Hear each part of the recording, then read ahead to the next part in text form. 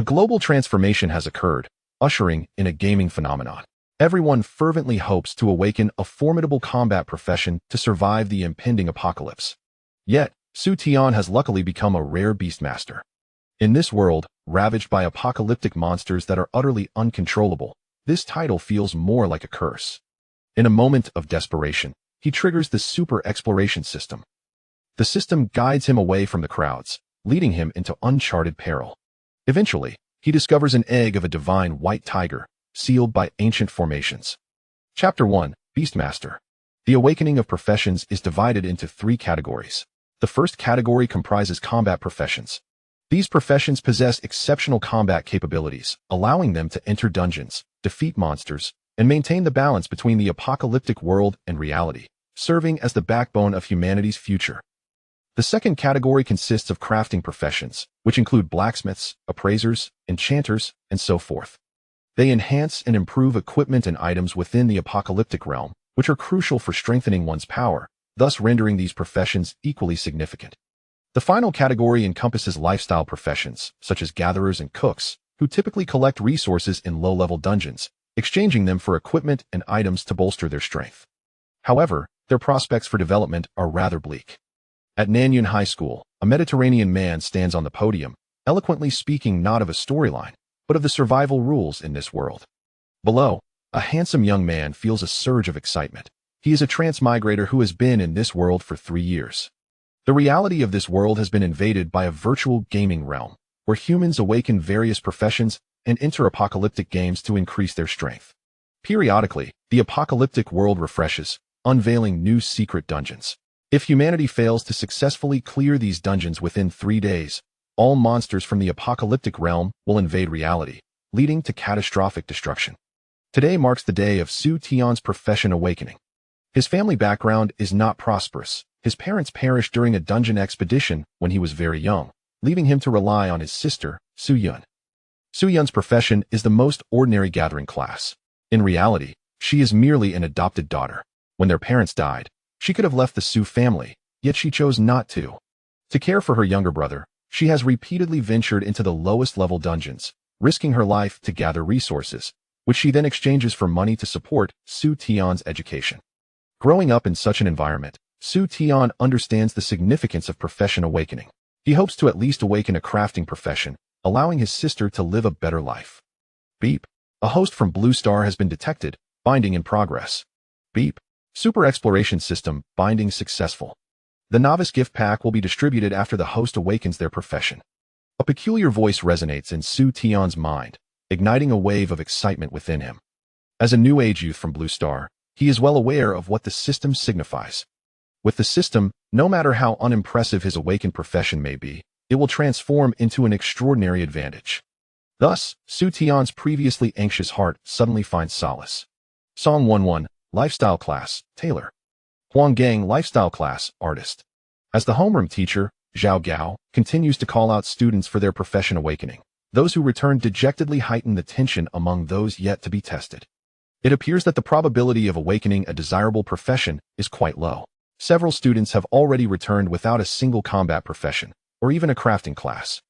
A tense atmosphere envelopes the room, while Su Tian, comfortably crossing his legs, exudes an air of nonchalance that draws the attention of many. Liang Mu, combat class, warrior. Suddenly, Zhao Gao's voice rises in excitement, and the man returning to the room wears a proud expression. Our class leader is impressive, a warrior profession. How enviable. Class leader, take me along in tomorrow's novice dungeon. As Zhao Gao's tone fluctuates, it finally becomes Su Tian's turn.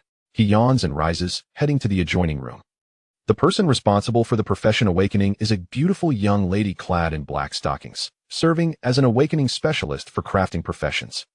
The lady gestures for him to extend his hand towards a certain area. Su Tian, momentarily confused, complies and reaches out. The lady, her cheeks flushed, swiftly swats his hand away and points downward, revealing a shimmering halo. Without hesitation, Su Tian reaches into it, and a brilliant light envelopes him, leaving him with a luminous orb in his hand. On the orb, a golden beast emblem appears. This is golden. The awakening specialist's pupils dilate in astonishment as she gazes at Su Tian, her lips slightly parted. What? A mysterious profession?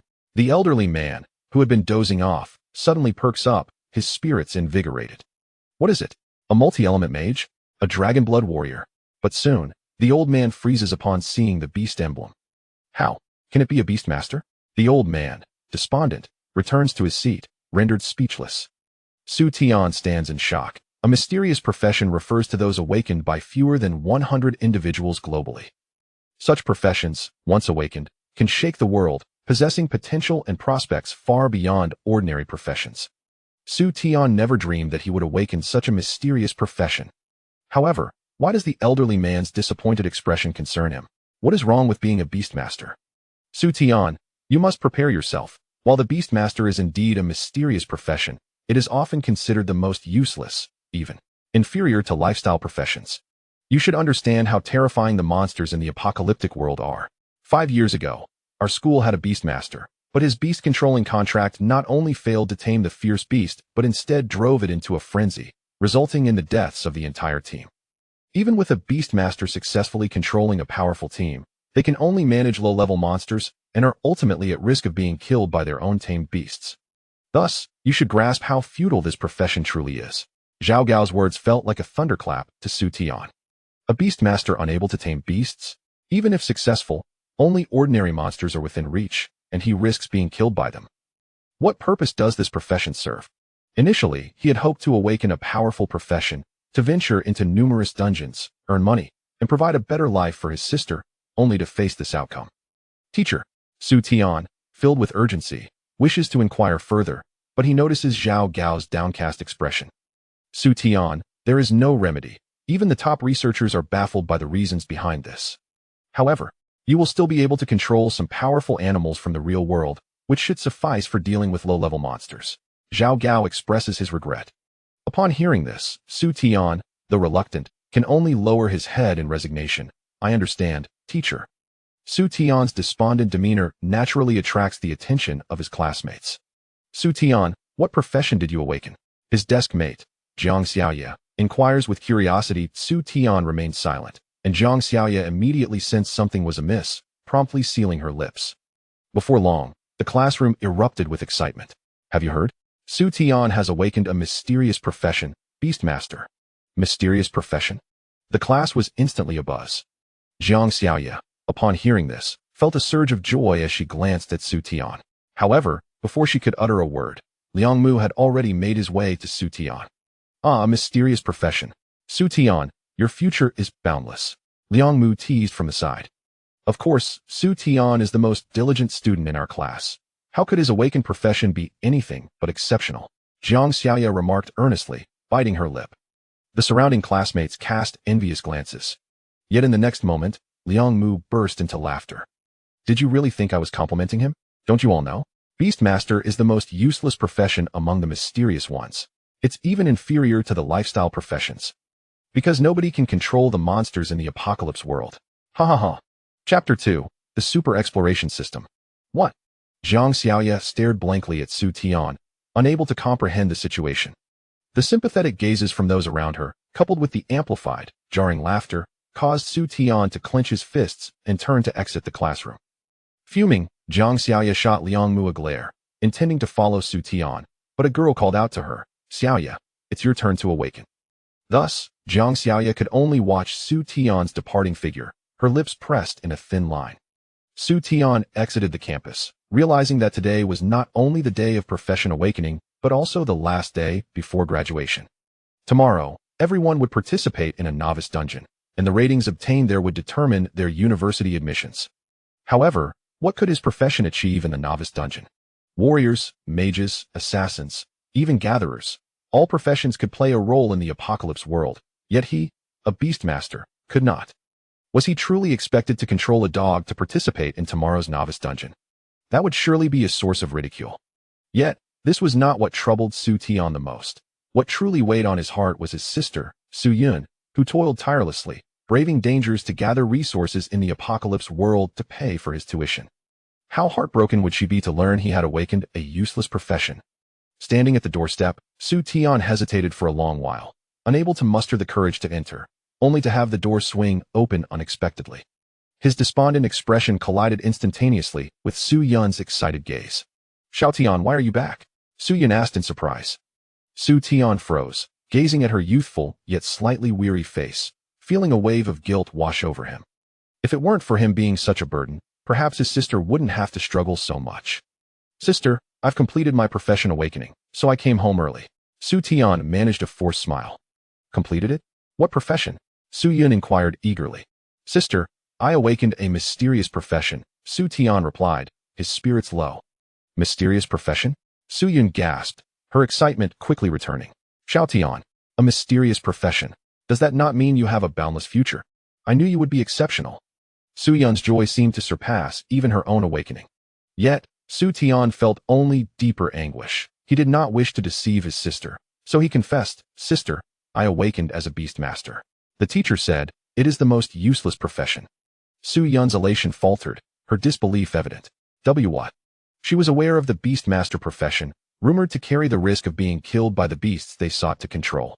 She stood there in a daze for a long moment before managing a strained smile, offering comfort. It's all right. Even if Beastmaster is the worst, it's still a mysterious profession. Surely some university will want you. If not, then I'll sell everything I have to ensure you get into a university. The more Su Yun insisted, the heavier Su Tian's heart felt. Sister, Su Tian choked, wanting to say more, but was interrupted by Su Yun. You've worked hard all day, you must be tired. I'll go prepare a feast for you. Just wait at home. Without waiting for his response, Su Yun pushed him inside. After Su Yun left, Su Tian lay on the sofa, his mood unsettled for a long time, feeling like a fish gasping for air. How could this happen? He had hoped to awaken a great profession, yet now he was even inferior to his sister's gatherer. Was he truly destined to rely on his sister for support? Ding! Congratulations, host, for completing your profession awakening. You have received a novice gift pack. Congratulations on your profession enhancement. You are now a God-level Beastmaster. God-level Beastmaster increases the success rate of controlling ordinary creatures by 50% and that of boss creatures by 30%. Beast control slot expansion, 2. Attribute link. Contracted pets can share a portion of their attributes with the host. Skill extraction. Randomly acquire one skill from a tamed pet. Loyalist. Pets are absolutely loyal to their master. Congratulations. You have acquired the initial skill, Eye of Insight. Eye of Insight allows viewing the level attributes of all creatures. Congratulations. You have activated the Super Exploration function. View real-time spawning rare resources on the map. Daily entry into dungeons grants a random Super Exploration opportunity. Revealing purple rare, gold epic, black gold legendary, purple gold myth, and red superb resources. Each time a boss is defeated, there is a chance to gain a Super Exploration opportunity. Congratulations. You have received a universal map. View any dungeon's map. Hearing the voice, Su Tian felt a surge of joy. How could he have forgotten about his system? His Beastmaster profession had unexpectedly transformed into a God-level Beastmaster. He could avoid backlash from controlling beasts. But what use was that if he couldn't control high-level creatures? In the end, the Beastmaster remained a useless profession. However, the Super Exploration function seemed quite formidable. It allowed him to see all the rare resources refreshing in real time within the dungeons, not to mention possessing a universal map. Perhaps this was his last hope for a comeback.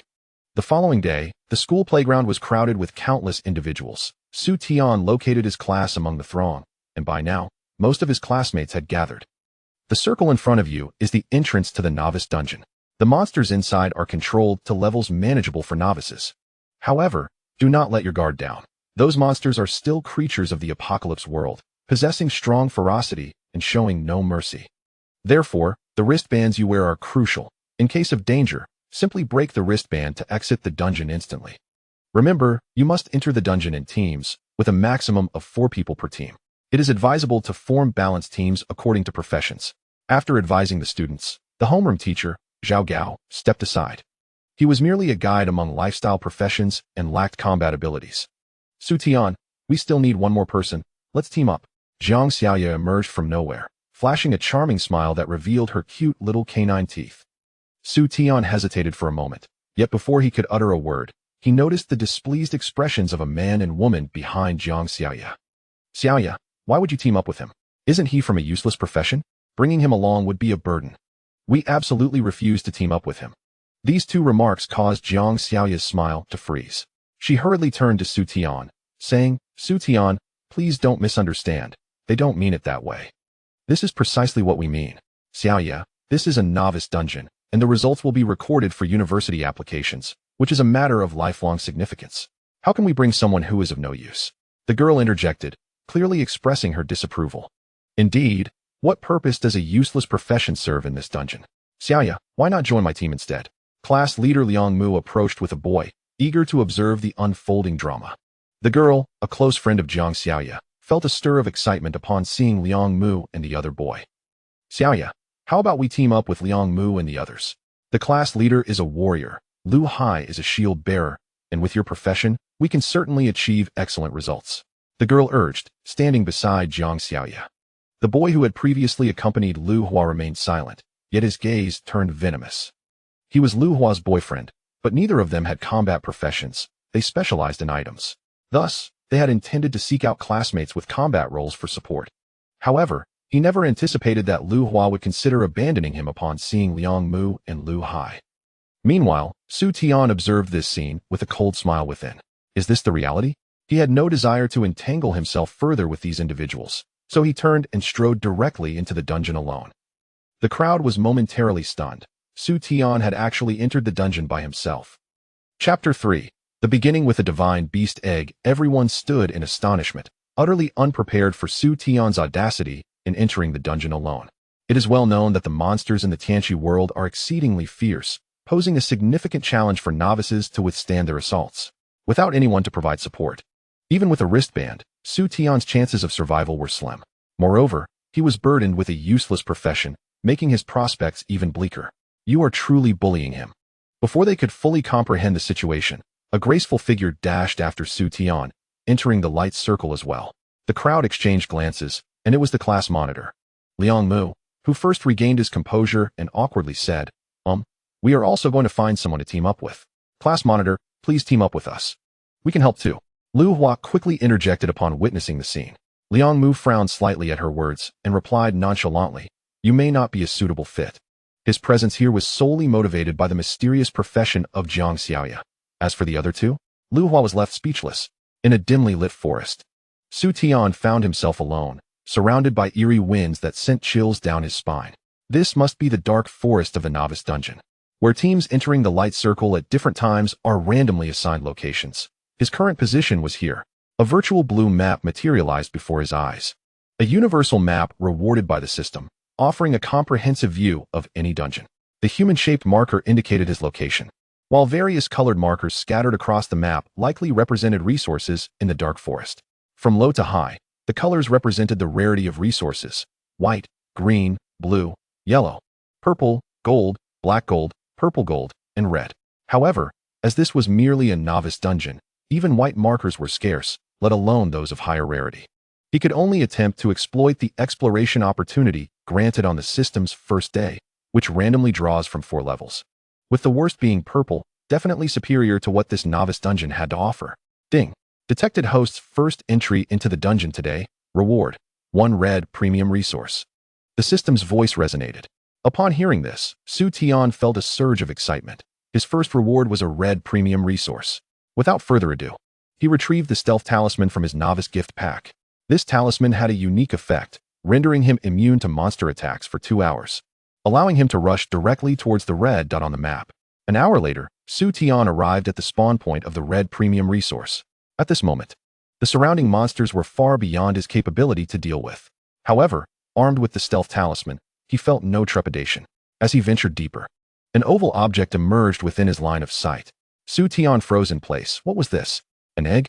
The red premium resource turned out to be an egg? Su Tian questioned his life choices. He had expected a super treasure, at the very least 2 pieces of exquisite equipment, but what was he to make of an egg? Biological detection. Would you like to use the Eye of Insight? The system's voice suddenly echoed in his mind. Su Tian was taken aback. Could he discern the egg? He nodded in agreement. Use it. Target detected. Target: divine beast egg potential. Status: unhatched type. Strength, speed, defense, energy, skills. My goodness, a divine beast egg. Su Tian's heart surged with tumultuous excitement. A red premium resource was indeed a divine beast egg. This was astonishing. Gazing at the egg that radiated phosphorescence, Su Tian felt a renewed sense of purpose in his Beastmaster profession. While he could not control high-level creatures, surely he could handle an unhatched egg. Moreover, he possessed the Super Beastmaster's loyalist talent, ensuring absolute loyalty from his pets. Just imagine, a divine beast that was absolutely loyal. Wouldn't that propel him to greatness? Without hesitation, Su Tian summoned a contract formation beneath the divine beast egg and began an anxious wait. A humming sound resonated, and the dim contract formation brightened, emitting a soft glow. He had succeeded. Su Tian trembled with excitement, feeling a mysterious connection form between him and the divine beast egg. Crack! A fissure appeared on the surface of the egg, rapidly splitting open, and a small white beast emerged, rubbing its eyes with its tiny paws. Su Tian was momentarily stunned. What was this? He promptly used the Eye of Insight once more. Target: Sacred White Tiger type, Divine Beast potential. Status: Juvenile level, 1 health, 179 strength, 81 speed, 97 defense, 74 energy, 99 skills. Godslayer domain: Tiger Might. Transformation: Razor Wind Claw. The Sacred White Tiger? Is this what constitutes a divine beast? Its attributes are extraordinary, and it comes with 4 skills. Su Tian nearly exclaimed upon seeing the panel. Ordinary warrior professions might not even possess such a panel at level 10. With this, Su Tian could easily dominate the novice dungeon. Who would dare claim that the Beastmaster was the most useless profession? The white tiger cub seemed to recognize Su Tian as its contracted master, slowly waddling over to rub against his legs, though it stumbled and fell to the ground. Observing its fragile demeanor, Su Tian couldn't help but smirk. Could this tiny creature engage in battle? As if hearing Su Tian's doubts, the white tiger cub let out a cry and swiftly grew in size before his eyes. A robust and majestic tiger materialized, its sharp claws resembling blades, and its piercing eyes radiating an intimidating brilliance, adorned with a kingly mark on its forehead. Exuding a fierce aura. Wow, it can transform. Su Tian gasped, suddenly recalling its transformation skill and realizing how it was utilized. The white tiger cub nuzzled against Su Tian's chest and raised its paw, gesturing towards a nearby stone, then gently swiped. A blade of wind shot forth, striking the stone with a thunderous crash, shattering it into pieces. Impressive. Su Tian was filled with exhilaration. Such an attack could easily obliterate a level 20 common monster. Even a level 10 warrior would hardly stand a chance, considering it was only level 1. Chapter 4. The boss with silver potential 1 hour later. At the second boss spawn point in the novice dungeon, marked as a green resource spawn point, although not particularly high, it was already considered one of the top resources in this novice dungeon. A wild boar, engulfed in flames, ambled through the woods, its red marker signifying its boss status.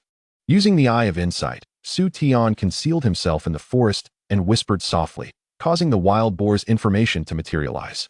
Newbie dungeon boss discovered.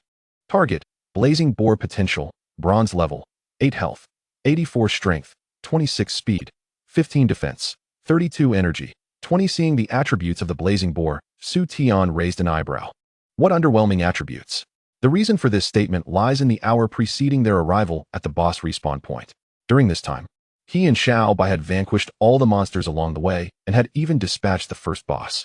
After this intense battle, Su Tian had managed to elevate his level to 5.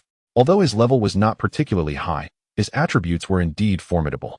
Host: Su Tian profession, God tier Beastmaster level, 5 health, 98, 72 strength, 38, 19 speed, 46, 27 defense, 34, 15 energy, 40, 23 skills. Eye of Insight. Domain of the God of Death. The latter values represent the attribute connections granted by the Super Beastmaster profession, allowing for the acquisition of certain attributes for pets. As for the domain of the God of Death, it was a skill extracted from Xiao Bai. Even he was capable of slaying this fiery boar. Conversely, Xiao Bai's level had only reached 3 due to the nature of divine beasts, but its panel had doubled since it was at level 1. Pet: Sacred White Tiger type, Divine Beast potential. Level 3 status, Juvenile health, 563 strength, 193 speed, 276 defense, 169 energy, 234 skills. Domain of the God of Death, Tiger's Might, Illusion, Sharp Wind Claws, Devouring Bite. The attribute connection seemingly extracts 10% of the pet's values, and during this time, Xiao Bai had also comprehended a new skill. Devouring Bite. Identify local weaknesses and deliver a lethal bite, causing 200% damage, with a chance to instantly kill the enemy. With such attributes, even without utilizing any buff stacking skills, Xiao Bai could effortlessly annihilate this fiery boar. Despite the 5-level gap, The outcome was inevitable. This exemplified the potential of divine beasts. Xiao Bai, finish it off. Su Tian waved his hand, and Xiao Bai immediately transformed into battle mode, charging forward with a fierce roar. In less than 3 seconds, a voice echoed in Su Tian's mind.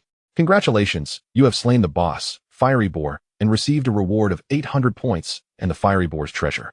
A flash of green light appeared, revealing a pile of treasures on the ground. Oh, there are actually some equipment?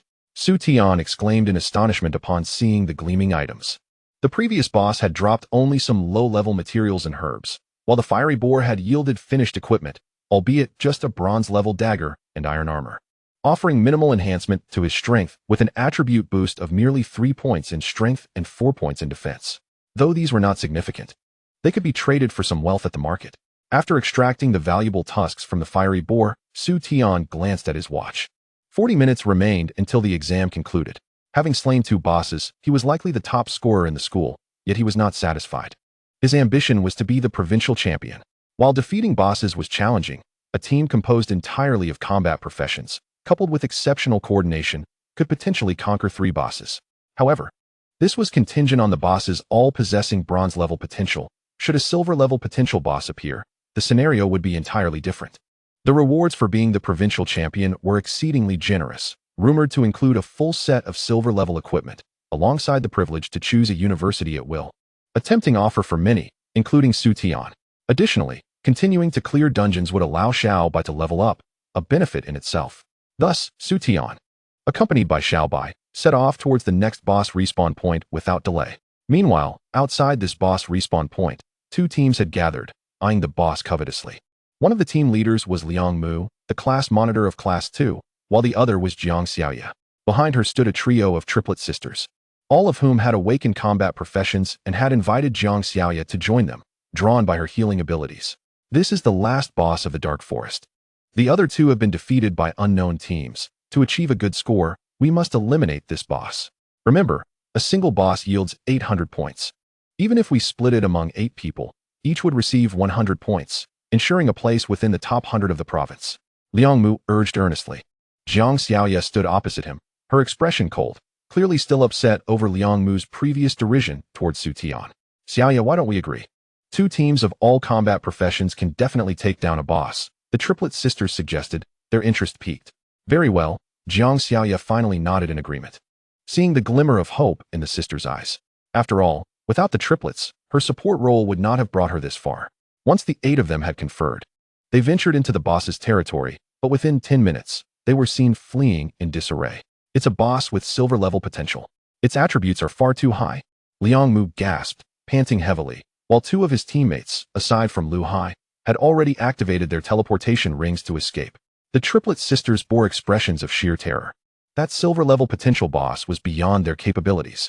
Fortunately, we haven't activated our rings yet, and there is still some time left before the exam ends. We should try to hunt some elite monsters to still achieve a decent score, Liang Mu said hastily as he prepared to leave, but was halted by the triplets. The eldest sister gritted her teeth. Are you really leaving? Xiaoya is still inside. She stayed behind to protect us. We must go back to save her. Upon hearing this, Liang Mu exclaimed in shock. Are you insane? That is a silver-level potential boss. If you go back in, it will surely kill you. Xiaoya may have already activated her ring and returned. At this, the triplet sisters exchanged furious glances. It was Liang Mu who had proposed attacking the boss. And now that trouble had struck, he wished to abandon them. Who is inside? Suddenly, a chilling voice pierced through the air. A strangely dressed youth approached. Alone in this perilous dungeon, cradling a white cat in his arms. Su Tian. Liang Mu's eyes widened in disbelief as he noticed the white cat in his arms. A smirk creeping onto his face. You really tamed a cat? What can it do? Help you slay monsters? Ignoring Liang Mu's mockery, Su Tian reiterated, who is inside? Jiang Xiaoya. She went in to prove herself by fighting the boss, but ended up trapped. Liang Mu shrugged apathetically. You. The triplet sisters glared at him in fury. Liang Mu was being utterly unreasonable, as Jiang Xiaoya had clearly stayed behind to protect them. Yet he could say such things. What kind of person was he to be the class monitor of Class 2? Su Tian cast a cold glance at him before turning and charging into the boss's domain. The others stood frozen, with only shock remaining in Liang Mu's eyes. Is Su Tian out of his mind? He is going in alone. And he dares to enter the territory of a silver-level potential boss? The triplet sisters were equally bewildered. Who was this formidable individual? Chapter 5. Skill Book unleashed. A sharp howl resonated from deep within the forest, and before Su Tian could draw closer, branches began to collapse ahead of him. Alarmed, he hoped fervently that Jiang Xiaoya had already activated her ring and was safe. In class, his modest background had often subjected him to ridicule from classmates, and it was Jiang Xiaoya who had sometimes covered his fees. He could not allow anything to happen to her. Su Tian rushed to the boss's lair, only to find a massive giant spider swinging its legs, spewing thick green silk from its mouth. Beneath it lay a golden small shield, within which Jiang Xiaoya stood, her face pale, as the shield was already displaying faint cracks, on the verge of shattering. Her rescue bracelet was long gone, perhaps lost in the chaos of the recent skirmish. Undoubtedly, when this spider boss shattered the shield, her demise was inevitable. Insightful Eye. Target: Venomous Spider. Matriarch. Potential: Silver level, 7 strength, 42 speed, 37 defense, 50 stamina, 40 skills. Web binding, bloodthirsty bite, swarm assembly. Description: the venomous spider matriarch, hidden within the shadowy depths of the forest, possesses the ability to spawn young spiders, harboring toxins that are 30% more potent than those of ordinary venomous spiders. Web binding ejects multiple venomous webs to ensnare the enemy, inflicting 5% physical damage per second. Bloodthirsty bite engages the enemy in a fierce bite, dealing 100% physical damage, with an additional 20% damage to targets ensnared by web binding. Swarm assembly summons nearby venomous spiders to join the fray. On the other side, Su Tian observed the attributes of the venomous spider matriarch and felt a slight sense of relief. At this level, Xiaobai could easily dispatch it. Xiaobai transform. Su Tian released Xiaobai with a stern command. Xiaobai lunged forward, swiftly transforming into a form twice the size of its level 1 transformation. A fierce roar drew the attention of the venomous spider matriarch. It looked down at the golden shield beneath it, then back at Su Tian and his companion, emitting a sharp shriek as it charged forward, its spider legs thrashing. Clearly, compared to Jiang Xiaoya, the transformed Xiaobai piqued its appetite even more. However, to this silver potential matriarch, Xiaobai regarded it with disdain, casually swiping a claw and unleashing a basic wind blade without the need for any skills. The wind blade struck the matriarch, instantly carving a gaping wound over a meter long, oozing thick black blood that appeared quite grotesque. Yet, to Su Tian's surprise, despite Xiaobai's current attributes, it did not slay the matriarch in one blow. Su Tian glanced at the remaining health of the matriarch and couldn't help but laugh. It was down to 1%. Realizing the horror of Xiaobai, the matriarch emitted a sharp screech. Suddenly, eerie sounds echoed around them as a dozen smaller venomous spiders appeared, encircling Su Tian and Xiaobai. These venomous spiders were mostly level 5, boasting bronze-level potential, each akin to a minor boss. Jiang Xiaoya's face turned pale with fear. Could Su Tian handle so many venomous spiders? However, the sudden appearance of the spiders did not surprise Su Tian. Instead, a smile graced his lips. No wonder Xiaobai had not obliterated the matriarch instantly. It was waiting for her to summon these companions, thus earning more experience. Well done. Su Tian's appreciative gaze encouraged Xiaobai, who appeared even more elated, looking at the venomous spiders with utter contempt. These mere creatures of silver and bronze potential, so grotesque in appearance, were not even worthy of carrying its shoes.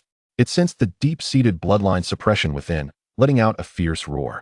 This was one of its skills, Tiger Might, which inflicted damage on enemies within range while simultaneously weakening their defenses. However, these lowly creatures did not survive long enough to experience the defense reduction, as they were swiftly eliminated. Watching the dead venomous spiders lying on the ground, Jiang Xiaoya was dumbfounded. They had barely emerged from the woods and had not even had the chance to strike before being dispatched by Su Tian's pet. What level of pet was this that it could be so fearsome? Xiaoya, are you alright? Su Tian approached Jiang Xiaoya, who still appeared startled, and offered a smile. Jiang Xiaoya dispelled the nearly shattered shield, a hint of color returning to her pale face. I'm fine, Su Tian, thank you for saving me. Upon seeing Jiang Xiaoya's grateful gaze, Su Tian shook his head. It's no trouble. Haven T, you helped me many times as well. By the way, what was that shield you used? He wanted to inquire about the protective barrier. That was a golden-level defensive scroll my father gave me for emergencies. Without it, I might have truly perished, Jiang Xiaoya explained, a hint of embarrassment evident. So it was a golden-level defensive scroll. No wonder the matriarch struggled for so long without breaking it. Su Tian realized, feeling a twinge of envy. A golden-level scroll could only be obtained from dungeons of at least level 35, costing upwards of 100,000 gold coins. To so easily possess such a scroll suggested Jiang Xiaoya came from a well-off background, explaining why she had frequently assisted him in school. Nevertheless, he did not dwell on envy, as he now possessed a superior exploration system, where even a single rare treasure could yield such valuable items. Su Tian, look. The matriarch has dropped loot. Suddenly, a burst of blue light emanated from the deceased venomous spider matriarch, revealing a pile of items on the ground. Blue resources? Su Tian pondered, recalling that previously he had only seen green resources on the map. Could it be that defeating the entire spider swarm had upgraded the rewards? Without overthinking, Su Tian approached to inspect the dropped items, discovering a bronze piece of equipment and several silver materials. Yet, one item particularly caught his attention, a scroll-like object. Jiang Xiaoya also noticed the scroll, her eyes sparkling with excitement. Could it be a prop scroll? Prop scrolls are categorized into 4 main types: attack, defense, healing, and stealth, with numerous subcategories. For instance, the stealth scroll Su Tian previously used was a type of stealth scroll that allowed evasion from monster attacks, albeit ineffective against elite-level monsters.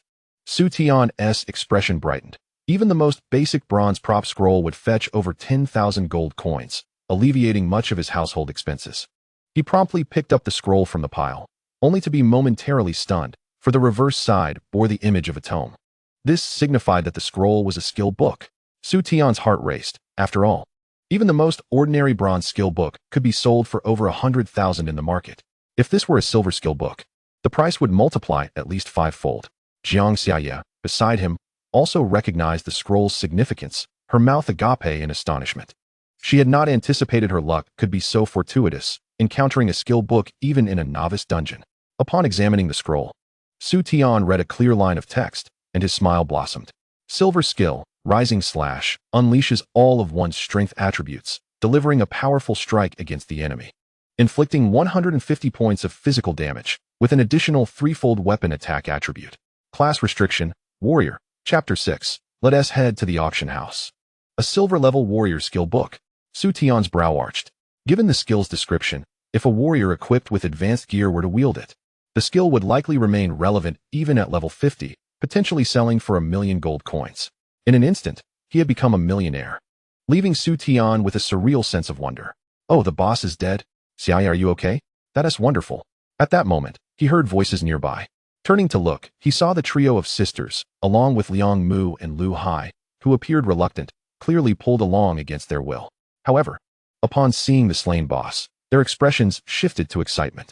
Xiaobai had reverted to its cub form, leaping into Su Tian's embrace and glaring at the group, resembling a protective little tiger. Xiaoya, we surely contributed to the boss's defeat, right? After all, 2 members of our team were forcibly eliminated. Liang Mu stepped forward to address Jiang Xiaoya. In his perspective, the demise of the boss was undoubtedly due to Jiang Xiaoya's manipulation for among the entire second class. Her lineage remained the most enigmatic. Upon hearing his words, Jiang Xiaoya instinctively furrowed her brow and retorted coldly. This boss was slain by Su Tian, and I had no part in it. Liang Mu, taken aback, stared incredulously at Su Tian. Wasn't he merely a worthless Beastmaster? How could he possibly have defeated this boss with silver potential? However, the next moment, he caught sight of the silver skill book in Su Tian's hands, prompting an immediate display of greed. Su Tian, is that skill book you possess a drop from this boss? He inquired eagerly. Indeed. And it happens to be a warrior's silver skill, the rising slash. Su Tian replied with a sardonic smile. Could Liang Mu's intentions be any more transparent? Liang Mu swallowed hard. A silver skill from a warrior would undoubtedly pave the way for an illustrious future. Su Tian, you must realize that had we not reduced this boss to near death, you would never have had the opportunity to claim the kill. Moreover, we lost 2 team members in the process. Do you understand the dangers involved? In my view, the treasures dropped by this creature should be equally divided. I and Lu Hai will take nothing more than the silver skill book, and we expect half of the points for the boss kill. The rest can be divided among your 5. Liang Mu raised his head, adopting an imperious demeanor. His words instantly elicited shock from the others. The triplet sisters could scarcely believe their ears. How could he dare to utter such a thing? Jiang Xiaoya was equally infuriated, her chest heaving with indignation. She had never encountered someone so brazenly shameless. Su Tian regarded Liang Mu for a moment before bursting into a derisive laugh. How amusing. The fact that the boss was weakened bears no relation to you whatsoever. As for the 2 team members you lost, what concern is that of mine? With that, Su Tian's expression turned icy. Do you desire this silver skill book so desperately? Then go procure it from the Tianyan auction house. Without another word, he turned to gather the remaining resources. Rather than squander time with a buffoon like Liang Mu, he would prefer to slay more monsters to facilitate Xiao Bai's leveling. Seeing Su Tian disregard him after speaking, a surge of anger ignited within Liang Mu. As the leader of the second class, he had never been subjected to such contempt. Moreover, this Su Tian, a mere underachiever, dared to suggest he purchased the skill book? Did he think himself worthy? In a fit of rage, Liang Mu charged towards Su Tian's back. At that moment, Su Tian had just leveled up to level 6 after defeating the Spider Matriarch, his intellect now nearly reaching 50 points. In contrast, Liang Mu was barely at level 5, his strength attribute as a warrior just surpassing 20 points. As Liang Mu lunged forward, Su Tian sensed the impending attack and a chill flickered in his eyes. If Liang Mu sought death, he would not be spared. Just as Liang Mu was about to reach him, Su Tian swiftly pivoted and delivered a kick straight to Liang Mu's chest. The onlookers gasped in disbelief as they witnessed Liang Mu's body soar through the air, his expression one of sheer shock. Yet the spectacle was far from over. Su Tian had already positioned himself beside Liang Mu, brandishing a dagger aimed directly at his throat. Su Tian, you cannot kill me. I am. Liang Mu's plea was cut short as he realized Su Tian showed no sign of halting. In desperation, he activated his bracelet and teleported out of the dungeon. As Liang Mu vanished from sight, Su Tian turned coldly to Lu Hai, Liang Mu's remaining teammate. Lu Hai gulped nervously, trembling as he reached for his wrist, disappearing moments later. Seeing this, Su Tian sheathed his dagger, the icy demeanor fading, and resumed collecting the resources dropped by the Spider Matriarch. Approaching the triplet sisters, Su Tian said, although you did not contribute to the boss's defeat, I must express my gratitude for your care of Xiaoya and your unwavering support for her. Please, choose one item each from these resources. The sisters gazed at the pile of loot. Although one silver piece and one bronze piece had already been claimed by Su Tian, the materials dropped by the silver potential boss were still quite valuable. Any single item could fetch 1,000 in the market. However, recalling Su Tian's fierce demeanor moments earlier, none dared to lay claim. Noticing their hesitation, Su Tian frowned. Why the shyness? Allow me to select for you. He then picked 3 items of average value around 3,000 each, presenting them to the sisters. These were among the more valuable items in the collection. Xiaoya, there are only a few minutes until the exam begins. I shall head off to hunt monsters. Having concluded these tasks, Su Tian cradled Xiao Bai and ventured deeper into the forest. At that moment, his silhouette appeared utterly captivating to the triplet sisters. He had single-handedly slain the boss and forced Liang Mu out of the dungeon, embodying the essence of a domineering protagonist. Xiaoya, what is your relationship with this friend? Is he also from your second class? He is so impressive. What is his profession? Does he have a girlfriend? The sisters bombarded Jiang Xiaoya with questions. Who, experiencing this for the first time, felt as bashful as a neighboring girl. Watching the figure gradually fade into the darkness, her heart felt unusually light and joyful.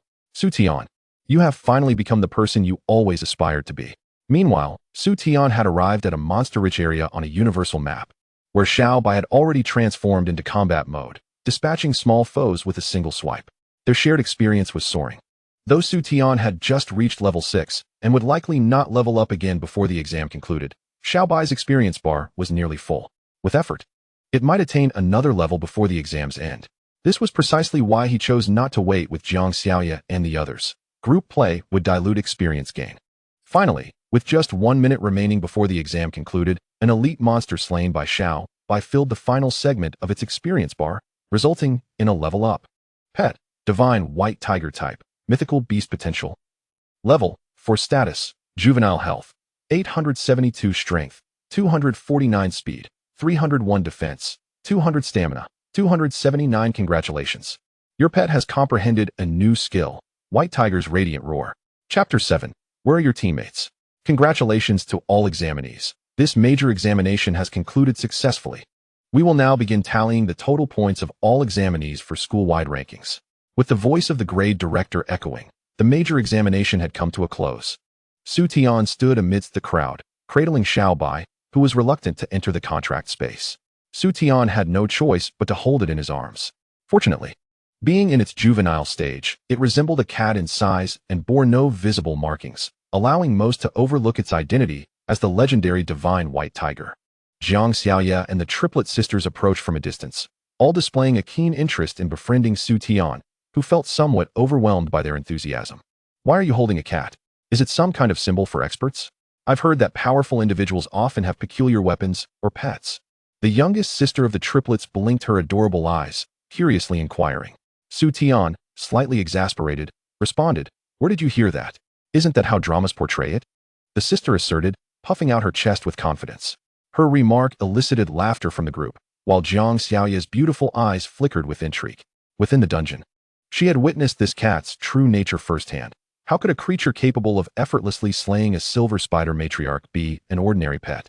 Moreover, she was well aware of Su Tian's profession, renowned as the seemingly trivial Beastmaster.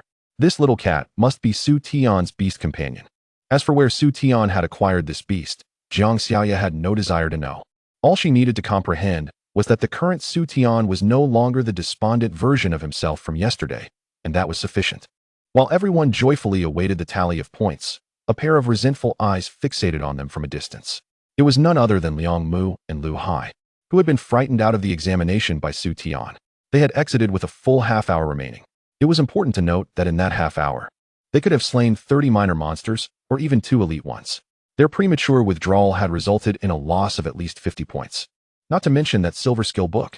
Consequently, their hearts were brimming with hatred towards Su Tian at that moment.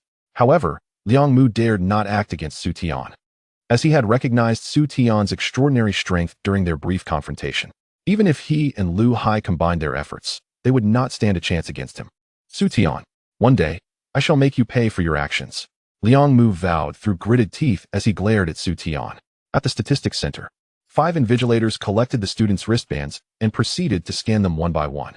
These wristbands not only assisted students in escaping the dungeon, but also automatically recorded the points earned by slaying monsters. Behind them stood a beautiful woman and an elderly man, with 5 anxious individuals lingering behind them. These were the homeroom teachers of classes 1 through 5, waiting here to identify the team that had defeated the 3 bosses. Indeed, after the examination concluded, those responsible for clearing the examination venue discovered that all 3 bosses in the Dark Forest had been slain. Since the establishment of Nanyun High School, such an occurrence had never been witnessed. Although the dungeon they allowed students to enter was of the lowest difficulty and had been meticulously cleaned, these students were all level 1 novices. They needed to grind to sufficient levels in the dungeon before they could qualify to challenge the bosses. And the teams that could reach this qualification had to consist entirely of combat professions and exhibit exceptional teamwork, along with ample time. The bosses within novice dungeons typically averaged level 7 and were predominantly tough monsters with high health. To challenge such monsters, a team would need to have an average level of 6, boasting at least 2 damage-dealing professions to have a chance. It is evident how stringent the conditions were to slay a boss during the examination. In previous years' exams, it was already exceedingly rare for a single team to emerge. Yet this year, there were as many as 3. The woman in the Qipao even harbored an absurd notion that perhaps all 3 bosses had been slain by one team. As the statistics work neared its conclusion, the 3 teams that had defeated the bosses had yet to present themselves, intensifying the woman's conviction. At last, as the crowd around began to dwindle, Su Tian and Jiang Xiaoya stepped forward. Jiang Xiaoya and her triplet sisters were the first to submit their wristbands. Name, class, profession. The invigilator inquired with practiced ease. Jiang Xiaoya, Class 2, Grade 3, Profession, Mystic, Holy Angel. The young girl spoke softly. Upon hearing this, the invigilator's hand abruptly halted, his astonished gaze lifting to Jiang Xiaoya. This girl was actually a mystic profession, and moreover, a holy angel, known as the Gifted Waters. The healing capabilities of such professions were nearly double that of priests, alongside the terrifying ability to stack buffs. Chu Qing, Class 4, Grade 3, Profession, Combat, Archer. Chu Yun, Class 4, Grade 3, Profession, Combat, Warrior. Chu Mian, Class 4, Grade 3, Profession, Combat, Mage. The triplet sisters were equally captivating. Their sweet appearances, coupled with their synchronized combat professions, drew the attention of many around them. Noticing this, the woman and the elderly man behind them finally moved. They exchanged glances, both recognizing the excitement reflected in each other's eyes. A mystic holy angel, accompanied by 3 combat damage-dealing professions. Perhaps they were one of the teams that had defeated the bosses. The invigilator turned to glance at the elderly man, and upon receiving a nod of affirmation, placed their wristbands onto the detection device, instantly revealing 4 teams clearly before everyone. 735, 734, 735, 733. An average of 700. This was likely the highest score in the entire school. A wave of astonishment rippled through the crowd, yet the elderly man frowned deeply. It could not be them, for even a single boss would yield a minimum of 800 points. However, if such a lineup could not defeat a boss, he could not fathom what other team could have achieved it. Could it be that the dungeon was malfunctioning and the three bosses had not respawned? Next, the elderly man waved his hand dismissively, glancing at Su Tian with a hint of recognition. Su Tian, Class 2, Grade 3, Profession, Mystic, Beastmaster. Su Tian's cool voice instantly ignited a commotion. At that moment, the onlookers who had yet to disperse were astounded by the emergence of yet another mystic profession. Nanyan High School is indeed brimming with talent this year. Hey, don't you know? The Beastmaster profession is practically useless. It cannot control beasts at all. This individual's performance is surely underwhelming. Everyone can disperse now. A voice emerged from the crowd. Hearing this, some individuals scoffed. Having expected a formidable figure, but discovering merely a trivial profession instead. Su Tian, however, displayed no discernible reaction, merely handing over his wristband with indifference. Where are your teammates? The invigilator inquired, furrowing his brow. I entered the dungeon alone, Su Tian replied calmly. The invigilator's frown deepened. Did this student not realize the peril of entering a dungeon alone? Yet, he had encountered similar circumstances in past years. Professions deemed useless often left individuals solitary, hiding at respawn points to slay a few minor monsters, likely earning no more than 100 points. The invigilator coldly placed Su Tian's wristband onto the device. In the next moment, he was stunned by the numbers that appeared. 3,921. How could this be? The invigilator seemed unable to believe his own eyes, rubbing them vigorously and looking again, yet it still read 3,921. He was bewildered, turning back to the elderly man with a dazed expression. At this moment, the obviously esteemed elderly man wore a solemn countenance, taking a deep breath as he addressed Su Tian. Hello, I am Qin Tianda, the principal of Nanyan High School. Hello, I am Fong Qing, the grade director. The woman in the Chi Pao chimed in.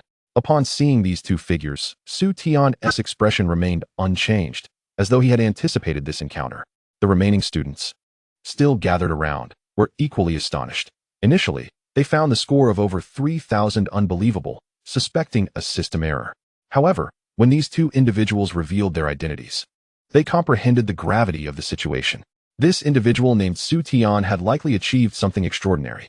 Su Tian, may I inquire if you were responsible for slaying all three bosses? Qin Tianda asked, his expression brimming with excitement. Su Tian nodded nonchalantly. Yes, I did. A collective gasp echoed through the crowd. Even Zhang Xiaoya and the triplet sisters were engulfed in shock. They had originally believed Su Tian had only slain the spider matriarch, unaware that he had also vanquished the other two bosses. What kind of formidable individual was this? Qin Tianda and Fong Qing struggled to conceal their astonishment, especially the latter, whose heightened emotions were further accentuated by her heaving chest. Nanyan High School had unexpectedly produced such a prodigious talent capable of slaying three bosses during a major examination. This was an unprecedented achievement. The two individuals exchanged a glance, each discerning the resoluteness in the other's gaze. Su Tian, on behalf of the school, I hereby declare that you, as the top scorer of this year's university examination, shall be awarded 1 million gold coins, a full set of silver gear, along with a golden-level defensive scroll. Qin Tianda spoke earnestly. Upon hearing this substantial reward, everyone present gasped in astonishment. 1 million gold coins, a set of silver gear, and a golden-level defensive scroll. This bounty was easily worth 2 million. Su Tian was momentarily taken aback, for in previous years, the highest reward for the top scorer had been a mere 300,000 gold coins. Qin Tianda had generously bestowed upon him 1 million, an astonishing sum. The silver gear was especially noteworthy, as ordinary bronze equipment was relatively easy to obtain and thus priced at only a few thousand. In contrast, silver gear typically commanded 10 times that price, ranging from tens of thousands to over 100,000. A complete set would undoubtedly cost no less than 500,000.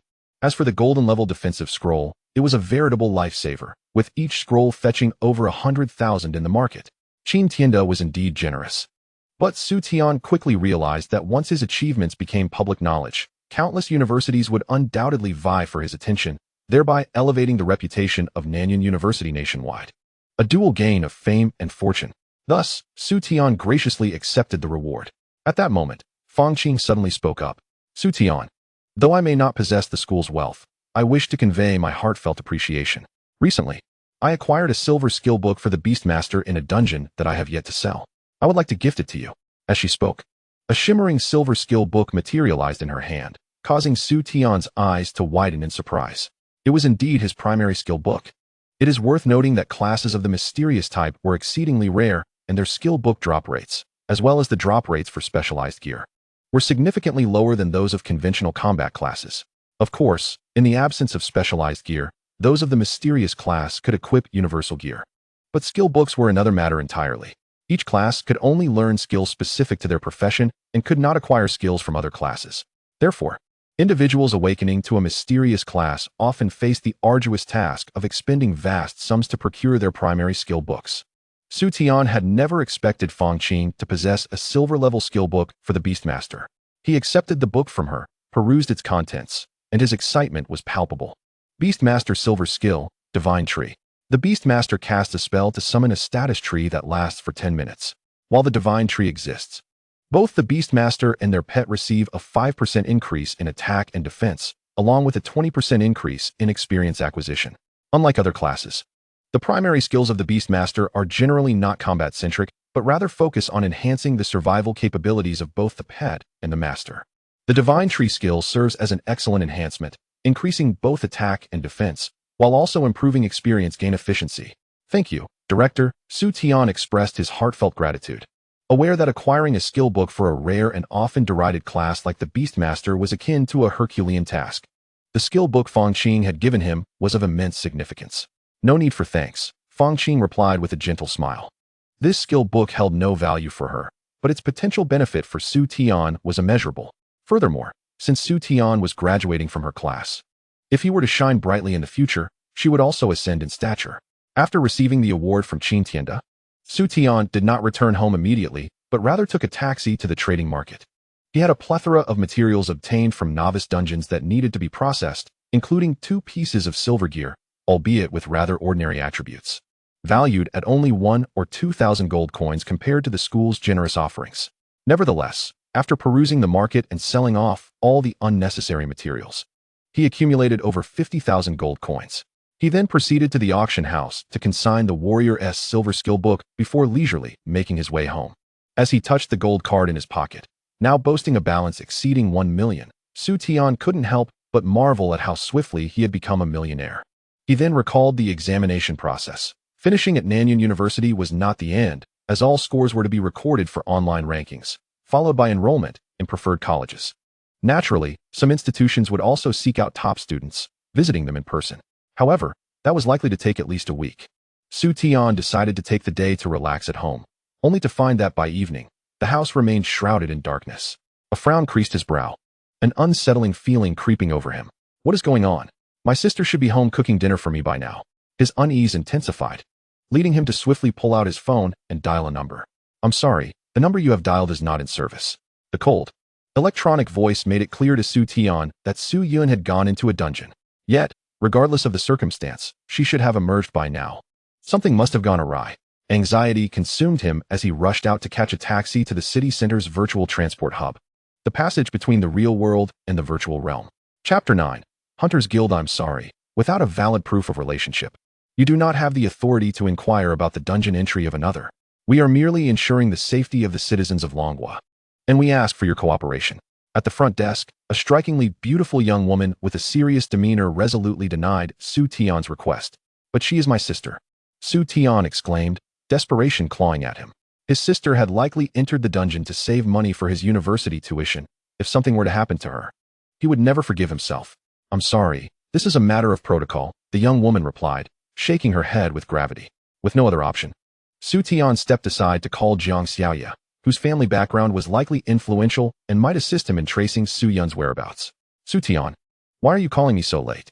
Jiang Xiaoya's voice on the other end was tinged with surprise. Xiaoya, my sister is in trouble. She hasn't returned from a dungeon yet, and I don't know which one she entered. Can you help me find out? Su Tian asked directly. Jiang Xiaoya paused, quickly realizing the severity of the situation. She recalled Su Tian mentioning that his sister was merely a gatherer of life skills. If she hadn't returned this late, it likely meant she had encountered danger. Don't worry, I'll have my dad help you find out, Jiang Xiaoya responded, not even hanging up the phone. About a minute later, her voice returned. Su Tian, I found out. Your sister entered a dungeon called Red Moon Forest, which is level 20. Level 20? Su Tian gasped. As Su Yun was only at level 11. To risk entering such a high-level dungeon for his sake was unfathomable. Su Tian, if you want, I can find someone to accompany you to Red Moon Forest to look for your sister, Jiang Xiaoya offered, her concern evident. No, every second wasted could increase her danger. I can handle it myself. Su Tian hung up without further ado.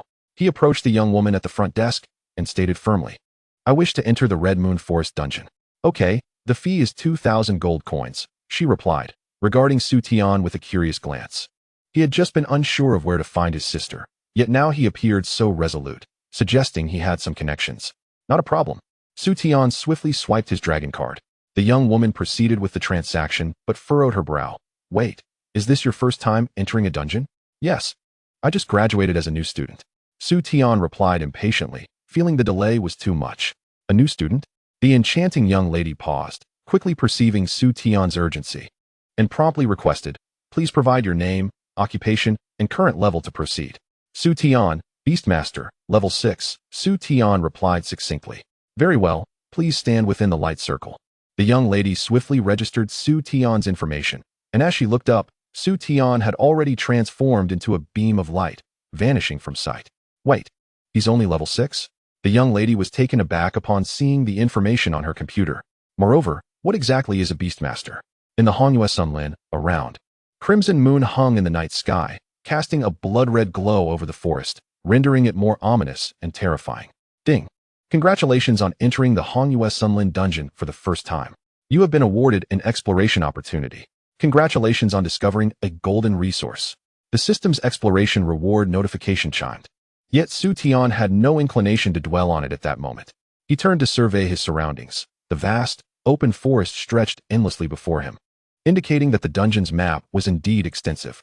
Fortunately, upon entering the Tianqi world, there was a communication feature that allowed him to send emails as long as he knew the recipient's ID, and he just so happened to remember his sister's ID.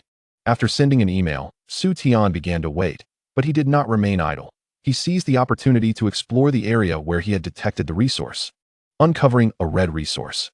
To his astonishment, it was a golden-grade weapon. Shohun sword possesses the power to pierce through souls, once wielded by the demon king Guxier. Equipment level, no restrictions, physical attack, 127 penetration, 59 additional skill, flame slash. Upon striking an enemy, it can scorch their soul, inflicting damage equal to 5% of their maximum health per second. After examining the attributes of this golden weapon, Su Tian drew in a sharp breath, astonished by its strength, truly worthy of its golden status. With the Shuhan blade in hand, even he could slay level 20 minor monsters without relying on Xiaobai. Just then, a notification sound indicated that he had received an email. Su Tian clicked to open it, and his heart soared with joy. It was indeed from his sister. However, it contained only a single coordinate. What could that mean? No matter. Once he reached the location and found his sister, he would uncover the situation. Without further hesitation, Su Tian, carrying Xiaobai, raced towards the coordinates. Boss, do you think what we're doing is illegal? Within the Hongyue Sunlin, a small adventuring party advanced slowly. This was a standard 4-member team, comprising 3 combat classes and 1 support class, yet trailing behind them were 2 women.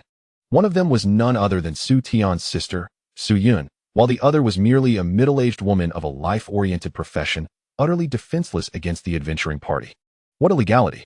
They voluntarily teamed up with us to explore that secret realm. To slay the boss within, someone must act as bait. Do you wish to be that bait? The team leader inquired nonchalantly.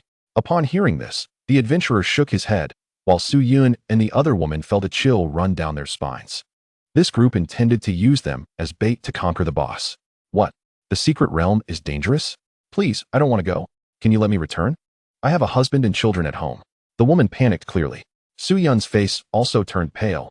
She had not anticipated that this group would resort to such treachery, deceiving her and the other woman into becoming bait. Want to back out? You personally agreed to join us just moments ago. How can you change your mind now? It's too late.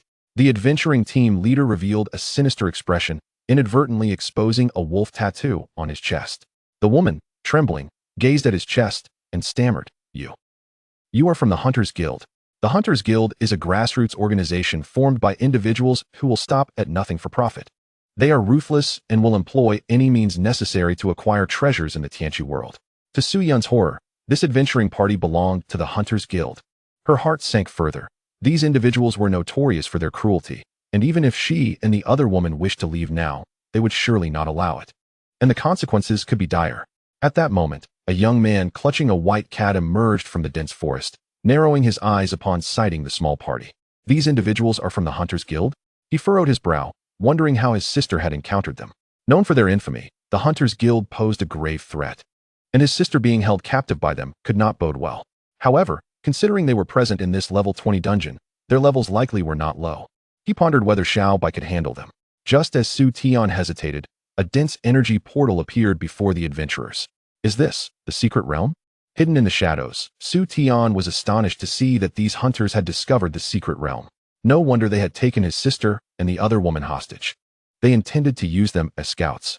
Seeking death, Su Tian shouted furiously as he stepped out from the shadows. Who goes there? The hunters' party was startled, turning to find Su Tian standing alone. Little Tian. Upon seeing Su Tian, Su Yun felt a flicker of hope. But her expression paled when she noticed he was completely alone. It's over, Su Yun's heart sank. Where did this kid come from? The four adventurers regarded Su Tian with confusion. Regardless of where he came from, he's just a kid. Since he stumbled upon us, let him become bait as well. One of the hunters sneered. Is this the brat you called? The leader of the hunters turned to Su Yun, narrowing his eyes in inquiry. Bang! Before he could finish his sentence, he was slapped away, crashing into the ground and leaving a crater, blood pouring from his mouth, evidently on the brink of death. The sudden turn of events left his subordinates in shock.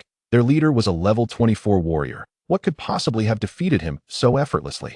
As they slowly turned to face the source of their fear, they were met with a chilling sight. There stood a majestic white tiger, its fur frosted and its large, fierce eyes radiating a menacing glare. The three hunters were paralyzed with terror. What monster is this? It was the little cat he was holding earlier. One of the hunters suddenly exclaimed.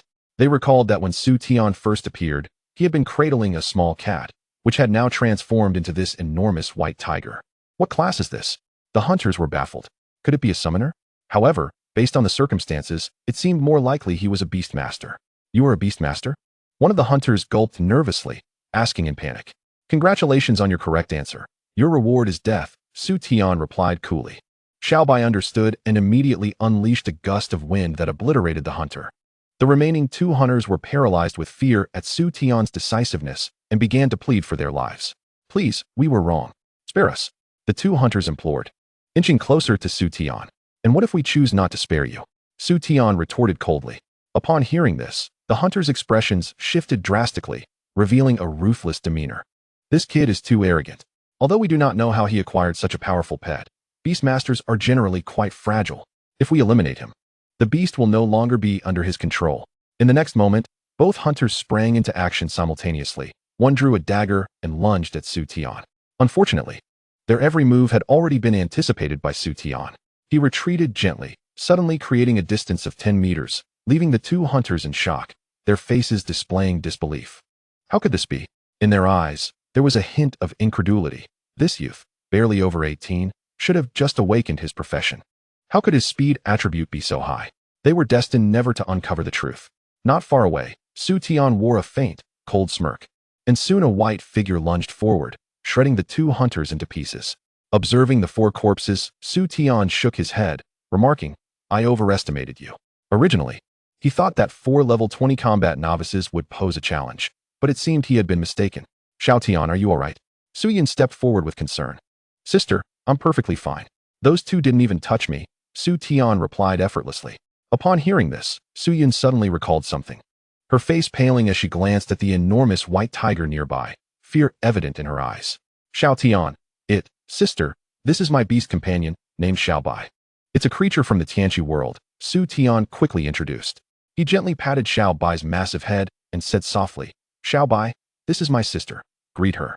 As Su Tian's beast, Xiao Bai shared a certain telepathic connection. How?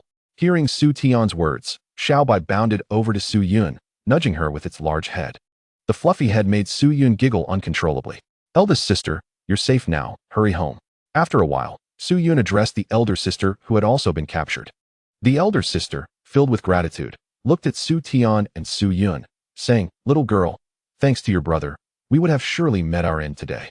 Su Tian merely smiled and waved goodbye to the elder sister. Subsequently, he collected the items and equipment dropped by the 4 hunters. To his surprise, these individuals were quite affluent, possessing 2 silver-grade items, 5 bronze-grade items, and various accumulated materials, all spilling forth from their storage spaces. Xiao Tian, it's getting late.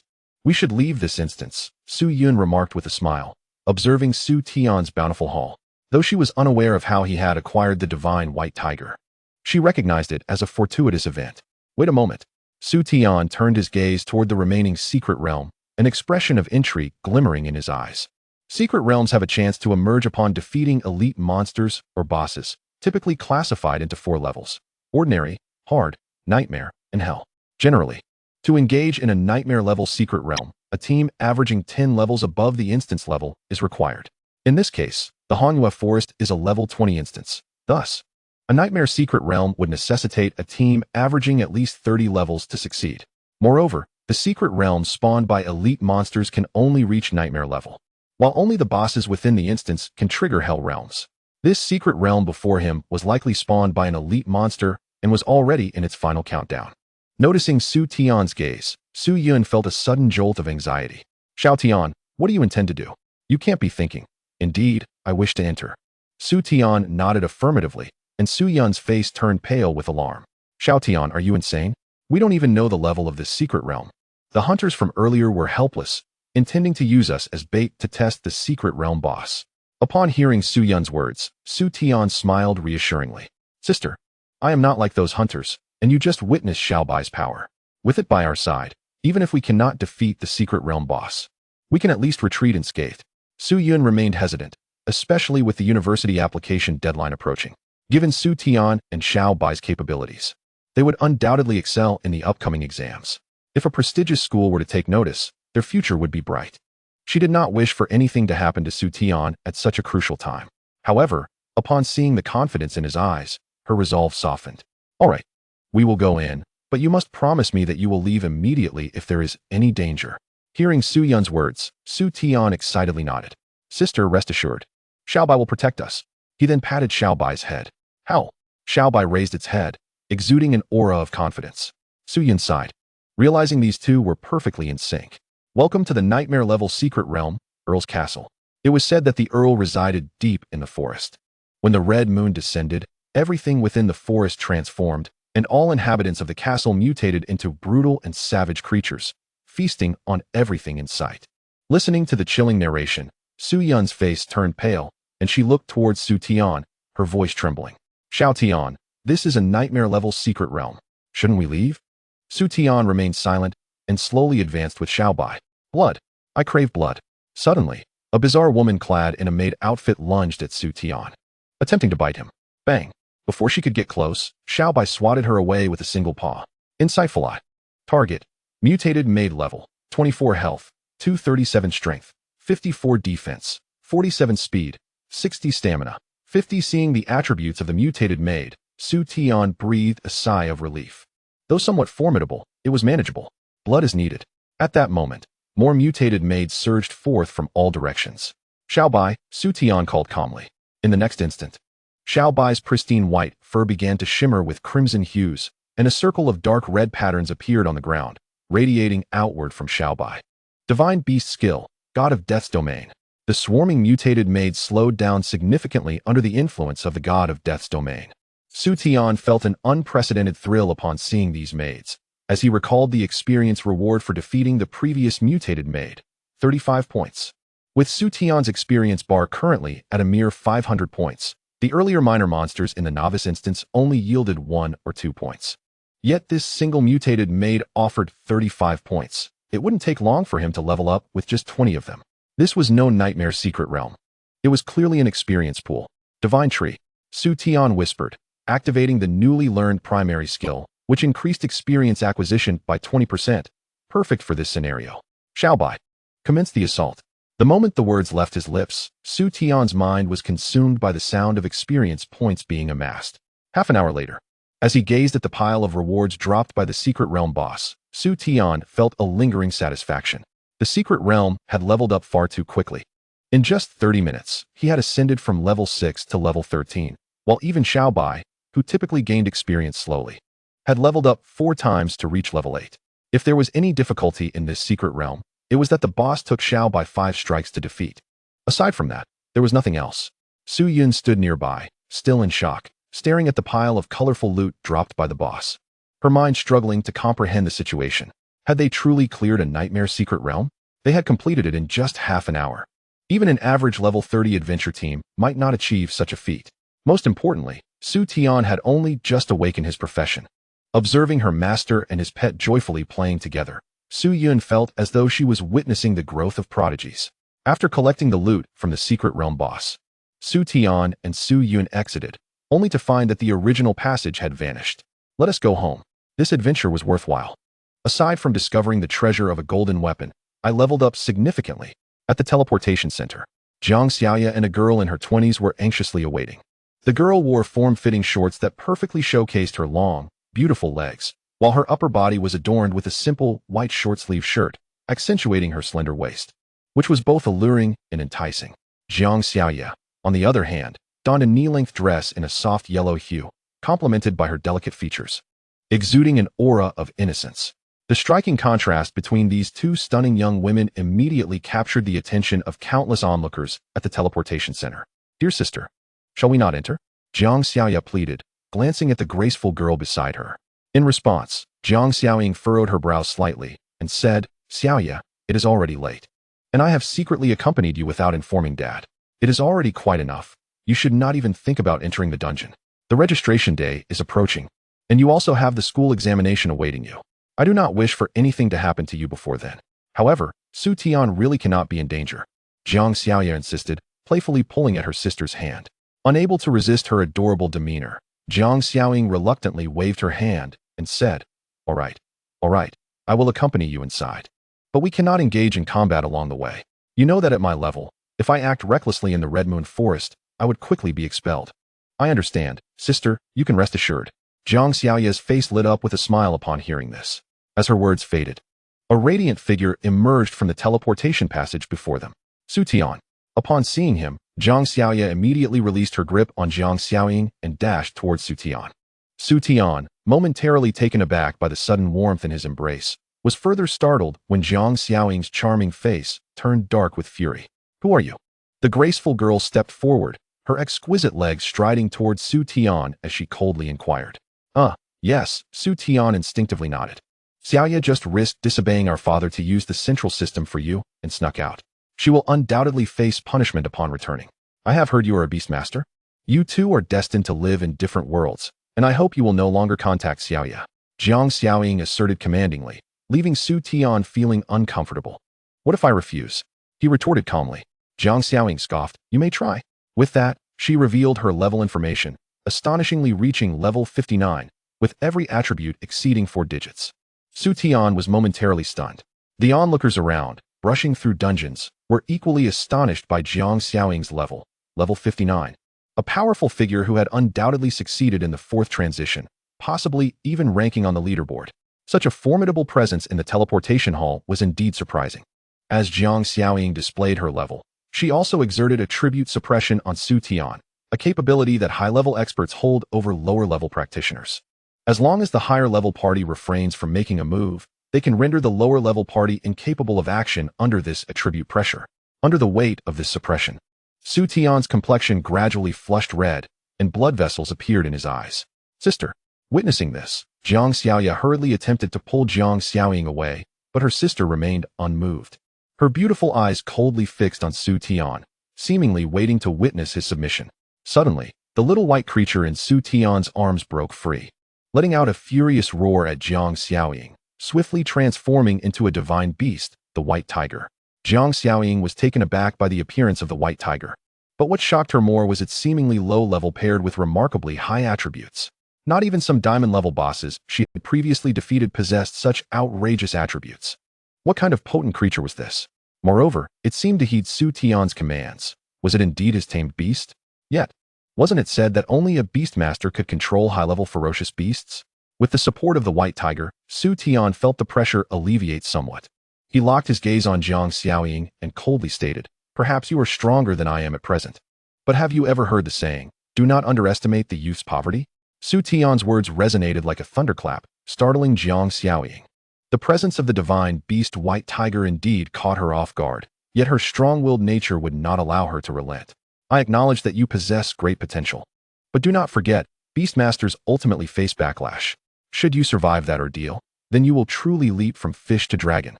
Jiang Xiaoying gradually retracted her attribute suppression, furrowing her brow. In response, Su Tian merely smiled faintly, for he had no need to worry about that matter. He possessed the unique talent of loyalty, ensuring that all his tamed beasts would be 100% loyal to him. You need not concern yourself with that, he replied coolly.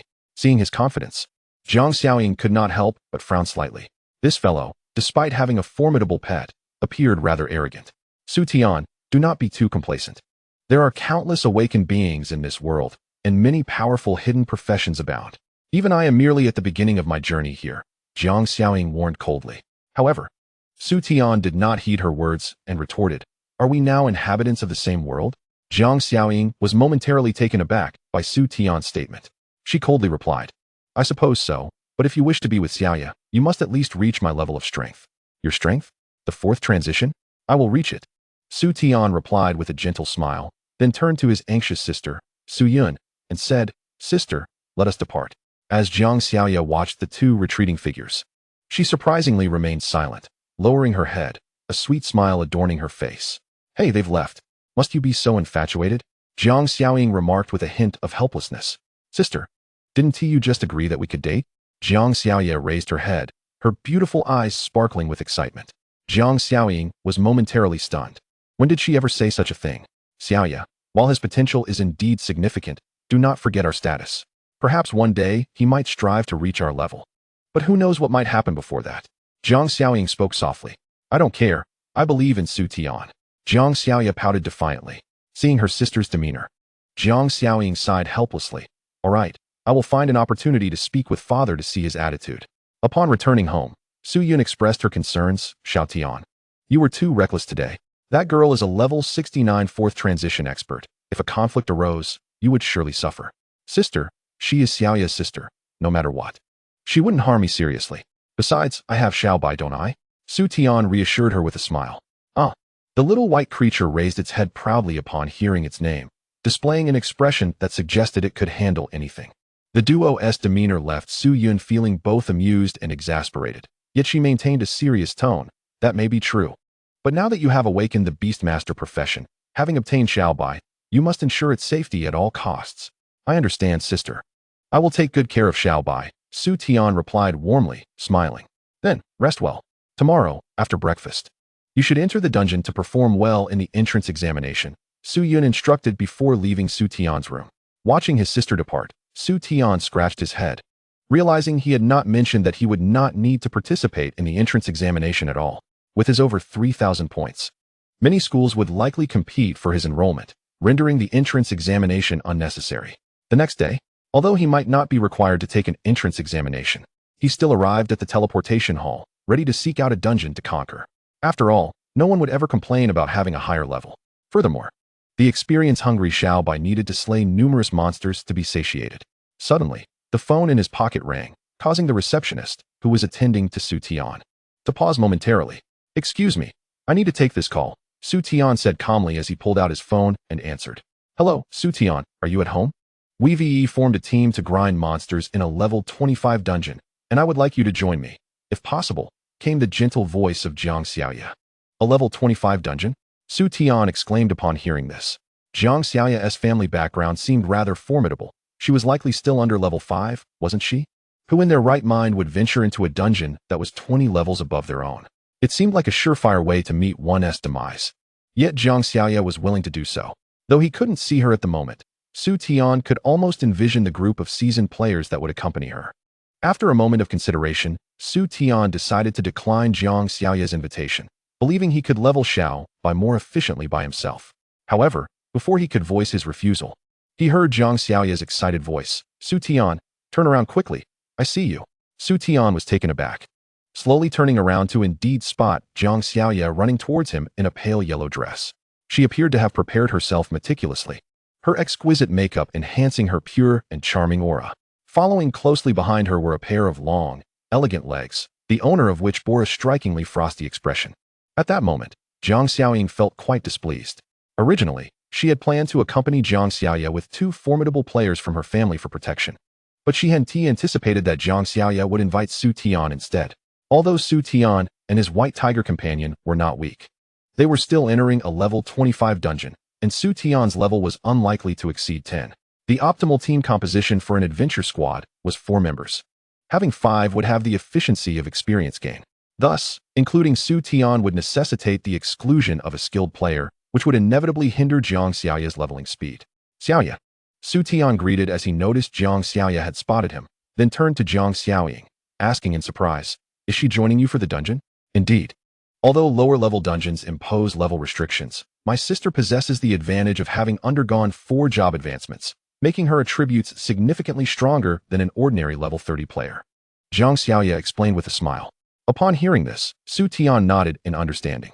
Lower-level dungeons were indeed less accommodating to higher-level players, as they would be restricted to the same level range. However, this limitation vanished for dungeons above level 40. After reaching level 20, Awakeners could undergo a job advancement every 10 levels, resulting in a dramatic increase in attributes and the potential for job evolution. As a 4-time advanced player, Jiang Xiaoying's strength was indeed remarkable. Even if her level was capped at 25, she could easily dominate this dungeon. Su Tian then shifted his gaze to the other 2 individuals behind Jiang Xiaoya. One was a man in his 30s, and the other was an ordinary-looking yet voluptuous young woman. "Oh, I forgot to introduce you. This is Uncle Chun, a 3rd-job Earth Warrior, and this is Sister Lu, a 2nd-job Water Mage. We are heading to a dungeon called the Fire Tomb." Jiang Xiaoya introduced each of them to Su Tian. Su Tian marveled at the fact that both were indeed multi-job experts. Even the 2nd-job Water Mage was impressive, yet they willingly chose to assist Jiang Xiaoya. "So, Su Tian, will you join us in the dungeon? You'll surely level up to 20 in no time." Jiang Xiaoya extended her invitation with a smile. Initially planning to refuse, Su Tian reconsidered upon realizing that with so many high-level players, he and Xiao Bai could effortlessly gain experience. It would be foolish not to accept such an opportunity. Seeing Su Tian's eager agreement, Jiang Xiaoying scoffed. "Didn't you proclaim yesterday not to underestimate the youth? Why are you so lacking in ambition today?" "Yes, one day I will surpass you, but until then, your assistance in gaining experience is tantamount to helping me surpass you," Su Tian replied with a cheeky grin. Positioning himself beside Jiang Xiaoya, Jiang Xiaoying was taken aback, having never encountered someone so audacious, yet she found herself at a loss on how to respond. Resorting to gritting her teeth in frustration, the 5 of them entered the level 25 Fire Tomb dungeon, with Jiang Xiaoying opting for a solo team, thus not grouping with the other 4. Shortly after stepping into the light, they were transported into the dungeon. When they opened their eyes again, they found themselves in a scorching, desolate land, littered with decaying white bones, with scarcely a tree in sight. The eerie scene caused Jiang Xiaoya to instinctively seek refuge in Su Tian's embrace, huddling with Xiao Bai for warmth. Meanwhile, Uncle Chun and Sister Lu appeared unfazed, seemingly familiar with this dungeon. Before long, Jiang Xiaoying located them using a specific item, and the 2 groups reunited. "Let us begin," she stated coolly, gazing at the ground strewn with bones, before transforming into a fleeting shadow akin to a wildcat. With the commotion, the bones began to rise one by one, stiffly advancing towards Su Tian and the others. "Eye of Insight," Su Tian murmured, instantly revealing the attributes of these monsters. Target: Fire Tomb Skeleton Level, 25 Health, 976 Strength, 96 Speed, 78 Defense, 129 Energy, 60. Though these monsters were also in their 20s, their attributes far exceeded those of the creatures he encountered in the previous nightmarish secret realm. Moreover, these were merely ordinary monsters, not elite ones. This disparity likely stemmed from the varying dungeon levels. However, even with such formidable foes, Su Tian realized he could easily defeat them, let alone Xiao Bai. At present, he had reached level 13, and as a god-tier Beastmaster, his attributes were generally higher than those of regular classes, with stats reading: Strength 76, Speed 70, Defense 69, Energy 70. Additionally, he benefited from the attribute link with Xiao Bai, whose average stats were approaching 4 digits. Even if he only received 10% of her attributes, it would be more than sufficient to outclass these skeletons. Fortunately, he did not need to intervene. Jiang Xiaoying, in her solo team, displayed remarkable agility, single-handedly reducing the skeletons to low health, allowing Su Tian and Jiang Xiaoya to deliver the finishing blows and maximize their experience gain. to Su Tian's surprise. Although these skeletons were of a higher level and possessed greater stats than those he faced in the Nightmare Secret Realm, the experience rewards were less than half. He couldn't help but lament that the Secret Realm was far superior, though he wondered if they would ever have the opportunity to uncover another Secret Realm. After a day, Su Tian had only managed to level up twice, while Jiang Xiaoya seemed to benefit from a low-level bonus, now reaching level 10.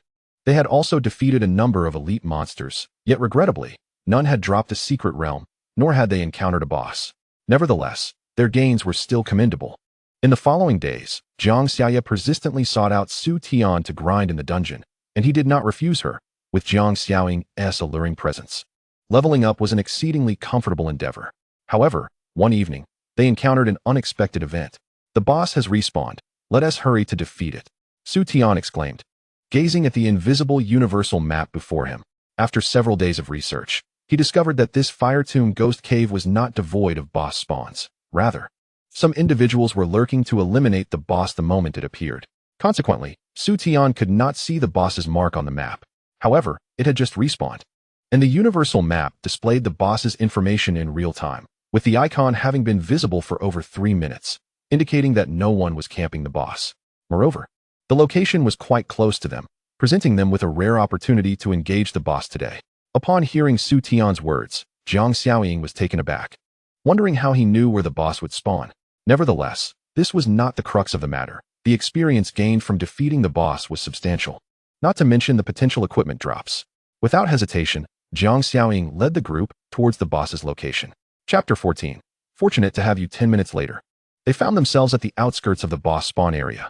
Numerous teams had already gathered, yet they were all obstructed by the lesser monsters that had respawned, making entry quite challenging.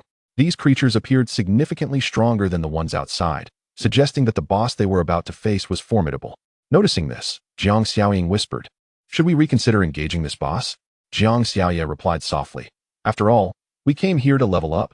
There's no need to take unnecessary risks for a single boss." Su Tian smiled and responded, "Xiaoyu, there is a transmuted expert present. If we all retreat, no one will be able to confront this boss." Hearing Su Tian's words, Uncle Chun and Lu Xia exhibited slight dissatisfaction. Did this kid truly consider them to be free labor? Having spent several days together, they had grown increasingly discontent with Su Tian, who merely tagged along to leech experience without contributing.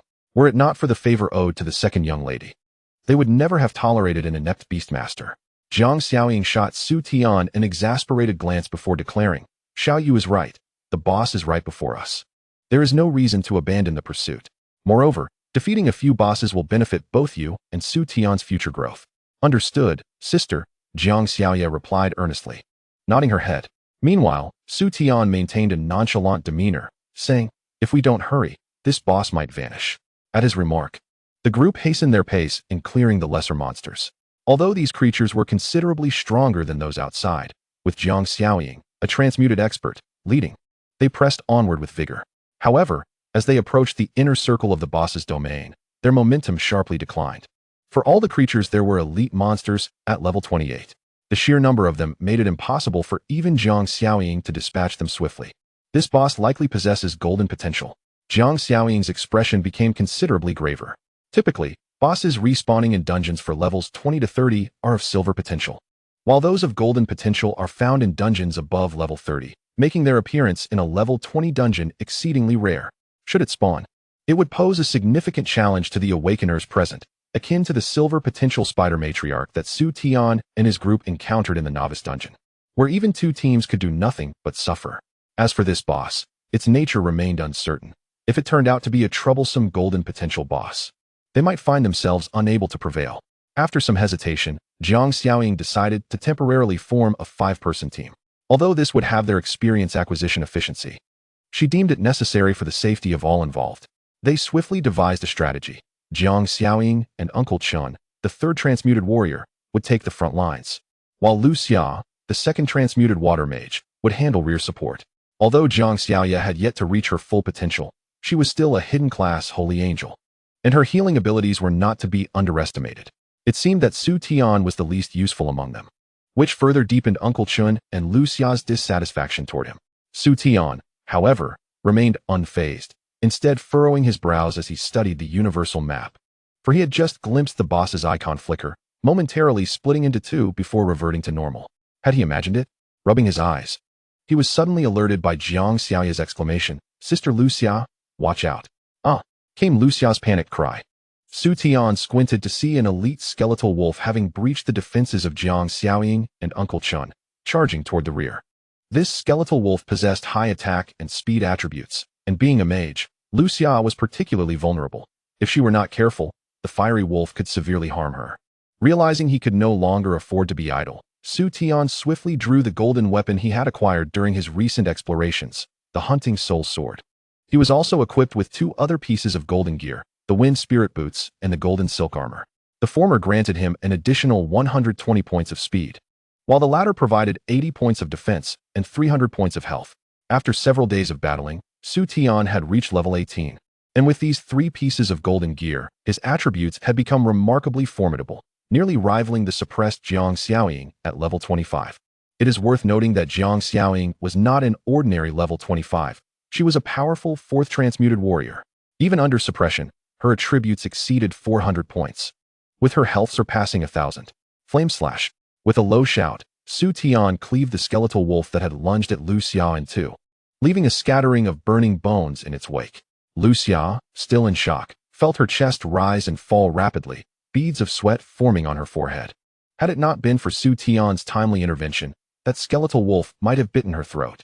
"Sister Lu Xia, are you all right?" Jiang Xiaoying and Uncle Chun, having cleared the surrounding monsters, quickly turned to inquire. "I'm fine. Thank goodness Su Tian was here." Lu Xia shook her head, her beautiful eyes glancing at Su Tian, sparkling with a new light. Just moments ago, she distinctly recalled Su Tian standing over 3 meters away, yet he had somehow reached her side in an instant, demonstrating remarkable speed attributes.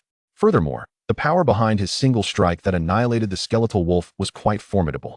The boy whom she had always regarded as useless had ultimately become her savior, stirring a whirlwind of emotions within Lu Xia. Su Tian, Jiang Xiaoying, and Uncle Chun exchanged surprised looks, the latter wearing an expression of skepticism. Wasn't this kid a Beastmaster? How could he possibly contend with an elite-level skeletal wolf without even possessing a beast to command? Golden gear? Jiang Xiaoying's gaze fell upon Su Tian's equipment, and she was suddenly struck dumb. She realized that he was adorned with 3 pieces of golden gear that had no level restrictions. Where had he acquired them? It was known that golden gear without level restrictions commanded prices 3 times higher than their restricted counterparts, with a single piece fetching several million coins. Yet she recalled Xiaoyu mentioning that Su Tian came from an ordinary family. Thus, where had this fellow procured 3 pieces of golden gear? Even Xiaoyu possessed only one such unrestricted golden piece, which her father had expended considerable effort to acquire. Jiang Xiaoying stared at Su Tian as if she had seen a ghost. This kid was not only a Beastmaster of divine potential, but now boasted 3 pieces of unrestricted golden gear. How bizarre. This made her gradually reconsider her previous threats towards Su Tian. Chapter 15. Transform them. The number of elite monsters here was increasing, and they could no longer hold the defense. It was becoming perilous for the rear. "Perhaps I should move to the front line as well," Su Tian suggested. "Can you handle it?" Uncle Chin's voice was immediately filled with doubt. The position at the front line is crucial. It requires not only high defenses and vitality, but also a certain level of offensive capability. You must still be under level 20. How can you possibly fight alongside us? Uncle Chun furrowed his brows. In response, Su Tian, feeling somewhat helpless, decided to showcase his attribute panel. Health, 1598 strength, 379 defense, 407 speed, 421 energy, 321. Upon seeing this attribute panel, Uncle Chun and Lu Xiao's jaws dropped in astonishment. Is this truly the attribute of a Beastmaster? And at level 17, no less? Impossible. This is absolutely inconceivable. Uncle Chun instinctively rubbed his eyes, hoping to dispel the illusion before him. Yet upon reopening them, he was still confronted with the same attribute panel. He glanced at his own attributes. As a 3rd transformation warrior, his strength was barely over 300. What a travesty. Just moments ago, he had questioned Su Tian's capabilities, and now he found himself doubting who truly was the warrior and who had undergone the 3rd transformation. Oh, right, my attributes do not include the enhancement from golden equipment, so they are somewhat lower. Once I equip my golden gear, I should become even stronger, Su Tian added. Hearing this, Uncle Chun nearly spat out a mouthful of blood. Listen to yourself. Without golden equipment, your attributes already surpass those of a 3rd transformation warrior. Once you don the golden gear, won't you ascend to the heavens? Beside them, Jiang Xiaoying observed the attribute panel with a complex expression as her own strength attribute barely exceeded 400. Moreover, her level was capped at 25, restricting her to silver gear. Should Su Tian equip his 3 pieces of unrestricted golden equipment, his attributes might even eclipse hers. In an instant, Su Tian had transformed into the strongest entity within the team, leaving everyone with an indescribable sense of strangeness. Sister, Uncle Chun, let Su Tian take the front line. I will ensure to provide ample healing to keep you safe. Jiang Xiaoya chimed in. She was likely the most informed about Su Tian's strength. He had been able to defeat the Silver Potential Spider Mother in the Novice Dungeon, and now he would only be more formidable. Agreed. This time, Jiang Xiaoying did not hesitate. With Su Tian's inclusion, the entire team's pressure significantly diminished. Su Tian's method of monster farming was straightforward and brutal upon encountering elite monsters. He executed a fiery slash with his weapon, often dispatching them in an instant. Interestingly, Lu Zhao's rear support seemed to intentionally assist him. Every monster that approached Su Tian was afflicted with a slowing water effect, enabling him to farm monsters with remarkable ease.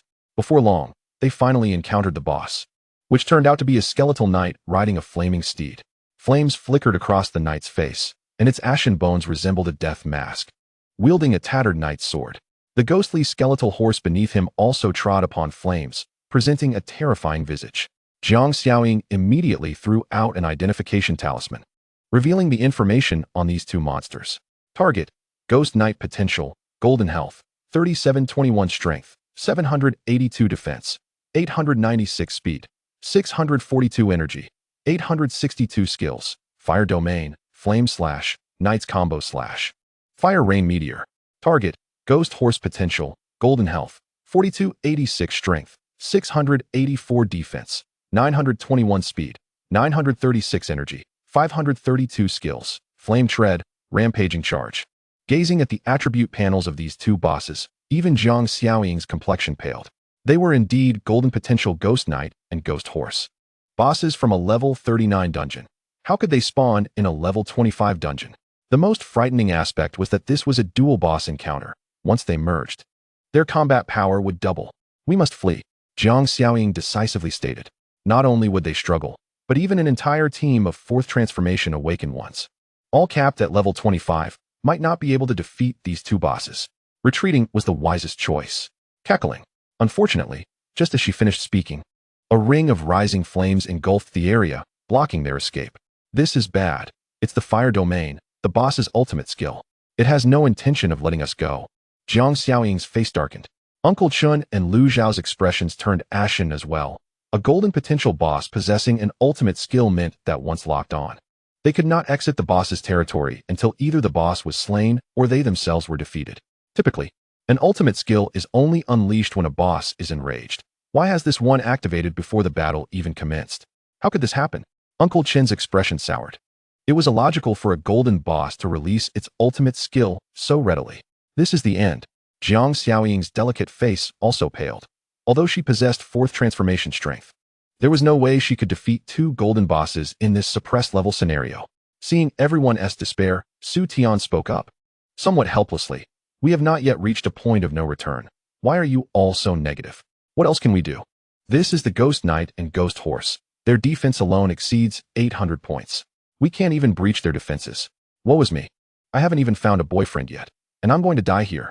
Lu Xiao lamented, tears welling in her eyes. Seeing this, Su Tian couldn't help but feel exasperated. Such a mindset was rather dismal. Su Tian, just give it up. We cannot possibly defeat these 2 bosses, Uncle Chin sighed. Indeed, you are right. We cannot defeat these 2 bosses, but my pet can. Su Tian replied, resigned. Pet? Uncle Chun and Lu Xiao were taken aback, staring blankly at Su Tian. You have a pet? Yes, my profession is Beastmaster. How could I be a Beastmaster without a pet? Su Tian said calmly. Uncle Chun and Lu Xiao exchanged glances. While Su Tian made a valid point, it was common knowledge that a Beastmaster could not tame beasts. Could it be that Su Tian truly had the ability to tame beasts? Where is your beast? Lu Xiao timidly inquired. Right there, Su Tian replied, pointing to the little white cat he had entrusted to Jiang Xiaoya while farming monsters in the front line. What? This cat? Lu Zhao's flickering hope was extinguished upon seeing the small white cat. How could this cat possibly contend with the Ghost Knight? Uncle Chin's mouth twitched. They had initially thought Su Tian possessed some formidable beast, only to discover it was merely a pet cat. Feeling dissatisfied, Su Tian interjected, "Why can't a cat defeat the Ghost Knight? Little White, show them your prowess." In the next moment, a majestic divine beast, the white tiger, roared forth. Its snow-white fur billowed in the wind, exuding an aura of regal might. This, Uncle Chun and Lu Zhao's eyes widened. The small cat they had seen earlier was. Could it be the legendary divine beast, the white tiger? And it was Su Tian's beast. How is that possible? The two looked at Su Tian incredulously. Wasn't he it said that a Beastmaster could not tame beasts? Where did he acquire a divine beast? Meanwhile, Jiang Xiaoying, witnessing the emergence of Little White, narrowed her beautiful eyes slightly. She had seen the divine beast white tiger before, but it appeared to be in its juvenile form. With a level not exceeding 10, could it possibly stand against the skeletal knight and skeletal horse? Allow me to assist it. Jiang Xiaoying hesitated and then spoke up. While others entering the fray might risk being defeated in an instant, her unique profession allowed her to evade attacks to a great extent. Su Tian regarded Jiang Xiaoying. Her profession seemed to be a mysterious one, leaning toward the assassin type, and as a fourth transformation expert, she could indeed aid Little White. However, Su Tian deemed it unnecessary. He shook his head, chuckling lightly as he waved his hand. Xiaobai immediately brought over its large, round head, relishing Su Tian's caress. Xiaobai, eliminate those two fellows. Su Tian instructed quietly, pointing to the two bosses not far away. Roar. Upon hearing this, Xiaobai proudly raised its head, exuding confidence. Then go ahead, Su Tian smiled. With that, Xiaobai dashed toward the two bosses, letting out a tiger's roar that instantly diminished their defenses. Subsequently, the domain of the god of death was unleashed. A beam of white light gathered in Xiaobai's mouth, and with a thunderous release, it pierced through the skeletal knight and skeletal horse. As the white light faded, the skeletal knight and horse had vanished, leaving only two piles of loot and a crowd left in a state of disarray in the wind. Gulp. Uncle Chun, who had previously doubted Su Tian, stared wide-eyed. These were the skeletal knight and horse. They were eliminated just like that? However, he recalled that Su Tian's beast was a divine creature, so it made sense. Is this the terrifying power of a divine beast? Jiang Xiaoying was equally astonished. The white tiger and the skeletal knight were at least 20 levels apart, yet it could so effortlessly annihilate the opponent. Truly terrifying. That's a wrap. Su Tian yawned as he looked at the treasures scattered on the ground. A gleam of gold among the loot was particularly dazzling, without a doubt. It was a piece of golden equipment.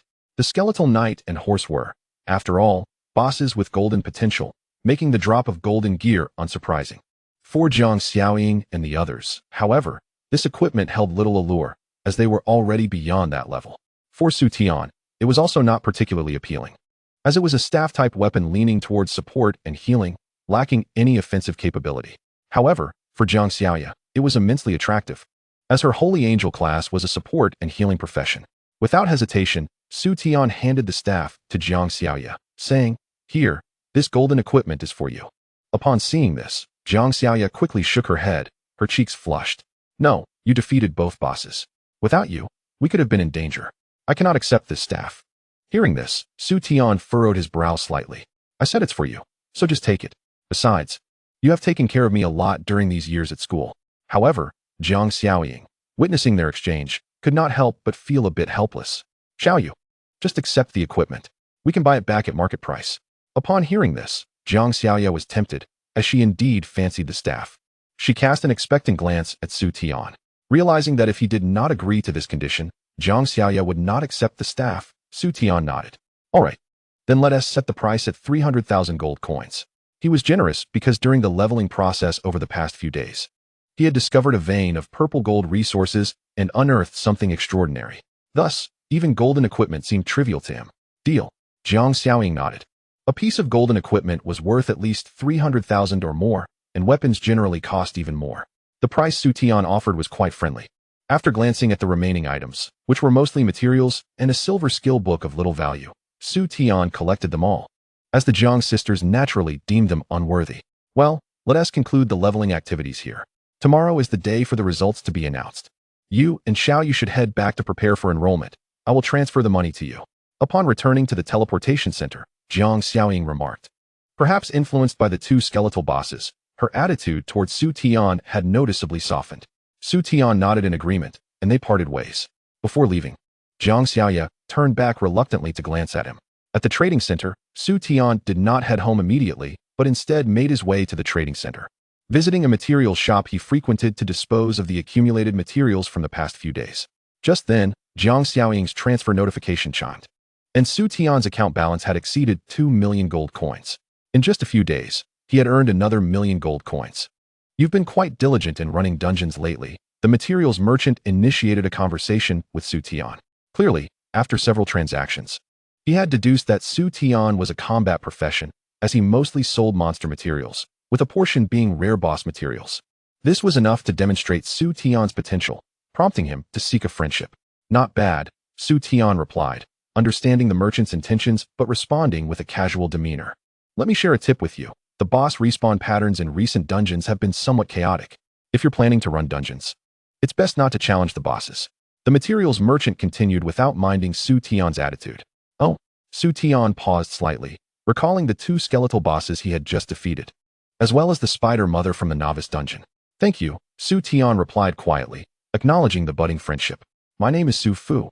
Here is my business card. In the future, when you come to sell materials, I will buy at a price 1% higher than market value. Su Fu seized the opportunity. Su Tian accepted the card and suddenly changed the subject, asking, Su Gu, are there any auctions happening recently? An auction? Su Fu was taken aback before nodding. Yes, there will be one tomorrow at 8. Hearing this, Su Tian showed a grateful expression and promptly headed toward the auction house. Sigh. My achievements for this month are going to fall short again. At the Tianyan auction house, a beautiful woman dressed in a cheap house sat at the reception desk, listlessly gazing at the items for tomorrow's auction. Among them, the highlight item was merely a platinum skill book, which, while valuable, only fetched a few million gold coins, far from her performance benchmark of 50 million. Hello, I would like to auction an item. At that moment, a weary-looking young man caught her eye. Chapter 17. Enrollment. Upon seeing the young man's appearance, Xiaoya pursed her lips, her beautiful eyes revealing a hint of disappointment. An awakener of such young age, even if a combat profession, would likely not possess anything rare. It seemed her last-minute attempt to wait in the reception hall had been unrealistic. Despite this, she still wore a professional smile and greeted him. Hello, sir. What would you like to auction? Her melodious voice caught Su Tian off guard for a moment, but he quickly regained his composure and pulled an item from his pocket. I want to auction this. A scroll? Upon seeing the item Su Tian produced, Xiaoya frowned slightly. The scroll's appearance was too peculiar, radiating a golden brilliance, yet it did not resemble a golden skill book, giving off an ancient and mysterious vibe. Could it be some kind of item-type scroll? As this thought crossed her mind, her disappointment deepened. Generally, item scrolls were one-time use, and thus held little value.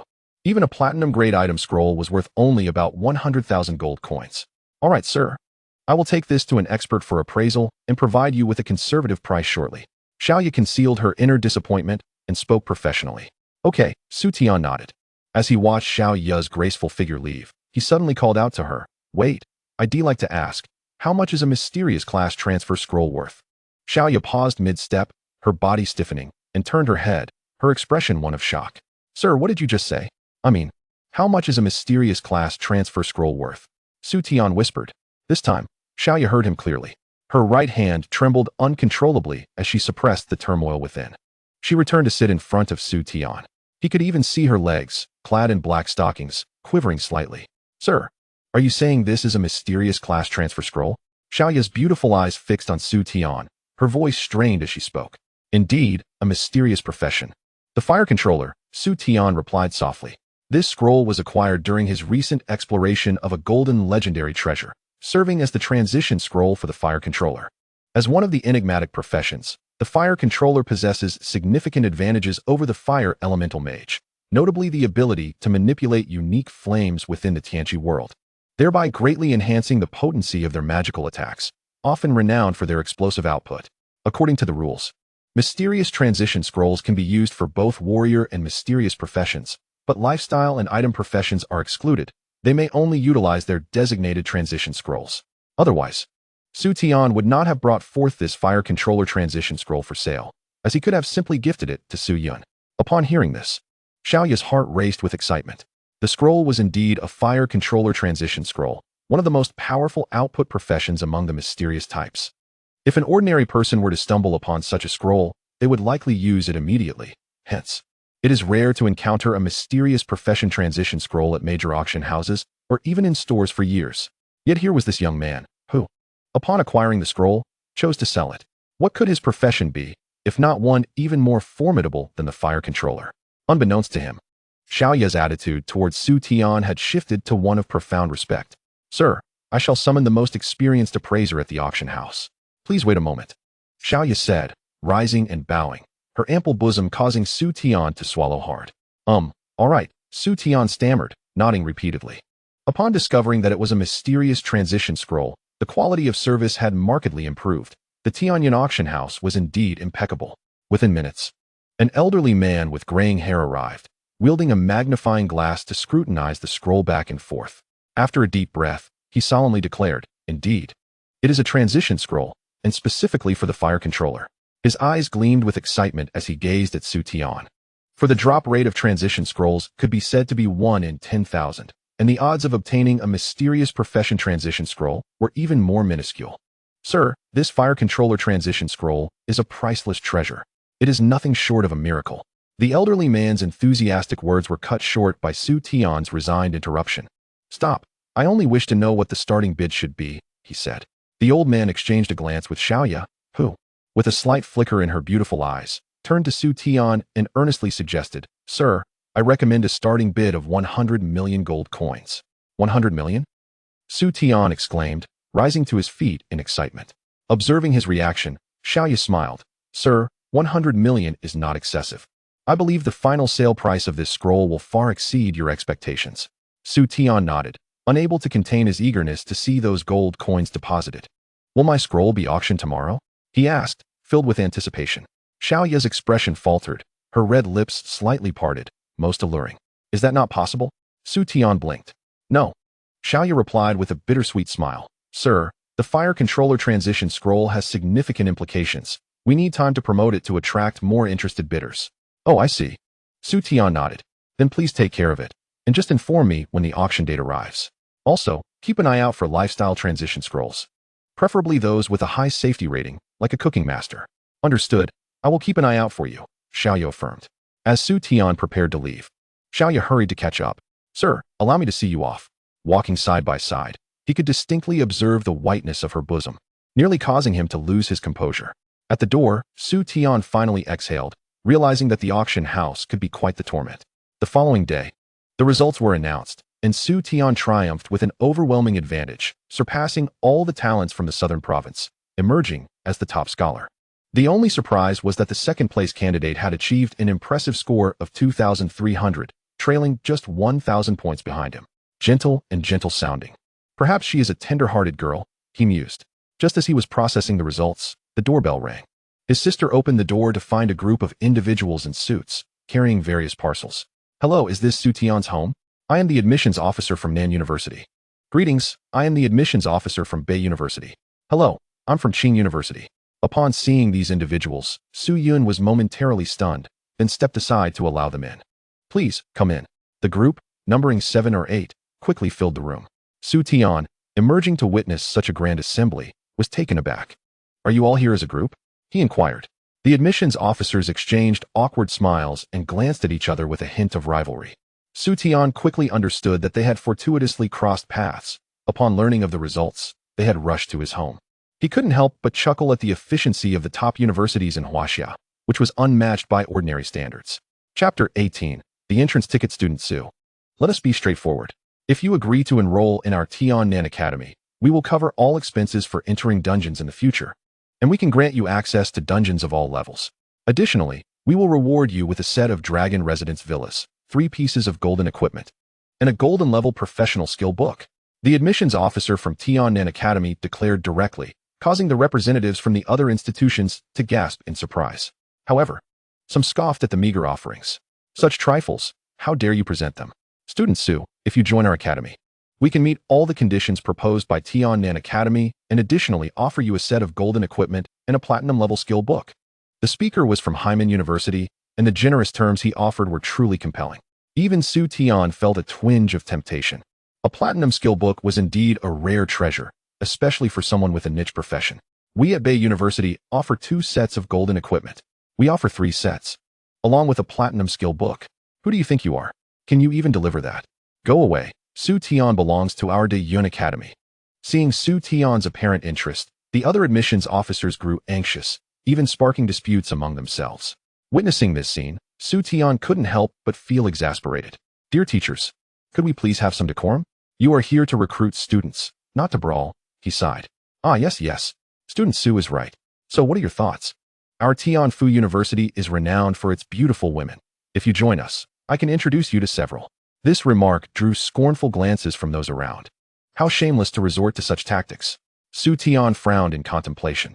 While their offers were undoubtedly generous, they were almost uniformly similar, making it difficult for him to choose. Student Su, I have yet to present the conditions from Qing University, a delicate voice interjected. A strikingly graceful young woman sat calmly, exuding an aura that captivated all present. Su Tian had noticed her before. She had refrained from participating in the earlier dispute. As she spoke, the atmosphere quieted, and some of the admissions officers regarded her with a hint of apprehension. Chuan, what can Qing University offer? Surely, it will be no different from ours. One admissions officer scoffed. Chuan regarded him with a glance and replied softly, You are mistaken. There is one thing that only my Qing University can provide. And I believe student Su will be particularly interested. With that, Chuan's enchanting gaze turned towards Su Tian, shimmering with an otherworldly light. Su Tian fell into a brief silence before asking, What is it? The Zhizhou Zhilu entrance ticket. Upon the utterance of Chu Zhuan's words, Xu Tian immediately perceived the drastic change in the expressions of the admissions officers surrounding him. Curiosity surged within him. What is Shenzhou Zhilu? Shenzhou Zhilu is a mysterious dungeon discovered within the realm of Tianqi, encompassing an area more than tenfold that of an ordinary dungeon, and brimming with resources exceeding those of a typical dungeon by 100 times. Within its confines, monster-slaying experience acquisition is enhanced by 200%, while material and equipment drop rates soar to 300%, and the secret realm activation rate increases by 50%. Moreover, legendary artifacts and unlimited job transfer scrolls, as well as divine scrolls, have been known to appear in Shenzhou Zhilu. However, the foremost requisite for entry into Shenzhou Zhilu is an entrance ticket, which is generally monopolized by powerful factions or families within Huaxia, leaving ordinary individuals with no chance of obtaining one. Yet, this year, my Qingda has secured a ticket. As long as you are willing to join Qingda, I can assure you that this entrance ticket will be yours. Chu Zhuan's words stirred Xu Tian's heart profoundly. Shenzhou Zhilu, with its material and equipment drop rates thrice that of ordinary dungeons. It is worth noting that he possesses an exploration system. Once he enters Shenzhou Zhilu, he can utilize the universal map to uncover rare resources. Should he acquire a legendary artifact, he would soar to great heights. The expressions of the other admissions officers varied upon hearing Chu Zhuan's statement. Some were shocked, others envious, while a few gazed at him with admiration. For Shenzhou Zhilu is a realm they too yearn to enter, for even a mere dog entering it would emerge fully equipped and transformed, potentially possessing the ability to ascend the ranks. Very well, I shall join Qingda. Xu Tian no longer hesitated, for the allure of Shenzhou Zhilu was simply too great for him to resist. As Xu Tian's decision was finalized, the remaining admissions officers displayed expressions of dejection. This was not only because Xu Tian was the top scholar of Nanxing, but also the top scholar of all Huaxia, with a staggering score of 3,000. An unprecedented achievement throughout history. In the past, there had been instances of teams annihilating 3 bosses in novice dungeons, but that was a collective effort. Points were shared, with each member obtaining at most 1,000 points. Yet Xu Tian single-handedly slaughtered 3 bosses. Such a feat was simply astonishing. No wonder all the universities were clamoring to recruit Xu Tian. Congratulations, Xu Tongxue, on joining Qingda, Chu Zhuan said with a smile, extending her delicate hand once the other admissions officers departed. As Xu Tian shook her hand, he felt an inexplicable chill that was quite comforting. By the way, there is one more matter. This year's entrance examination is somewhat special and will be conducted jointly by several prestigious universities. Would you like to participate? Chu Zhuan remarked softly, as if recalling something. Of course, you have a guaranteed admission slot, so if you prefer not to participate, you can enroll directly, she added. Since it is a joint effort among several universities, the reward for first place should be substantial, right? Xu Tian pondered for a moment and inquired. Indeed. The top scorer will receive a special reward prepared by the collaborating universities. To my knowledge, one of them is a diamond skill book for Beastmaster, Chu Zhuan replied, her smile revealing 2 charming dimples, making her exceedingly attractive. A Beastmaster diamond skill book? Xu Tian's eyes lit up, and without hesitation, he declared, "I shall participate." "Very well. I shall not disturb you further. Here is my address. Feel free to reach out if you need anything. I will also contact you 3 days prior to enrollment." "Wishing you a pleasant holiday," Chu Juan said, rising gracefully, her figure captivating as she waved goodbye to Xu Tian. "Chu Laoshi, allow me to escort you." Xu Tian also stood and, upon opening the door, encountered the sisters Jiang Xiaoya and Jiang Xiaoying. "Chu Laoshi." They both greeted Chu Juan politely. Xu Tian was taken aback. "You two know each other?" "Indeed, Xiaoying is also a student of Qingda, hence our prior acquaintance."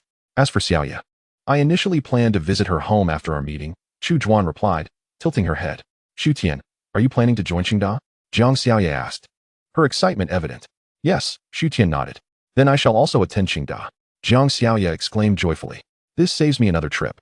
As for your enrollment reward, Xiaoya, I shall discuss it with you later," Chu Juan said with a charming smile, having discerned that the Jiang sisters had matters to discuss with Xu Tian. "Thank you, Chu Laoshi," Jiang Xiaoya replied with a polite nod.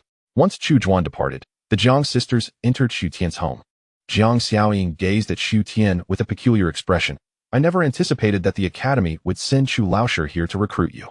Upon hearing this, Xu Tian was slightly taken aback. "Is there an issue?" Jiang Xiaoying raised an eyebrow. "You are unaware, then?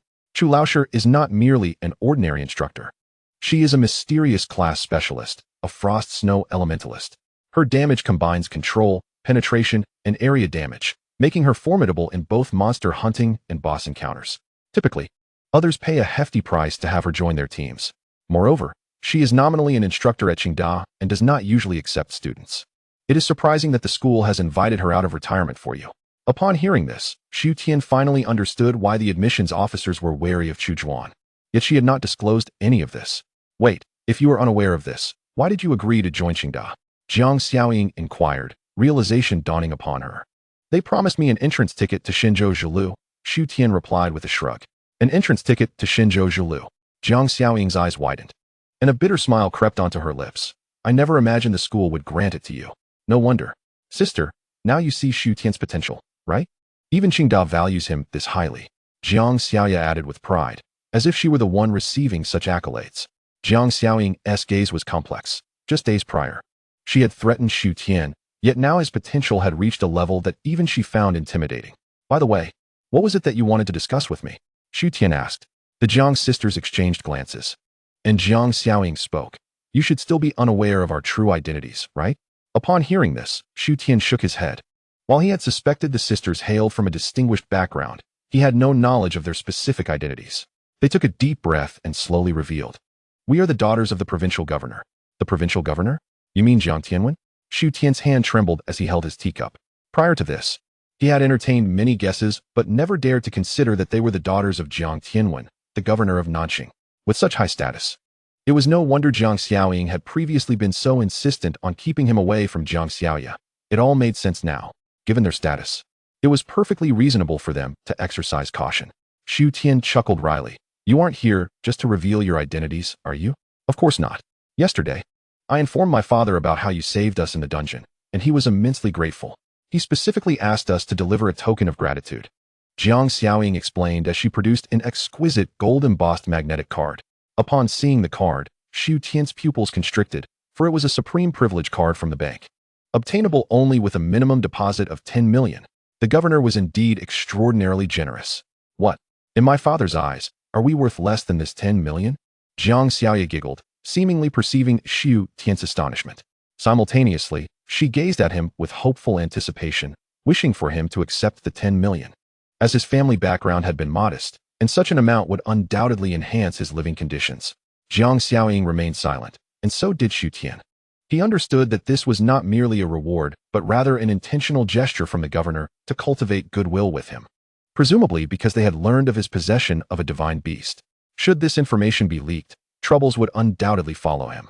Rest assured, aside from this 10 million, our Jiang family guarantees that we will not disclose any information regarding Xiaobai, and we will extend our assistance in any difficulties you may encounter. Jiang Xiaoying said earnestly. Upon hearing this, Su Tian hesitated. It seemed that the provincial leader had recognized his potential and made an investment in him. He felt confident that he could ascend to the pinnacle of success. He accepted the Jiang family's investment. Subsequently, Jiang Xiaoyu engaged Su Tian in conversation about her expectations for university, and soon after, she reluctantly departed with her sister. Jiang family. Father, as per your instructions, I have delivered the items to Su Tian, and he accepted them, Jiang Xiaoying said, clad in a casual sleep dress that, compared to the day's chill, rendered her demeanor somewhat gentler. That's wonderful. Jiang Tianwen nodded excitedly, his face even displaying a hint of exhilaration. Xiaoying, I wish to confirm once more. He truly possesses the ability to tame high-level ferocious beasts to fight on his behalf. Indeed, both Xiao Yu and Uncle Chen witnessed it firsthand. His pet, though only at level 10, managed to slay the strongest of the golden potential skeleton knights and skeleton horses. It is likely that his pet is a legendary divine beast. Jiang Xiaoying stated solemnly. A divine beast. Jiang Tianwen's expression was one of shock as he murmured, everyone claims that Beastmaster is a worthless profession. Yet they fail to comprehend how formidable a Beastmaster who can tame divine beasts truly is. One wonders what fortune Su Tian possesses to have acquired a divine beast as his companion. His future will undoubtedly be boundless. Jiang Tianwen sighed. Indeed. Jiang Xiaoying nodded. Then seemingly recalling something, she inquired, by the way, Father, what do you think we should do about Xiao Yu's situation? From now on, you need not hinder Xiao Yu's relationship with him. Let them progress naturally. Jiang Tianwen pondered before responding. Understood, Jiang Xiaoying nodded slightly, feeling a sense of relief. Xiao Yu, being innocent and raised in their family, had always been a concern for Jiang Tianwen, who feared she might be exploited by ill-intentioned individuals. This was also the reason Jiang Xiaoying had previously spoken to Su Tian in such a manner. However, it seemed that her worries were unfounded. After spending several days and instances together, she could discern that Su Tian was a decent person and would not harm Xiao Yu. By the way, didn't you mention that he also enrolled in Qing University? Proximity breeds affection. Perhaps you could facilitate a connection between him and Xiao Yu. Jiang Tianwen said with a smile. Upon hearing this, Jiang Xiaoying was taken aback. She recalled how protective Jiang Tianwen was of Xiao Yu. Yet now it seemed he was willing to encourage her to engage with others. However, when Jiang Tianwen mentioned the idea of matchmaking, an inexplicable feeling of discomfort arose within her. Chapter 20. The Young Lady of Modu. With over a month remaining until the academic entrance examination, Su Tian resolved to reach at least level 40 during this time. This time, he chose not to enter the instance alongside Jiang Xiaoyu and others, as he believed that, given his current strength, soloing the instances would yield greater efficiency. With Xiao Bai, the divine beast, by his side, he felt emboldened to venture into even level 30 instances.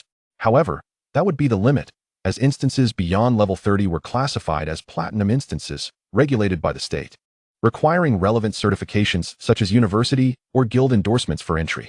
Since Su Tian had yet to enroll, he lacked the qualifications for platinum instances. However, he did not require them at present, as he could still level up by tackling the monsters in golden instances. Su Tian, today Uncle Chun and the others are occupied. Could you assist me in leveling up? As usual, Su Tian was preparing to enter an instance when he received a call. It was Jiang Xiaoyu, and he could sense an air of anticipation in her voice. Of course, but what kind of business could Uncle Chen possibly have? Su Tian teased. It seems the Rin family from Modu has received distinguished guests in Nan province, and Uncle Chen accompanied my father to attend to them, Jiang Xiaoyu explained. Modu? Su Tian was taken aback. Initially, he thought Jiang Xiaoyu was fabricating an excuse to see him, but it appeared to be genuine, and he felt rather foolish for his assumptions. Yes, the Rin family in Modu is one of the 4 prominent families behind the Hunter Guild, highly esteemed in Huaxia. Even my father shows them a degree of respect, Jiang Xiaoyu remarked. Oh, Su Tian replied nonchalantly, choosing to remain silent, as he held no fondness for this Hunter Guild. Su Tian, please wait for me at the teleportation center. I will be there shortly, Jiang Xiaoyu said excitedly before hanging up, oblivious to Su Tian's attitude. Reluctantly, Su Tian settled down to wait for her. Before long, a striking pair entered the teleportation hall. Among them, the young woman was adorned in lavish attire, with a brilliant blue gemstone pendant accentuating her alabaster neck, and her features were exquisitely refined. Su Tian merely glanced at them before diverting his gaze, as the appearance of notable individuals in the teleportation center was not unusual. However, the young woman approached him, halting before him. At last, I have found you. You must be Su Tian, correct? Her tone exuded an air of superiority that was quite discomforting. Su Tian furrowed his brow, sensing that she had come specifically to seek him out. Yet he did not recognize her. I am Su Tian. What do you want? The young woman scrutinized him before coolly responding. Su Tian, if my information is correct, Your awakened profession is Beastmaster, am I right? Upon hearing her accurately identify his profession, Su Tian's eyes narrowed slightly. He despised the feeling of being investigated by others and chose not to respond.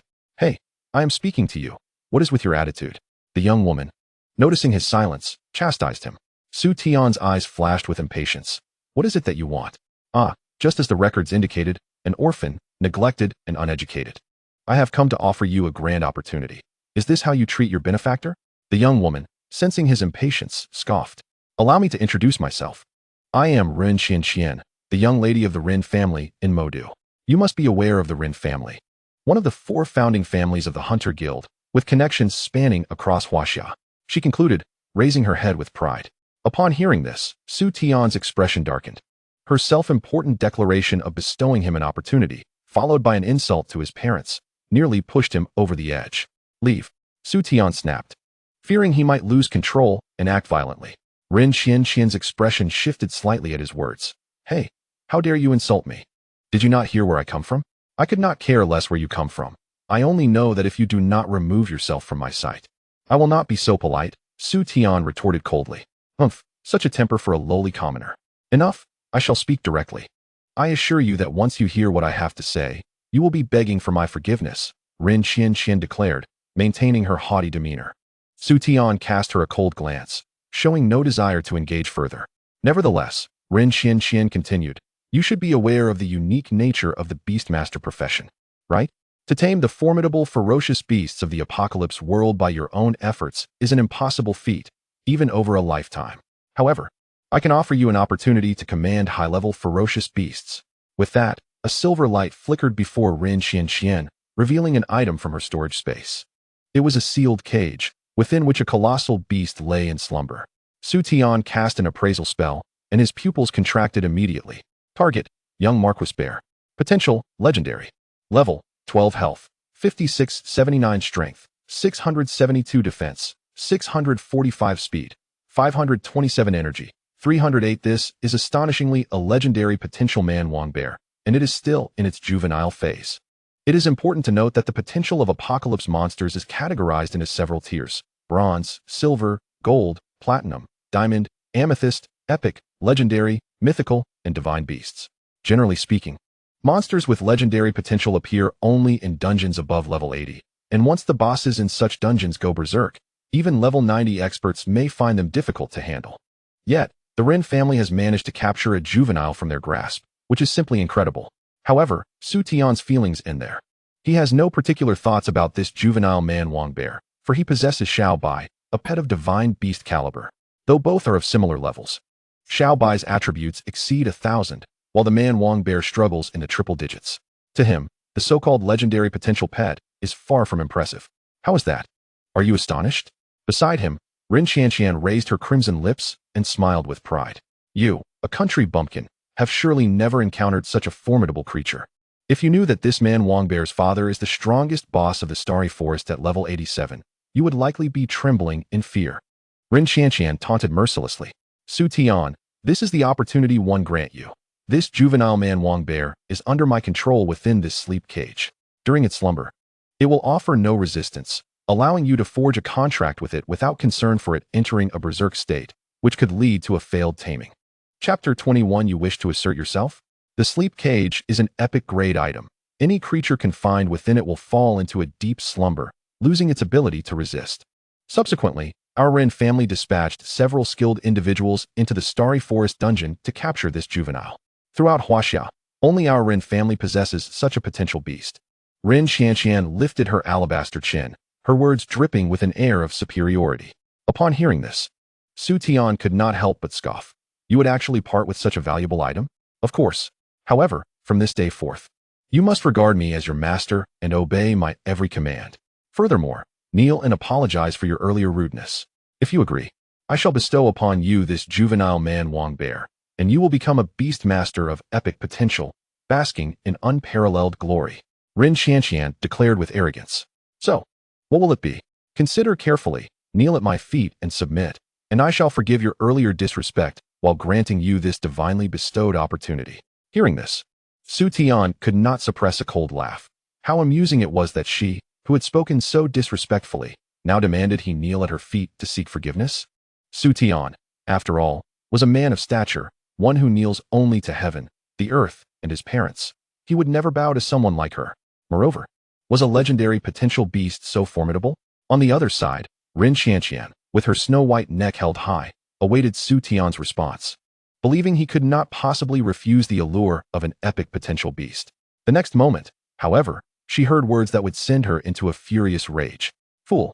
Su Tian gazed at her fairly exquisite face and calmly uttered those two words. Rin Qianqian's expression shifted from pride to shock, which quickly morphed into twisted fury. You orphan without a mother, how dare you insult me? She screeched sharply. Rin Qianqian's words struck at Su Tian's most sensitive spot. The greatest offense to him was any insult directed at his parents, for they had perished in the dungeon for his sake. Su Tian's eyes gradually glinted with a cold light, fixating on Rin Qianqian like a predatory wolf. Being the daughter of a prominent family, Rin Qianqian had never encountered such a gaze, and thus took a step back in fear. But soon, she realized she had been intimidated by a mere commoner without any backing. This damned peasant, if this incident were to reach the upper echelons of society, what face would she have left? Infuriated, she resolved to teach him a lesson, to make him understand the importance of respecting others. As her words fell, a black staff materialized in Rin Qianqian's hand. Su Tian. At that moment, a girl rushed over. It was Jiang Xiaoya. She appeared to have made a concerted effort to look presentable, her delicate face adorned with light makeup, and she approached in a pale yellow gown, reminiscent of a radiant princess. Su Tian, what happened? Jiang Xiaoya inquired anxiously, having already witnessed the conflict. Su Tian's expression remained impassive as he replied. This woman is the eldest daughter of the Rin family from Modu. I do not know what delusions she harbors, but she wishes for me to kneel and apologize, and now seeks to punish me. What? Jiang Xiaoya was taken aback. The eldest daughter of the Rin family from Modu should be attended to by her father and Uncle Chun. How could she be here? Nevertheless, the immediate concern was the conflict, and after a moment of contemplation, Jiang Xiaoya said, Su Tian, let me negotiate. Su Tian furrowed his brow, about to object, but she had already dashed to Rin Qianqian's side. Hello, I am Su Tian's friend. You are here to support him, right? Before she could finish, Rin Qianqian's aggressive voice interrupted. I am not here to support him. I merely wish to clarify any misunderstandings. Jiang Xiaoya stammered. Upon hearing this, Rin Qianqian coldly laughed. Misunderstanding? Which of your eyes saw a misunderstanding between him and me? Such an uncouth creature. Today I shall teach him a lesson on how to respect his betters. Jiang Xiaoya gasped. Wait a moment, Miss Rin. Wait. What right do you have to speak to me? Rin Qianqian's face twisted in rage as she swung her hand, striking Jiang Xiaoya across the face. The crisp sound echoed, and the entire hall fell silent. Jiang Xiaoya, realizing what had happened, covered her reddened cheek with her delicate hand, her eyes glistening with tears. In contrast, Rin Qianqian let out a maniacal laugh. Humph, peasant. I am the eldest daughter of the Rin family in Modu.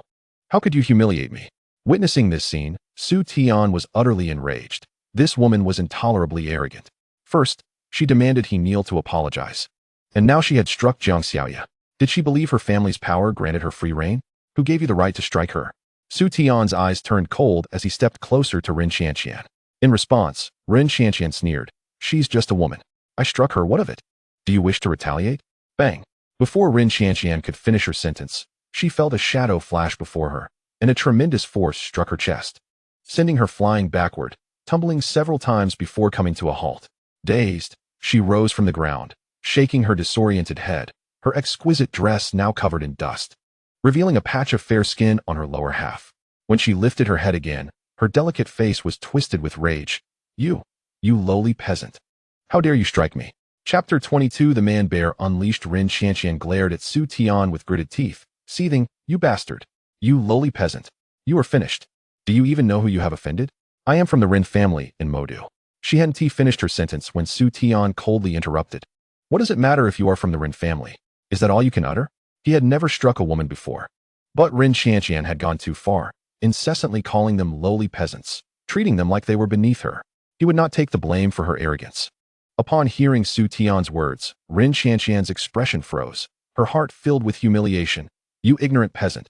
Do you know I could end your life in a heartbeat? Huh. Young lady, do you truly believe you are still in Modu? Su Tian retorted with a cold smile, his gaze piercing into Rin Qianqian. What do you intend to do? Under Su Tian's penetrating gaze, Rin Qianqian felt a chill creep up her spine. She stammered, "I warn you, if you dare to lay a finger on me. No matter where you go, the Rin family will never let you go." Hearing her threats, a glimmer of coldness flashed in Su Tian's eyes, and he replied calmly, "You dare to threaten me?" Having spoken, Su Tian once again delivered a resounding slap to Rin Qianqian's delicate face. The sheer force sending her into a dizzying spin of 720 degrees before collapsing onto the ground. A distinct imprint from his palm bloomed on her fair cheek, resembling a swollen, crimson apple. Onlookers had already gathered around, their expressions filled with astonishment and pity as they beheld Rin Qianqian's plight. Such a beautiful young woman, reduced to this state. What a ruthless boy he was. "This slap is a retribution for Xiaoyu," Su Tian remarked coolly, stepping closer to Rin Qianqian. Upon hearing these words, Rin Qianqian trembled in fear, her voice quivering with impending tears. "Why you dare strike me? I will ensure my family sends someone to tear you to shreds, to dismember you." Still daring? Su Tian's eyes narrowed as he prepared to deliver another blow, only to be intercepted by Jiang Xiaoya. "Su Tian, let it go. She is the eldest daughter of the Rin family. Escalating this situation will not end well." Su Tian frowned. "So what? She struck you and insulted my parents. Today, I shall teach her a lesson on respect." Jiang Xiaoya felt a pang of gratitude but continued to dissuade him. "Su Tian, she is an esteemed guest my father is to receive. Consider this a favor for my father's sake." Hearing this, Su Tian's brow furrowed. He was reluctant to let this woman off so easily. However, upon witnessing the imprint on Jiang Xiaoya's beautiful face, his heart softened slightly. "Very well. I shall grant Uncle Jiang this favor." "Yes, leave the rest to me," Jiang Xiaoya exclaimed, nodding vigorously. She then approached the still prostrate Rin Qianqian and gently said, "Miss Rin, I am Jiang Province's governor's daughter. I apologize for this unfortunate incident. I believe it to be a misunderstanding. I have already informed my father, and he will arrive shortly." Upon hearing Jiang Xiaoya's words, Rin Qianqian's initial fear of Su Tian transformed into a furious rage. "What? You are the governor's daughter? How dare you conspire with this scoundrel against me? Is this how the Jiang family treats their guests? Let me tell you, our Rin family has high-ranking officials in the capital as well. I will inform my elders, and they will suppress your Jiang family. Prepare for your downfall." Rin Qianqian spat bitterly. Jiang Xiaoya's expression darkened at these words, although she sought to ease the tension between Su Tian and the Rin family. Rin Qianqian's brazen remarks indicated she was not to be trifled with. "Miss Rin, I witnessed the events unfold.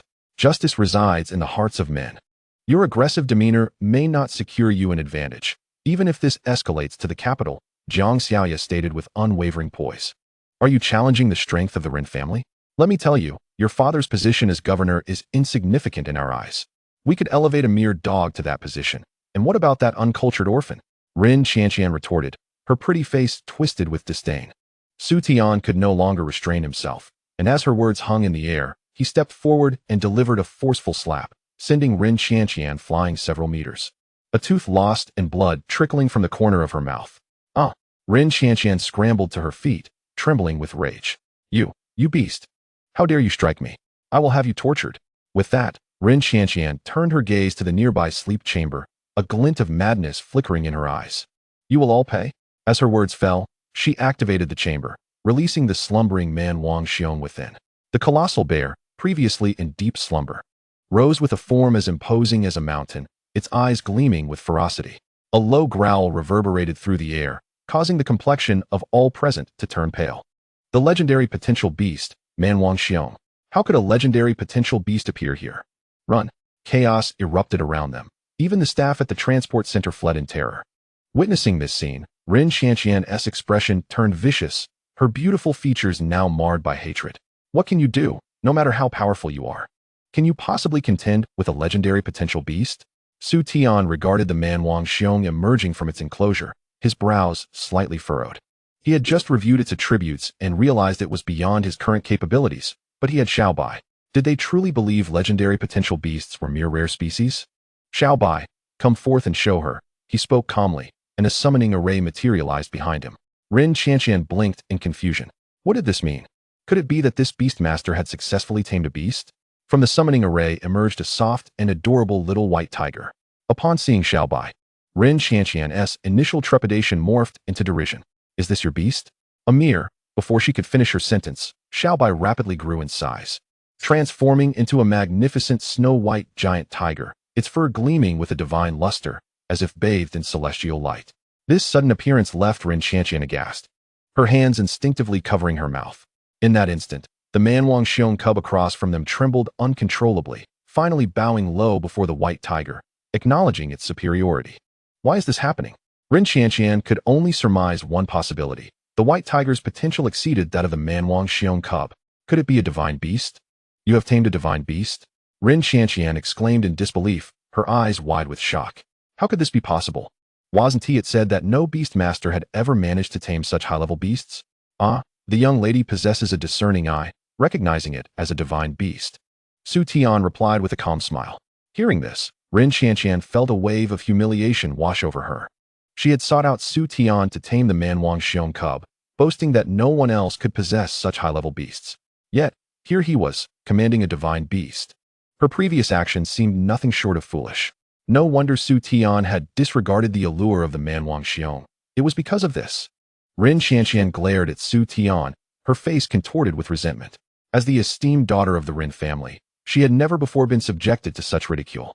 Yet now, the Manwang Xiong, upon seeing Su Tian's white tiger, lacked even the courage to lift its head. How could it possibly avenge her for those 2 slaps? Was she to endure this humiliation? No, absolutely not.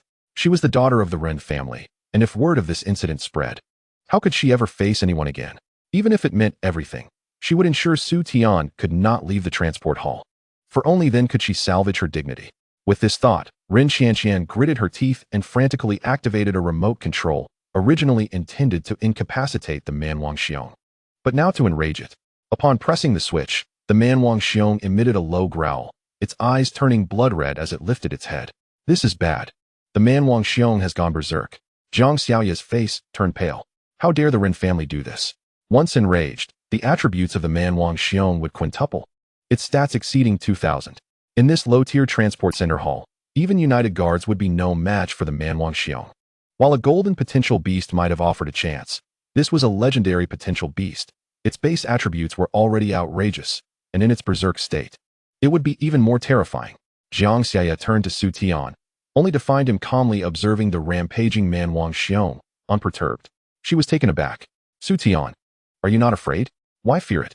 A mere beast of legendary potential, Su Tian remarked with a faint smile. Having spoken, he softly urged Xiao Bai go. As his words fell, a blood-red radiance enveloped Xiao Bai, the domain of the god of death. The power attribute surged by 50%, while the speed attribute doubled. After several days of leveling up, Xiao Bai had reached level 12, with its average attributes soaring to a daunting figure exceeding 1,000, particularly its power attribute, which had reached an impressive 1327. In its transformed state, all attributes were enhanced by 100%, combined with the additional 50% from the god of death domain, resulting in an astounding total exceeding 3,000. At the same level, Xiao Bai's attributes alone eclipsed those of the berserk state of the savage king bear. This stark contrast highlights the vast gap between divine beasts and other formidable creatures. With a thunderous roar, Xiao Bai sprang into action, unleashing a powerful white tiger roar that reduced the savage king bear's defense by an additional 20%. The bear was subsequently struck by a wave of light, sent tumbling several meters away, its fierce demeanor evaporating into a pitiful cry as it rolled on the ground, sounding almost aggrieved. Su Tian and Zhang Xiaoya exchanged glances, astonished that Xiao Bai had managed to knock the savage king bear out of its berserk state. As Xiao Bai gazed at the lamenting bear, it let out a low growl. To Su Tian's bewilderment, the bear, despite its pain, limped toward him, curling into a submissive ball. Xiao Bai then approached Su Tian, nudging him gently with its head and pointing a paw at the savage king bear. In an instant, Su Tian comprehended its desire. Xiao Bai wished for him to tame this bear as well. Pondering the implications, Su Tian considered that, by conventional wisdom, an ordinary beastmaster could only tame a single pet throughout their life. However, he was different. His profession had been enhanced by the system, transforming him into a divine beastmaster capable of taming multiple pets. Moreover, the savage king bear's formidable defense was evident. Despite Xiao Bai's attack being powered by a base strength of 3,000, the bear had merely let out a couple of cries, showcasing its robust defenses. Furthermore, its potential was not to be underestimated, being of legendary caliber, thus promising not to lag behind in the future. It could serve as an excellent companion for Xiao Bai during its downtime from hunting. With these thoughts in mind, Su Tian conjured a contract array, the savage king bear. Trembling with fear, had no choice but to comply and sign the contract. Rin Xianxian and Zhang Xiaoya stood in stunned silence, unable to comprehend the situation. How could this be? Wasn't it said that a Beastmaster could not form a contract with a high-level beast? Wasn't it known that taming such beasts was exceedingly difficult? Shouldn't high-level beasts go berserk upon being contracted? Why had he succeeded so effortlessly? Chapter 24. Visitors from the Rin family. You. Rin Xianxian's eyes widened with fury, her mind spiraling into madness. Humiliated by Su Tian. She had initially intended for the berserk savage king bear to eliminate him, only to find herself losing both the bear and her dignity. How dare you contract my family's savage king bear? Do you have any idea how much effort the Rin family has expended to acquire it? If you do not return it today, you will never leave this place. She shouted in exasperation. Su Tian responded with a cold laugh, slowly approaching Rin Xianxian. You expect me to be unable to leave? What gives you the audacity to make such a claim? After speaking, he turned to depart, unwilling to entangle himself further with this self-righteous woman. Her words snapped Rin Xianxian back to reality, as she realized in that moment she was no match for Su Tian. And her last hope, the savage king bear, had been contracted by him. Was she destined to endure this humiliation? No. As the young mistress of the Rin family, she could summon countless individuals to exact vengeance upon Su Tian once she escaped. With this thought, Rin Xianxian gazed at Su Tian's retreating figure, unable to suppress her manic laughter. Do not forget my identity. Once I leave here, I have myriad ways to make you kneel at my feet. I shall issue a bounty, sending all after you to the ends of the earth, and your family and friends will suffer dearly for your actions today. At her words, Su Tian, who had intended to ignore Rin Xianxian, paused, slowly turning around, his eyes now flashing with murderous intent. He could disregard his own safety, could overlook Rin Xianxian's threats, but he could not tolerate her final words regarding his family. Su Yun, the only kin he had left after his parents perished, had raised him with great effort. If she were to harm his family due to his actions, he could never forgive himself. Clenching his fist, he advanced toward Rin Xianxian, a palpable aura of menace radiating from him, intensifying with each step until it reached her in full force. Rin Xianxian, a sheltered heiress, had never encountered such a scene. The overwhelming ferocity struck her like a physical blow, constricting her breath and leaving her legs trembling uncontrollably. Wait. Just as Su Tian prepared to act, a hurried voice rang out, accompanied by a cacophony of hurried footsteps. Miss, are you all right? What happened? A group of impeccably dressed individuals rushed to Rin Xianxian's side, supporting her. One man, noticing something wet beneath his feet, looked down in shock. There lay a puddle of light yellow liquid. Miss you. Onlookers captured the moment, and the Rin family members were incensed, demanding, who did this? Who is responsible?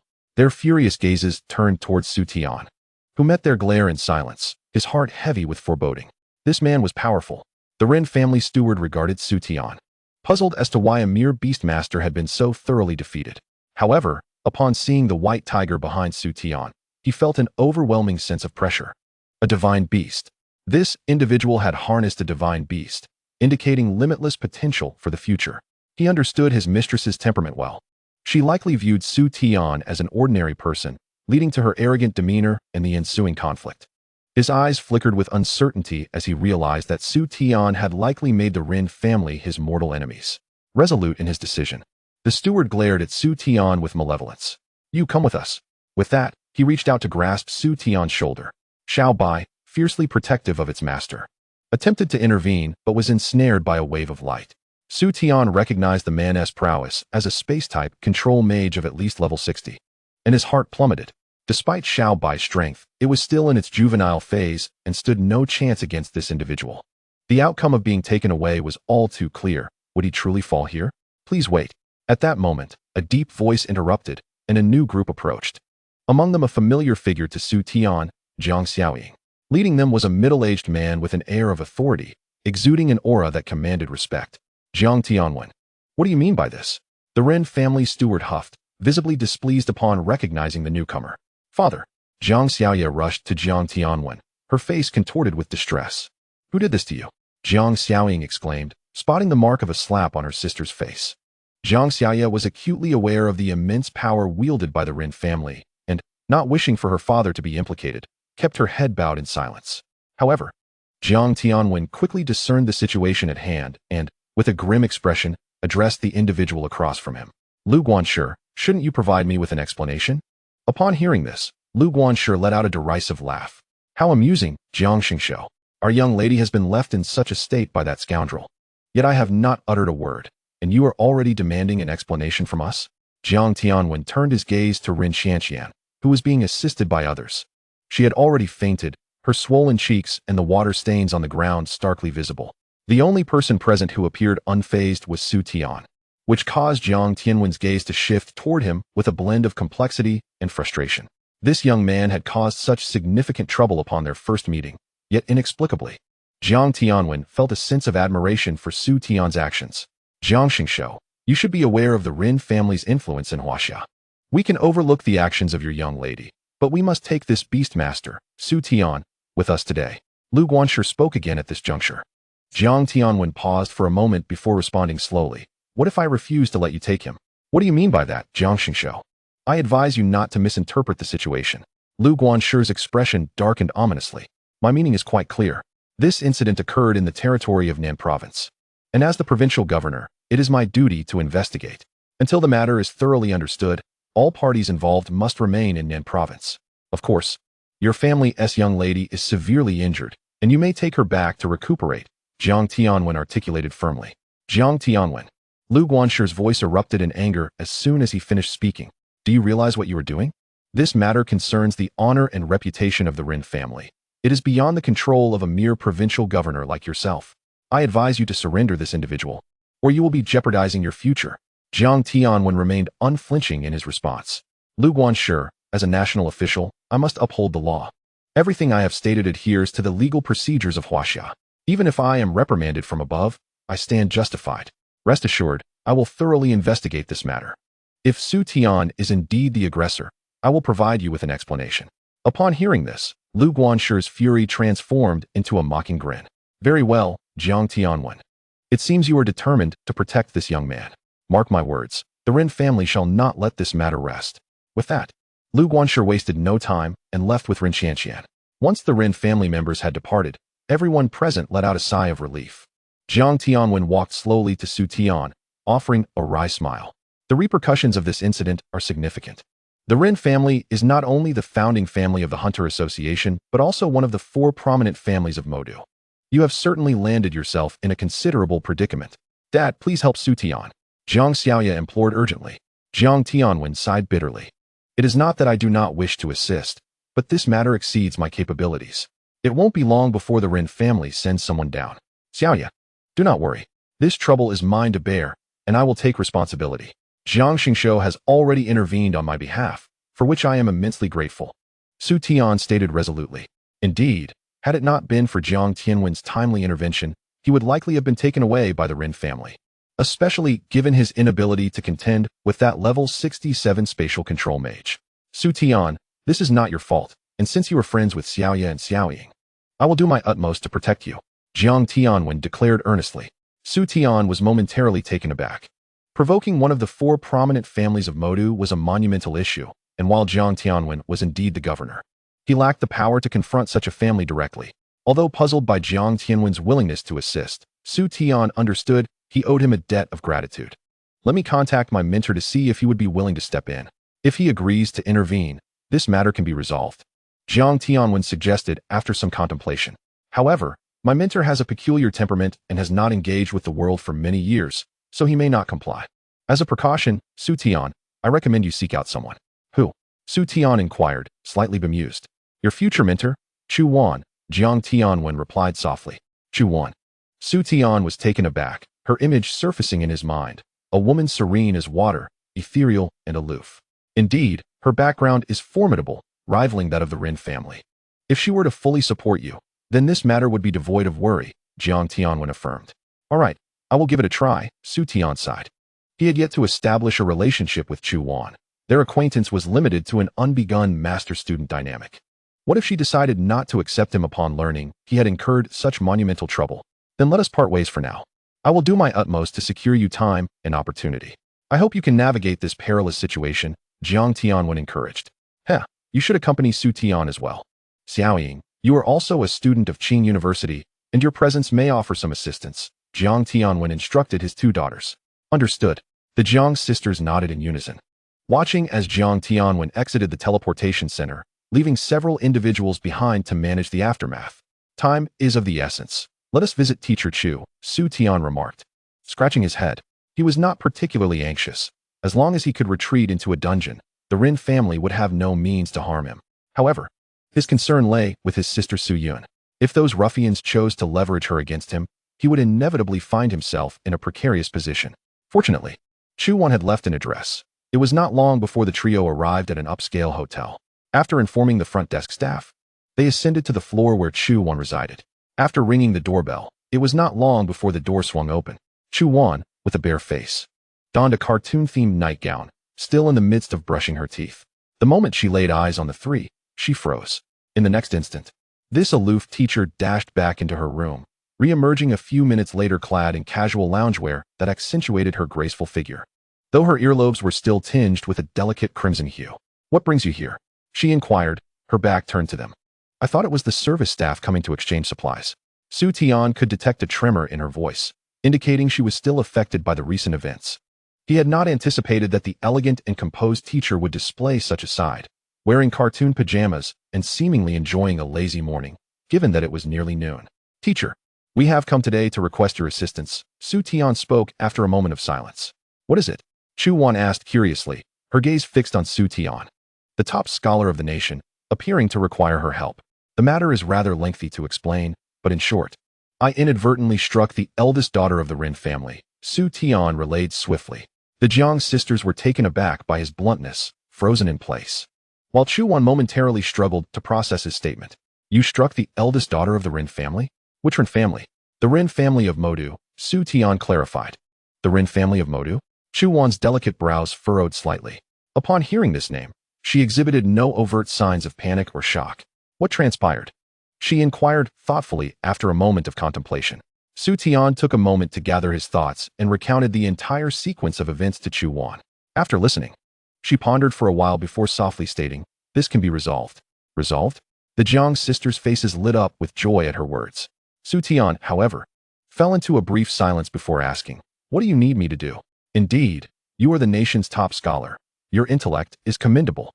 Chu Wan smiled slightly, her eyes reflecting admiration. "Although you have already earned the title of the national champion during the college entrance examination, you must be aware that at that time, everyone's career was merely awakening. The achievements attained, while somewhat representative, do not reflect the ultimate potential of the students. The higher echelons of all educational institutions, including those behind me, are actually awaiting the entrance test a month from now. This year's entrance examination is jointly conducted by the top universities from multiple provinces and cities, and only the outstanding among them will truly be the pride of Huaxia. As long as you can secure first place in the entrance examination, those behind me will ensure your safety," Chu Wan confidently proclaimed. "But what about before that?" Su Tian hesitated and asked. "Before that, I will ensure your safety," Chu Wan replied calmly. Upon hearing this, the Jiang sisters gasped in astonishment, and even Su Tian was taken aback by Chu Wan's words. What a formidable mentor. Su Tian felt that choosing Qing University was indeed a wise decision. "However, teacher, I merely wish to ask you to protect my sister, as I plan to venture into the dungeon for a month to enhance my level and strength. But I fear that the Rin family may plot against her during this period," Su Tian said. "I see," Chu Wan nodded. "How about letting your sister stay with me? I have already purchased this hotel, and the Rin family would never dare to harm her here." Su Tian couldn't help but gasp. If he remembered correctly, this beautiful mentor was supposed to be temporarily residing in Nan province, yet she had directly bought a hotel. Such financial capability, she must be quite affluent. For a moment, Su Tian became curious about the power behind Chu Wan. Ultimately, he refrained from inquiring, as this was Chu Wan's secret, and asking might be impolite.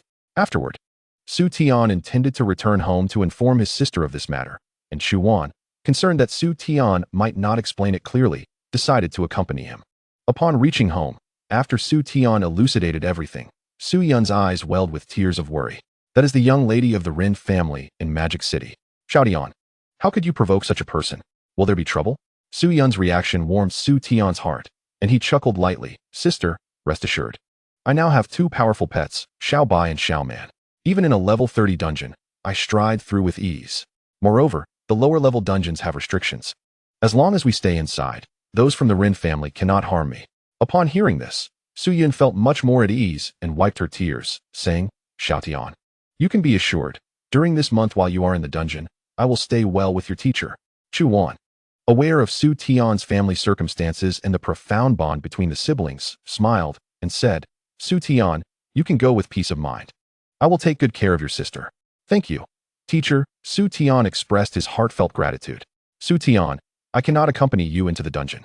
My father said this is a rare opportunity for you to experience growth, and if I follow, I would only hinder you. In front of the teleportation hall, Jiang Xiaoya said, her face filled with shame. Su Tian laughed lightly. How could that be? If your holy angel profession develops, it will undoubtedly be powerful. But this time, you should listen to your father. I will likely encounter many troubles in the dungeon. He was well aware that the Ren family would not allow him to pass through this month smoothly. They would undoubtedly devise various schemes, even issuing bounty orders to hunt him down. In such circumstances, danger lurked everywhere. It would be manageable if it were just Su Tian alone, as Xiao Bai and Xiao Man could provide protection. However, if Jiang Xiaoya were to join him, the outcome would be uncertain. Jiang Xiaoya firmly believed that Su Tian could resolve the dangers. Thus, clenching her delicate fists, she proudly declared, But don't think you can shake me off. My father has also devised a special leveling plan for me, and at the new student test, I will surely surprise you. Oh, I am quite looking forward to it. Su Tian chuckled. Su Tian, we are leaving. Return alive, as I await your entry into Qing University to become my junior. At this moment, Jiang Xiaoying, who had been lingering behind, stepped forward. Who wants to be your junior? If I become anything, it will be your senior. Su Tian yawned. He held no ill impression of Jiang Xiaoying. Although she had initially come off as somewhat domineering, it was merely for the sake of Xiaoya. After bidding farewell to the Jiang sisters as they departed, the surrounding guards of the Jiang family gradually withdrew, and Su Tian recognized it was time for him to enter the dungeon. This is the level 37 dungeon, Wanshou Shanmai. Su Tian approached the front desk and confidently stated the premeditated dungeon. Although this dungeon's level was relatively high, it possessed the largest map area among the level 30 dungeons, making it ideal for evading pursuers. As the white light illuminated, Su Tian turned to glance behind, where many gazes were already stirring. The moment Su Tian's figure completely vanished in the white light, the last Jiang family vehicle also departed from the teleportation hall, followed by countless figures emerging from the shadows, all targeting Wanshou Shanmai. Xiao Bai, Xiao Man, do not be lazy. Slaying just one more monster will yield us additional experience. Over there. Ah, yes. And this one too. Eliminate them all. In Wanshou Shanmai, a strikingly handsome youth commanded two colossal beasts. One was a snow-white, magnificent divine beast, the Baihu, and the other was a massive, mountain-like man Wang Xiong. After entering Wanshou Shanmai for an hour, Su Tian had almost grasped the rhythm of monster spawns, deliberately maneuvering through densely populated areas while continuously invoking the divine tree skill to enhance experience acquisition speed. Although most of these minor monsters were around level 30, their potential was only comparable to bronze, and under the might of Xiao Bai and Xiao Man, they could not withstand 3 seconds. However, if Su Tian were to engage, it would be quite challenging. Ding! Congratulations on defeating a monster, earning a treasure exploration opportunity. Beep! Treasure exploration successful, discovering a red supreme treasure. Shall we proceed? The system's voice suddenly resonated. A red supreme treasure. Su Tian's heart soared with joy. Ever since this super treasure exploration system was activated, he had embarked on a treasure hunt in the dungeon daily. However, the chance of encountering red treasures was exceedingly slim. He had only encountered one during his first meeting with Xiao Bai's egg and that golden supreme weapon. Typically, he relied on purple rare treasures to sustain himself, which were decent rewards, but compared to a red supreme treasure, they felt utterly inadequate. After retrieving the omnipotent map to locate the treasure, Su Tian promptly mounted Xiao Bai, his expression brimming with excitement. Red supreme treasure. Here I come. Chapter 27, Man Wang Tai Gu. Before reaching the vicinity of the supreme treasure's burial site, Su Tian sensed a few concealed presences around him. His attributes had now reached a level comparable to a level 30 powerhouse, granting him remarkable sensitivity to his surroundings. Clearly, these were assassins dispatched by the Ren family to take his life. Su Tian did not wish for his treasure hunting experience to be marred, so he stood firm and coldly proclaimed, "Everyone, come out. Oh, seems like you possess some strength. Hee, it's good that you have strength. Otherwise, this would be rather dull. I truly admire you, kid. Despite being under level 20, you dare to venture into this level 37 dungeon. It's truly a death wish. I warn you, this person is mine. None of you can snatch him away. The pests of the Hunters Guild. This task should be handled by our son Luo Dian." Individuals emerged from all directions. No fewer than 10, all fixated on Su Tian as if he were prey. These individuals appeared to be divided into 3 groups, seemingly collaborating to eliminate him. Observing this, Su Tian could not help but let out a faint chuckle. It appears my life is still quite valuable, isn't it? Kid, even at death's door, you still act tough. I advise you to surrender, or you will suffer physical torment. A burly man wielding a wolf-toothed club stepped forward, his rugged voice booming. Roar! Xiaobai suddenly lunged forward. Emitting a fierce roar, its tiger-like eyes glaring menacingly at the man, glinting with ferocity. A group of assassins was taken aback. It was rumored that this young man possessed a pet of divine beast caliber, and it seemed to be true. Nonsense. How could anyone own a divine beast? Surely, this young man was just boasting. If we kill him, we can claim a reward of 1 million gold coins. Several assassins, undeterred by superstition, charged forward, but before they could reach the young man, they were swiftly dispatched by a blade of wind. This sight instilled a palpable fear in the remaining assassins. This is astonishingly powerful. The group exchanged glances, their earlier bravado evaporating. You claimed it couldn't possibly be a divine beast. How can it be this strong? Just because it is strong doesn't mean it's a divine beast. One assassin team began to bicker among themselves. Witnessing this scene, Su Tian couldn't help but feel exasperated. What kind of assassins are these, lacking any professional integrity? Very well, I will not let Xiaobai take action. Instead, I will face you all in a duel. How does that sound? Su Tian remarked calmly. Duel with us? The assassins were momentarily stunned, then regarded Su Tian as if he were a fool. With a divine beast pet at his disposal, he chooses to confront them directly. Could he be utterly foolish? Nevertheless, they would not let this rare opportunity slip away. Killing Su Tian would yield a fortune of 1 million gold coins. This is a substantial sum. It could buy at least 3 pieces of golden equipment. You choose not to walk the path to heaven, yet barge into hell. If that is the case, do not blame us for our lack of courtesy. One assassin grinned malevolently and charged at Su Tian. Observing the assassin, Su Tian's eyes glimmered with a hint of derision. These assassins were merely in their 30s, their average attributes barely reaching 300. Inferior even to the previously suppressed level 25 water spirit mage, Lu Xiao. And Su Tian, although he stood at level 19 with basic attributes around 150, he had the attribute link with Xiaobai. With Xiaobai's current attributes, even a mere 10 link would be sufficient to rival the attributes of a level 30 character. Furthermore, in the Fire Tomb's Ghost Cave, he had previously leveraged Xiaobai's attribute link and golden equipment to bolster his attributes to an average of 400. Thus, facing these assassins with their meager attributes of just over 300 was hardly a challenge. However, this time, he had chosen not to don his golden equipment, as he wished to hone his combat skills, the domain of the god of killing. As the assassin rushed towards him, Su Tian activated the ability he had acquired from Xiaobai. Instantly, his attributes transformed once more, his strength soaring beyond 400 points, and this was without wielding a weapon. The assassin, sensing the shift in Su Tian's attributes, was struck with profound dread. What on earth is happening? Just moments ago, his attributes were barely over 150, and now they have surged to 400. Such terrifying attributes. Could this truly be a Beastmaster? Yet, the arrow was already released, and he had no choice but to act. Resolutely, he drew a silver, curved blade. Generally, silver weapons provide minimal attribute enhancement, ranging from 10 to 30 points. Upon seeing the weapon drawn, Su Tian merely shook his head, unfazed. Iron bones of the barbarian king.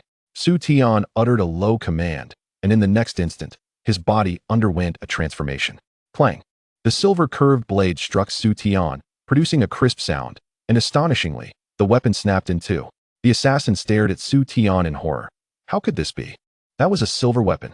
Even against a level 30 monster, it wouldn't break. How could this happen? Su Tian revealed a faint smile, confirming his expectations. Even with a weapon, the assassin could not breach his defenses. The skill he had just employed was acquired from the barbarian king bear not long ago. A passive defensive skill known as Iron Bones of the Barbarian King. When attacked by an enemy, it could enhance one's defense, reducing damage by 30%. If the opponent fails to breach the defense, damage reduction doubles, while also reflecting damage equivalent to one's defense. This could be considered a divine skill. The Barbarian King Bear, indeed a legendary creature, possessed remarkably powerful skills, with the Iron Bones of the Barbarian King and the domain of the god of killing, which comprehensively enhanced attributes. Su Tian had transformed from a feeble Beastmaster into a formidable quintuple threat. Thus, He no longer needed to worry about hindering Xiao Bai and the others in future battles. Meanwhile, the unyielding assassin drew a bronze weapon, aiming a fierce thrust at Su Tian's chest. Again, a crisp sound echoed, and the weapon shattered into pieces. Su Tian smiled at the assassin and said, "You should be grateful you didn't team miss me. Otherwise, you would be nursing a fracture right now." Before the assassin could comprehend the meaning behind Su Tian's words, he was met with a powerful kick to the chest, sending him tumbling across the ground until he collided with a tree trunk. The remaining assassins swallowed hard. At that moment, realizing why Su Tian dared to enter a level 37 dungeon at a mere level 19. The truth was, this young man was an absolute anomaly. Not only did his contracted pet possess extraordinary capabilities, but he himself was equally formidable. Observing the assassin he had just incapacitated, Su Tian felt a tinge of satisfaction. He hadn't anticipated this individual to be so fragile. He then turned his gaze to the remaining assassins. Who's next? As Su Tian's words lingered in the air, not a single assassin dared to step forward. Their strengths were on par with the previous assassin, and their equipment was hardly superior. That man had just been utterly annihilated by Su Tian. Under such circumstances, who would dare to challenge him? That would be tantamount to seeking death. A bunch of worthless fools. At that moment, a mocking cold laugh echoed from among the assassins, and a masked figure emerged. Upon seeing this individual, the remaining assassins' pupils constricted. It was He Feng. He had arrived as well. Chapter 28. Second Transmutation. Assassin Su Tian regarded the emerging assassin with mild curiosity. He Feng even possesses the surname He? Fool, that is merely a nickname. Do you understand? I am called He Feng because I kill swiftly and leave no trace. Hence the name. The assassin with the black mask sneered. Oh, so it is a nickname. Su Tian replied with an expression of understanding. Observing Su Tian's demeanor, He Feng shook his head in disbelief and derisively remarked, "Unaware of the peril you are in, yet you still hold on a hope. However, if you are to perish at my hands, it would not be in vain." With that, He Feng revealed his attributes. Each average attribute surpassing 400, even nearing 500. Upon witnessing this, Su Tian's eyes narrowed. A master. While these assassins were numerous, they were not but a pile of refuse, some not even reaching level 35. Yet, this He Feng stood at level 37. Su Tian sensed that He Feng likely surpassed this level, indicating that he was here to hunt Su Tian while under level suppression. Moreover, he had undergone a class transmutation. Generally, class transmutations occur after level 20, with one transmutation possible every 10 levels, requiring substantial resources and time to complete. For an ordinary person, achieving immediate transmutation after level 20 is exceedingly difficult unless they come from a privileged background that can afford the transmutation fees, such as Jiang Xiaoying, a formidable level 59 warrior. Transmuting every 10 levels without fail is referred to as full-level transmutation, while those who have not completed a full transmutation are known as incomplete transmuters or non-transmuters. For instance, these ordinary assassins, all at level 30, had never completed a single transmutation, which was why Su Tian could easily crush them just now. However, He Feng was different. After a class transmutation, each subsequent transmutation brings about profound changes, including class enhancement, attribute enhancement, and even skill enhancement. This is a comprehensive strengthening, making it difficult for incomplete transmuters to have any hope of victory against fully leveled transmuters. The current attributes of He Feng are scarcely different from those of Jiang Xiaoying when she was suppressed at level 25. Yet Jiang Xiaoying was indeed at level 25. Despite being confined to that level, she could still be compared to He Feng, who is now fully equipped and boasts an impressive level of 37. This serves to illustrate the immense benefits that reincarnation can bestow. However, Su Tian deduces that He Feng has not undergone many reincarnations, likely only having achieved the second. Even so, this poses quite a challenge. While Su Tian ponders these matters, He Feng brandishes a dagger, his eyes piercing through the mask, resembling a venomous snake. Boy, are you prepared to meet your demise? Upon seeing the dagger in his hand, Su Tian comprehends his opponent's profession, a rogue. Come, let me witness your prowess. Su Tian's demeanor provokes He Feng, who scoffs at the audacity of a mere level 19. As he speaks, He Feng's shadow inexplicably vanishes from sight. Su Tian gasps, realizing that this individual has transformed into a shadow assassin. Such assassins typically employ stealth skills to silently approach their targets and strike them down, making them ideally suited for assassination work. Clang. Just then, a spark ignites behind Su Tian. He Feng has launched an attack. However, it appears he did not employ any skills. failing to breach Su Tian's defenses. Damn it. Not that skill again. Hei Feng curses, yet when Su Tian turns around, Hei Feng has once more vanished. The rebound did not shatter the dagger. It seems to be a golden dagger. Su Tian contemplates. Generally, the attributes conferred by golden weapons range around 70 to 120 points. For instance, his own Soul Hunter sword is a top-tier golden weapon, adding 127 points to physical attack attributes. Yet, he wonders how much attack power Hei Feng's weapon adds. If its grade is high, the next strike may very well compromise his defenses. Su Tian has no intention of sustaining injuries due to this adversary, especially since he is solo and did not bring a healer. Any injury would necessitate the use of healing potions. He remembers the bitter taste of those potions. Immediately, Su Tian dons a suit of golden silk armor. Clang. At that moment, Hei Feng strikes Su Tian once more, this time employing a skill, an advanced silver skill, Venom Strike. How can this be? Still, no damage is inflicted? Hei Feng is bewildered. Hadn't Su Tian's defensive attribute just been 400? How did it suddenly escalate to 480? No, you are wearing golden equipment. How can you, at level 19, wear golden gear? Suddenly, Hei Feng exclaims in shock. The surrounding assassins, hearing this declaration, are equally stunned. This young man is clad in golden armor? What manner of background does he possess to wield such advantages? Have you not heard of equipment that does not restrict by level? Observing their astonished expressions, Su Tian sighs. Is there not a single normal assassin among them? Equipment that does not limit levels? Hei Feng is momentarily at a loss. His panic stems from the fact that he had not even considered such a possibility. Such equipment is exceedingly rare, worth millions, and who in their right mind would purchase such gear? Yet, this young man seems far from ordinary. Not only does he challenge level 30 foes at level 19, but his attributes are also terrifying. No, this must be resolved swiftly. An unsettling feeling arises within Hei Feng. This Su Tian is too enigmatic. He vanishes into the shadows again, then lunges forward with a knife. Clang. A crisp sound rings out.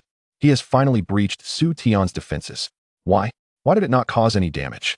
Looking at the bracers that Su Tian has donned, his eyes blaze with fury. You possess golden equipment. Why did you not reveal it when confronting those assassins? Do you think I needed to wear golden equipment to deal with them?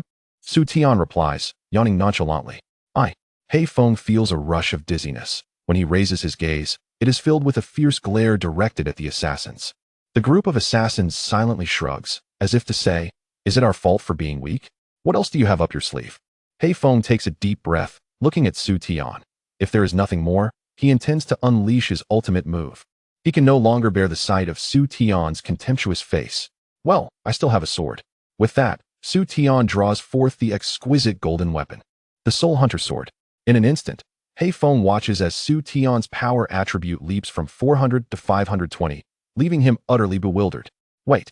Before he can finish his thought, the fiery slash descends, annihilating him and leaving behind a trove of glimmering treasures. This signifies the character's demise. Chapter 29, Platinum Skill. Hei Feng has perished. The assassins exchange glances, each reflecting the terror they see mirrored in the other's eyes. Hei Feng was a level 43 second reincarnation powerhouse on the outside. Who would have thought he would fall in a level 30 dungeon? Only now do they grasp how formidable Su Tian truly is. Initially, when they saw the bounty notice indicating level 19, Beastmaster, they assumed it would be an easy target. Now, it is evident how gravely mistaken they were. We seem to have come to the wrong place. The group of assassins mutters weakly, preparing to flee. Su Tian, however, does not even glance in their direction. He summons the contract array, revealing the massive form of the Beast King, Xiong Shua. Go, you and Xiaobai. Take care of all of them, Su Tian instructs calmly. Roar. Two thunderous roars erupt as the two fierce beasts charge toward the fleeing assassins. Observing their colossal figures, Su Tian cannot help but reflect. These two are still in their juvenile stage, yet their size rivals that of adult ferocious beasts in the outside world. When they mature, they may grow to gigantic proportions. Xiaobai is manageable, possessing a transformation ability to adjust size, but handling little man will be more challenging. He may need to limit its appearances outside of combat. 5 minutes later, Su Tian collects the heaps of golden treasures scattered about and stores them away. He must admit that these assassins had some savings, particularly Hei Feng, whose gold alone amounts to over 3 million. His golden dagger, though merely a standard golden weapon, adds only 77 to attack attributes, but can still fetch several 100,000 gold coins. The remaining assassins are less affluent, but combined with their stored materials and items, It conservatively amounts to 6 million gold coins. Su Tian himself possesses merely 2 million gold coins in savings. TSK, it seems this is a swift way to accumulate wealth. Su Tian blinks, a somewhat immature idea blossoming in his mind. However, he quickly extinguishes it. What nonsense. Is he the sort of person to resort to such measures? Moreover, the auction will commence in a few days, and he wonders how much he could sell that mysterious profession reincarnation scroll for. He could buy whatever skills he desires afterward, which is a delightful thought. As for these assassins, eliminating them was a necessity. After all, they sought his life. Finding his treasures is of utmost importance. Su Tian recalls the significance of this location. The first time he discovered a red resource, it was the white tiger's divine beast egg. He wonders what treasure awaits him this time. With eager anticipation, Su Tian locates the red resource and slowly opens it. Whoosh! A cascade of golden light bursts forth, nearly blinding Su Tian with its brilliance. Golden legend. As the golden light gradually reveals itself, Su Tian finally discerns the nature of the item. A platinum scroll. Platinum? Could it possibly be a usable item scroll? Su Tian furrows his brow. Though item scrolls have commendable effects, their value pales in comparison to equipment. Even less than the job transfer scroll he found in the legendary resource before. Logically, it should not appear among red resources. Thus, with a heart laden with trepidation, Su Tian opens the scroll, and upon comprehending its contents, he is instantly filled with excitement. To one's astonishment, it is indeed a dedicated skill book for the Beastmaster. This scroll is unmistakably a platinum skill of the Beastmaster, and it boasts formidable power. Beast God's Descent temporarily possesses all attributes and skills of one's pet, and gains the blessing of the Beast God, increasing damage to bosses by 200% for 30 seconds, followed by an hour of weakness. This skill is specifically designed for battling bosses, allowing one to acquire the attributes and skills of their pet for a brief period. Naturally, it can also be utilized in regular skirmishes, albeit without the subsequent blessing of the Beast God.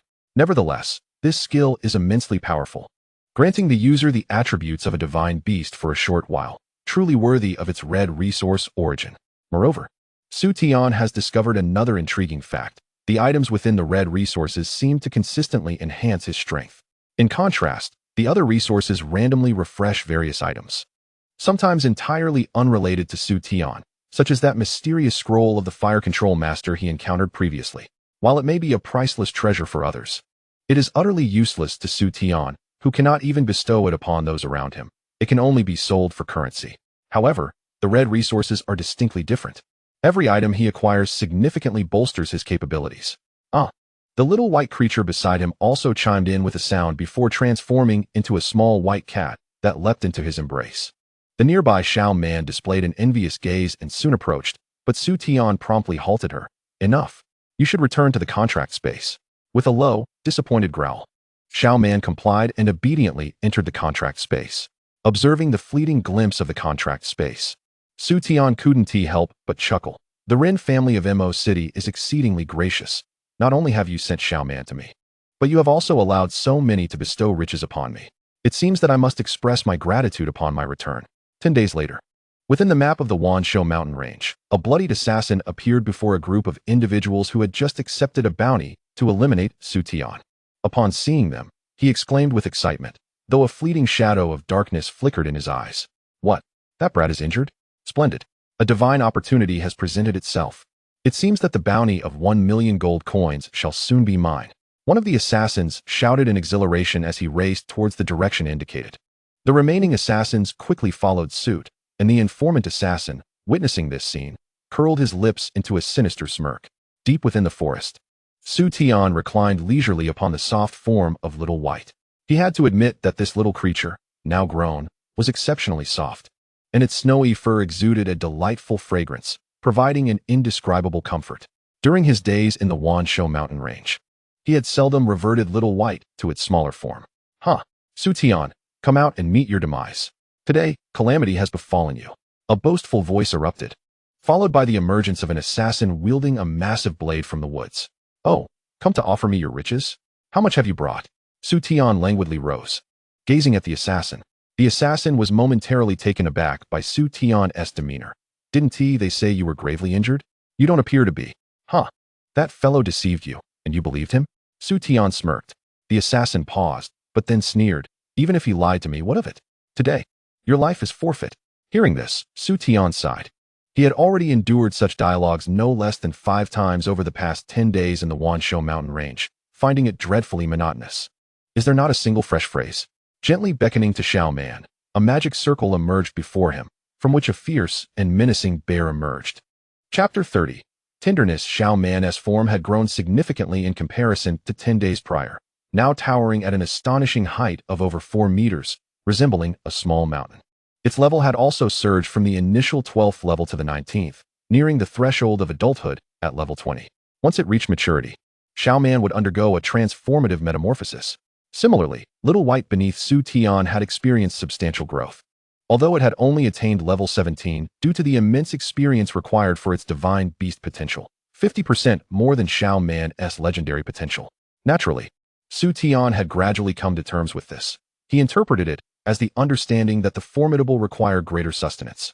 Ultimately, leveling up and slaying monsters was their own affair. He merely needed to ensure they engaged with more minor foes. What? You inquire about Su Tian's role? As the master of his pets, the world's mightiest Beastmaster, he is, of course, entitled to recline at leisure. Otherwise, why would his profession be termed Beastmaster? A few moments later, Xiao Man returned, burping contentedly. Its cognitive abilities had roughly breached the 4-digit mark, effortlessly dispatching the group of assassins. Hey, you didn't eat those poor souls, did you? Su Tian remarked with a look of disdain upon witnessing Xiao Man's demeanor. With a growl, Xiao Man promptly stood and waved its paw, then sketched a pig's head in the dirt. Su Tian, enraged, was about to berate the bear but then comprehended its meaning. It was indicating that after dealing with the group, it had grown a bit hungry and had taken the opportunity to catch a pig that had been spying on its display of might. However, Su Tian couldn't shake the feeling that there was some embellishment involved in that statement. What of the treasures left by those assassins? Su Tian inquired. With a growl, Xiao Man waved its paw and hurried into the woods, returning shortly with a pile of items in its grasp. Su Tian joyously stored them in his inventory. Just then a notification chimed in his ear. Oh, a boss has respawned. The notification was from the Universal Map Alert feature, indicating that a boss had reappeared in the current dungeon. Su Tian had indeed battled bosses over the past few days, though regrettably, the Wanshou mountain range was an open dungeon with no restrictions on the number of participants. Many players lay in wait for the bosses. Each time he arrived, those bosses were almost always defeated, and he had no inclination to study the spawn times of those bosses. However, this time, the surrounding resources indicated a purple hue. It is worth noting that the Wanshou mountain range is merely a level 37 dungeon, with its corresponding bosses typically possessing golden potential. The resources yielded by golden bosses are generally blue, and occasionally yellow, yet purple is an impossibility, for such resources can only be dropped by diamond-level bosses. Of course, he mines purple resources daily, as that is the minimum guarantee provided by his exploration system. He held no particular interest in the purple resource itself, but he was greatly intrigued by the boss in question. Previously, a merchant from whom he had sold materials had informed him of a minor rumor regarding the bosses of the Apocalypse world experiencing some irregularities. He had encountered such situations before, but had yet to confirm them fully. Thus, the current boss in the Wanshou mountain range presented an excellent opportunity for verification. Consequently, Su Tian promptly summoned Xiao Man back into the contract space, preparing to head towards the boss's respawn point. Just then, a bloodied figure appeared. His health bar nearly depleted. It was the assassin whom Su Tian had previously bested. Oh, you're still alive? Su Tian exclaimed, astonished upon seeing this individual. This assassin had previously ambushed him, only to be grievously wounded by Su Tian's counterattack. He had subsequently pleaded for mercy, and Su Tian had devised a clever plan, instructing him to summon those who sought to kill him in exchange for his freedom. Hence, the earlier scene unfolded. But he had anticipated that this fellow would still be alive. It seems he must devise a method to acquire a poison skill to prevent such half-dead individuals from fleeing. However, why had this person returned? My lord, I have faithfully executed your instructions. May I now beg for my life? The assassin stammered, swallowing hard and speaking with trepidation. Just moments ago, in the forest, he witnessed the brutality of the barbarian king, Xiong. With a single slap, he could be a lethal force, exhibiting an overwhelming strength. He had completely lost the will to kill Su Tian, fearing that he might be struck down by Su Tian's pet with just one blow. Suddenly, upon hearing his words, Su Tian hesitated slightly. Did I not just spare you? Spare me? The killer was taken aback, bewildered by this notion. When did that happen? It was when you called for a killer. You could have simply left without returning here. I did not poison you. Su Tian regarded him with a puzzled expression. The killer stood there in confusion, realizing that Su Tian was indeed correct. But why had he returned? Listen to me. I came back because... The killer hurriedly attempted to explain, only to be met with a flash of sword light, followed by a searing flame engulfing his entire body. To think your desire to kill me remains unquenched. Then I must send you on your way. Su Tian sighed as he retracted the soul-hunting blade. At that moment, Su Tian felt something dart overhead, prompting him to shout, "Who goes there?" The echo reverberated, yet the forest fell silent, causing Su Tian to furrow his brow. Is there no one? Have you found any strong opponents, Sister Wenru? A girl wielding a staff in a small team at the boss's periphery asked anxiously. The one she addressed was a maiden clad in a pristine white gown, her countenance pure and beautiful, exuding a gentle and amiable aura. Not yet, but I have encountered someone intriguing. The woman named Wenru lightly shook her head, her beautiful eyes sparkling with a hint of interest. Someone intriguing? Guiyao was momentarily stunned, her anxiety intensifying. This boss could drop rare purple resources and potentially diamond-grade equipment. However, they had just ventured in once and failed to even catch a glimpse of the boss. With more people gathering around, if a powerful team got there first, they would suffer great losses. Wenru, should we try again? My coordination was off earlier, and I believe we can succeed this time. A boy clad in armor proposed. Behind him, he carried a knight's sword and shield, clearly a warrior. Wenru shook her head in response. There's no need. Even if we encounter the boss this time, we may not be its match. If the boss unleashes its ultimate move, we could be left behind. Surely, none of you wish to perish at the hands of the boss. Upon hearing this, the boy who had suggested trying again turned pale and fell silent. Are we really going to give up on this boss? It drops purple rewards. Guiyao expressed her reluctance. Not necessarily, if he is willing to join our team. Wenru's elongated, beautiful eyes revealed a contemplative expression. He? Who is he? Guiyao looked at Wenru with confusion. Chapter 31. The Twin Master, huh? There seemed to be fewer people around the boss. Not far away, Su Tian had arrived on his mount Xiaobai. Curiously, there were indeed few teams at this boss spawn point. Could it be that the spawn location was random and others had yet to arrive? That is a possibility. Su Tian nodded in agreement, preparing to enter with Xiao Bai when a figure blocked his path. Wait. A boy in armor approached Xiao Bai and spoke up. However, upon seeing the mount beneath Su Tian, he felt an involuntary pang of trepidation. Wenru, did you see that? If Lin Fei hadn't shouted for him, he would have gone in alone. Is he really that brave? Guiyao blinked in astonishment, her face reflecting shock. If it were a team, perhaps she wouldn't have reacted so strongly, but this person was alone. Wenru smiled at this and stepped forward to address Su Tian. Hello, I am Wenru, the captain of this team. Would you be interested in joining us to tackle this boss together? Su Tian looked down at Wenru. Her name seemed vaguely familiar, as if he had heard it somewhere before. But why would I want to team up with you? Su Tian yawned and replied nonchalantly. At this, Lin Fei, standing beside Wenru, frowned. Hey, do you even know what level this boss is? Even the monsters that spawn nearby are all elite. This boss's level is likely far more terrifying. It could very well possess diamond potential. Upon hearing Lin Fei's words, Su Tian raised an eyebrow. Isn't this a level 37 dungeon? Could it possibly spawn a boss with diamond potential? Lin Fei laughed derisively at Su Tian's comment. Don't you read the news? Recently, all dungeon bosses have shown some fluctuations in their spawns. It's not surprising for a level 37 dungeon to spawn a boss with diamond potential. I see. Su Tian responded, his expression showing realization. He had been preoccupied with his phone lately, which had run out of battery, hence he was unaware of this development. So the official announcement was true, meaning the words of the material merchant were indeed accurate. The news had been confirmed, yet Su Tian had no intention of departing, having come this far. It would be unreasonable not to eliminate this boss. Ahem, I appreciate your reminder, but could you step aside now? Su Tian smiled. Hearing this, Lin Fei grew irritated. Hey, do you even listen to what I'm saying? I told you it's a boss with diamond potential. If you don't want to die, you should team up with us. Sorry, but I don't really need to. Su Tian's expression turned cold as he intended to ride Xiao Bai into the forest, only to suddenly feel a sense of familiarity, causing him to squint his eyes. Who goes there? Step out. As soon as he spoke, the surroundings fell silent, prompting Su Tian to command Xiao Bai to unleash a wave of light towards a certain spot in the woods. Wait, the girl named Wenru suddenly called out, closing her eyes the next moment. In the darkness, a slender figure emerged, resembling Wenru exactly, save for the black gown she wore. Standing alongside the white-gowned Wenru, They appeared as twin sisters, exuding an eerie aura. Hello. The black-gowned Wenru flashed a seductive smile, her presence contrasting sharply with the pure aura of the white-gowned Wenru, which seemed to radiate an innate charm. I remember now. You are Wenru, the second-place scorer in the national exams. Su Tian finally recalled where he had encountered the name Wenru, the leaderboard of the college entrance examination. This Wenru was indeed the one who scored over 2,000 points, securing the second position. Is your profession that of a twin master among the mysterious occupations? You are correct. My profession is indeed that of a twin master. At this moment, the white-gowned Wenru opened her eyes as well. Two identical-looking Wenrus faced Su Tian, evoking an uncanny feeling reminiscent of a horror film. I have heard that a twin master, upon awakening, develops another personality within. Could you tell me which of you is your original persona?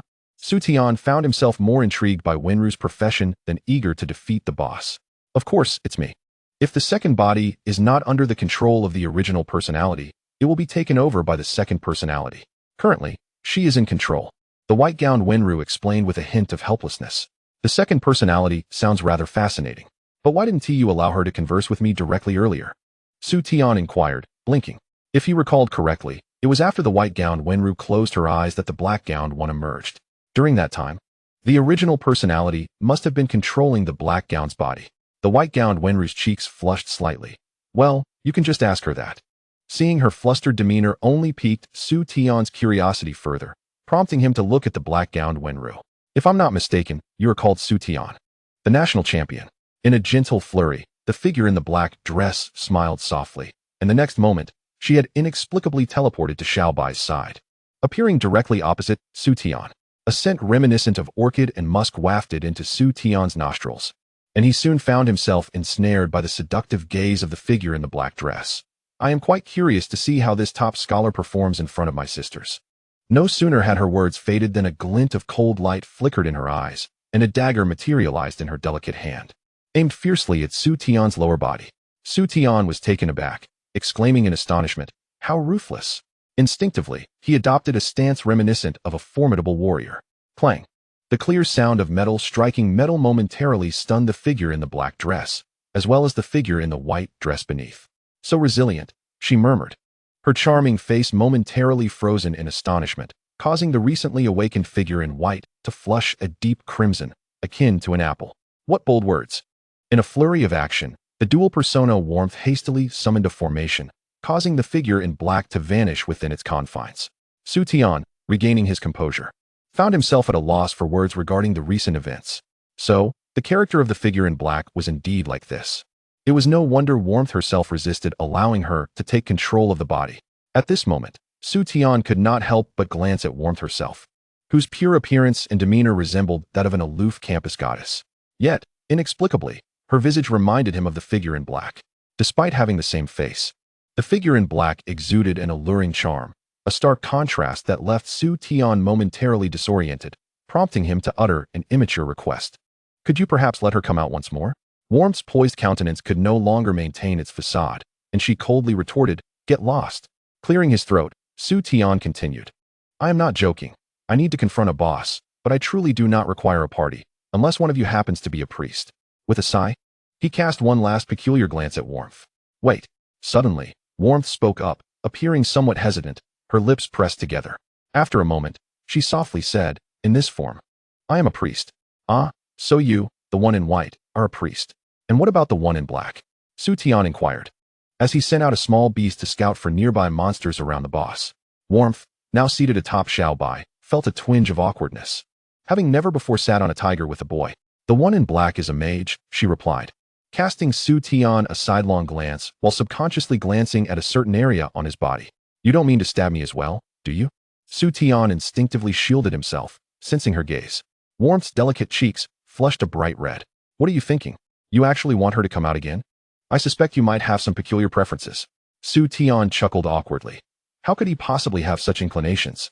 However, the fact that Warmth, as a dual persona master, possessed both mage and priest abilities, combining offense and healing, was undeniably extraordinary. No wonder she had achieved over 2,000 points in the college entrance examination. By the way, doesn't this seem like animal cruelty? Warmth suddenly remarked after a while. "What?" Su Tian looked at her in confusion. "I mean, shouldn't we help it?" She pointed at the small beast valiantly battling nearby. It seems rather cruel for us to simply sit here comfortably on the white tiger while it fights. I am a Beastmaster. If I don't let my pet fight, do you expect me to take the damage myself? Su Tian shrugged innocently, then added, if you wish to contribute, you could summon her to assist in dealing damage. Upon hearing this, Warmth's expression shifted. I would never let her out, otherwise. You would take advantage of me. How could that be? She initiated it. Su Tian protested immediately. You. Warmth's beautiful eyes widened. This guy was truly taking advantage and then acting innocent. But what could she do? After all, the other persona was so openly flirtatious. Wait. It looks like we are approaching the boss. At that moment, Su Tian ceased his playful demeanor, his expression turning serious as he focused on a certain spot in the forest. Nothing's there, Warmth replied, scanning the surroundings in confusion. Yet the small beast ahead was on high alert, fixating on a row of trees and emitting low growls. The white tiger beneath them also slightly arched its back, entering a combat stance. Strangely enough, Su Tian had not yet detected the source of the threat. I have insight. After a slight frown, he activated the skill to scan the surroundings.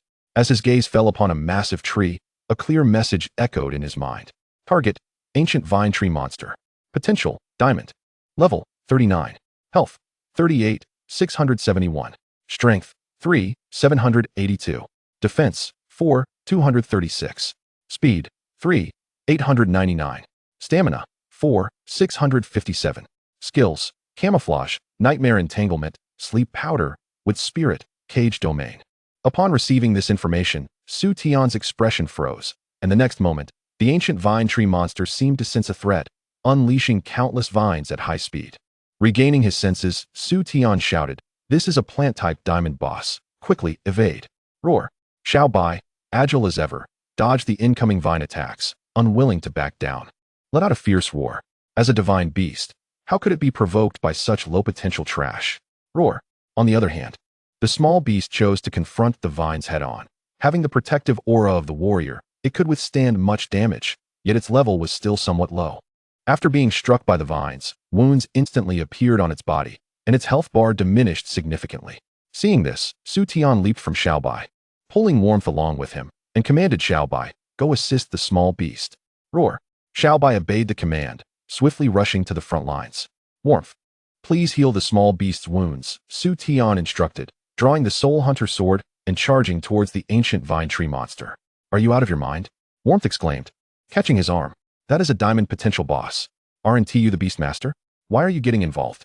Even her legendary potential beast had suffered against the ancient vine tree monster, and Su Tian dared to charge in?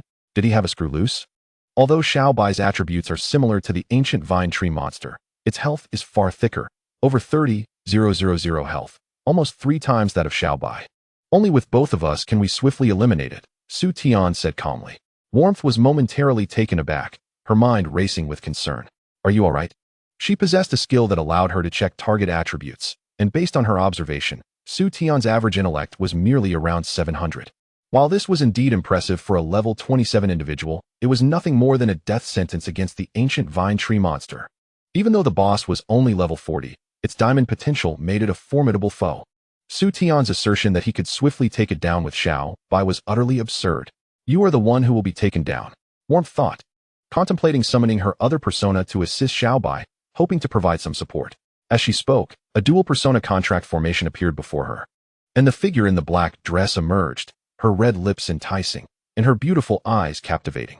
The figure in black initially looked around in confusion before her gaze settled on the small beast. Oh, this big fellow is injured? Yes, this is Su Tian's pet. Warmth confirmed with a nod. If it's hurt, shouldn't you be the one to assist?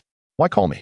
The figure in black crossed her arms, her ample curves accentuating her alluring silhouette. Seeing her gesture, Warmth's forehead creased with 3 dark lines. Had it not been for the emergence of this persona, she might have never realized her own potential. Hey, is that Su Tian? What is he up to? During a quarrel between the 2 women, they suddenly realized that Su Tian had unknowingly entered the attack range of the boss. Oh dear, it's all your fault. I've completely forgotten the important matter. You must quickly bring Su Tian back. His strength relies entirely on his pet. I fear he may not withstand even a single blow from that ancient vine tree monster. Bai Kun Wenru urged anxiously. Are you certain? Hey Kun Wenru gasped, her delicate face reflecting utter surprise. Bai Kun Wenru sensed something was amiss and turned to look in the direction of the boss, her beautiful eyes widening in alarm. Su Tian, accompanied by the divine beast Xiaobai, had charged directly at the ancient vine tree monster. Su Tian wielded a golden greatsword, flames roaring from its tip as he relentlessly hacked at the tree's trunk. Meanwhile, Xiaobai, equally fierce, unleashed white waves of light from its mouth while striking with powerful claws. The wind and fire attributes manifested as plumes of smoke rising from the ancient tree monster, with damage numbers flashing across the screen. My goodness, this is astonishing, Hei Kun Wenru exclaimed, her eyes sparkling at the sight of the duo's frenzied output. Bai Kun Wenru swallowed hard, finally understanding how Su Tian could single-handedly challenge 3 bosses in a novice dungeon. He was incredibly powerful. Who said Beastmaster was the weakest profession? Chapter 33. Wrapping up with a triumphant shout, flame slash. Su Tian delivered the final blow, causing the ancient vine tree monster to collapse, bringing an end to the boss's life. Time to wrap up. Su Tian yawned, gazing at the scattered purple light of loot. Is this truly the national champion? Simply terrifying. Hei Kun Wenru appeared beside Su Tian like a wraith, marveling at the fallen monster's carcass. Oh, you're back? Su Tian's eyes brightened upon seeing her. But as the words left his lips, a wave of weakness washed over him, causing him to pitch forward. Hey, what is wrong with you? Hei Kun Wenru rushed to support Su Tian, who felt as though he had fallen into a soft, cottony realm, his body relaxing entirely. At that moment, Bai Kun Wenru approached, and, upon witnessing their interaction, her beautiful eyes blazed with fire. Hey, don't let him take advantage of me. Hei Kun Wenru glanced down at Su Tian resting against her chest, pouting in displeasure. What do you mean, your advantage? This is clearly my body, but we both look identical. Bai Kun Wenru nearly lost her temper. Not necessarily. Perhaps we only share a similar face. Hei Kun Wenru blinked innocently. Bai Kun Wenru was momentarily taken aback before her mood escalated. You. Alright. Aren't you a healer? Quickly heal him, Hei Kun Wenru urged, noting Bai Kun Wenru's annoyance. Humph. Bai Kun Wenru huffed, then retrieved her staff to cast a healing spell. Moments later, she sighed in relief. It's nothing serious. He's not injured. Just under a debuff from using a skill. Skill? Hei Kun Wenru blinked in surprise. Did he just confront the ancient vine tree monster head-on because he used a skill? Bai Kun Wenru gasped, realizing the implications. But didn't they say Beastmasters are weak? How could he possess such a terrifying skill? It was important to note that the ancient vine tree monster had average attributes exceeding 3,000, while Su Tian's actual attributes hovered around 700. This skill had effectively boosted Su Tian's attributes by over 2,000.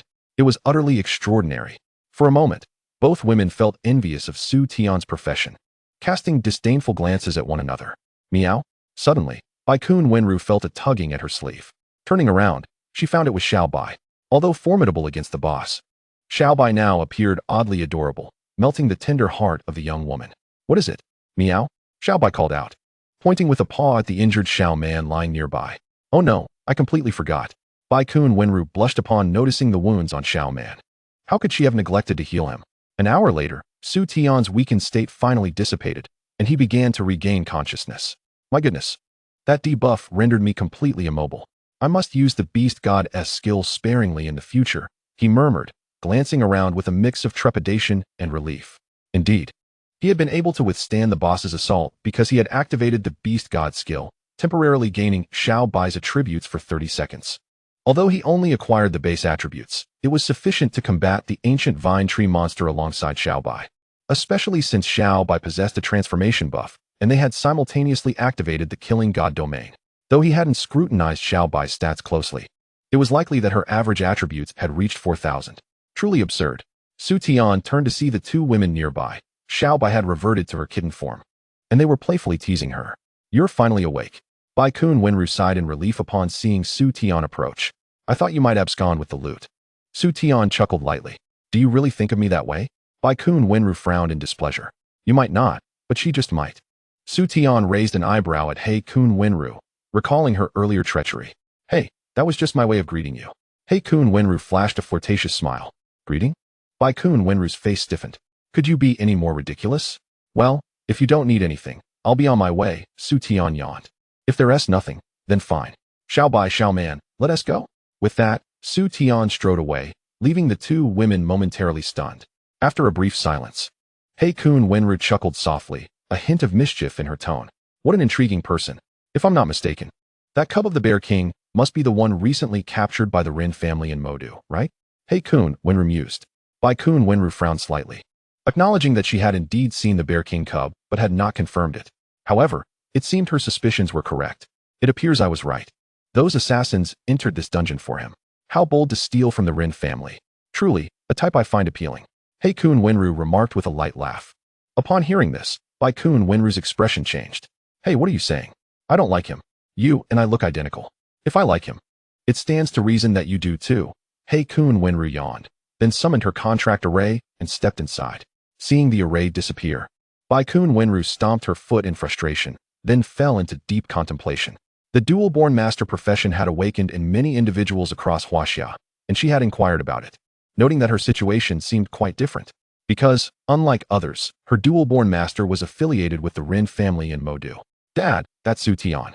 Just a mere Beastmaster without any background, dares to bully me like this and beat me so badly. You must seek justice for me. And what of that provincial leader from Nan province? It has been days, and he still hasn't captured Su Tian. I suspect he is attempting to cover for that person. In her chamber, Rin Qianqian wept bitterly, looking pitiful. Before her stood a stern-looking middle-aged man, gazing at his pampered daughter with a mix of helplessness. My dear, it's not that I don't want to avenge you, but they say Su Tian entered the dungeon. I have already dispatched people to the teleportation center. As soon as he exits, we will capture him. However, is it truly as you say that he acted first? According to my investigation, this young man is the national champion. Although he may not seem significant, any action against him could have repercussions. With that, Rin Yunshan's penetrating gaze fixed upon his daughter. Chapter 34. The dominance of Xiaoya. Rin Qianqian felt a pang of guilt under the intense gaze, her eyes darting away momentarily. But ultimately she gritted her teeth and declared, yes. It was that uncouth fellow who made the first move against me. He even snatched away the contract for the man Wang Xiong cub. What? He has taken the man Wang Xiong cub as well? Rin Yunshan's expression changed drastically, his eyes turning icy. I see. You should rest well. Outside the door stood Lu Guanshi, who quickly bowed upon seeing Rin Yunshan. Master, that Beastmaster named Su Tian has contracted the man Wang Xiong cub as well? Why did you not inform me sooner? I had thought the cub was still with the young lady. Rin Yunshan replied indifferently. Well, Lu Guanshi, I was frightened, and thus fell to my knees in panic. Enough. That lad is merely a newly awakened college freshman. You should make another trip to Nan province, and be sure to bring him back. Rin Yunshan spoke calmly. Yes, master. Lu Guanshi finally breathed a sigh of relief. Remember, do not fail. Rin Yunshan's expression remained stoic. Rest assured, master. While I may not be as strong as those on the family list, I am still at the 5th tier, and I will not fail against a newly awakened lad. Lu Guanshi chuckled. Very well, you may leave. Rin Yunshan waved his hand dismissively. At the teleportation center, as Su Tian appeared, he was immediately surrounded by numerous individuals. These were the assassins lying in wait for him. Although killing was forbidden in the human world, capturing Su Tian would still yield a bounty. Su Tian, however, regarded these assassins with indifference, as he was already prepared. Make way.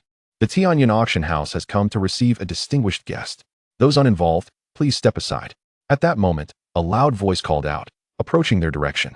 The assassins froze, recognizing the Tianyan auction house staff. Although the auction house engaged in business, their backing was immensely powerful, far beyond what these bounty hunters could afford to offend. Consequently, the assassins retreated, leaving Su Tian standing firm. Several luxury cars came to a halt before Su Tian, from which emerged a graceful woman clad in a qipao. Her presence was as noble and elegant as a white rose, and her beauty was simply breathtaking. It was Xiaoya, the supervisor of the Tianyan auction house. This boy was doomed for daring to obstruct them.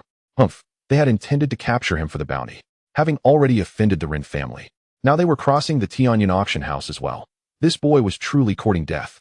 The surrounding assassins smirked inwardly at the unfolding scene. Xiaoya strode directly towards Su Tian, her black high heels clicking against the ground, her long legs moving rhythmically, captivating all onlookers. Who wouldn't be enraptured by such a stunning woman? Just as everyone anticipated Xiaoya would slap Su Tian, she instead bowed respectfully, offering a smile. Mr. Su, it is a pleasure to see you again. I never expected you to come for me knowing I had offended the Rin family, Su Tian remarked, gazing at Xiaoya's exquisite features with a light chuckle. Xiaoya's lips curled slightly. Mr. Su has brought us a mysterious class transfer scroll, which the Rin family lacks. We are quite clear on who holds the upper hand. With that, Xiaoya surveyed the crowd, her slender eyes revealing a hint of authority as she calmly stated, Mr. Su is my esteemed guest. I hope that all of you will reconsider any thoughts of targeting him in the future and ponder the potential repercussions from the Tianyan auction house. Her words sent shockwaves throughout the area. How could this be? The bounty from the Ren family stated that Su Tian had no background. How could he possibly be connected to the Tianyan auction house and become a guest of Supervisor Xiaoya?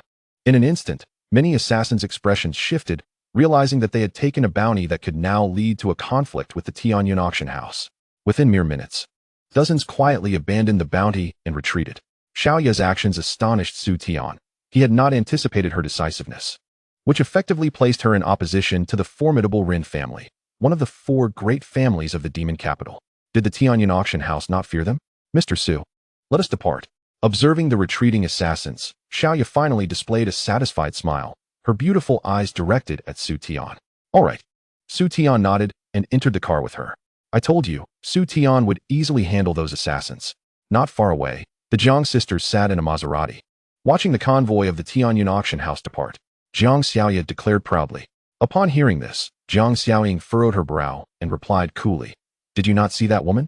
She is the supervisor of the Tianyan auction house. Have you not considered why Su Tian knows her? Is it not normal for someone as capable as Su Tian to be acquainted with influential individuals? Jiang Xiaoya replied nonchalantly. Jiang Xiaoying was somewhat speechless, wondering how her sister could be so oblivious. Are you not worried she might take your Su Tian away? Jiang Xiaoying asked coldly. Jiang Xiaoya laughed lightly. How could that be? Sister, your imagination is far too rich. Su Tian has just turned 18, while that lady appears to be at least 24, though she is quite beautiful and dressed alluringly. Suddenly, Jiang Xiaoya realized something was amiss, glancing nervously at her sister and weakly asking, She wouldn't tea, right? Inside the luxury car, Su Tian inhaled the faint, delicate fragrance lingering in the air, which seemed to belong to Xiaoya's personal vehicle. Adorned with decor appealing to youthful tastes, and the scent likely emanated from a particular perfume, quite pleasant. Xiaoya was driving, while Su Tian sat in the passenger seat, from which he could easily see the fair and lovely legs beneath her qipao. Clearing his throat, Su Tian averted his gaze and turned to admire the scenery outside. The reason he chose to exit the instance at this time was due to receiving news from Xiaoya that the Fire Control Master's transfer scroll was to be auctioned. Of course, he had other matters to attend to, his reincarnation. Having reached level 27, he was eligible for class reincarnation. However, he lacked sufficient materials. Reincarnation could occur anywhere, but it required specific materials, the most crucial of which was the reincarnation crystal. These could not be directly acquired. They needed to be crafted by a smith using dropped materials, typically sold only in the human world. Thus, he had to make this trip. By the way, Supervisor Xiao, are you aware of the phenomenon regarding the chaotic boss refreshes in instances? Su Tian suddenly inquired. Chaotic boss refreshes? Of course, I am aware. Although I have not been in many instances, the information channels of the Tianyan auction house are quite robust. I have heard that many instance bosses are experiencing issues, leading to a surge in the death rate of adventurers. Some are even spawning monsters beyond the instance S level. Have you encountered this, Mr. Su? Xiaoya turned her head slightly, her beautiful eyes fixed on him as she asked. Chapter 35. Item Class Transfer Scrolls. Indeed, I have encountered it. Su Tian nodded, affirming that he had experienced this phenomenon more than once. I heard that the government is currently compiling statistics on the refresh conditions of instance bosses to update the level range for entering instances, Xiaoya continued. Oh. Su Tian nodded. With the government's involvement, it seemed the situation was indeed quite serious. Upon arriving at the Tianyan auction house, Su Tian did not head straight to the venue, but instead handed Xiaoya a list. Seeing the items on the list, Xiaoya displayed a hint of surprise. Mr. Su, are you planning to reincarnate? Noticing Xiaoya's expression, Su Tian was momentarily taken aback before he quickly realized his personal information was not concealed, and it was likely that the Tianyan auction house had conducted a background check, thus knowing his identity. A newly awakened freshman who had grown to the point of being eligible for reincarnation in just half a month was indeed astonishing. No wonder she bore such an expression. Since you are already aware of my identity, you need not call me Mr. It sounds quite awkward, Su Tian remarked, showing no concern over her inquiry into his background. After all, the Tianyan auction house is open for business, and these are fundamental operations. Well then, I shall address you as Su Tian, and please refrain from calling me Supervisor Xiao. Simply refer to me as Sister Xiaoya, Xiaoya suggested. Sister Xiaoya? Upon hearing this address, Su Tian blinked, his expression somewhat peculiar. However, you must exercise caution regarding the Ren family. Although I have spoken those words in the teleportation hall, fortune comes with risks. And there will still be those who cast covetous glances your way. Has that little Mang Wangxiong cub been contracted by you? Xiaoya inquired. Su Tian was taken aback, then let out a wry smile. Sister Xiaoya, you truly have left no stone unturned in your investigation. Upon hearing this, Xiaoya quickly waved her hand, her fair face tinged with a slight blush as she said, Su Tian, please do not misunderstand. I only made a connection based on your profession. I am not privy to the incident with the Ren family's young lady that day. Moreover, the Ren family has already sealed off that information. I see. Su Tian chuckled, then candidly replied, that little Mang Wangxiong cub has indeed been contracted by me. But it was the Ren family's young lady who instigated the confrontation that day. As expected, Xiaoya regarded Su Tian with a complex expression, although she had previously speculated. Hearing Su Tian's admission still left her astonished. She could almost guarantee that Su Tian's future would be extraordinary. To dare seize a pet from the Ren family during the early stages of awakening one's profession demonstrates a boldness that far exceeds that of ordinary individuals. Do you know why the Ren family sought to capture that Mang Wangxiong cub? Xiaoya spoke softly. Why? Su Tian looked at her with curiosity. To be honest, he had always sensed there was an underlying reason. Otherwise, why would the Ren family go to such lengths to capture a mere cub? They even employed the precious tool of a sleep cage for this endeavor. Because the Ren family has discovered a restricted secret realm. A top-tier secret realm where artifacts or exceptional skill books may drop. Xiaoya explained. What? A secret realm that can yield artifacts? Su Tian's mind was shaken. He had not anticipated that the Ren family had uncovered such a realm. However, why were they intent on capturing the Mang Wangxiong cub? Suddenly, Su Tian's eyes narrowed as he thought of something. Indeed, the condition for entering this secret realm is the Beastmaster profession. Xiaoya nodded. Furthermore, this secret realm was found within a level 60 dungeon, meaning that at least a level 60 Beastmaster is required to enter. Additionally, the potential for beast taming must be substantial. Only then can one hope to successfully navigate that realm. This is why the Ren family has gone to great lengths to capture the Mang Wangxiong cub, utilizing the sleep cage to assist in the successful contracting of a Beastmaster. Wait, do they not realize that advanced beast taming can backfire on the owner? Even if a Beastmaster contracts that Mang Wangxiong cub, it cannot possibly grow to level 60, Su Tian furrowed his brow. There's no need for concern. The Ren family has conducted tests. Those pets that backfire typically do so at level 59, which is when the beast enters its mature phase. As long as the Mang Wangxiong does not surpass level 59 and the Beastmaster themselves reaches level 60, entering the secret realm is entirely feasible, Xiaoya clarified. Level 59? Mature phase? Su Tian was taken aback. This was the first time he learned that the backfire occurs at level 59. Xiaoya then realized that Su Tian, being a Beastmaster himself, would also face this potential backfire when his pet reached level 59. At that point, Su Tian would have to either dissolve the contract or face the consequences of the pet's backfire. Su Tian, do not be disheartened, if the time comes. Dissolving the contract would be better than being backfired upon, Xiaoya advised. Su Tian came back to his senses, and upon hearing Xiaoya's words, could not help but smile. Should he reveal to Xiaoya that he would not be subject to such a backfire? Perhaps it was best to refrain. After all, the notion that every Beastmaster faces a backfire had become common knowledge. Otherwise, why would people claim that the Beastmaster is the most ineffectual profession? He feared that if he divulged this to Xiaoya, she might not believe him. Sister Xiaoya, let us discuss the auction instead. After it concludes, I hope you can assist me in finding some buyers with Beastmaster skills, preferably those that enhance pets, particularly experience boosts. Su Tian stated. These two little creatures level up far too slowly. He could not afford to be lax, especially with the little man. Its inherent potential is legendary, and if it levels up, its impact would be significant. At the very least, it would not find itself in such a dire situation as today against the ancient vine tree monster. As for the little white one, its slower leveling is of little concern, as its skills are formidable, allowing it to contend with foes beyond its level. All right, I will have someone check the warehouse for you. If there is none available, I can issue a buyout notice. Xiaoya earnestly nodded. By the way, Sister Xiaoya, regarding the matter I requested your assistance with last time, Su Tian continued. He was referring to his request for Xiaoya to help find a vocational transfer scroll for a lifestyle class. I could not locate the lifestyle class transfer scroll, but I have found something else that I believe will pique your interest, Xiaoya said, pulling out a scroll and handing it to Su Tian. Upon opening it, Su Tian was overjoyed. It was an unrestricted item transfer scroll. Wonderful. With this scroll, my sister will no longer need to risk entering dungeons to gather resources. Hearing this, Xiaoya felt a sense of satisfaction. It turned out Su Tian sought this for his sister's benefit. Unfortunately, unrestricted battle transfer scrolls are exceedingly rare, otherwise I would have secured one for you, Xiaoya remarked with a hint of disappointment. She spoke the truth, being an item profession herself. She had been waiting for an unrestricted battle transfer scroll for many years. Regrettably, such items are nearly impossible to find. No worries. This unrestricted item transfer scroll is already quite impressive, and it must cost several million gold coins, right? Su Tian looked at Xiaoya.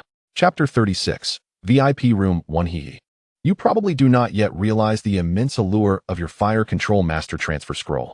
This time, not only are the 4 great families of Magic City in attendance, but many from the northern capital have also come. Additionally, several other noble families, though lacking the financial means to purchase your Fire Control Master transfer scroll, have come simply to witness the spectacle. The popularity of our Tianyan auction house has become a nationwide trending topic, and you must understand that popularity equates to profit. Therefore, while this scroll is expensive, it pales in comparison to the revenue generated by your Fire Control Master. Xiaoya smiled charmingly. Upon hearing this, Su Tian blinked. So, does that mean I will receive a share of the auction's proceeds? Xiaoya paused, then shot him a playful glare. Dream on. Su Tian chuckled. Although Xiaoya did not explicitly state it, he could imagine the extent of the promotional effort the Tianyan auction house had invested. Well, the time is approaching. Let us head to the auction house. This time, my sister will personally preside over it, Xiaoya said as she rose, her flawless figure strikingly captivating. Indeed. Su Tian nodded. Tianyan auction house, one of the largest auction houses in the South Province, but from this day forth, it may no longer hold the title of one of. Xiaoya personally escorted Su Tian to the VIP Room 1 before heading backstage to prepare. 2 elegantly featured attendants stood respectfully at either side of the door. Su Tian ordered a cup of tea and took his time observing, of course, through the holographic projection within the room, allowing him to survey the auction house. His VIP room was essentially a second-floor chamber outfitted with holographic projection technology, making it feel as though he were situated at the very heart of the first-floor auction house, granting him an up-close experience with the stage. Surrounding the first floor were countless ordinary guest seats. Some bidders had already begun to arrive, but Su Tian was in no rush, leisurely sipping his tea while occasionally glancing at the 2 attendants, who were indeed quite pleasing to the eye. Esteemed guests, welcome to this auction. My name is Xiaoya, and I will be your host for this event. I believe you have all been eagerly anticipating this auction, and I assure you that your wait will not be in vain. May you all acquire the treasures you desire. Now, let us present our first auction item. As Xiaoya's melodious voice resonated, the auction hall erupted in excitement. Oh my, it is the goddess Xiaoya herself, personally hosting this auction. Naturally, I came here solely for her. She is the woman of my dreams. Shouts of adoration filled the air, causing Su Tian in the first VIP box to be momentarily taken aback, his expression turning peculiar. This doesn't resemble an auction, it feels more like a concert. However, given Xiaoya's stunning figure, beauty, and voice, she could easily rival some of the most popular stars, if not surpass them. This woman seems to have no flaws. It appears that the audience's enthusiasm is quite high. With that, I shall introduce the first item for bidding. This item hails from the dungeon Deep Sea Fish Valley, and I believe you will be intrigued, as it is a level unrestricted epic equipment blueprint, named Deep Blue Kiss. This blueprint is for a healing-type staff weapon, boasting remarkable healing attributes, and it also includes a unique weapon skill, Deep Blue Song. It can slowly restore health to teammates over 20 seconds while stacking a damage reduction buff. It is equipable by various classes, including priests, elves, and shamans. The starting bid is set at 1 million gold coins, with each bidding increment not less than 10,000 gold coins. You may now begin bidding. As Xiaoya's voice faded, bids immediately began to pour in. 2 million gold coins. 3 million gold coins. Listening to the continuous rise in bids, Su Tian was left astonished. Truly, this is the Tianyun auction house. The first item is already so valuable. Although it is merely a blueprint, once crafted, it will be incredibly formidable. Additionally, such equipment is typically not sought after by those of the same level. Only prominent families or forces would purchase it, and their sole purpose is to cultivate their offspring. Just imagine, if a level 30 priest wields an epic staff that can only be equipped at level 60. What kind of healing output would they provide to a group of level 30 teammates? They could fill their health in a single gulp. From then on, dungeon runs would be effortless. One would only need to bring 3 damage dealers. This is truly the domain of the affluent.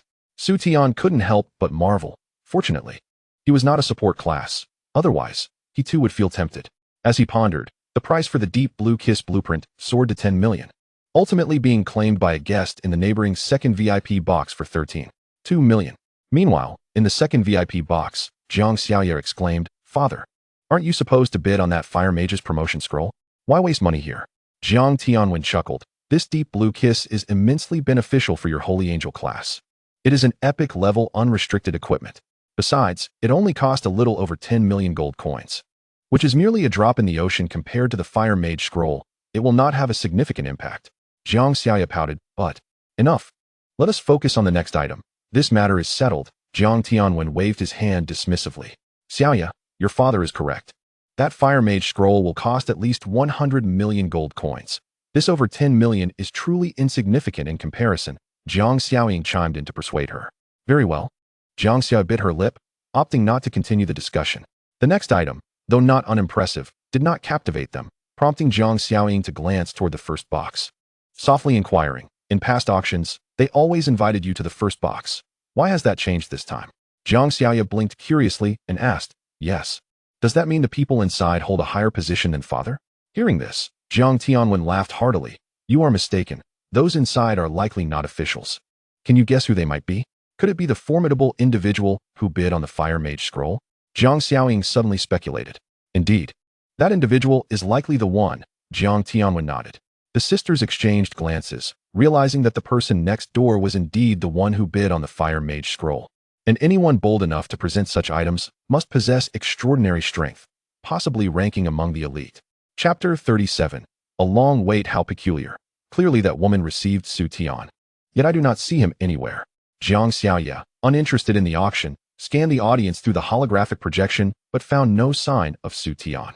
He is currently being hunted by the Rin family and likely would not appear in such a setting.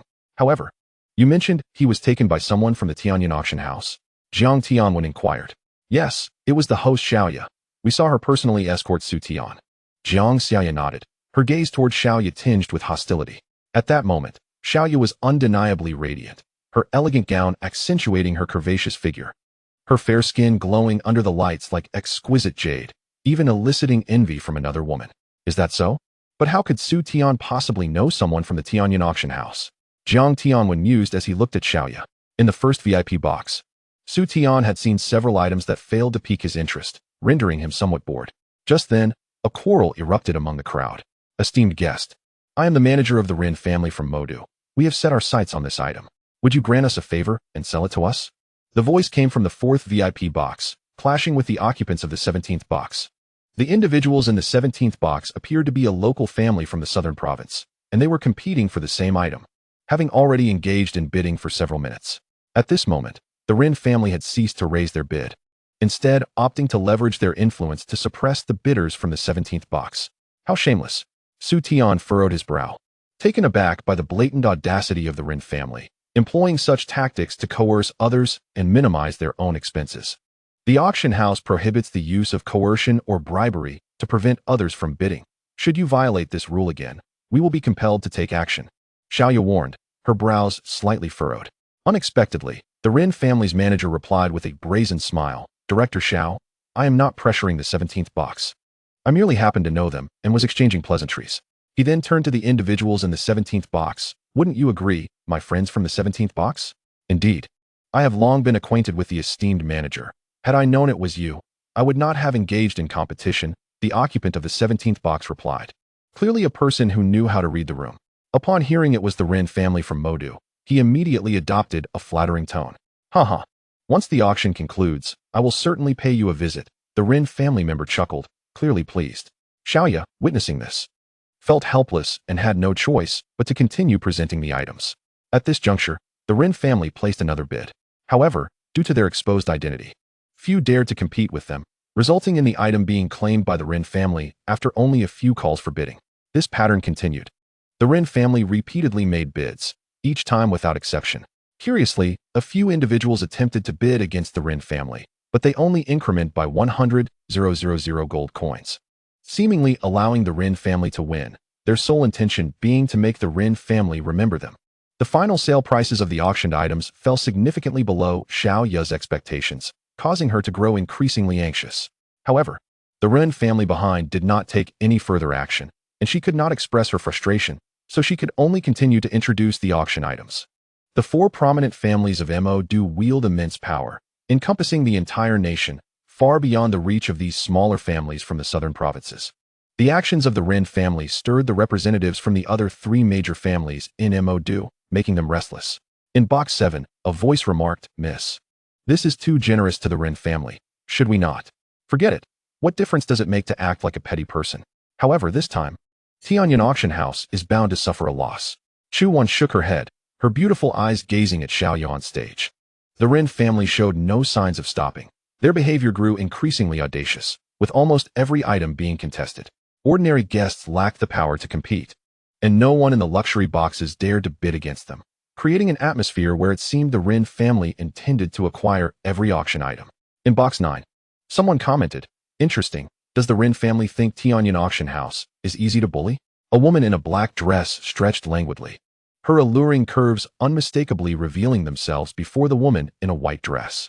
The latter's face flushed slightly, wondering if the gesture was perhaps too exaggerated. "What are you looking at? Jealous that mine is larger than yours?" Noticing the gaze from the woman in white, the black-dressed lady shot her a flirtatious glance, exuding charm. The woman in white lowered her head and realized that indeed, there was a noticeable difference, prompting her to angrily pounce. "You vile woman. Hey, don't grab me so recklessly." The auction continued, and at that moment, a rare material was up for bid, typically worth at least 5 million in the black market, but now, the Ren family had raised the bid to 3.2 million without any further competition. If they succeeded in winning, Tianyan Auction House would surely incur a significant loss. Xiaoya's face had turned pale. She never anticipated the auction would unfold this way, yet she felt utterly powerless. The smaller families feared the Ren family, while those with the strength to compete were only there for the Fire Control Master's class change scroll, showing no interest in these items. Xiaoya felt bitter, already resigned to the notion of a substantial loss. At that moment, a languid voice suddenly broke the silence. 5 million. The price was raised directly to 5 million. Everyone was taken aback, wondering who had made such a bold move. Unfortunately, the voice had intentionally altered its tone, making it impossible to discern the speaker's age. Only that it came from Box 1. "I thought Box 1 was unoccupied. Turns out there is someone. They must be a big shot. Did they suddenly raise the price because they need this material?" The ordinary guests stirred with excitement. The Ren family fell silent at this unexpected bid, and after a moment, instead of increasing their offer, a hearty laughter emerged. "Since you have taken a liking to this material, the Ren family is willing to offer you a favor." Their laughter echoed. In truth, individuals of their caliber could easily deduce the identity of the person in Box 1. Anyone capable of selling a Fire Control Master class change scroll must possess an extraordinary background and strength. At least, they had yet to encounter a class change scroll for a mysterious profession in the dungeon. After the Ren family spoke, the entire venue fell silent as they awaited a response from the individual in Box 1. After all, the Ren family was one of the four major families of Mo do, and even a powerful figure would need to acknowledge them. However, they were met with silence. 5 minutes passed without a hint of response from Box 1. The ordinary guests below exchanged peculiar glances. It seemed the big shot in Box 1 was rather temperamental, even disregarding the Ren family's face. Perhaps feeling embarrassed, the Ren family's members remained silent for the next two auction items. On stage, Xiaoya gazed longingly at Box 1, revealing a hint of gratitude. She was all too aware of who was in Box 1. She never expected Su Tian would step in to assist her. After all, if he publicly purchased the material, the expense would fall upon him. Inside Box 1, Su Tian maintained a stoic expression, already having recognized that the individuals from Box 4 were those from the Ren family who had threatened him earlier. He had a vivid impression of this person and suspected they were behind the bounties. Now, they were pulling such a stunt in the auction house, which was truly shameless. For Su Tian, the matter of money was insignificant. He simply wanted to deal with this person. The next auction item was a fragmentary map dropped from a level 76 mysterious snake cave dungeon, rumored to lead to a treasure once all maps were collected. Similar fragmentary maps had been obtained and pieced together by others, ultimately leading to a divine artifact. The starting price was set at 3 million gold coins, with bids increasing by no less than 100,000 gold coins. The auction commenced with Xiaoya's announcement, stirring a wave of excitement in the hall. "What? This is actually a treasure map for a divine artifact? Only 3 million gold coins. That's a steal. I bid 3.5 million. Are you foolish?" It has been stated that only the one who collects all the pieces can obtain the divine artifact. What if this time it is not the case? Plus, this is merely a fragment. Such remarks dissuaded some eager bidders, yet many still vied for it until Box 4 made its voice heard. 5 million gold coins. Manager Lu's calm voice startled those still considering bidding. The Rin family had made another move, and there was a determined aura in his voice. Those who were once interested in the fragment hesitated and ultimately decided to withdraw. Inside Box 4, Manager Lu sighed in relief, thinking to himself, the family had instructed me to bring this fragment back. Spending 5 million is still acceptable. 7 million. Just then, Box 1 chimed in. Manager Lu's expression froze. Box 1 has offered 7 million. Are there any other guests willing to raise their bids? Xiaoya's gentle voice rang out. Manager Lu stared at Box 1 for a long time before gritting his teeth and declaring, 8 million. 9 million. Su Tian quickly followed suit. Manager Lu was furious. That despicable Box 1. This is outrageous. Are there any other esteemed guests wishing to bid? If not, then 9 million for the first time. Xiaoya's voice echoed once more. Manager Lu, time is running out. A subordinate hastily reminded him. 2000. Manager Lu's words were interrupted. Manager Lu, the family had instructed that the remaining funds must be reserved for the purchase of the Fire Control Master Class Change Scroll. Your budget is only 30 million. You have already spent 20 million, leaving you with just 10 million. Upon hearing his subordinate's words, Manager Lu was taken aback. What? Only 10 million left? Indeed. The subordinate replied bitterly. Quick, contact the family head. I need additional funds. We must acquire this fragment. Manager Lu urged anxiously. At that moment, Xiaoya's voice had already called 9 million for the second time, and as it approached the third time, Manager Lu hurriedly exclaimed, 10 million. After calling out, his heart began to race, cold sweat trickling down his back. He hoped the person in Box 1 would not raise the bid again, but unfortunately, 11 million. Su Tian's languid voice rang out once more. Manager Lu trembled at the sound, and after a long moment, he forced a bitter smile, raising his voice. Esteemed guest in Box 1, may I inquire as to your identity among the top ranks? I am the manager of the Rin family in Mo. This item is essential for our family head. Could you possibly grant us a favor? Upon hearing this, the guests in the hall exchanged peculiar glances. Realizing the Rin family was employing the same tactic once again, what would the big shot in Box 1 decide? The words emanating from Box 1 elicited a hearty laughter from the entire hall, even causing Xiaoya on stage to stifle a giggle, resembling a blooming lotus. My goodness, the figure in Box 1 exudes such audacity. I have long harbored a dislike for that steward of the Rin family. In Box 2, Jiang Xiaoya chuckled. Beside her, Jiang Xiaoying wore a peculiar expression, pondering how this temperament seemed reminiscent of someone she knew. In Box 9, the gentle figure remarked, Can you guess who is in Box 1?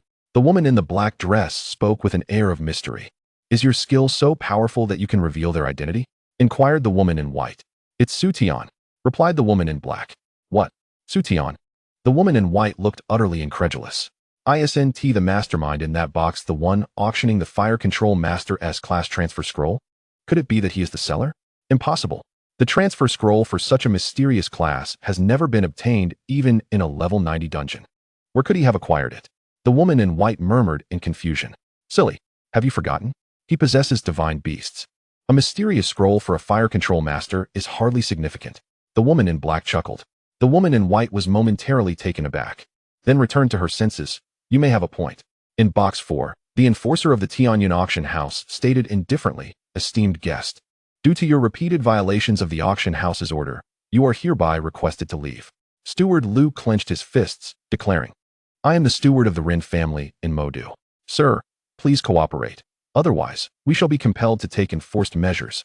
The enforcer's gaze turned icy as he displayed his level 70. Seeing this, Lu's lips twitched, and he could only leave a stern warning. Our Rin family will not let this matter rest. Simultaneously, Xiaoya received the news and took the microphone, saying, Dear guests, I have just been informed that the guest in Box 4 has left the auction house for failing to comply with the rules. The auction will now continue, and the item up for bid is the long-awaited mysterious class transfer scroll for the Fire Control Master. I believe you are all familiar with this item.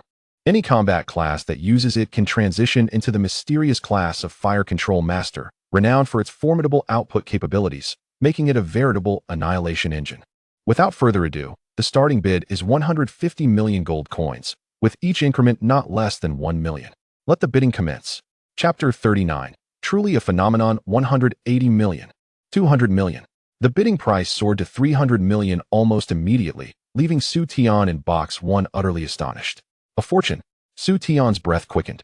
He had never envisioned possessing such wealth. He initially believed the scroll would fetch a maximum of 200 million. But it became clear that he had vastly underestimated the allure of the Fire Control Master's transfer scroll. Ultimately, the scroll was sold for 730 million to box 5. With that, the auction drew near its conclusion. Cursed box 1, depriving me of the opportunity to bid on the Fire Control Master transfer scroll. Outside the auction hall, Steward Liu gritted his teeth in frustration. Shall we investigate who is in box 1? An attendant suggested. After a moment of contemplation, Liu shook his head. Let it be. Perhaps it is a formidable expert whom the Rin family has offended. Let us inform the head of the family. Understood, the attendant nodded. Su Tian, this is your earnings from the auction, totaling 730 million gold coins. Here is a golden card. With it, you will enjoy a 25% discount at Tianyan Auction House and its affiliated merchants, Xiaoya said, sitting across from Su Tian, handing him a purple gold card adorned with the emblem of the Tianyan Auction House. 730 million? No commission taken? Su Tian asked, puzzled. Typically, auction houses would take a percentage, ranging from 10 to 30. Why does Tianyan Auction House not take a cut? It is our president's decision.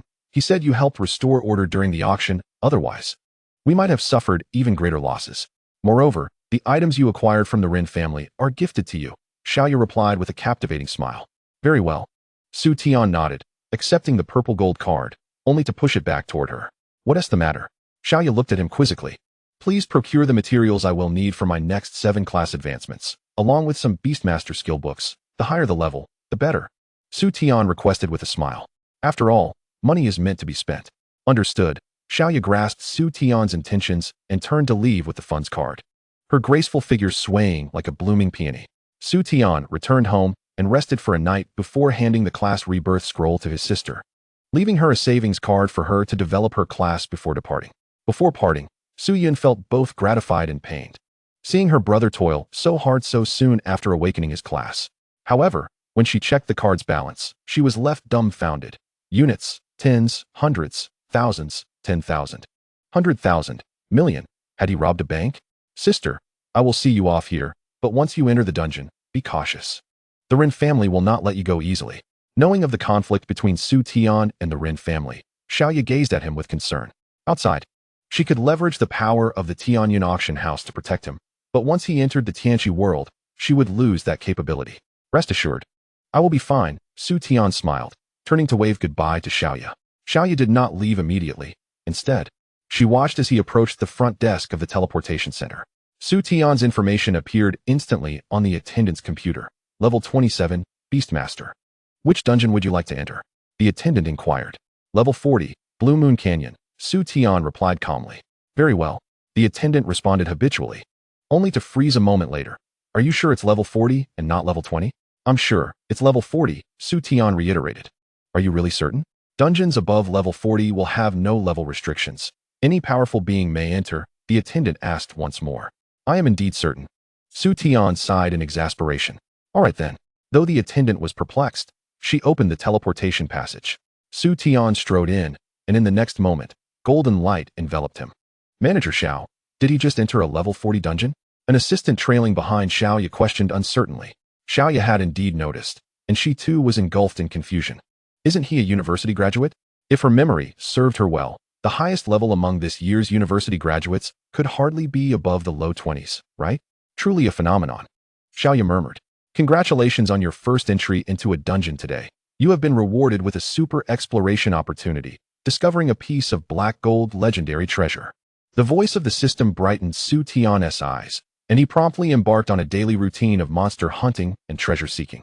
Moreover, Su Tian discerned a peculiar pattern. Defeating elite monsters or bosses would significantly increase the chances of obtaining random exploration treasures. Thus, he set his sights on elite monsters and bosses. 3 days later, have you determined which dungeon he entered? In the real world, Steward Liu inquired blandly of his subordinate. His primary objective remained capturing Su Tian. The auction was merely a side endeavor, and he had already informed the family head. The family head did not reprimand him, but merely instructed him to swiftly return after capturing Su Tian. However, they had yet to identify which dungeon Su Tian had entered. They had scoured all level 30 dungeons over the past few days without discovering Su Tian's trace. Could it be that he did not enter a level 30 dungeon? Steward Liu frowned. Expand the search area. Yes. Half a day later, an attendant approached, brimming with excitement. Steward Liu, we have a lead. Someone reported seeing him in the level 40 dungeon, Blue Moon Canyon. What? Blue Moon Canyon? He unexpectedly chose a level 40 dungeon. How splendid. Initially, I was concerned that entering a lower level dungeon would suppress our strength to our disadvantage. But it now seems that Su Tian is merely digging his own grave. I instructed those accompanying us to remain behind. I can handle this alone. Lu Guanshi sneered. One of his attendants hesitated, saying, Lu Guanshi, perhaps we should take more people? More people? Do you mean to say that I, a fifth transformation powerhouse, am inferior to those assassins? Lu Guanshi scoffed. You make a valid point, the attendant conceded. No longer disputing. Meanwhile, in Lan Yuxiagu, the only distinction between the level 40 open map and the lower level maps lies in its vastness. Su Tian had been grinding monsters for 3 days, yet he had scarcely traversed 1/10 of the map. This clearly illustrates the immense scale of the terrain. Furthermore, although this map claims no level restrictions, Su Tian had yet to encounter any formidable high-level players. The reasoning is quite simple. The map's level correlates with the quality of resources available. Naturally, high-level maps offer far richer resources than those of lower levels, resulting in a scarcity of high-level characters exploring areas beneath their rank. Chapter 40. The Secret Realm of the Demon Spider's Lair. Concurrently, after Su Tian had just slain a boss, a system notification sounded in his mind. Ding. Congratulations, host, for defeating the boss and receiving a random exploration resource opportunity. A red premium resource has been discovered. Please use the universal map to locate it. Another red resource? Su Tian, lying atop Xiaobai, felt invigorated and called Xiaoman back. Glimpsing at the time, the boss Xiaoman had just defeated was a level 42 Lone Wind Wolf, which took 3 minutes to vanquish. This greatly pleased Su Tian, while Xiaobai could have dispatched the boss in an instant. Xiaoman was merely of legendary potential and leaned towards defensive capabilities. To single-handedly confront and kill a level 42 boss was quite commendable. A significant portion of the damage dealt stemmed from Xiaoman's newly acquired skill, Reflective Spines, obtained upon reaching level 20. This skill rebounded damage at a percentage based on the harm inflicted by enemies, and did not conflict with the iron bones of the Barbarian King. Even if the opponent could not bypass Xiaoman's defenses, they would still suffer the corresponding retaliatory damage, making this skill a significant enhancement to Xiaoman's already formidable defense while providing stable offensive capabilities. Moreover, the experience acquisition efficiency in the level 40 dungeon was exceptionally high.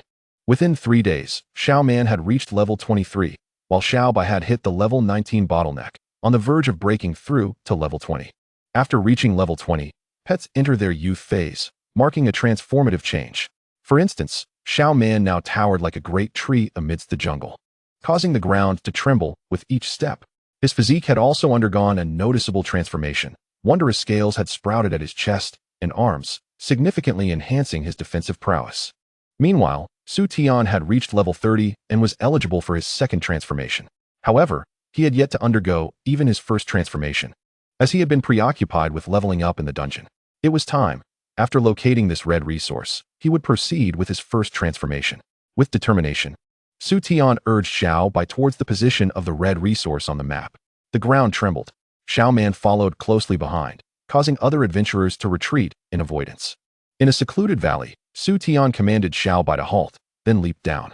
Surrounding adventurers were momentarily stunned upon seeing Su Tian, especially with the 2 colossal beasts by his side, leaving them bewildered. What kind of profession is this? A summoner? What are they all gathered here for? Upon observing the crowd, Su Tian blinked and inquired, soon discovering the reason. There was a cave ahead, a randomly spawned secret realm in the dungeon. But 3 teams had already ventured inside and failed to return, indicating they had perished within. Is that so? Su Tian raised an eyebrow, intrigued by this secret realm, especially since his red treasure lay within. Thus, he and his companions, Xiaobai and Xiaoman, boldly entered the cave, and in the next moment, a mysterious voice resonated in his mind. Adventurer, welcome to the 47-level nightmarish difficulty secret realm, the Demon Spider's Lair. May you have a pleasant journey. Upon hearing this voice, Su Tian's smile faltered. It was indeed a 47-level nightmarish difficulty secret realm. No wonder 3 teams had met their demise here. In terms of strength, ordinary level 40 monsters average around 1,500 in all attributes, while the minions in this secret realm likely surpassed that, possibly exceeding 2,000. However, There was no need for excessive concern. Xiao Man's average attributes had already reached over 2,000, and although Xiao Bai had yet to reach the youth phase, he too possessed attributes exceeding 2,000. Furthermore, with Xiao Bai's transformation granting a 100 attribute bonus, traversing this secret realm should pose no challenge. Thus, with this thought, Su Tian pressed onward. Meanwhile, onlookers outside were left in disbelief. That fellow entered alone? Doesn't he know that 3 teams have already perished in this secret realm? Perhaps he is some big shot. Who knows? It seems like yet another candidate for self-destruction. The crowd murmured, and one individual furrowed his brow, deep in thought, suddenly having a revelation before hurriedly departing. Bang! A venomous spider was reduced to a puddle of toxic liquid beneath Xiao Bai's wind blades, contributing to the experience bar. In the narrow cave, there was barely enough space for Xiao Man's massive frame. His head nearly touched the surrounding walls, making movement exceedingly cumbersome. Yet, he seemed to require no mobility, as swarms of spiders approached him, only to be annihilated by the reflective spines. Splat! A spray of venom splashed onto Xiao Man, emitting a sharp, sizzling sound, causing Su Tian to feel a twinge of concern. Although Xiao Man had impressive defense, he was not immune to toxins. Without a healer in the party, if the toxic elements accumulated, Xiao Man could potentially succumb to the poison. Roar! At that moment, Xiao Man let out a roar, raising his arms to shield himself. The venom splashed against his armor, having no effect, and dripped harmlessly to the ground. Witnessing this, Su Tian was slightly astonished. It turned out that Xiao Man's evolved armor could also resist poison attacks. Impressive. With Xiao Man's armor providing support, the toxic spider's attacks were rendered nearly ineffective. Xiao Man shielded the front, while Xiao Bai followed closely behind to deal damage, and together they swept through with ease. Before long, they reached the second checkpoint of the secret realm, where a sea of fiery magma surrounded them, with enormous red-black spiders lurking ominously on the rocky walls. These were fire-eating spiders, adept at launching molten liquid fire attacks. Su Tian squinted, uncertain if Xiao Man's armor could withstand such assaults. Squeak! Upon sensing Su Tian and the 2 beasts' approach, the fire-eating spiders began to stir, their long, bamboo-like legs crawling menacingly towards them. Squeak! One notably larger fire-eating spider, likely of elite status, raised its head and let out a long wail, subsequently spewing forth a torrent of scalding liquid. Xiao Man raised his arms, and the high-temperature liquid collided with the liquid on his arms, only to be deflected and splattered against the ground. Boom! Xiao Bai struck with a paw, unleashing a wind blade that shredded the elite fire-eating spider into fragments. Observing this, Su Tian smiled slightly. It appeared Xiao Man's armor was even stronger than he had anticipated. If he was not mistaken, it should be capable of negating all liquid-based attacks. Understanding the utility of Xiao Man's armor, Su Tian no longer hesitated and commanded Xiao Bai and Xiao Man to unleash their full might. Before long, propelled by their relentless assault, they found themselves face to face with the boss, a colossal spider residing in a watery pool. Chapter 41, The Second Divine Beast. Ding. Target has been identified. Type, Venomous Pool Matriarch.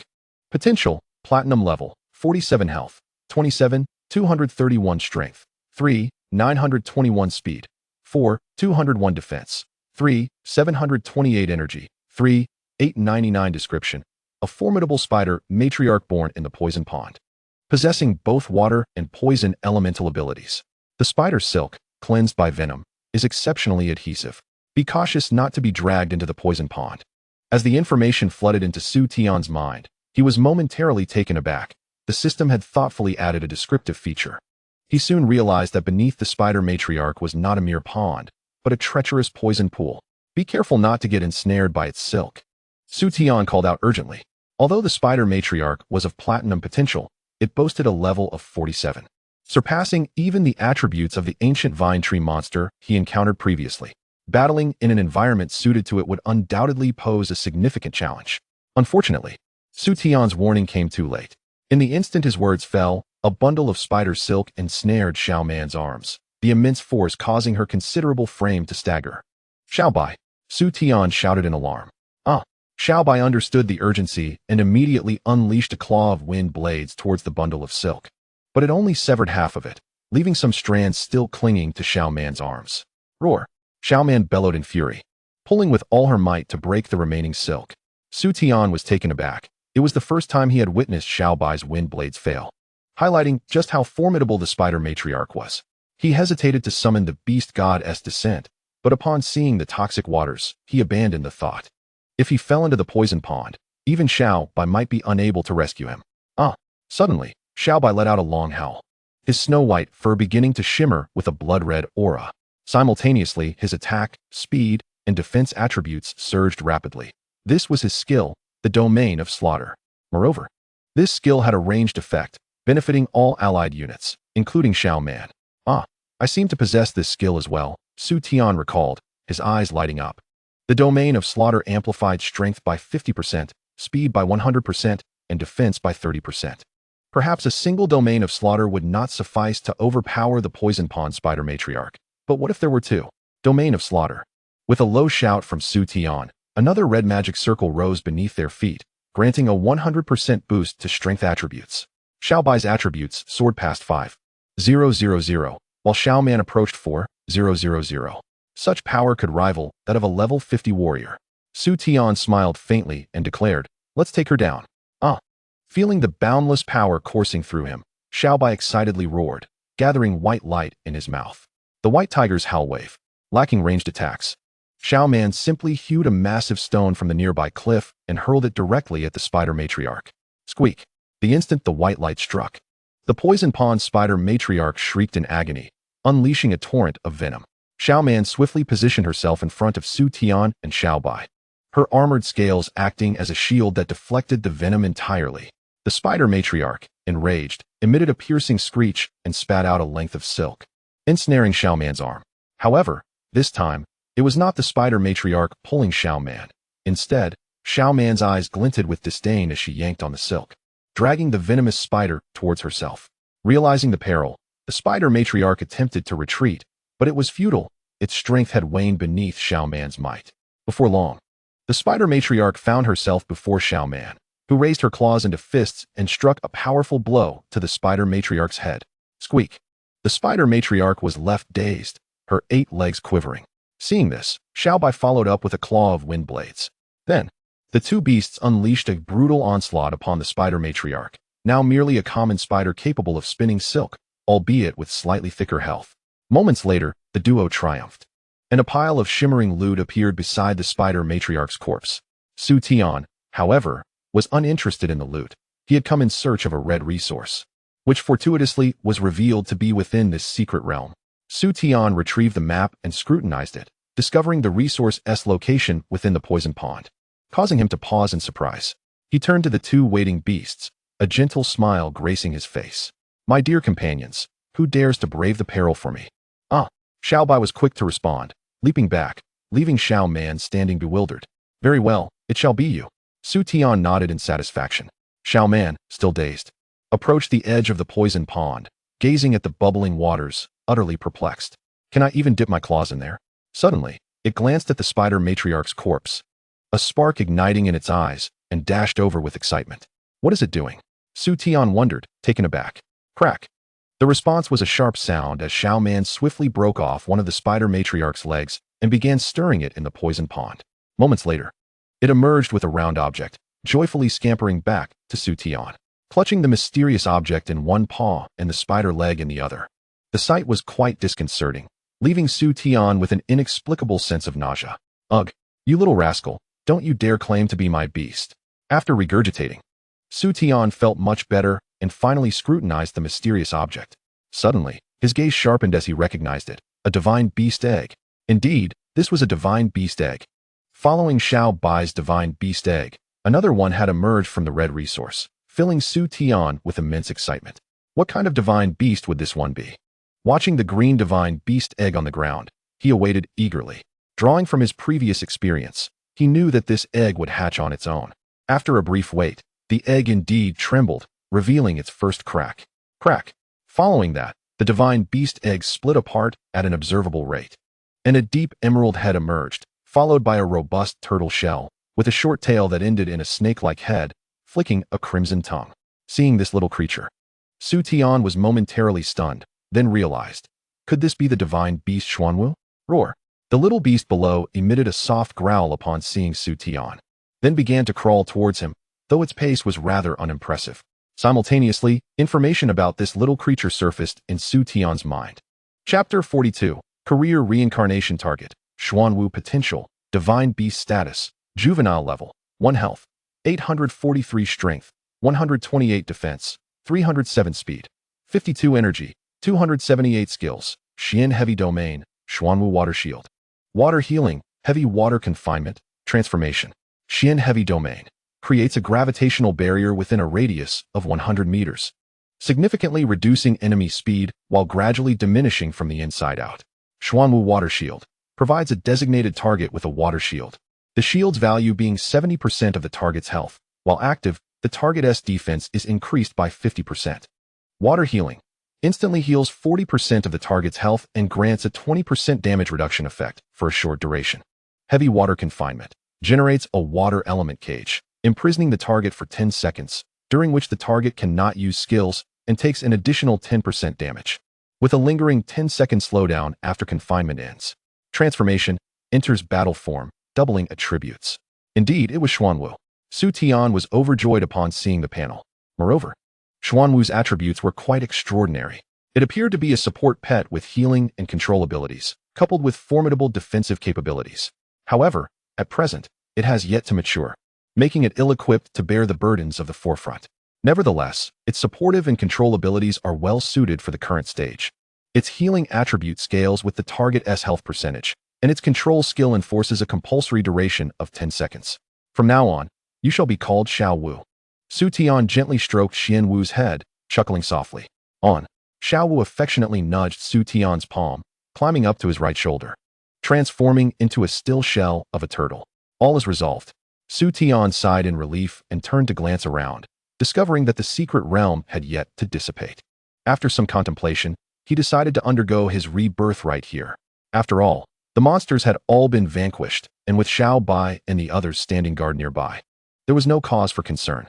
Having made his decision, Su Tian retrieved the materials necessary for rebirth, among which the most crucial was the first-tier rebirth stone, intended for his initial career transformation.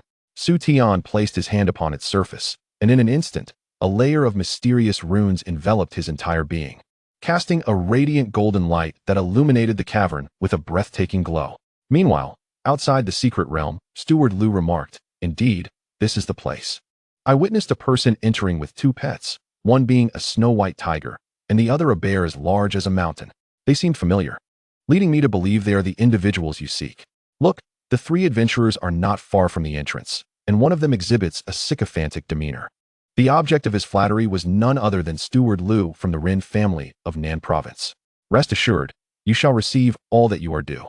Go fetch the money with my subordinate," Steward Lu replied nonchalantly. "Steward, if I go out, your subordinate will surely worry," the attendant responded. "What?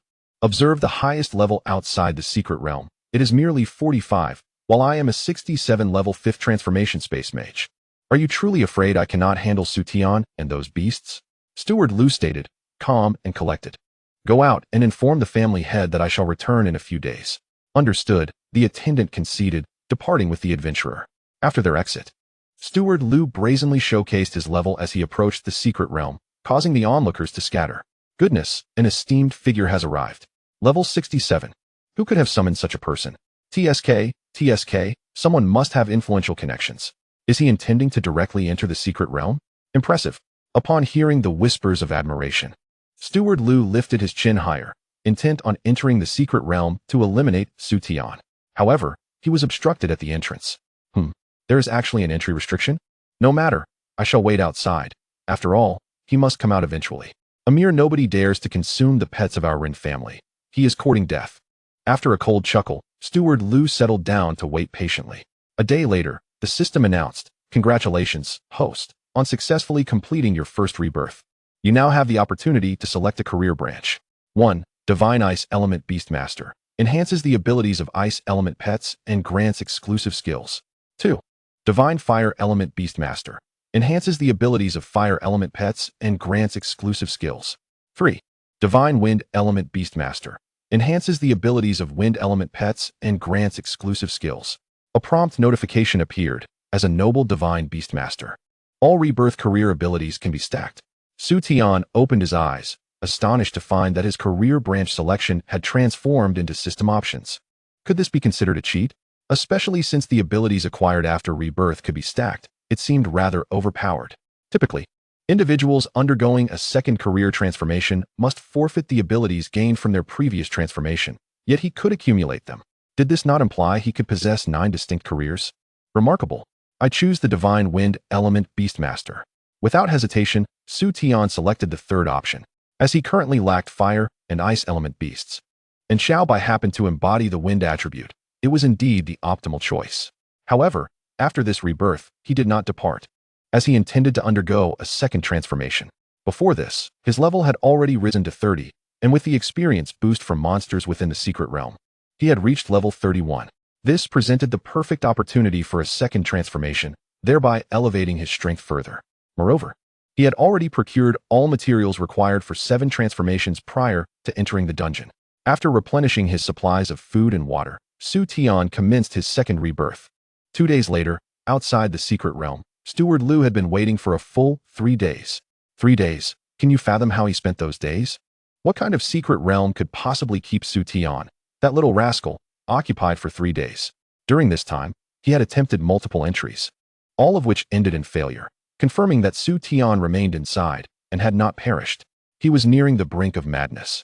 Could it be that Su Tian was deliberately withholding his exit, knowing he was waiting outside? That seemed implausible. How could Su Tian possibly be aware of his presence? Just as Steward Liu was consumed by anxiety, Su Tian had completed his second rebirth within the secret realm. Has it been 2 days? It appears that the duration required for each rebirth increases correspondingly, Su Tian murmured softly as he glanced at the time. At that moment, the system's notification echoed in his mind.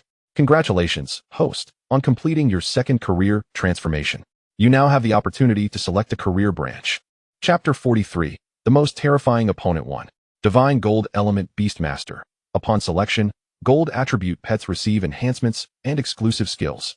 2. Divine Dark Element Beastmaster. Upon selection, dark element pets receive enhancements and exclusive skills. 3. Divine Earth Element Beastmaster. Upon selection, earth element pets receive enhancements and exclusive skills. Once again, an uncomplicated choice lay before him, and Su Tian promptly opted for the last option. The earth element was fitting, as Xiao Man was precisely an earth element beast, while he lacked the other 2 attributes. Ding! Congratulations on becoming the Divine Wind Element Beastmaster. You have acquired the exclusive skill, Child of the Wind. Congratulations on becoming the Divine Earth Element Beastmaster. You have acquired the exclusive skill, Rock Barrier. Child of the Wind. For 60 seconds, gain the ability to manipulate wind attributes. All attacks inflict an additional wind element damage equal to 20 of your attack power. Additionally, receive the Blessing of the Wind God, granting 3 instances of instantaneous movement during the effect's duration. Cooldown, 1 hour. Rock Barrier. Erects a rock barrier within a designated area that possesses absolute defensive capabilities. Accelerates healing speed by 50, and dispels all negative effects within the barrier's range. Barrier duration, 20 seconds. Cooldown, 1 hour. These 2 exclusive skills were extraordinarily powerful, akin to divine techniques. With these abilities, Su Tian felt confident enough to challenge true diamond bosses above level 50, unlike the mere level 39 imposter the ancient vine tree monster faced previously. After his excitement subsided, Su Tian examined his status panel. Typically, the average 4-dimensional attributes of a level 30 adventurer hover around 700. But after completing the second transformation, he should reach 1000. Su Tian had already achieved this level before his rebirth. Moreover, he now possessed 3 pets, and the system's attribute linking function could apply to all of them. This meant he could gain a 10 attribute boost from each pet. Currently, both Xiaobai and Xiao Man boasted average 4-dimensional attributes exceeding 2000, resulting in a total attribute enhancement of 400 for Su Tian. His Divine Beastmaster profession attributes appeared to surpass those of ordinary players, resulting in an average of over 1600 in his 4 dimensions. Reflecting on this, he could not help but smile bitterly. After all, he was at level 31 while Xiao Bai was merely at level 19. The 12-level disparity between them rendered his attributes inferior. Who, then, was truly the master? Of course, these attributes did not account for Xiao Wu's. And if Xiao Wu were to reach the same level as Xiao Bai, his own attributes could receive an additional boost. Su Tian contemplated whether he should contract a few more beasts to leverage the attributes link to enhance his strength, but ultimately decided against it. The Divine Beastmaster class only granted him 2 additional pet slots, and he could only acquire 1 more pet slot for every 10 levels gained thereafter. Presently, he had already contracted 3 beasts, leaving him with only 2 slots, and he was unable to venture into high-level dungeons to contract more potent pets. Rather than splitting resources with 2 low-level pets, it would be more prudent to await the arrival of the system's divine beast egg. Furthermore, he did not feel an urgent need to enhance his strength, as he rarely needed to act independently with Xiao Bai and Xiao Man by his side. With this in mind, Su Tian waved to Xiao Bai and Xiao Man, who were stationed not far away, and the two excitedly rushed over. The former had shrunk to the size of a cat, while Xiao Man, in a more careless manner, nearly knocked Su Tian over with its large head. Meanwhile, the recently acquired Xiao Wu was still nestled within its shell on Su Tian's shoulder. "Let us venture forth," Su Tian said, cradling Xiao Bai, and with a light chuckle, he led them out of the secret realm. As they stepped out, the cave behind them vanished entirely, revealing a breathtaking landscape that contrasted sharply with the oppressive atmosphere within the cave, instantly uplifting Su Tian's spirits. "Jia Jia, you have finally emerged. I thought you had perished inside." At that moment, a chilling voice echoed. Su Tian turned to see Lu Guanshi, his eyes narrowing into a dangerous slant. Lu Guanshi, how did he follow me here? The onlookers, oblivious to the true circumstances, gasped at the scene. It turned out that this formidable figure had not come to challenge the secret realm, but rather to confront Su Tian. Clearly, there was a history of animosity between the two. This young man had managed to conquer the secret realm alone, indicating his considerable strength. Now, a spectacle was about to unfold. I recall now. Isn't this the young man who was recently wanted by the Ren family? The crowd's gaze turned towards Lu Guanshi, now filled with a newfound apprehension, as they deduced his identity, someone from the infamous Ren family of Mo Du. No one expected Su Tian to dare enter a level 40 dungeon while under the Ren family's bounty. Here, there were no level restrictions, and Su Tian was about to face a devastating assault from the Ren family. Regrettably, Lu Guanshi was a genius in his own right, rumored to have slain a suppressed level 43 powerhouse, but this time, it seemed he would not escape. It appeared he had only awakened his profession a month prior. Had he not been stifled by the Ren family, he was destined to become a prominent figure in Huaxia, a tragic loss indeed. The crowd expressed their sentiments, lamenting Su Tian's dire predicament. Meanwhile, Lu Guanshi wore a smug smile as he addressed Su Tian. "Did you hear that? If you surrender now and accompany me back to the Ren family to apologize to the young lady, I might just spare your life." Upon hearing this, Su Tian let out a cold chuckle. "I suggest you worry about your own fate, esteemed Guanshi. I wonder how your master would react upon learning of your demise here." At these words, Lu Guanshi's smile faded, replaced by a chilling glare. Sharp-tongued, "It seems you seek death." With that, a pure silver staff appeared in Lu Guanshi's hand, and a wave of energy surged towards Su Tian. Roar! As the battle commenced, Xiao Man lunged forward, positioning itself protectively in front of Su Tian. The silver light struck its scaled armor, producing a resounding impact. As the brilliance dissipated, blood flowed from Xiao Man's chest, and its armor sustained significant damage. This revelation weighed heavily on Su Tian. Even a casual strike from Lu Guanshi could wound Xiao Man, indicating the latter's formidable strength. Insightful eye. However, upon examining Lu Guanshi's attributes, Su Tian's heart sank further. Target: Lu Yonghong level, 67 profession, space control, mage rebirth instances, 5 health, 23748 strength, 7782 defense, 8063 speed, 9792 energy, 13642 with a staggering energy level of 13,642. Su Tian realized he had encountered the most terrifying opponent of his life. Too high. Even with various buffs stacked, Xiao Bai's attributes could not hope to match his. Was this the power of a 5 rebirth expert? How does it feel? Despair, perhaps? There is still time to regret, Lu Guanshi taunted, hovering in the air thanks to his spatial magic, savoring Su Tian's expression. Adorned in epic gear and having completed his 5th profession rebirth, even a single void staff had granted him an additional 1,000 energy.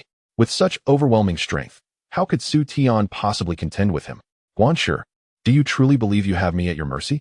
Su Tian exhaled deeply, glancing at Xiao Bai. Understanding his cue, Xiao Bai unleashed a furious roar, radiating crimson light. Su Tian mirrored this action, and 2 red halos enveloped them. Double kill God domain. Almost visibly, Xiao Bai and Xiao Man's attributes surged. Moreover, an ethereal radiance enveloped them, enhancing their skills, with Xiao Bai experiencing an additional 70% boost in power, coupled with Su Tian's 50% increase. This resulted in a staggering 130% enhancement. Regrettably, this boost was calculated based on Xiao Bai's base attributes and did not stack with the transformation increase. Upon inspecting Xiaobai's panel, Su Tian noted its strength had risen to an impressive 6784, yet this attribute struggled to breach Lu Guanshi's defenses. Lu Guanshi furrowed his brow, realizing that the pet's attributes had surged dramatically, exceeding 6,000 in strength. Is this truly a divine beast? Its power is astonishing. Lu Guanshi's eyes glinted with greed as he contemplated. The divine beast shall henceforth belong to the Rin family. Just then, a green creature materialized beside Su Tian, its round shell shining brightly. A turtle? Lu Guanshi was taken aback. How could he possess another beast? I had not heard of this additional contract before. Could it be a new addition? Realizing this, Lu Guanshi let out a cold laugh. It appeared the young man was prepared to fight to the death, even deploying newly contracted pets against him. Lu Guanshi sneered, but his expression suddenly shifted as he noticed his speed had diminished. At that moment, he felt as though he were mired in quicksand, his movements painfully slow, even in midair. A control-type pet? Lu Guanshi's gaze shifted to the divine beast Xian Wu. Astonished, this little creature, still immature, possessed the ability to affect his speed, indicating extraordinary potential. It might be another divine beast. What a formidable young man. Being able to contract two divine beasts, if allowed to grow, the Rin family could very well face extinction at your hands. Lu Guanshi's eyes turned cold. Originally, Rin Yinshan had tasked him with bringing Su Tian back, but now he had changed his mind. He intended to kill Su Tian. No matter how strong you are still only in your 20s. I shall show you the true disparity in strength. Lu Guanshi's gaze was indifferent as he waved his staff, unleashing a spatial magic sphere that hurtled towards Xiaobai. Observing this, Xiaoman let out a low growl and promptly positioned herself in front of Xiaobai, bracing to absorb the spell. However, the damage inflicted by a level 67 mage was not so easily endured. With just a single ordinary magic sphere, Xiaoman's health plummeted to half. Su Tian was taken aback, urgently calling out, "Xiao Wu!" With a roar, Xiao Wu immediately cast a healing spell and protective shield on Xiaoman. The 40% health restoration swiftly returned Xiaoman to a robust state, accompanied by a substantial damage-absorbing shield. He can heal? What an impressive support pet. Lu Guanshi glanced at Xuan Wu, a flicker of astonishment crossing his eyes. At this moment, he was almost certain that this turtle was indeed a divine beast. How else could it possess such formidable abilities? Unfortunately, you have yet to mature fully. A single full healing is merely equivalent to the health lost from one of my standard attacks, Lu Guanshi remarked indifferently before casting another spatial magic sphere. Xiaoman, filled with determination, charged forward once more to shield her companion. Yet, the immense magical damage swiftly shattered the protective shield bestowed by Xiao Wu and reduced her health to a critical level. 14,000 energy points, such terrifying power. Su Tian felt a tremor of fear. This situation was untenable, as Lu Guanshi's damage output was simply too high. Xiaobai disrupt him. Xiao Wu imprison him. Su Tian commanded. With a fierce cry, Xiaobai responded, unleashing a flurry of wind blades towards Lu Guanshi. Concurrently, Xiao Wu released a water-based binding spell. Oh, you think such tactics can restrain me? Lu Guanshi scoffed, and in the next moment, he swung his staff, causing the surrounding space to tremble violently. With a resounding crash, the binding was shattered, and Xiaobai's wind blades were thwarted by an elemental spatial shield. Pathetic, Lu Guanshi said, shaking his head in disdain, a hint of mockery in his eyes. Is this the so-called prodigy ranked first in the college entrance examination? Hardly impressive. The thrill of tormenting a genius is truly delightful. Well, I've had my fun. It's time for you to perish. He turned his gaze towards Su Tian, his eyes glinting ominously. Su Tian felt an overwhelming sense of danger as Lu Guanshi's spatial elemental energy surged forth, forming a spatial tornado directed at him. Son of the wind, Su Tian shouted, propelling himself away and narrowly evading the attack. Spatial displacement? Lu Guanshi gaped, astonished at Su Tian's ability. How could he possess such power? This was a high-level skill exclusive to spatial mages, one Lu Guanshi himself was unqualified to learn. Su Tian, how is this possible? You truly surprise me. But I refuse to believe you can maintain this ability indefinitely. Lu Guanshi's eyes gleamed with malice as he launched another attack. Su Tian inhaled deeply, once again utilizing the Son of the Wind's teleportation ability to evade the strike. Lu Guanshi's lips twitched in irritation, his expression growing increasingly frenzied. If you have the guts, dodge again. With a flash of spatial energy, Su Tian teleported once more. By now, he had exhausted all of the Son of the Wind's teleportation opportunities. Lu Guanshi was now on the brink of fury. Very well, you have forced my hand, he thundered. Spatial lockdown. Lu Guanshi's voice boomed. and the surrounding space shifted as if ensnared by a mysterious force. Su Tian furrowed his brow, questioning the nature of this power. Suddenly, an elemental energy cage descended upon Xiao Bai. Xiao Bai! Su Tian gasped, but before he could finish, another cage enveloped Xiao Man. In quick succession, Xiao Wu was also trapped. Lu Guanshir's maniacal laughter echoed. Su Tian, I care not what tricks you possess. Within this spatial lockdown, I can control your beasts at will. The only reason you've managed to contend with me for so long is due to your 3 beasts. Remove them, and what can you do? Lu Guanshir's words sent a chill down Su Tian's spine. As a spatial control mage, he was undeniably one of the most formidable among all elemental mages. His abilities were indeed monstrous. Lu Guanshir was correct. His prolonged resistance was primarily thanks to Xiao Bai and the others. Without his pets, he would be reduced to an ordinary combat class. Was he truly destined to perish here today? No. This was absolutely unacceptable. He still had one last hope, the Beast God skill. Upon activation, he could temporarily assume Xiao Bai's attributes. This was his final chance. Su Tian gritted his teeth, fixing his gaze on Lu Guanshir with growing resolve, and began to chant the incantation. In an instant, his attributes surged dramatically, aligning closely with those of Xiao Bai. Lu Guanshir took note of this transformation, momentarily taken aback. It seems I truly underestimated you. However, even if you possess the same attributes as your pet, you cannot hope to defeat me. The disparity between us is insurmountable. Su Tian's heart raced. He understood Lu Guanshir's words held truth. Even with Xiao Bai's attributes, their differences remained vast, yet this was his final opportunity. Just then, a thunderous roar erupted from within Su Tian. In the next moment, a massive phantom appeared behind him.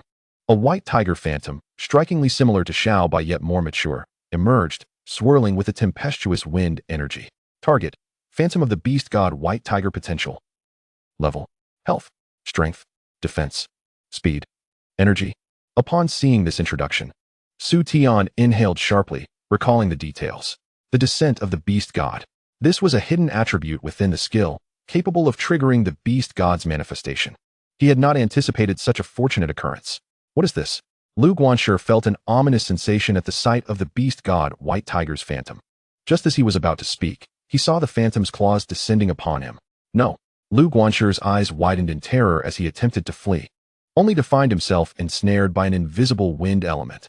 Su Tian witnessed Lu Guanshir transform into a golden light of dropped loot, collapsing unconscious to the ground. When Su Tian regained consciousness, he found Xiao Bai sleeping atop him, while Xiao Man stood guard nearby like a stalwart tower, instilling a sense of security. To his dismay, Xiao Wu was sprawled across his head. A Wu. Xiao Bai was the first to notice Su Tian's awakening, letting out an excited call, and the other 2 beasts approached. Displaying affectionate expressions, Su Tian affectionately patted their heads before rising to gaze at Lu Guanshir's lifeless form not far away, surrounded by a glimmering pile of loot. This brought back memories of everything that transpired before he lost consciousness. Had it not been for the manifestation of the Beast God White Tiger, he might have truly met his end today. It seemed he would need to prepare more escape tactics for the future. Otherwise, if he encountered a situation like today again, he might not be so fortunate. After a moment of relief, Su Tian examined the loot left behind by Lu Guanshir, his eyes widening in astonishment.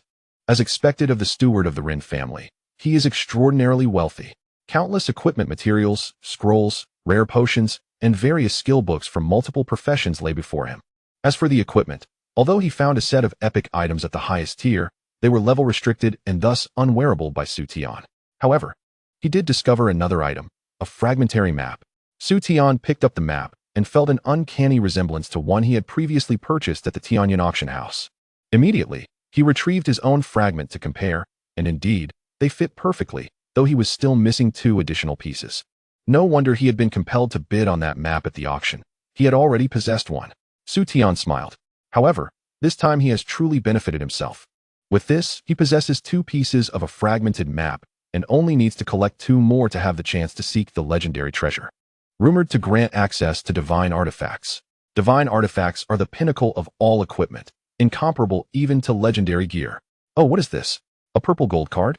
Su Tian has taken out another card, seemingly identical to the one given to him by Xiaoya, the only distinction being the absence of the Tianyun auction house emblem. Yet, it is uncertain how much balance this card holds. After tidying up these items, Su Tian departed with Xiao Bai and the others, preparing to switch to another dungeon. The news of his killing of Lu Guanshi would soon spread, and the Rin family would undoubtedly seek retribution, possibly sending even stronger adversaries to eliminate him. If it were not for Lu Guanshi's negligence, Su Tian would not have achieved victory so swiftly. Even so, Su Tian had exhausted his trump cards. Facing another opponent of Lu Guanshi's caliber would leave him uncertain of success. The best course of action now was to conceal his whereabouts and navigate the remaining days in tranquility. Once the new student assessment arrived, Teacher Chu would intervene to ensure his safety. In any case, remaining in this level 40 dungeon was not an option. 2 days later, in the Rin family of Modu. What did you say? Lu Guanshi is dead. Rin Yunshan glared at the attendant, his voice icy. Yes. Lu Guanshi was lying in wait for Su Tian, and he instructed me to return to the outside world. Who would have known that news of Lu Guanshi's demise would emerge yesterday? It is said that he was killed by Su Tian. This attendant was one of those who had followed Lu Guanshi that day, and now he was filled with dread, sweat cascading down his forehead. You fool. Rin Yunshan erupted in fury, slamming his palm onto his desk, shattering it to pieces. Did I not instruct you to follow him? Do you not realize he is the only spatial control mage in our family? If cultivated to level 90, he would undoubtedly secure a place on the mage leaderboard. And yet, he perished at the hands of that newly awakened brat Su Tian. Upon hearing Ren Yunshan's words, the attendant trembled in fear and fell to his knees. Stammering, Master, it was not that I did not follow Lu Guanshi. It was he who forbade me from doing so. He claimed he could handle Su Tian. And I, Ren Yunshan closed his eyes, striving to calm himself. He was well aware of Lu Guanshi's character, tall and proud. Forget it. He shook his head and inquired. Is he dead? Did you recover anything he possessed? The attendant hesitated before replying. Master, when I arrived, Su Tian had already left, and Lu Guanshi's belongings were completely looted. I truly do not know Su Tian's whereabouts, which is why I returned. Before he could finish, Ren Yunshan had already slapped him away, his face contorted in rage. You scoundrel! Who told you to return? Do you know what Lu Guanshi possessed? Besides that fragmented map, I also transferred 10 billion in funds to him that has not been retrieved. If Su Tian obtains it, do you comprehend the consequences? At this moment, Ren Yunshan was utterly incensed. 10 billion gold coins might not mean much to the Ren family, but it was enough to cultivate Su Tian into a far more formidable adversary. The fact that Su Tian could kill Lu Guanshi during such times indicated his unimaginable potential. Once such a strong individual matured, the Rin family would undoubtedly face severe retribution. The attendant swallowed hard, hastily stating, I understand, Master. I will go to the southern province and capture Su Tian. Wait, Ren Yunshan waved his hand, forget it. Your strength is inferior to Lu Guanshi's.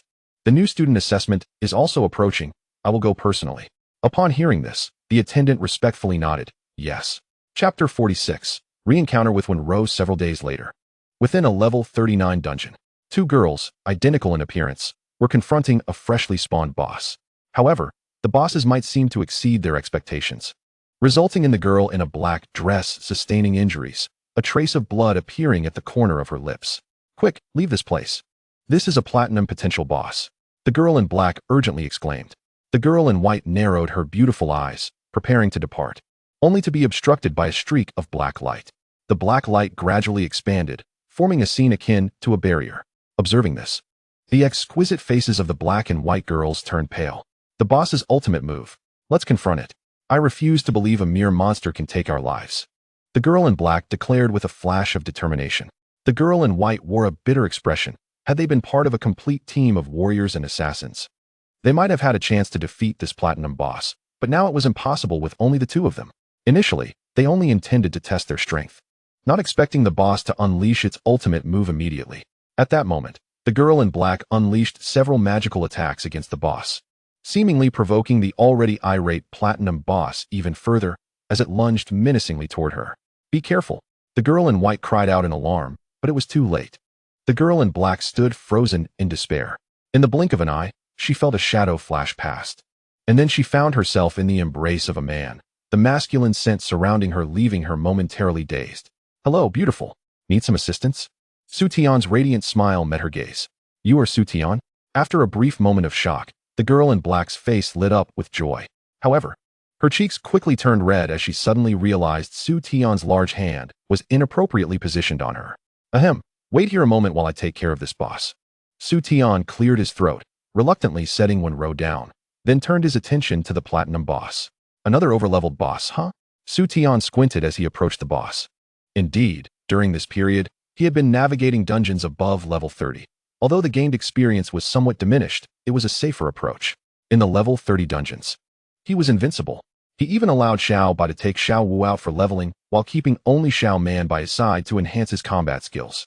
After the battle with Lu Guanshi, he understood a vital truth. Xiao Ba and the others could not be relied upon to protect him at all times, especially against confinement spells like those of Lu Guanshi. Thus, it was essential to elevate his own combat capabilities, which is why he had been actively seeking boss battles. And by chance, he encountered Wenro. Though she was a dual-class master of a mysterious profession, she seemed to be only level 35. And even with both of them working together, they stood no chance against a level 39 platinum boss. However, for Su Tian, this was not a daunting challenge. A pitch-black long sword appeared in his hand, its ancient patterns reminiscent of a sword drawn from the depths of hell, Heiyu. This was a diamond weapon he had acquired during a treasure hunt, unrestricted by level requirements, with an attack attribute enhancement exceeding 700. Heiyu's flame, Su Tian murmured, his speed surging as he darted toward the platinum boss, delivering a heavy strike. Roar! The platinum boss emitted a mournful cry, retreating in fear as it gazed at Su Tian. My attack power is still somewhat lacking. Seeing the boss still standing after the first strike, Su Tian sighed and applied a binding spell to the boss, then proceeded to slash it down multiple times before it finally fell. The entire process was devoid of any embellishment, proving to be straightforward and brutal. Is that it? The girl in white was momentarily stunned. Had Su Tian truly killed the boss in less than a minute? Recalling how they had been cornered by the boss moments ago, her cheeks flushed with embarrassment. What else could it be? Su Tian approached, casually yawning. He had previously managed to slay a diamond boss in 30 seconds. What was a mere platinum boss in comparison? The gentle reminder from the woman in the black dress was heard. However, he did not employ his beast-taming abilities this time. The woman in the white dress softly commented. Upon hearing this, the expression on the black-dressed woman's face stiffened. Indeed, last time, this fellow had relied on his beast-taming to slay that diamond boss. Yet this time, he was capable of facing it alone. Although it was merely of platinum rank, it sufficed to demonstrate Su Tian's astonishing rate of growth. Hey, aren't you just fast at everything? The black-dressed woman teased with a smile.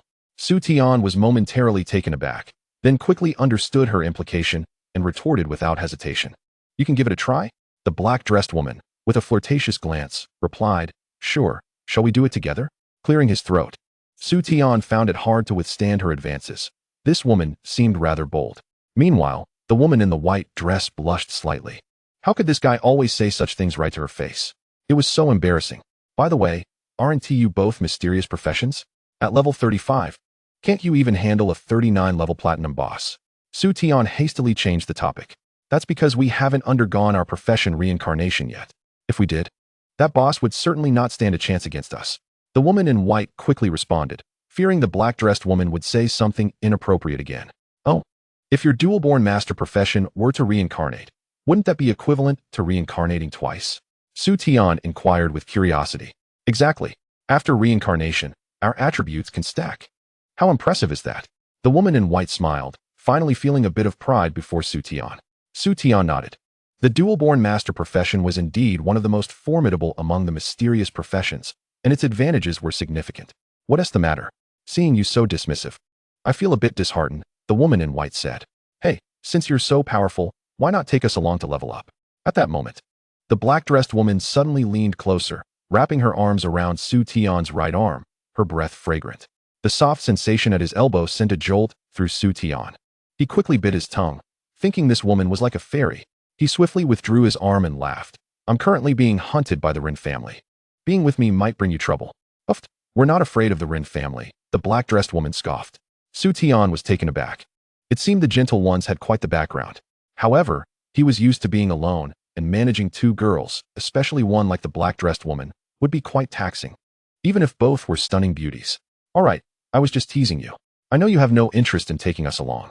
Besides, the time for the new student test is approaching. We need to go complete our profession reincarnation and prepare for the test. The black-dressed woman laughed softly at Su Tian's flustered expression. Su Tian awkwardly scratched his head, then recalled something and asked, By the way, which academy have you chosen?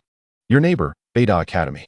Of course, if we knew you chose Qingdao Academy, we would definitely follow to compete with you, especially since you stole our top spot. The black-dressed woman replied. Really? Well, the new student test will offer a chance to compete, Su Tian chuckled. Who wants to compete with you? Pervert. The black-dressed woman shot him a charming glare, and as she turned, she glanced down at him, causing Su Tian's back to shiver. We're leaving. Don't listen to that guy's nonsense. The woman in white waved goodbye, her cheeks slightly flushed. After the two left, Su Tian looked down at the time. Only 3 days remained until the new student test. He had already reached level 37 and wondered if he could break through level 40 in this final stretch. Chapter 47. The test approaches 3 days later. New student test. The venue for this new student test is a secret realm named Jiucheng Yaoku. It is said to be a unique secret realm of Huaxia, which opens only once a year. Defeating the 9 levels grants a chance to obtain a divine artifact. Though no one knows if it is true, as no one has yet passed the 9 levels. Countless individuals have nearly bankrupted themselves to purchase an opportunity to enter. Yet this year, all academies have united to acquire this opportunity for the new student test. It seems that the various academies have put considerable thought into this new student test. At this moment, in the special teleportation center of the southern province, the Jiang sisters had arrived early. Jiang Xiaoya donned a snow-white, holy priest robe, appearing less childish and more pure. With the assistance of her sister, Jiang Xiaoying, her level had skyrocketed over the past month to level 39, just one step away from level 40. In her hand, she held a cerulean staff, an epic weapon she had recently obtained, named Deep Blue Kiss. Beside her, Jiang Xiaoying, tall and graceful, wore a fitted t-shirt that accentuated her ample bosom, paired with shorts that showcased her long, fair legs, which were quite dazzling. Just the sight of the two sisters drew countless gazes. Why hasn't Su Tian arrived yet? Jiang Xia eagerly looked around, hoping to catch a glimpse of him, but to no avail. Xiaoying. At that moment, a cool voice resonated from behind. Teacher Chu. Jiang Xiaoya turned around, exclaiming with delight. Has Su Tian not arrived yet? Chu Wan, dressed in a white shirt and black skirt, with a high-nose bridge and rimless glasses, exuded a cool charm. Not yet. Jiang Xiaoya shook her head. Chu Wan scanned the surroundings, her brow furrowing slightly with concern. Teacher Chu, is something wrong? Jiang Xiaoying inquired. I received news that Ren family's head, Ren Yunshan, may be coming personally. Chu Wan nodded. What? Jiang Xiaoya exclaimed in shock. Ren Yunshan is actually coming in person? Then Su Tian Teacher Chu. At that moment, their father, Jiang Tianwen, approached. Governor Jiang. Chu Wan greeted him with a nod. Just as Jiang Tianwen was about to speak, a voice interrupted. Governor Jiang, long time no see. The last time we met was at the capital conference, wasn't it? A hearty laugh echoed, causing everyone to look up. A middle-aged man in a suit appeared, flanked by numerous black-clad security personnel, each with a level above 70, exuding a formidable presence. Beside him stood a girl in a black dress, Ren Xianxian, who cast a venomous glance at Jiang Xiaoya upon seeing her. Hee. The head of the Ren family remains as charming as ever. Jiang Tianwen responded, yet his expression remained unchanged. This should be Teacher Chu from Qingda Academy. The top of the mage rankings, I have long heard of your name. Ren Yunshan directed his gaze at Chu Wan, speaking respectfully. Head of the Ren family. Chu Wan replied nonchalantly. Ren Yunshan took no offense at Chu Wan's demeanor and turned to Jiang Tianwen with a smile. Governor Jiang, you are well aware of my Ren family's strength. I have come from Modu for one purpose, to take Su Tian, the Beastmaster awakened in your southern province, into my custody. Hearing this, Jiang Tianwen shook his head. Head of the Ren family, you know the ins and outs of this matter. Besides, Su Tian is from my southern province. If I were to hand him over to you, wouldn't that tarnish my reputation? So, you are determined to protect him? Ren Yunshan's gaze turned icy. Yes, Jiang Tianwen replied calmly. Nearby, Chu Wan looked at him in astonishment. The Ren family was one of the 4 great families in Modu, and they could influence the position of a governor. Jiang Tianwen's actions undoubtedly placed him in opposition to Ren Yunshan. Was he risking his future to protect Su Tian? Very well. Ren Yunshan smiled cruelly upon hearing this response. Then prepare to bury him with you. Oh, everyone is here. Suddenly, a frivolous voice rang out. Everyone looked towards the source, and there stood Su Tian, cradling a sleeping Xiao Bai in his arms. Su Tian. Upon seeing him, Jiang Xiaoya's face instantly lit up with joy, only to be quickly replaced by a sense of urgency as she covered her mouth. Su Tian, I never expected you to dare to show up. Ren Yunshan also turned his gaze towards him, his expression devoid of warmth. The moment Ren Yunshan's words fell, the black-clad security personnel behind him moved in unison, advancing towards Su Tian. Sensing the sudden shift in atmosphere, Su Tian glanced at the speaker, and upon recognizing Ren Xianxian, he immediately understood the man's identity. The head of the Ren family had personally come. A further look at those black-clad guards revealed that they were all above level 70. Seeing this, Jiang Tianwen's expression darkened, and soon, several individuals emerged from behind him to confront the approaching threat. Jiang Tianwen, are you aware of the consequences of your actions? Ren Yunshan's laughter was laced with anger. He was enraged at Jiang Tianwen's blatant lack of awareness, repeatedly opposing him, while also mocking the latter's audacity to think he could stand against the Ren family. Before taking these actions, I certainly considered the consequences. However, Ren family head, do you dare to assert before everyone that this matter was instigated by Su Tian? Jiang Tianwen replied calmly. At his words, Ren Qianshan's face flickered with a hint of guilt, while Ren Yunshan merely sneered. I care not who was at fault first. Su Tian dared to strike my daughter and has taken the cub of the barbarian king bear. He is not worth lamenting. Ren Yunshan's words ignited a wave of anger in Jiang Xiaoye. How could Ren Yunshan be so tyrannical when the truth was that his daughter had instigated the conflict? Ren family head, since you are in the wrong, it would be wise to show mercy. I can have Su Tian return the barbarian king bear cub, after which we can live in peace, yes? At this moment, Chu Wan interjected. Her melodious voice, akin to a lark's song, did little to dissipate the tension in the air. Ren Yunshan's eyes narrowed. Chu Wan, do you intend to protect Su Tian as well? You must consider whether it is worth it for just one Su Tian. Chu Wan replied nonchalantly. Ren family head, Su Tian is the national top scholar of this year's college entrance examination and my most outstanding student. Would you say that is not worth it? Her words struck Ren Yunshan like a slap, and his expression twisted into a grimace. Good, good, good. If that is the case, do not blame me for being ruthless. Ren Yunshan exclaimed thrice, and from the crowd emerged a strangely dressed woman, her bare skin adorned with the intricate patterns of numerous serpents, appearing almost lifelike. The mysterious profession of Snake Spirit Master, you are Dai Yasi, Chu Wan stated after a moment of silence. At her words, the crowd turned their vigilant gazes towards the snake-patterned woman. A Snake Spirit Master is a class associated with area damage, notorious for attacking indiscriminately, making few willing to team with them. Moreover, Dai Yasi was a genuine powerhouse ranked on the heavenly list, inciting fear among those present. Su Tian narrowed his eyes, recognizing the power of one of the four great families in the Magic City, and prepared to summon Xiao Bai and the others at any moment. Pleased with the reactions of those around him, Ren Yunshan smiled and summoned an 86-level shield warrior to step forward. Yasi, capture that boy for me. Ren Yunshan spoke indifferently. Understood. Dai Yasi nodded expressionlessly, her snake tattoos appearing to come to life, hissing and flicking their tongues. The usually composed Chu Wan felt a rare wave of tension, for she was only at level 86 while Dai Yasi was a formidable level 90. Jiang Tianwen was even less capable, being merely a provincial head at level 80 and certainly no match for Dai Yasi. Hee, why must you all engage in a life-and-death struggle? At that moment, an elderly voice resonated through the air. An elderly man dressed in a tang suit leisurely emerged from a hidden passage, smiling broadly. The atmosphere, so charged with tension, dissipated significantly upon his arrival, and even the snakes surrounding Dai Yasi seemed to fall back into slumber. A mind master, Jiang Xiaoying exclaimed upon witnessing the elder's abilities. Su Tian was taken aback. This elder was indeed a mind master, a mysterious profession known for amplifying allies and dispelling negative effects, making it a formidable support class. Principal Tang, I never expected you to personally intervene. Upon seeing the elder, Ren Yunshan revealed a hint of apprehension. Of course, he did not fear the principal himself, but rather the power he represented, the Tang family from the capital. Grandpa Tang. Chu Wan approached Tang respectfully. My dear, your grandfather entrusted me to take good care of you, and now I have fulfilled that promise, haha. Tang chuckled. Indeed. A rare smile graced Chu Wan's typically cold and beautiful face. Their exchange ignited a surge of anger in Ren Yunshan. Are you two intending to represent the Tang family and the Chu family in a war against me? As far as I know, you might not possess the qualifications for such a confrontation. Ren family head, we certainly do not have that qualification. However, once Su Tian participates in the new student test, that may no longer be the case, Chu Wan replied calmly. Ren Yunshan's expression darkened at her words. Su Tian's innate strength was formidable enough to eliminate those under his command. If such a terrifying talent were to shine during the new student test, it would undoubtedly attract the attention of the old-timers, and Su Tian would thus receive their protection, rendering all of Ren Yunshan's efforts futile.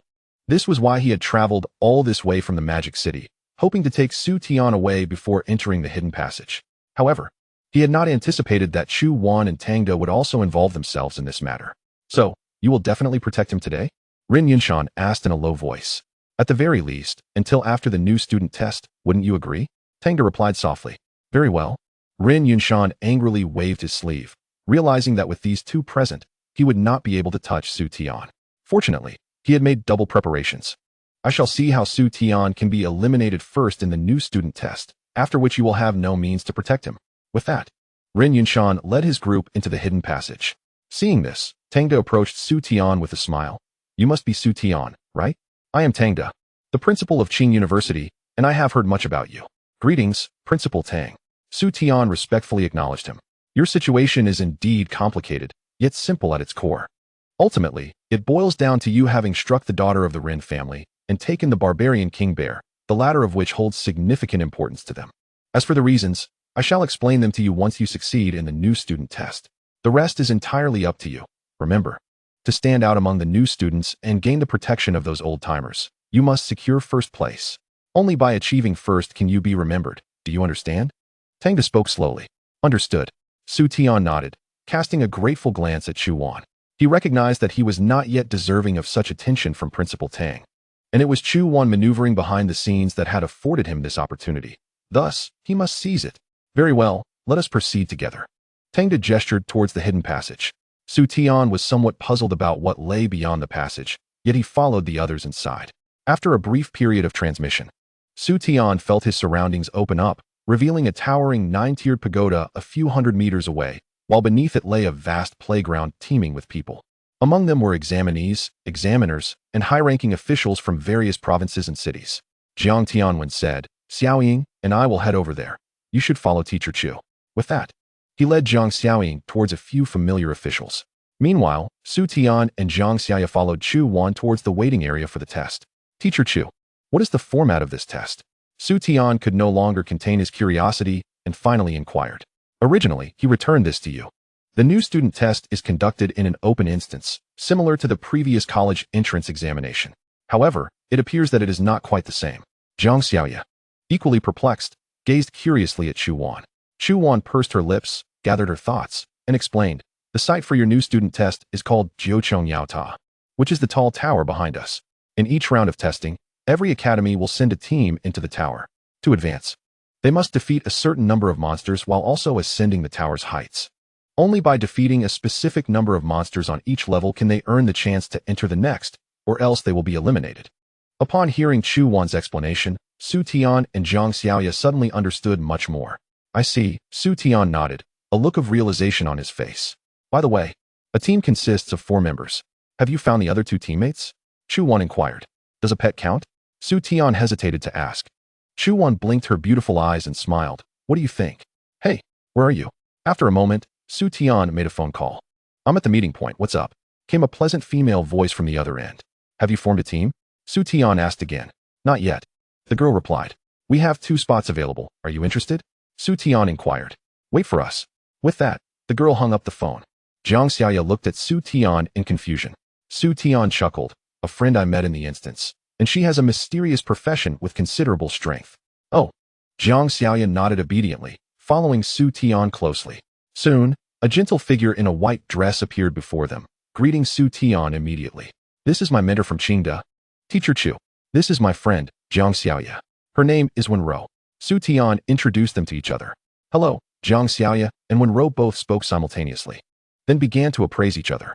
From a certain perspective, the 2 girls shared a similar temperament, both belonging to the quiet type. However, Jiang Xiaoya's tranquility leaned more towards being demure, giving off a neighborly little sister vibe, while Wenro was, as her name suggested, gentle and occasionally blushed, resembling a shy older sister.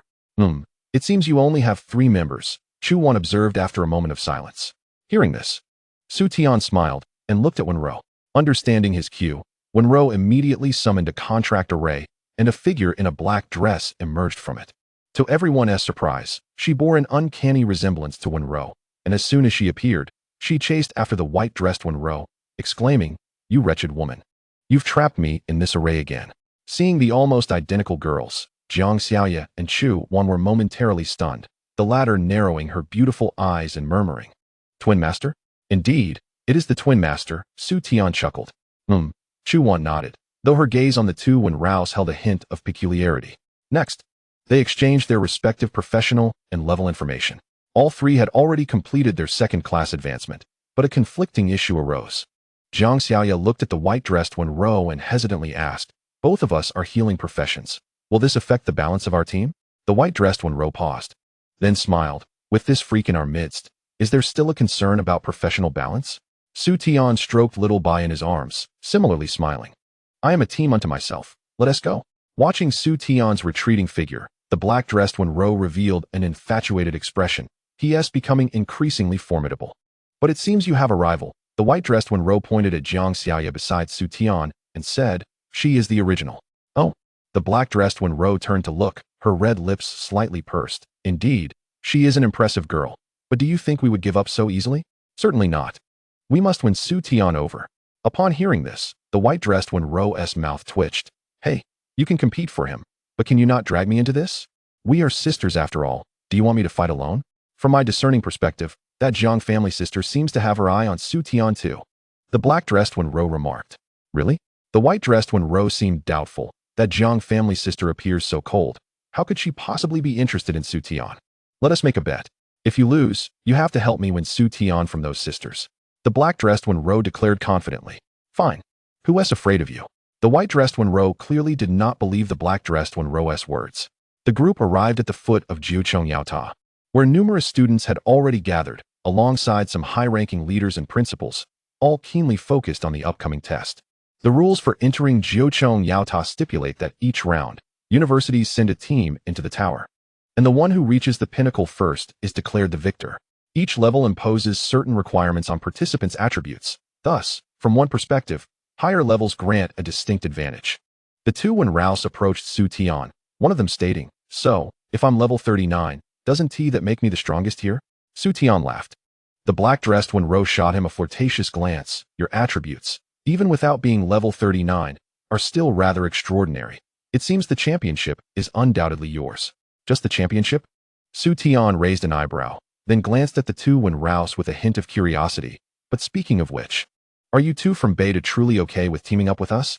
The final results are calculated individually, so this time, team composition has fewer restrictions. Many prodigies also form cross-school teams for better results," the white-dressed Wenro explained, shaking her head. "I see," Su Tian nodded. "Look over there." Suddenly, the white-dressed Wenro pointed to a four-person team. Upon hearing this, Su Tian squinted, for within this small group was a familiar face. Or perhaps it would be more accurate to say an enemy, Rin Qianqian. If we encounter them, we should be cautious. Rin Qianqian's profession is not weak. She is a mysterious profession known as a cursed master.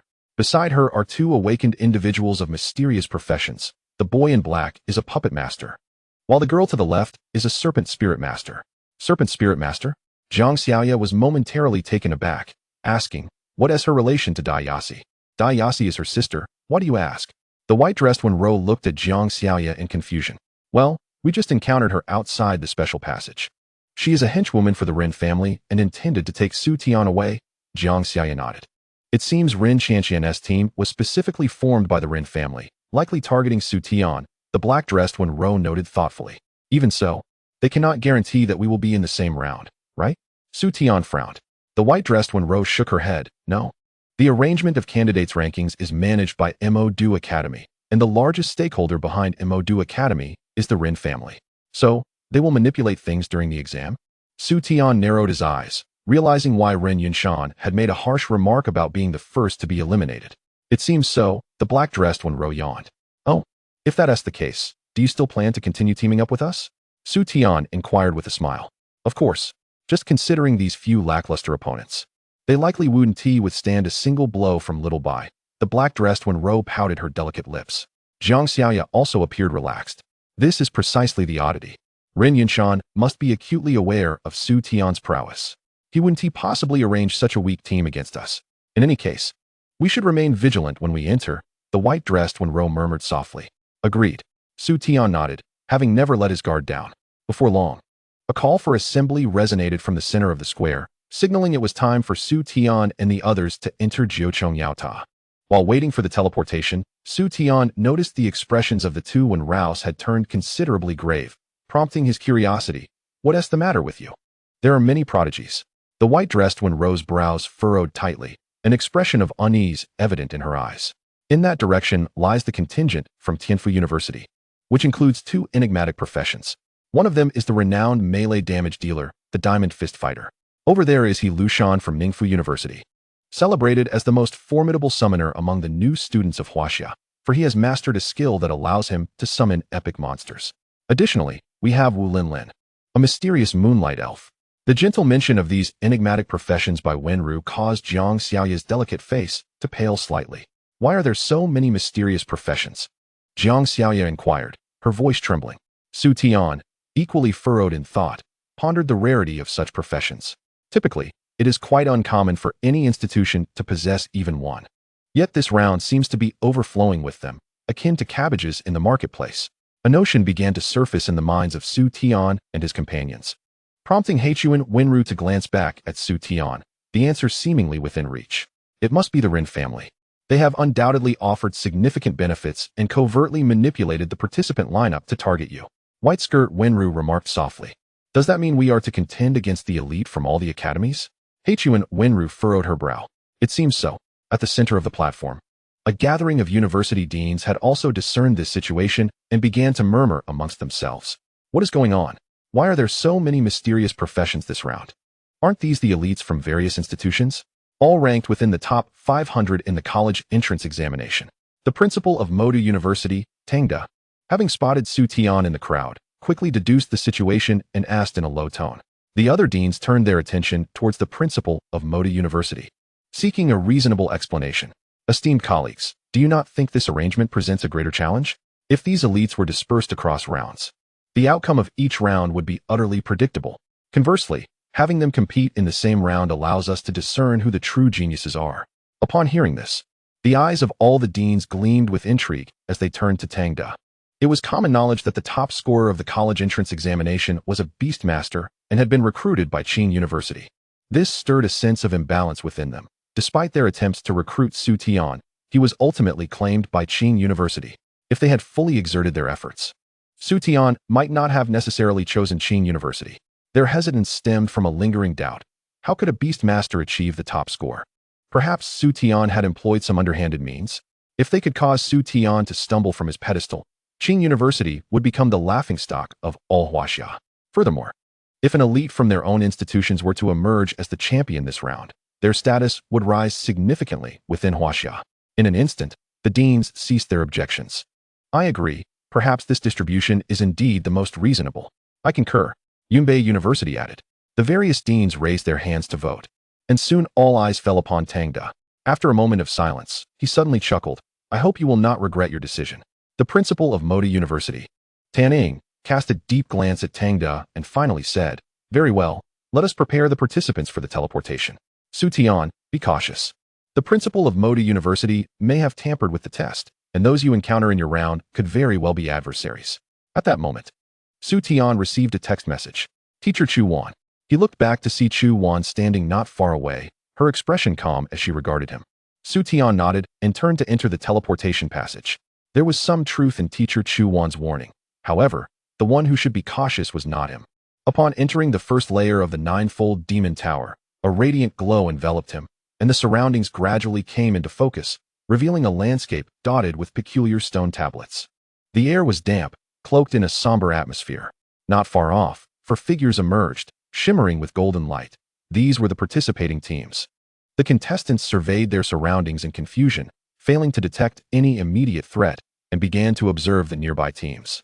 Many hostile gazes fell upon Su Tian and his group, and two teams exchanged nods before approaching them. Who would have thought we'd encounter the top scorer so quickly? Remarked a boy wielding a black scythe with a grin. Heh, a Beastmaster as the top scorer? Surely, it must be a hollow title, inquired another team. If it's just a hollow title, why not test it and find out? The boy with the black scythe retorted, his eyes glinting with disdain. You must be Chen Shan, the reaper among the mysterious professions. Ranked 439 in the college entrance examination and admitted to Huanan University? White Skirt Wenru stepped forward, her tone icy. Oh, you know of me? Chen Shan replied, momentarily taken aback, but his surprise turned to shock as he noticed the graceful figure behind White Skirt Wenru. A twin soul master. You are Wenru, the second place. Chen Shan exclaimed, drawing wary glances from the observing teams. The realization that the second-place holder, Wenru, was in Su Tian's team sent ripples of trepidation through them. While they may have doubted the achievements of Su Tian, the Beastmaster, they held no such skepticism regarding Wenru's prowess. The title of Twin Soul Master resonated powerfully. Among all mysterious professions, its strength could arguably rank in the top 3. Possessing 2 professions and a harmonious connection between the 2 personas, a Twin Soul Master could almost guarantee victory in combat. Whether in one-on-one or team scenarios, a Twin Soul Master holds an ineffable advantage. It is said that a Twin Soul Master once, at merely level 60, collaborated seamlessly with their other persona to vanquish a legendary boss of level 70. The footage of that battle has been recorded in the textbooks of various universities, showcasing their flawless coordination, a veritable exemplar. Had it been any other mysterious profession, they might have perished at the hands of that boss. Meanwhile, outside, to better monitor the results of this freshman test, Moda University had invited a mirror master from the ranks of mysterious professions to connect with the happenings inside the tower. The unfolding scene within the tower was being observed by the deans of various universities, especially the principal of Huanan University, who initially thought Qinshan had the opportunity to defeat Su Tian, was taken aback to find that Wenru, the second-place holder, was indeed in Su Tian's team. He immediately turned to the principal of Peking University, Shin Qingrong. "What are you looking at? You know her identity. Can we really control her?" Feeling the scrutiny from all sides, Shin Qingrong could only shrug helplessly. The corners of the mouths of the deans twitched in response, but upon recalling Wenru's formidable background, they refrained from further comment. Meanwhile, Tening, the principal of Moda University, furrowed his brow, surprised by Wenru teaming up with Su Tian. Yet he deemed it not a significant issue. After all, he had prepared a grand gift for Su Tian. A single Wenru would not be able to deter his plans. A cold smile crept upon Tan Ying's lips. Dare to touch the daughter of the Rin family? Su Tian, you might as well await your demise. Wenru, allow me to handle this. These individuals are here for me. Within the tower's first layer, Su Tian stepped forth from the group, speaking calmly. White Skirt Wenru hesitated momentarily, but ultimately retreated behind Su Tian. I didn't expect you to be so chivalrous. However, given these circumstances, you are bound to be unfortunate. Qinshan observed with a glint of excitement in his eyes. Initially concerned that Wenru might intervene, he was now thrilled that Su Tian, in his folly, had forsaken his ally. Noticing Qinshan's elation, Su Tian shook his head. While Qinshan's examination scores were commendable, his intellect evidently required enhancement. Had he not considered that Wenru was the illustrious second-place holder? If one truly has issues with their grades, how could such gentleness possibly lead to forming a team? Just then, Qinshan let out a bizarre scream, brandishing his scythe and charging at Su Tian. Su Tian remained calm, standing still, showing no inclination to dodge, merely waiting for the scythe to strike him. With a resonant clang, Qinshan's scythe shattered into 2 pieces, lying as scrap metal on the ground. My golden weapon! Qinshan cried out in dismay. Why? This was a golden weapon. How could it break upon mere contact with Su Tian? There must be something awry. What item did you use to destroy my weapon? Qinshan glared at Su Tian with resentment, shouting angrily. In his eyes, Su Tian was merely a Beastmaster. Even if he was strong, he remained just a Beastmaster. Therefore, the weapon must have been ruined by some tool he employed. Su Tian, somewhat speechless, gestured, "Come here, and I will tell you." Qinshan, suspicious, approached reluctantly, only to be sent flying by a swift kick from Su Tian. "Brother Chun!" The remaining 3 members of his team exclaimed, rushing to help him. Qinshan, rising from the ground, pointed angrily at Su Tian. "How dare you ambush me? What are you waiting for? Take him down." The other 3 looked at Su Tian with apprehension. Having realized from the previous encounter that Su Tian was not the worthless individual they had presumed, Qinshan finally sensed something was amiss. His expression shifting as he glanced at another team nearby. "Let us join forces. If we defeat Su Tian, we can claim the bounty from the Rin family." "That is an epic skill book," Qinshan whispered. Hearing this, the other team hesitated for a few moments before stepping in unison towards Su Tian. Observing this scene, Su Tian narrowed his eyes. "Still not leaving? Then none of you shall depart today." As his words fell, a long sword enveloped in black flames materialized in his hand, the temperature around them seemingly rising with its appearance. Flash! With a low command from Su Tian, a wave of black flames tore through the air, descending upon the 8 individuals. The searing flames elicited wails of despair from the 8, their health bars plummeting rapidly, nearing depletion in the blink of an eye. Once their health bars were empty, it would signify death. Su Tian exhibited no intention of halting. calmly observing as the 8 could no longer endure and severed the life-saving bracelets on their wrists. This test was merely an evaluation of the freshmen's strengths. Thus, they had been provided with special life-saving bracelets. After all, these were carefully selected students from various prestigious academies, and losing even one would be a considerable loss. In a flash, a beam of light enveloped the 8 students, returning them to the outside world. At this moment, the expressions of the 8 were as dark as coal, and their emotions were beyond words. They had been eliminated in the first layer without even encountering minor monsters, indicating their test scores were 0, even lower than some ordinary students. Moreover, a mirror mage was present, broadcasting their every move for all the students and teachers to witness. It was utterly humiliating. The president of Huannan Academy wore a gloomy expression. Chen Shan was arguably the most talented student they had recruited, yet his result was a complete failure. How could he accept this? The rewards for this freshman test were contributed collectively by all the academies, distributed based on performance. He had hoped for a breakthrough in Chun Shan's performance to elevate Huannan Academy's status, yet it ended in utter failure. They could not even recoup the resources contributed by Huannan Academy. Principal Tang, shouldn't you provide us with an explanation? He demanded, joining forces with the president of another academy. Casting a dark glare at Tang Da. Oh, explain what?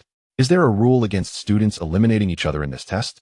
If I recall correctly, it was Chun Shan who initiated the provocation, was it not? Tang Da replied nonchalantly. The principal of Huannan Academy's face turned ashen. He wanted to retort, but found himself at a loss for words. After all, everyone had witnessed that it was indeed Chun Shan and his group who instigated the conflict. And the embarrassment lay in the fact that they had been eliminated by Su Tian alone. In an instant, the gazes of all the academy presidents shifted towards Su Tian. Their perceptions altered. It seemed this top scorer in the entrance examination was not merely a facade. However, was this lad truly a Beastmaster? Why did he wield a sword? The president of Modu Academy also scrutinized Su Tian on the screen, a glint of malice surfacing in his eyes. This youth's talent was formidable. If he were to mature, he would undoubtedly pose a threat to the Rin family. Their academy was closely linked with the Rin family, and since they had targeted him this time, he would surely harbor resentment towards them in the future. Therefore, this boy must perish within the 9-tiered demon tower. Inside the tower, as Su Tian effortlessly dealt with the 8, the surrounding teams quickly abandoned their ambitions of joining the fray and turned to continue their trials. It seems they will not be making a move against you for the time being, Wenru remarked with a smile as she approached. These teams lack strong members. But as we progress to higher levels, we may encounter formidable opponents, Jiang Xiaya whispered. Indeed, we must remain cautious, Su Tian nodded, not allowing himself to become complacent due to this minor victory. After all, many talented individuals remained in this round, such as the summoner capable of calling forth epic monsters that Wenru had mentioned. After some organization, they began their ascent through the tower. Due to the entanglement with Chun Shan's 2 teams, their progress had already slowed considerably compared to others. Barely having covered some distance, small monsters began to appear around them, taking the form of ethereal spirits or directly resembling sword spirits. Is this the origin of the 9-tiered demon tower? Su Tian chuckled lightly, summoning Xiaoman. With a resounding roar filled with authority, the echoing sound sent shivers through the participating teams, especially those near Su Tian, who retreated in alarm upon witnessing the colossal creature's emergence. Outside the tower, Rin Yunshan narrowed his eyes at the sight of the Bear King, a dangerous curve forming at the corners of his mouth, while a sinister aura began to envelop the surroundings. Clear the area. Su Tian gestured for Xiaoman to lead the way.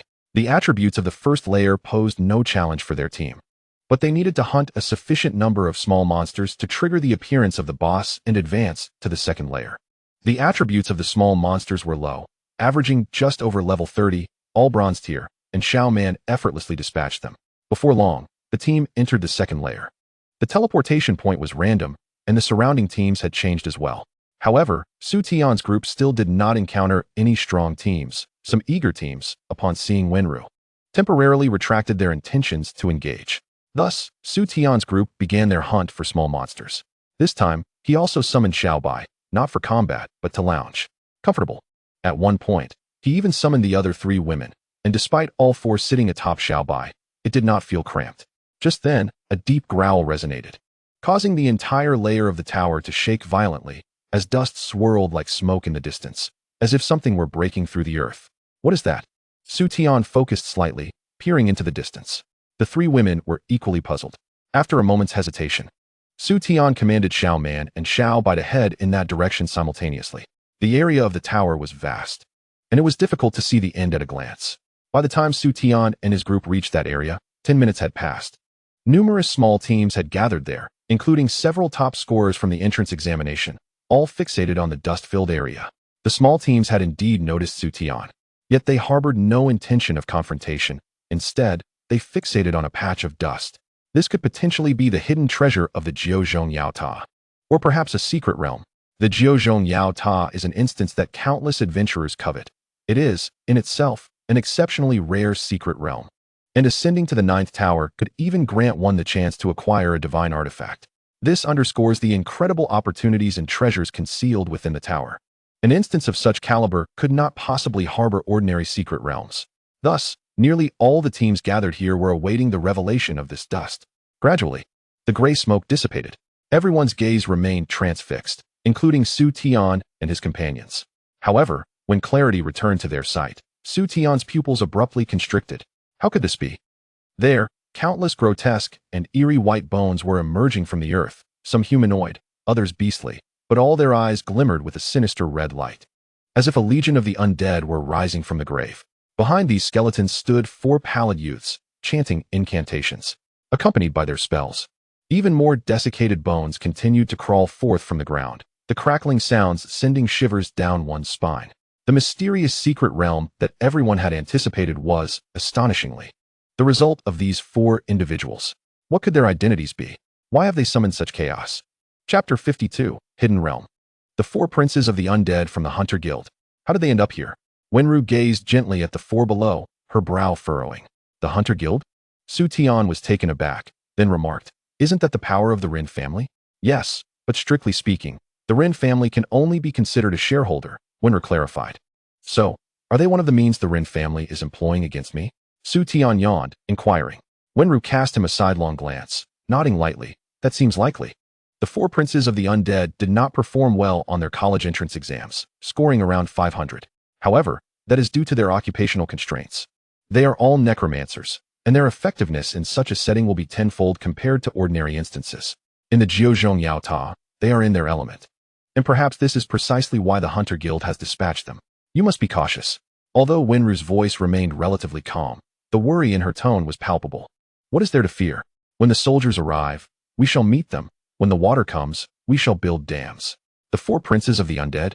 That title is rather intimidating. Su Tian chuckled nonchalantly. Wenru, adorned in a black dress, shot him a charming glance. Do not underestimate the Hunter Guild. Those 4 are notoriously ruthless. Upon hearing this, Su Tian's expression grew serious. He had gained some understanding of the Hunter Guild, whose unscrupulous tactics were indeed detestable.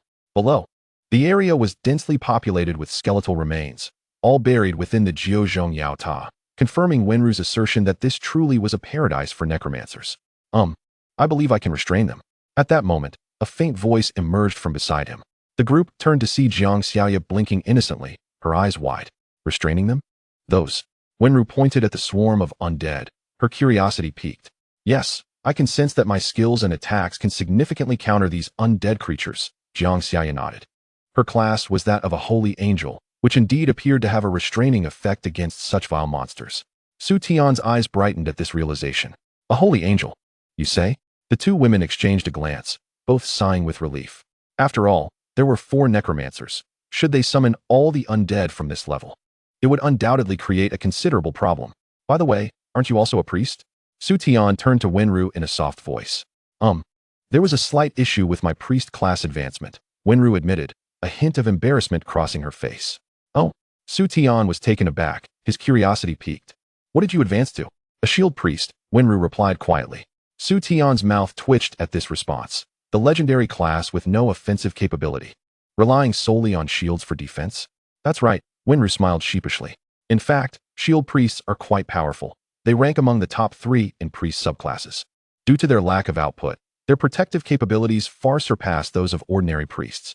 In battle, they can not only apply high health shields to damage dealers, but also possess continuous healing abilities."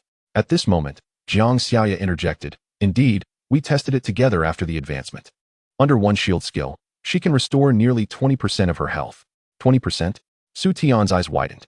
Although Wenru was merely a mage, Her health had already surpassed 7,000. One skill could recover nearly 2,000 health. On top of that, she could also apply a shield to her target. Wasn't this tantamount to granting them half their health back? Not to mention, with both of you providing support, I feel much more at ease, Su Tian remarked, impressed. The auxiliary capabilities of these two were formidable enough to restore any injuries Xiao Bai and Xiao Man sustained within the tower. Admittedly, compared to Xiao Wu, they still had some distance to cover, as Xiao Wu's skills restored health based on percentages rather than fixed values. However, Xiao Wu's abilities were obtained later in the instance. And the only one aware of their existence was Lu, the manager of the Rin family, who was now deceased. Thus, Su Tian had no intention of revealing Xiao Wu's existence, choosing instead to keep it as a trump card that could yield unexpected benefits. Suddenly, a resounding boom echoed from below, causing the ground beneath Su Tian and the others to tremble, with visible stones bouncing up. In front of the four princes of the undead, a section of the ground began to collapse, sending the skeletal figures tumbling down, revealing a staircase that descended into the dark, ominous depths below. What is this? Hey, what on earth are you doing? Many teams surrounding them could not help but shout at the four. Upon seeing this, the four princes of the undead finally ceased their chanting, turning their gaze to the surrounding contestants, a peculiar smile creeping onto their pale faces. Congratulations to all for discovering the hidden realm, Wangling Jimu. Chapter 53. The Conspiracy of the Four Lords of the Undead. A hidden realm truly exists here. Upon hearing this, the surrounding competitors' teams became animated, eagerly gazing at the dark staircase that led to it. The four lords of the undead, noticing the excitement, smirked slightly and immediately began to chant a spell, signaling the skeletons to disperse. Consequently, the pathway to the hidden realm appeared unobstructed before everyone. However, not a single team dared to enter. Hey, this hidden realm was discovered by the four of you. Why are you sharing it? A competitor questioned loudly. This realm is an open one. Even if we do not share it with you, do you think you would obediently stay outside? The four lords of the undead replied with a sinister laugh. Hearing this, all the teams fell silent, pondering the logic behind it. Since this was an open realm, even if the four lords entered, they could still follow. What would be the point of stopping them? Everyone, the valuable items in open realms are limited. It's first come, first served, one of the four lords added, before stepping into the staircase. Witnessing this, the eager competitors cast aside their doubts, fearing they might miss the opportunity, and rushed towards the entrance of the hidden realm. We should go too, or we might miss out, the gentle figure in the black dress urged, glancing back at the others with urgency. No, Su Tian shook his head. There is something amiss with those four. What do you mean? The gentle figure in the black dress asked, puzzled. Look, they have not actually entered the realm. Instead, they are using a form of elemental magic to conceal themselves within the skeletons, Su Tian pointed out to a spot among the bones. From their vantage point atop Xiao Bai, they could see clearly. The others followed Su Tian's gaze and discovered four figures in black robes hidden among the skeletons, the four lords of the undead. How is this possible? The gentle figure in the black dress exclaimed, astonished, as they had just seen these four ascend the staircase. They must possess some sort of item to teleport. Their earlier entrance was merely a ruse to deceive the other competitors, Su Tian explained calmly. What is their objective? Jiang Xiaoye inquired, a hint of confusion in her eyes. I suspect it is a common tactic of the Hunters Guild, to find scapegoats. Su Tian squinted, speaking slowly. Scapegoats? The three women turned to Su Tian, their delicate faces reflecting their bewilderment. I once encountered members of the Hunters Guild. When they face unknown dangers in a hidden realm, they often coerce unsuspecting individuals to investigate the dangers for them, Su Tian elaborated. What? How shameless. Isn't this playing with lives? The expressions of the three women shifted, revealing their disdain. Indeed, such behavior is utterly vile. However, I fear the intentions of these four may extend beyond this. Have you noticed that this hidden realm only appeared because these four are controlling the surrounding skeletons? Su Tian remarked. It seems so. Could it be that these skeletons? Jiang Xiaoye furrowed her brow, her expression growing serious as she began to form a hypothesis. If I am not mistaken, these skeletons are likely the key to unlocking the realm. Eliminating them should reveal the passage. The four lords of the undead controlling them must also have been declared dead, thus allowing the passage to manifest. However, as necromancers, they possess the ability to communicate with the skeletons, meaning they likely know what lies within this realm. Something they cannot control or confront, which is why they are luring others in first. Otherwise, given the number of skeletons outside, they could easily prevent the competitors from entering. Su Tian stated calmly. As he spoke, the expressions of the three women subtly shifted, especially when they beheld the dense mass of skeletons, further affirming Su Tian's suspicions. The number of skeletons was at least several hundred. They could certainly block the other competitor teams from entering the hidden realm. Yet the four lords of the undead had chosen to clear the path. This suggested that whatever lay within the realm was so terrifying that it surpassed even the army of skeletons outside. The thought of the fate awaiting the competitor teams sent chills down the spines of the three women. The four lords of the undead were truly formidable, exhibiting such ruthlessness. Without the teleportation rings, this would have resulted in the loss of numerous lives, as expected of the top scholar. Just then, a harsh round of applause erupted, and the four necromancers appeared not far from them, accompanied by a dense horde of skeletons. "It seems you are indeed sent by the Rin family," Su Tian remarked nonchalantly. "You have taken what you should not have. Naturally, you must return it," one of the necromancers rasped. "Do you have the capability to enforce that?" Su Tian scoffed. Hee hee. "Wouldn't it be better to try and find out?" The four lords of the undead cackled in unison, and in the next moment, they began to chant again. Clatter, clatter. Skeletons emerged from beneath Xiao Bai, seizing hold of its limbs. Just as Xiao Bai was about to retaliate, a light, ethereal voice rang out. "Holy light, shine upon us." A surge of holy light radiated from Jiang Xiaoya, illuminating the area with a golden brilliance. The skeletons that had just emerged shrieked in agony, black smoke billowing from their bones before they ultimately lost the ability to move. "A saint angel? You actually have a saint angel in your team." The four lords of the undead exclaimed in shock, as their skeletal army continued to lose its power. The source of this calamity was none other than Jiang Xiaoya. Witnessing this, the face of the four lords of the undead, hidden beneath their cloak, twisted into a grimace. In the next moment, one of them cast a dark magic spell aimed at Jiang Xiaoya. Shield of light. The gentle figure in white swiftly waved her hand, conjuring a layer of sacred light to shield Jiang Xiaoya, blocking the dark magic. "You have quite the audacity to harm my comrades," Su Tian glared at the assailant, his gaze turning icy. "Not good." One of the four lords of the undead gasped, but before they could retreat, Su Tian had already appeared before them, brandishing a long sword wreathed in black flames, which he swung down towards one of them. No. The individual looked up, their pupils dilating in terror. This sword strike was beyond their means to withstand. They instinctively felt that a single blow could be fatal. Without hesitation, they severed their teleportation ring, a flash of light signaling their abrupt disappearance.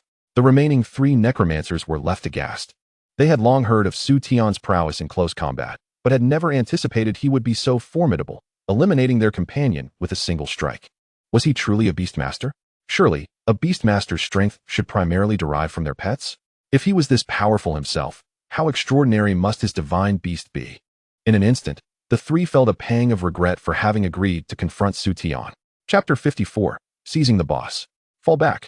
The remaining three lords of the undead shouted urgently, retreating rapidly behind the cover of the skeletons. In the blink of an eye, they had distanced themselves from Su Tian and his team by several dozen meters, finally exhaling in relief as they cast resentful glances at Su Tian. This young man was indeed formidable. They had initially intended to use the terrain to their advantage against him, only to find their skeletal army countered by a saint angel. What was even more shocking was that one of their companions had been directly struck down by Su Tian, forcing him to sever his teleportation ring. His strength was terrifying to such an extent. Wasn't he a Beastmaster? Shouldn't a Beastmaster rely primarily on their pet strength? If he was this powerful on his own, how absurdly strong must his divine beast be? In that moment, the three felt a profound regret for their decision to confront Su Tian. For the time being, refrain from engaging him. Let us wait until we reunite with Yao Sun and the others before proceeding. Our immediate priority is to secure the treasures within the secret realm. The three exchanged glances and whispered to one another. Meanwhile, Su Tian observed them retreating into the ranks of the skeletal army. After a moment's hesitation, he decided against taking any risks. To confront this horde of skeletal warriors, the primary reliance lay upon the suppression abilities of Xiao Yu, the holy angel. Should she venture into their midst, her safety could be compromised. As for the remaining trio, there would be other opportunities to teach them a lesson. Suddenly, a flash of silver light illuminated the entrance to the secret realm, revealing two disheveled figures. One was a young girl wielding a silver staff, her complexion notably pale. Beside her stood a knight clad in battered sword and shield, evidently having endured a fierce battle. It was Bai Yun'er. Bai Kun, gentle in demeanor, exclaimed as she gazed at the girl. Bai Yun'er? Su Tian raised an eyebrow, turning his attention towards her. The daughter of the Bai family from Mo. She was the only awakened space attribute mage of this generation. To safeguard her, The Bai family had even lavished considerable resources to hire a knight of the same rank as a Holy Light Seal Knight, Bai Kun explained. Is the space attribute mage truly that rare? Su Tian inquired, a hint of confusion evident in his voice. Indeed, space attribute mages not only possess high output, but also the capability of spatial displacement. High-level space mages can even extract their companions from the clutches of a boss's lethal moves, rendering them invaluable for survival, Bai Kun elaborated. So formidable? Su Tian expressed mild astonishment, recalling the manager Liu he had slain, who appeared to be a space mage as well. Unfortunately, he seemed to lack that particular skill, which ultimately led to his demise at Su Tian's hands. Only Bai Yuner and the knight emerged, which means the rest have been eliminated. Su Tian blinked. That seems to be the case, Bai Kun nodded slightly. Qin Xia, how dare you, the four heavenly sons of the undead, plot against us? Bai Yuner, her face smeared with dirt, yet still revealing exquisite features, glared furiously at the remaining three heavenly sons of the undead. Miss Bai, what do you mean by that? You entered the secret realm of your own volition. I did not compel you. How can you blame us for your misfortunes? You. Bai Yuner gritted her teeth in anger, her chest rising and falling rapidly. Oh right, you must have encountered the boss below, yes? What a pity you couldn't defeat it. It seems we will have to take matters into our own hands. The three heavenly sons of the undead chuckled as they strode into the secret realm. Witnessing this, Bai Yuner's fury intensified. She was well aware of their intentions, to slay the boss that they had all contributed to weakening. Utterly shameless, Bai Yuner cursed under her breath, yet felt utterly powerless. She and her companions had exhausted all their strength to escape, their health and mana nearly depleted, leaving no opportunity to contest the boss with those three. At that moment, a new group appeared before them, 1 man and 3 women, most notably, the unusual boy cradling a cat in his arms.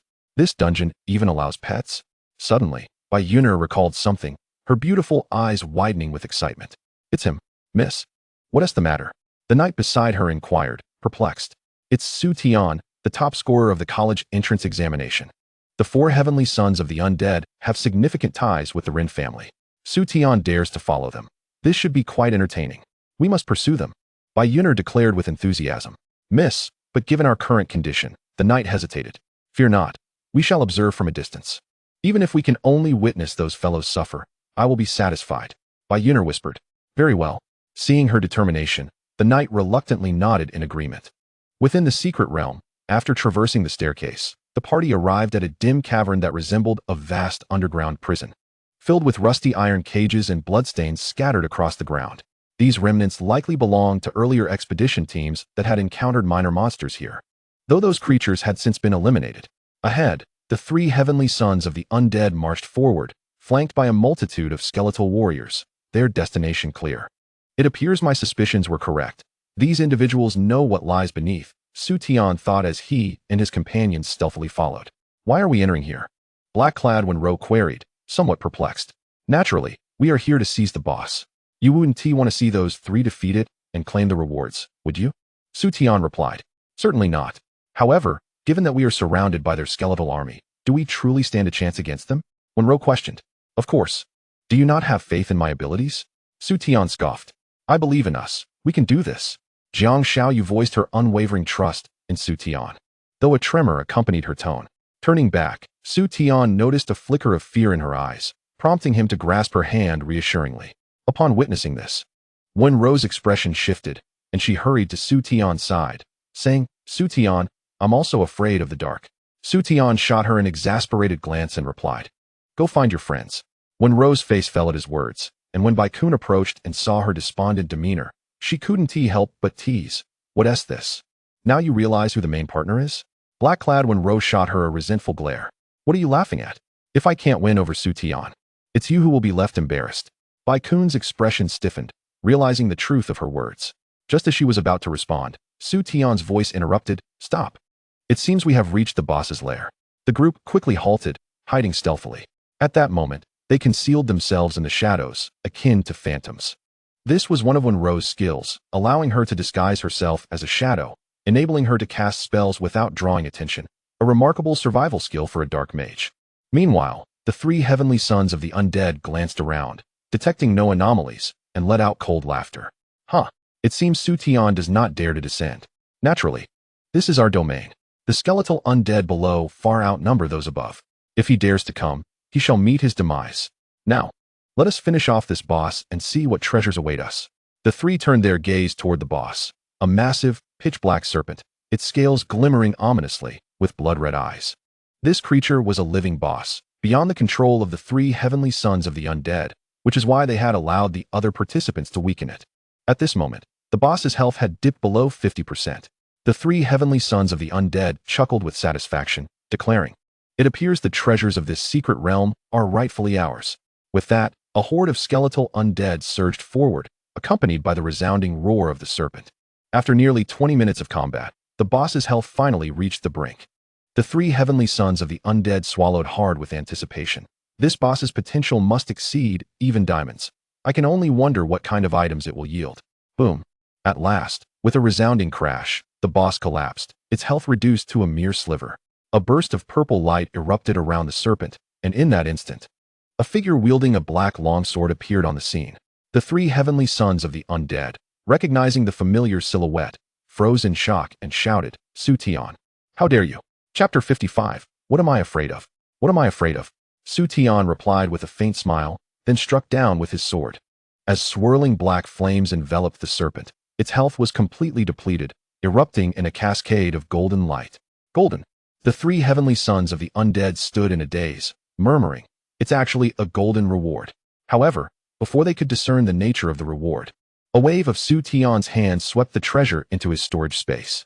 Infuriating, the three undead sovereigns seethed with rage. All their painstaking designs aimed at obtaining the ultimate reward of this secret realm had been thwarted by Su Tian's unexpected intervention. How did he even end up here? Su Tian, surrender the items, or you shall not walk out alive today, alone, without the presence of his Saint Angel class. They believed that eliminating him would reclaim the treasure as their own. At this moment, the three undead sovereigns were evidently filled with murderous intent. Su Tian's gaze remained tranquil. He could depart at any moment, as he had activated the exclusive skill Son of Wind from his previous class change to wind a tribute Beastmaster. This skill provided him with 3 teleportation opportunities, which accounted for his sudden and enigmatic appearance to seize the boss's reward. Yet now, he had no intention of leaving. "Kill me? Do you truly possess such strength?" Su Tian spoke calmly, and a contract magic array materialized around him, from which the formidable figure of Shao Man emerged, instantly crushing a multitude of undead skeletons. "Shao Bai," Su Tian called softly, and a resounding tiger roar echoed from afar as the snow-white figure dashed to his side, trampling another group of skeletons in its wake. The expression of the 3 undead sovereigns shifted dramatically. Was this Su Tian's pet? Its attributes were utterly terrifying. The skeletons stood no chance against it, crumbling like mere stepping stones beneath its feet. Fortunately, these were just undead skeletons. The 3 sovereigns began to chant spells, and in the next moment, the crushed skeletons slowly reassembled and rose again. Su Tian narrowed his eyes. These undead skeletons could indeed be resurrected. However, that was where their capabilities ended. Their attributes were negligible compared to Shao Man and Shao Bai. Once the undead sovereigns were dealt with, the undead skeletons would naturally fall out of control. Su Tian then directed his gaze toward the sovereigns who were hiding amidst the skeletons. Sensing Su Tian's scrutiny, their expressions paled, and they hurriedly summoned the surrounding skeletons for protection. Humph! Su Tian shook his head and instructed Shao Bai and Shao Man to clear the path. The legion of undead skeletons disintegrated like clay beneath the claws of Shao Bai and Shao Man, collapsing upon contact.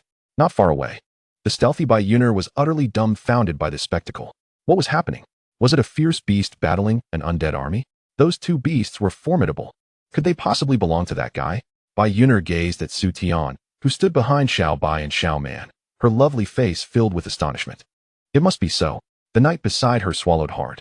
Given such a legion of undead, he would have been devoured long ago, but for those 2 beasts. The skeletons were as inconsequential as dust, unable to inflict any harm upon them. His class was Divine Seal Holy Light Knight, a type of mysterious profession, and he had achieved an impressive rank of 97th in the national examination. He had initially thought that everyone would be within the top 100, and even if there were discrepancies, they wouldn't be vast. However, witnessing this today, his entire worldview was shattered. This was absurd. Su Tian was nothing short of a freak. His displayed combat prowess was already on par with his own as a Divine Seal Holy Light Knight, and his 2 beasts were monsters that trampled the skeleton army as though it were nothing. Wasn't the Beastmaster supposed to be the most useless class? Wasn't there a suspicion surrounding Su Tian's first place? Those who spoke thus should open their eyes and take a look. If this could be called useless, then what did that make the rest of them? However, why were there only 3 undead sovereigns left? Bai Yuner inquired, somewhat puzzled. Perhaps the other one was already eliminated by Su Tian? The knight turned to her, and they exchanged glances. Meanwhile, the 3 gentle ladies were equally astonished. The black-dressed gentlewoman, who had initially intended to assist, quietly set down her staff. Could this guy truly be this monstrous? The future pillar of Huaxia, he would undoubtedly have his place. Imagining a Beastmaster reaching the pinnacle felt like a dream. The white-dressed gentlewoman sighed in reflection. I knew it. Su Tian is definitely the strongest. Jiang Xiaoya giggled with her beautiful eyes narrowed in delight. At the same time, shielded by Xiao Bai and Xiao Man, Su Tian had already approached the 3 undead mages. The skeleton army surrounding them had been reduced to mere muck beneath the onslaught of Xiao Bai and Xiao Man, and even as more skeletons emerged from the ground, they were scattered by a single swipe from Xiao Bai. Witnessing this scene, the 3 undead sovereigns turned pale. They finally realized just how terrifying Su Tian truly was. And it was no wonder that the Ren family was offering a hefty bounty for his life. Su Tian slowly stepped out from behind Xiao Bai and Xiao Man, addressing the 3 before him with a calm demeanor. Will you exit on your own, or shall I assist you? The sovereigns exchanged glances, then fixed their grim gazes on Su Tian. Su Tian, do not overstep your bounds. If you push us too far, you will not fare well. Oh, upon hearing this, Su Tian raised an eyebrow. Very well, then, reveal whatever means you possess, for I find simply eliminating you to be lacking in challenge. The sovereigns felt their souls insulted by his words and immediately began to chant spells. Just then, Su Tian sensed a disturbance behind him. He turned slowly, his pupils contracting sharply. The enormous serpent boss that had just been slain had come back to life. However, its flesh had been incinerated by Su Tian's hellfire, leaving only a skeletal frame, emanating an eerie glow with its eyes glowing crimson. This boss boasted diamond potential. How could they possibly control it? Su Tian furrowed his brow, casting a glance at the 3 sovereigns. Haha, Su Tian, did you not foresee this? This boss possesses diamond potential. You are no match for it. You still wish to kill us? Today shall be your demise. The 3 sovereigns laughed maniacally. What? They had actually managed to control that boss. Bai Yuner and the knight, hiding in the back, gasped in shock. They were all too aware of the boss's strength. It had nearly wiped out their entire team.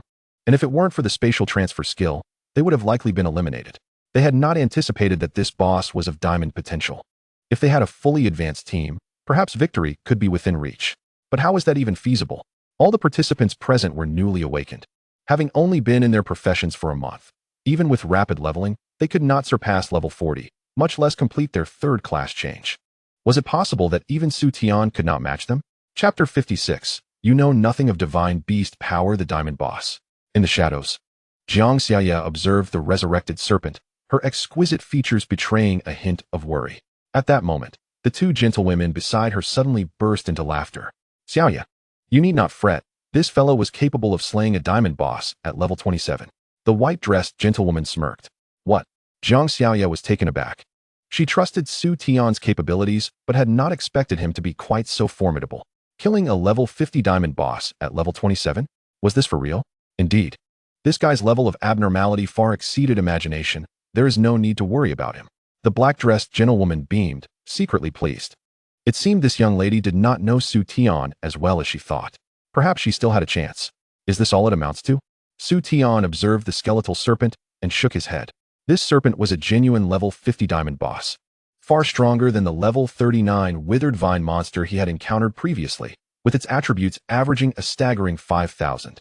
However, he was no longer the level 27 novice he once was, and Xiao Bai and Xiao Man had also matured significantly since then. Xiao Bai, Su Tian beckoned, not even requiring Xiao Man's assistance. Roar! Xiao Bai gazed at the colossal serpent, emitting a low growl as a faint red glow radiated from its fur. Its majestic head held high. It resembled a celestial beast bathed in divine light. In the next moment, a luminous white energy surged from its mouth, condensing into a nearly explosive sphere of wind attribute energy. Observing this spectacle, the necromancer's 3rd son scoffed. Su Tian, do you truly believe your pet can contend with a diamond tier boss? Moreover, it is at level 50. Even if your pet possesses divine beast potential, it stands no chance against it. Boom. Before the necromancer's 3rd son could finish his words, the energy sphere from Xiao Bai transformed into a piercing ray. penetrating the skeletal serpent's body. The white tiger's roar of light. Time seemed to freeze at that moment as the intense white light relentlessly consumed the skeletal serpent, culminating in a cataclysmic explosion that shattered its form, reducing even its bones to fragments under the overwhelming wind attribute power. How is this possible? The expression of the necromancer's third son became rigid, his mouth agape in disbelief, leaving only shock in his gaze. That white tiger had utterly annihilated the skeletal serpent. It was a level 50 diamond boss, yet it was instantaneously defeated? Impossible. This was absolutely inconceivable. The astonished expression of the necromancer's third son did not escape Su Tian's notice, who merely shook his head in response. You know nothing of the power of divine beasts.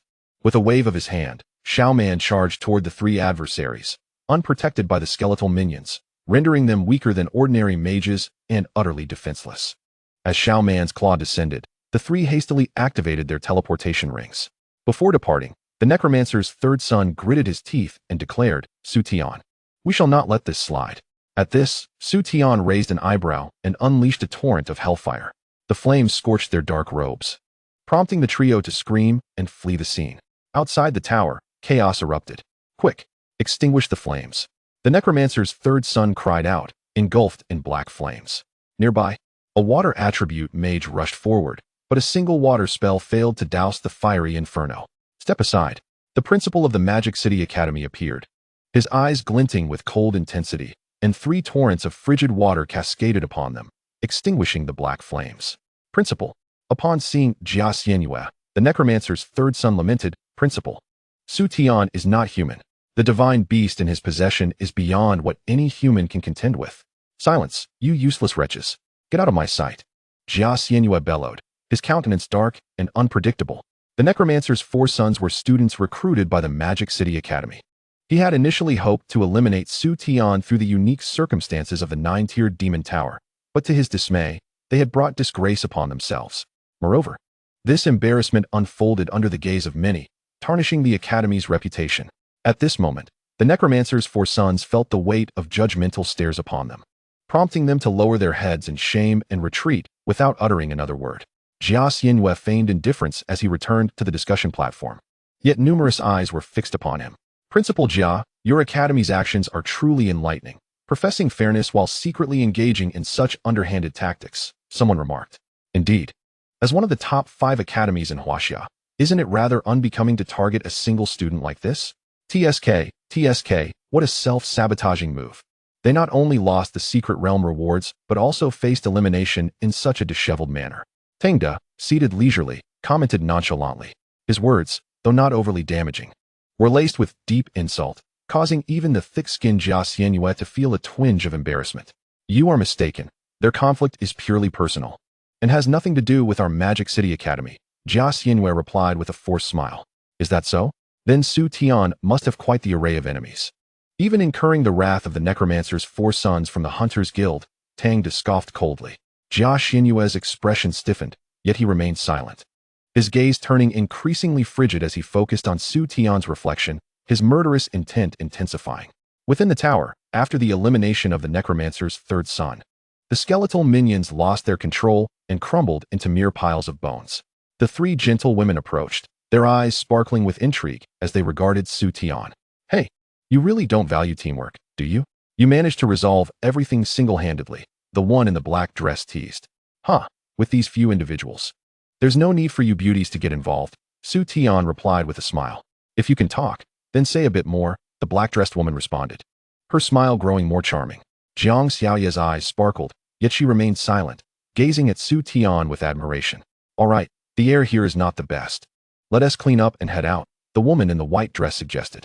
Though they spoke of cleaning up, there was little need, as Su Tian had already collected the treasures dropped by the serpent boss, leaving only bones behind. Just as the group prepared to exit the secret realm, the black-dressed woman suddenly turned toward a certain direction, her voice cold. Who's there? Step forward. If you don't blame us for being rude. As she spoke, her delicate hand conjured a shadowy spell. Wait, we'll come out. A soft voice called from behind a rock. Is that by Yunu? And the Holy Knight of Divine Light? The woman in white dress was momentarily taken aback upon seeing the two emerge from behind the stone. Sorry, we didn't mean to spy, but those 4 were truly despicable, so we followed. Seeing you eliminate them was incredibly exhilarating. Bai Yuner exclaimed, her face alight with excitement as she looked at Su Tian. Su Tian was somewhat taken aback by the girl's reaction. She had risked so much just to witness the demise of the necromancers for sons? Certainly, she was quite the audacious individual. You've seen their fate. It's time for you to leave, he stated flatly. Bai Yuner was from Magic City, and one could not rule out a connection to the Rin family.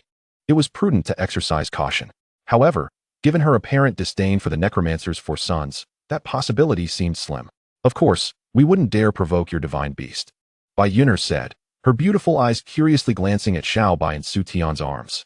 She had not forgotten how Xiao Bai had displayed its might by effortlessly slaying the diamond boss. Now, transformed into such an adorable and obedient cat, it was truly remarkable. After a few glances, she sensed Su Tian's gaze growing stern, prompting her to turn and leave, casting a lingering glance at Xiao Bai. TSK. This young lady from the Bai family seems rather taken with Xiao Bai. Perhaps you should let the little one employ some charm to win her over? Suggested a space mage, whose future contributions to the team would be significant. Su Tian rolled his eyes. If you wish to use charm, you should be the one to do it. With your allure, I'm sure you could enchant even a girl. Am I to interpret that as a compliment on my charm? The black-dressed woman asked playfully, stretching her figure in a way that was undeniably captivating. Even Jiang Xiaoya and the woman in white couldn't help but glance over. The latter murmuring something about a fairy. Despite having similar appearances, why do some aspects differ? Time had been wasted considerably. We must hasten our ascent of the tower. Su Tian remarked as they exited the secret realm, glancing at the time. Agreed. 1 hour later, Su Tian and his companions arrived at the third tier's endpoint. Standing beside a freshly slain boss, one of golden potential, yet only at level 39. Some ordinary teams have already been eliminated by this boss. Yet for Su Tian and his companions, it poses no challenge. The true reason they linger is that this boss surprisingly dropped a reward. Although it is merely a piece of golden equipment, it is still considered decent. Gazing at the weapon on the ground, Su Tian remarked casually.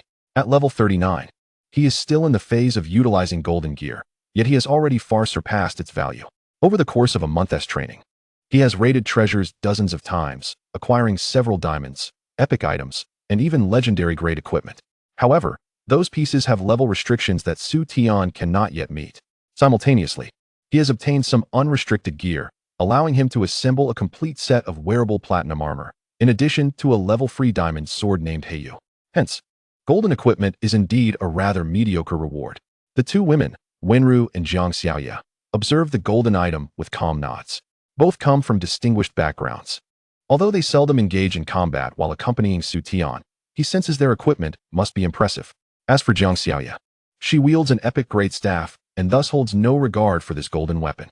Consequently, the equipment was handed over to Su Tian, as it was Xiaoman who dealt the final blow to the boss. Unbeknownst to them, this golden weapon is valued at least several 100,000, if not 1,000,000. In the outside world, yet it seems to be looked down upon here. This left the onlookers in disbelief. This is golden equipment. Are the newcomers of today truly this affluent? They recall a time when they struggled to gather even a single piece of golden gear at this stage. In the fourth layer, after defeating the boss, additional items dropped, including 2 pieces of golden equipment and several scrolls. It appears that starting from the third layer, item drops become available, with higher layers yielding better rewards. Su Tian pondered. The 3 women nodded in agreement with his assessment. The number of teams around them noticeably diminished, likely due to the attribute suppression within the tower, preventing further progress, while others were eliminated by the boss. Have you felt any discomfort? Su Tian inquired. The 3 women shook their heads. Wenru's profession is a twin master, and after her class rebirth, her attributes combine those of 2 individuals, in pure attributes. She may currently surpass Su Tian. As for Jiang Xiaoya, with her epic staff's enhancement and other impressive gear, the 4th layer should present no difficulty for her. Seeing that the 3 women are unscathed, Su Tian nodded and took a deep breath. In that case, let us continue onward. Upon reaching the 5th layer's endpoint, they defeated the boss, which dropped 3 pieces of golden equipment and 2 platinum scrolls. After distribution, the 4 pressed on. However, at the 6th layer's terminus, an unexpected situation arose. The number of teams surrounding them increased significantly compared to the 5th layer, yet many appeared to be injured and were recuperating nearby. Clearly, the boss at this level poses a considerable challenge, hindering many participating teams from advancing. The moment Su Tian's team appeared, they attracted the attention of several individuals, some of whom regarded Su Tian with evident hostility. They were aware of the Rin family's bounty, and since they could not defeat the boss at this layer, They were struck by a reckless idea: eliminate Su Tian. The Rin family's bounty states that anyone who eliminates Su Tian can earn an epic skill book, and killing him would yield an even greater reward.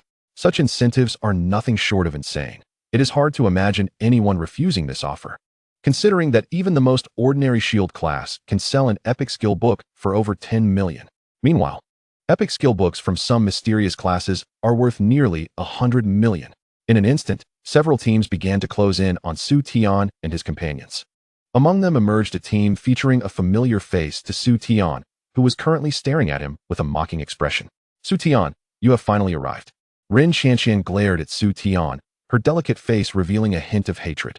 Miss Rin, it has been a while, Su Tian replied with a yawn. Heh, do you know how long I've waited for you? I still vividly remember what you did to me that day. Today you shall pay the price. She addressed the gathered individuals. This is Su Tian. Whoever can eliminate him will receive a diamond skill book. If you kill him, you will be rewarded with an epic skill book. What are you waiting for? Even without Rin Qianqian's announcement, many had already recognized Su Tian. After careful consideration, they opted to eliminate him, as the probability of defeating the boss in the 6th layer was minimal, even if they succeeded. The reward could not possibly compare to an epic skill book. Conversely, with so many people targeting Su Tian, they were confident in their ability to eliminate him. Regardless of who succeeded in doing so, they would reap both fame and fortune, overshadowing Su Tian and claiming an extraordinary reward. As they observed the encroaching teams, Jiang Xiaoye and the others began to feel tense, scanning their surroundings with vigilance. Su Tian, that S. Zhao Han, ranked 78th in the entrance exam. A mysterious class stone giant. That one is Huang Cheng, ranked 92nd, a mysterious array master. As Wenru's words fell, Su Tian's gaze grew increasingly cold. So many people wish to eliminate me? He remarked indifferently. Of course, before the new student assessment began, the Rin family issued a bounty among all participants. Anyone who eliminates you can earn a diamond skill book, regardless of their class. And killing you directly grants an epic skill book. Wenru spoke softly. Is that so? The Rin family has truly gone to great lengths for me. Su Tian narrowed his eyes, a glimmer of murderous intent surfacing within. He was genuinely enraged. The Rin family had been persistently aggressive, issuing bounties multiple times. A common person would have long since met their demise. Rin family, Su Tian murmured, as if exhaling a frosty breath. Su Tian, their numbers are overwhelming. Should we avoid confrontation for now? Wenru in the black dress glanced around. At least 7 teams were closing in, among which Rin Qianqian's was the most formidable, comprising entirely of mysterious classes, all above level 35. Jiang Xiaoye's elegant features were also tinged with seriousness, yet she remained silent, her eyes fixed on Su Tian, as if awaiting his decision. No retreat. Su Tian shook his head, surveying the predatory teams around him. He scoffed. They think they can eliminate me? That is a fanciful notion. Talents? In my eyes, they are not even worth comparing to minor monsters, Su Tian stated nonchalantly. Upon hearing his words, the teams were incited. Arrogant. Su Tian, even if you possess extraordinary abilities, you cannot survive among so many talents. If you are wise, you will voluntarily sever your connection and depart to avoid unnecessary suffering. Someone shouted. Is that so? Then come and try? Su Tian replied, looking at the speaker with indifference. The individual hesitated for a moment, his expression wavering, yet upon seeing the throngs around him, a glimmer of eagerness ignited in his eyes. This is the top scorer of the entrance exam, and he is rumored to be the most useless Beastmaster class. Eliminating him will surely make one a figure of great renown. The person stepped forward, a broad-bladed heavy sword materializing in his hand, revealing his warrior class. In the next moment, he raised his heavy sword and, with a low growl, charged at Su Tian. Prepare to die? His eyes gleamed with excitement and a hint of ruthlessness, for merely eliminating Su Tian would yield a diamond skill book, while killing him would reward an epic skill book. Confronted by the warrior's heavy sword, Su Tian merely gazed ahead with an impassive expression, showing no inclination to evade. Behind him, Wenru and Jiang Xiaoye could not restrain their anxiety, both calling out, Su Tian, be careful. What was happening? Had Su Tian been rendered dumbfounded? Or had he chosen to abandon his resistance? Rin Qianqian, on the opposite side, was equally perplexed. The sound of a sharp clang resonated as the heavy sword descended upon Su Tian, aimed directly at his neck. However, the anticipated scene of severed head and body did not materialize. Instead, the sword shattered upon impact. The warrior stood in a daze, staring blankly at Su Tian's unscathed neck, wondering if he was hallucinating. How could Su Tian remain unharmed beneath his blade? Do you wish to kill me? At that moment, a haunting voice echoed. The warrior instantly sensed a surge of danger, instinctively reaching for his hand ring, only to be horrified to discover he had lost control of his body. How could this be? His pupils constricted, and an ominous premonition settled in his heart. Meanwhile, Su Tian regarded the warrior ensnared by water energy with a cold gaze.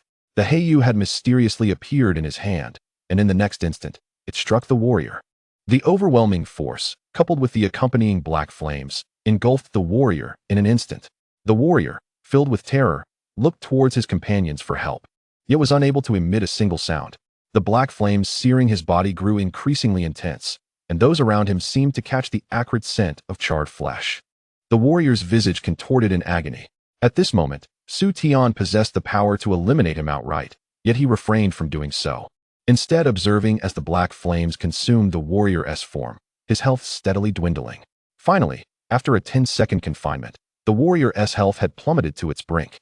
Mere moments away from death, Su Tian smiled faintly as he severed the hand ring and transported him away.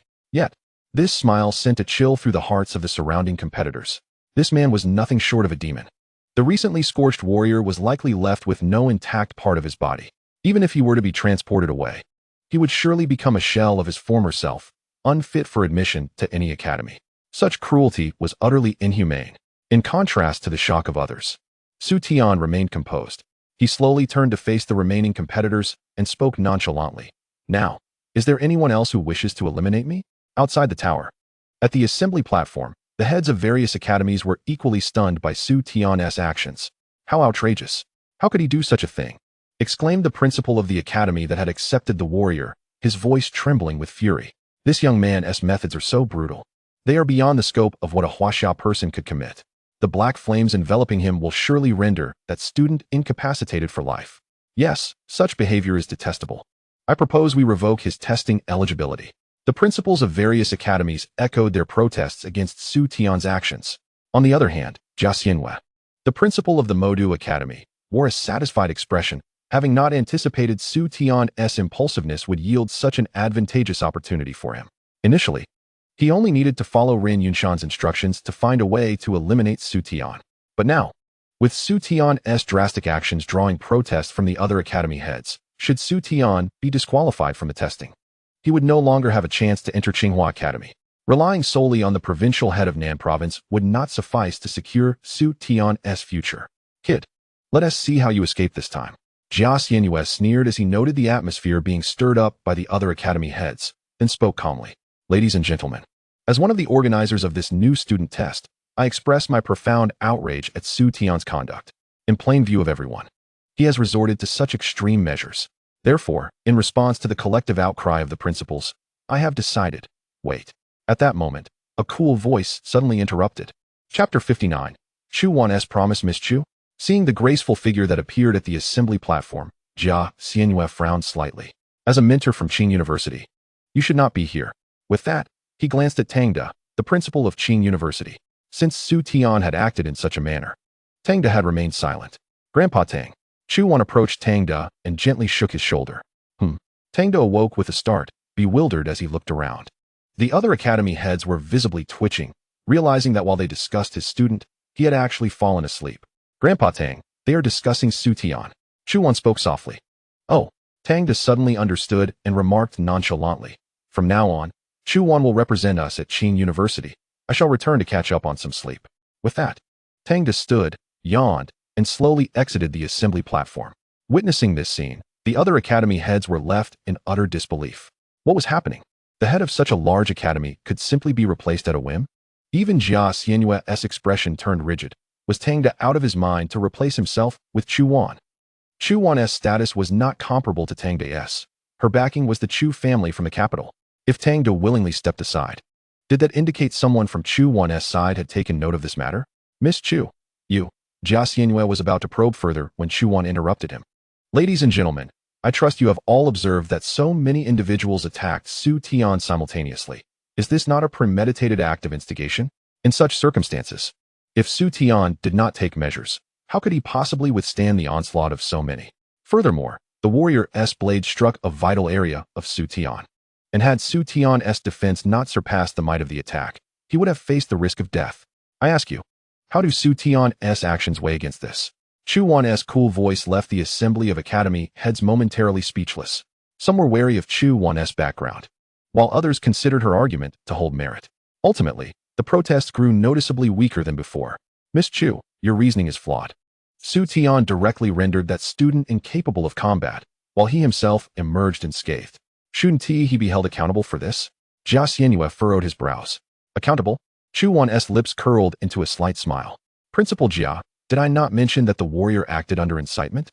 Therefore, should the instigator bear the responsibility for the warrior's fate at Su Tian's hands? Chu Wan's incisive rebuttal momentarily stymied Jia Xianyue, who bit his lip, about to respond, when another voice interjected. Principal Jia, as the organizer, you have allowed this test to devolve into its current state. Is this still the fairness you proclaimed prior to the test? The speaker was the principal of Beta Academy. At this pronouncement, the assembly of academy heads erupted into a cacophony of discussion. Indeed, it seemed this was targeted against Su Tian, with so many wishing to eliminate him. Rumor had it that the Ren family had secretly issued bounties. Thus, had Jia Xianyue manipulated the contestants? It was said that it was the Ren family's eldest daughter's unreasonable behavior that led to this. The chorus of voices left Jia Xianyue's expression darkening. Enough. This matter ends here.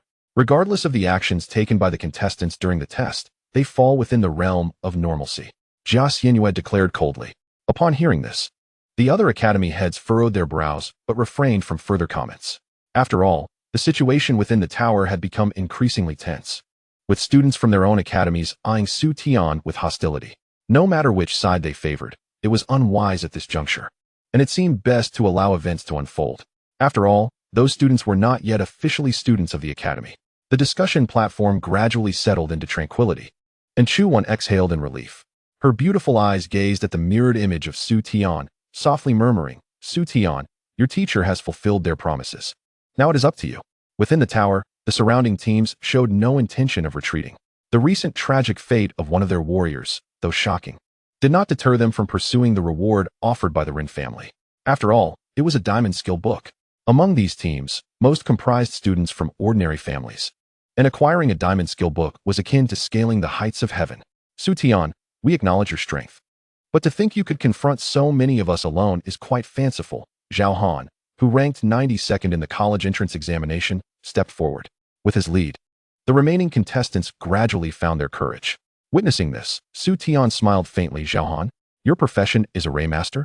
Come, let me see your true strength. Zhao Han's face broke into a slight smirk at the challenge. Eliminating me will be far more difficult than it was for that previous warrior. Before he could finish, he suddenly sensed a presence before him. Su Tian's indifferent expression was starkly reflected in his eyes, followed by a sharp pain in his abdomen. Why? Su Tian inquired lightly. In his hand, the black prison was engulfed in roaring flames, striking Zhao Han in the gut. Zhao Han looked down in disbelief. This is impossible. Get out. Su Tian said coolly, withdrawing the black prison.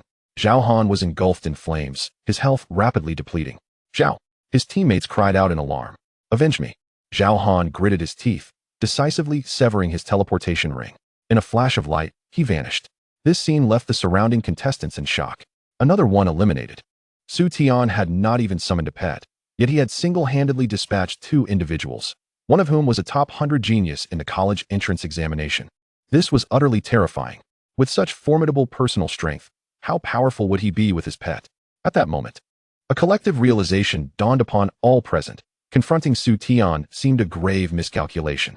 However, the arrow was already on the string, and it could not be retracted.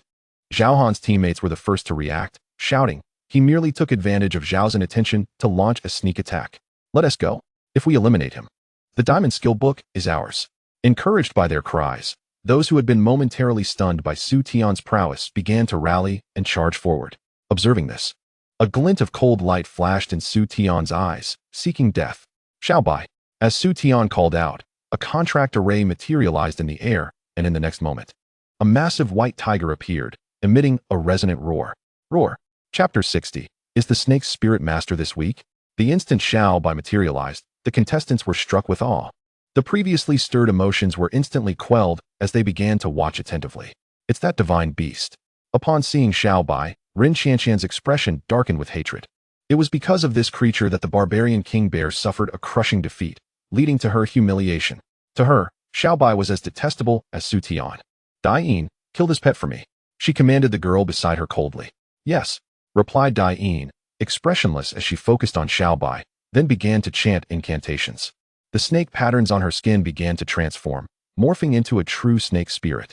Intrigued by the snake spirit master, Su Tian quietly observed this girl named Dai, eager to discover her capabilities. At that moment, the snake spirits departed from Dai's body, forming a peculiar formation on the ground, seemingly a precursor to some skill. Hiss! Suddenly, a large snake in an energy form burst forth from the formation, bearing its menacing fangs. It was a magical attack. Witnessing this, Su Tian chuckled lightly and called to Xiaobai. Roar! Seeing the imposing energy snake, Xiaobai let out a resounding roar, gathering white light in its mouth. The white tiger's roar wave. Boom! A surge of energy shot from Xiaobai, directly piercing through the energy snake, which dissipated like smoke upon impact. How could this be? Dai Yin's eyes widened in disbelief. Her attack, which could easily annihilate even a golden boss, was effortlessly shattered by that white tiger.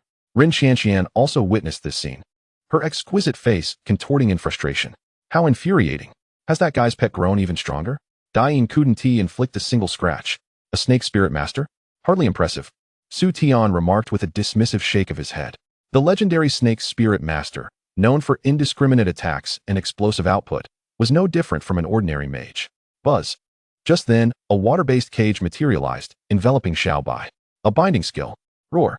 Xiaobai roared in fury, seemingly enraged by the cage's confinement. Haha. Su Tian, did you ever expect this? I have bound your divine beast. Let us see how you can fight us now. Without your divine beast, can you still contend against so many of us? An abrasive voice rang out from a seemingly ordinary boy stepping forward from Rin Qianqian's team. After mocking Su Tian, the boy turned to Rin Qianqian with a sycophantic expression. Miss Rin, how did I do? Not bad.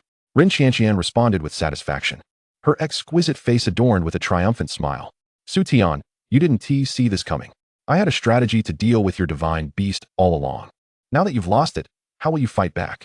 Everyone focused their attention, realizing that Su Tian's divine beast was now under control, marking the perfect opportunity to eliminate him. As she spoke, Rin Qianqian was the first to brandish her staff, chanting a spell. At the same time, Zhao Han, ranked 72nd in the college entrance examination, also sprang into action. His profession was Stone Giant, an exceedingly rare class with peculiar abilities. He could transform into a stone giant, balancing formidable damage output with robust defense, a potent physical damage class, especially advantageous in the early game. Thus, the moment Xiaobai was bound, he was ready to act. While Su Tian's strength was indeed formidable, he was ultimately just a Beastmaster. He might be able to swiftly eliminate fragile mages like Huang Cheng, but he could not possibly defeat Zhao Han. Moreover, with his high damage output, if he could eliminate Su Tian before anyone else, the Rin family's reward would be his. The thought ignited a thrill within Zhao Han.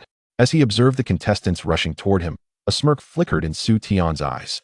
Did they truly believe that binding Xiaobai would enable them to kill him? They couldn't possibly think he had only one pet. As his words fell, a contract array appeared before Su Tian, and from it emerged a colossal creature clad in armor. Roar!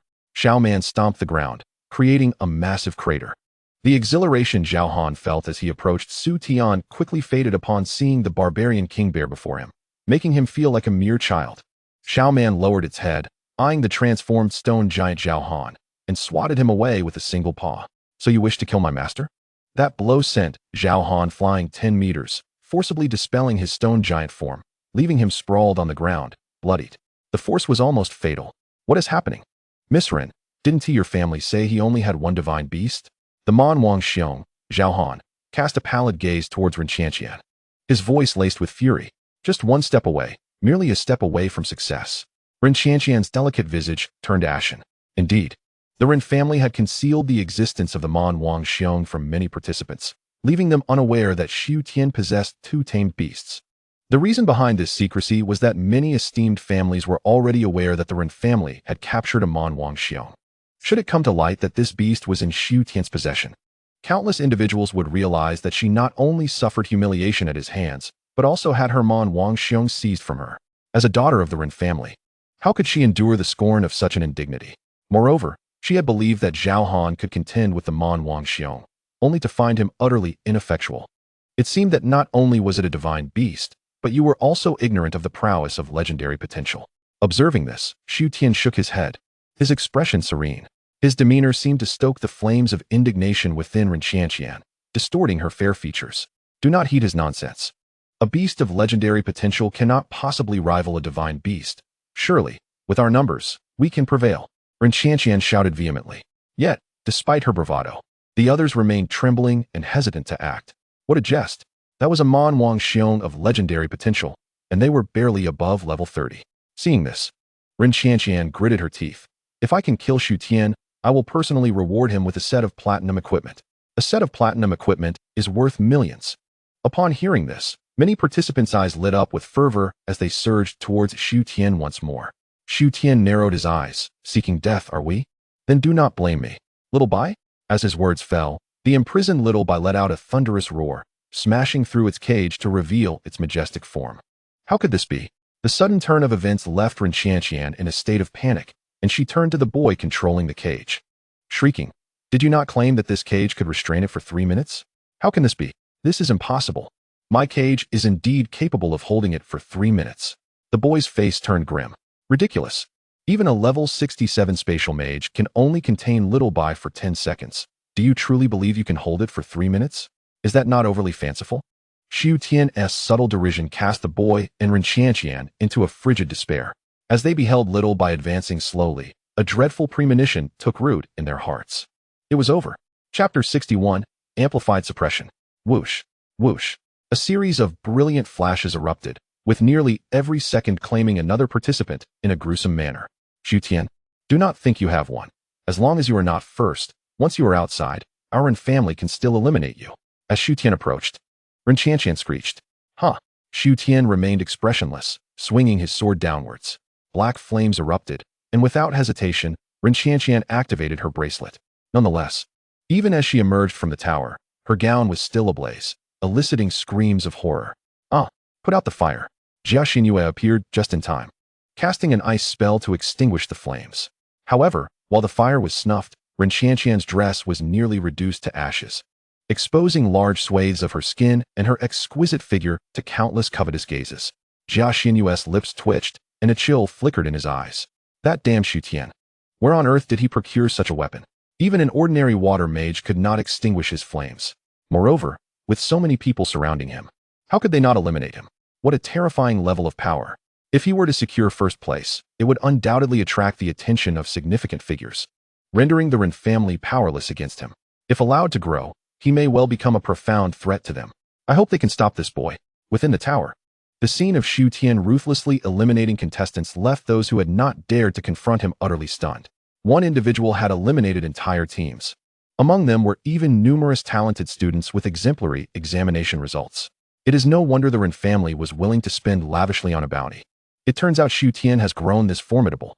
Thankfully, they had not collectively attacked him earlier, or they too would have been eliminated in such a brutal manner. Such a genius will undoubtedly enter the Huaxia heavenly rankings in the future, a figure of an entirely different realm. A character of this caliber must not be offended. After the elimination of numerous participants, Xu Tian finally recalled Xiao Man and Xiao Bai. Simultaneously, Wenru and her companions approached. Zhang Xiaoya scanned Xu Tian from head to toe, and upon confirming his safety, she let out a breath of relief. To eliminate so many prodigies single-handedly, perhaps only you, Xu Tian, could achieve such a feat throughout history. Wenru in her black dress remarked teasingly. In truth, she too had felt a tinge of concern earlier. Those contestants were undoubtedly the most outstanding students of this cohort, with numerous mysterious professions among them. Not to mention they were not the monotonous beings one encounters in dungeon bosses. Yet, the final outcome proved they had indeed overthought the situation. Under the overwhelming might, there was no room for any embellishment. Those participants were simply no match for Xiao Bai and Xiao Man. Xu Tian chuckled lightly at her words. If they cannot even defeat the boss on the 6th floor, then they are certainly not part of this cohort's top tier. What difficulty is there in eliminating them? Top tier? Wenru blinked.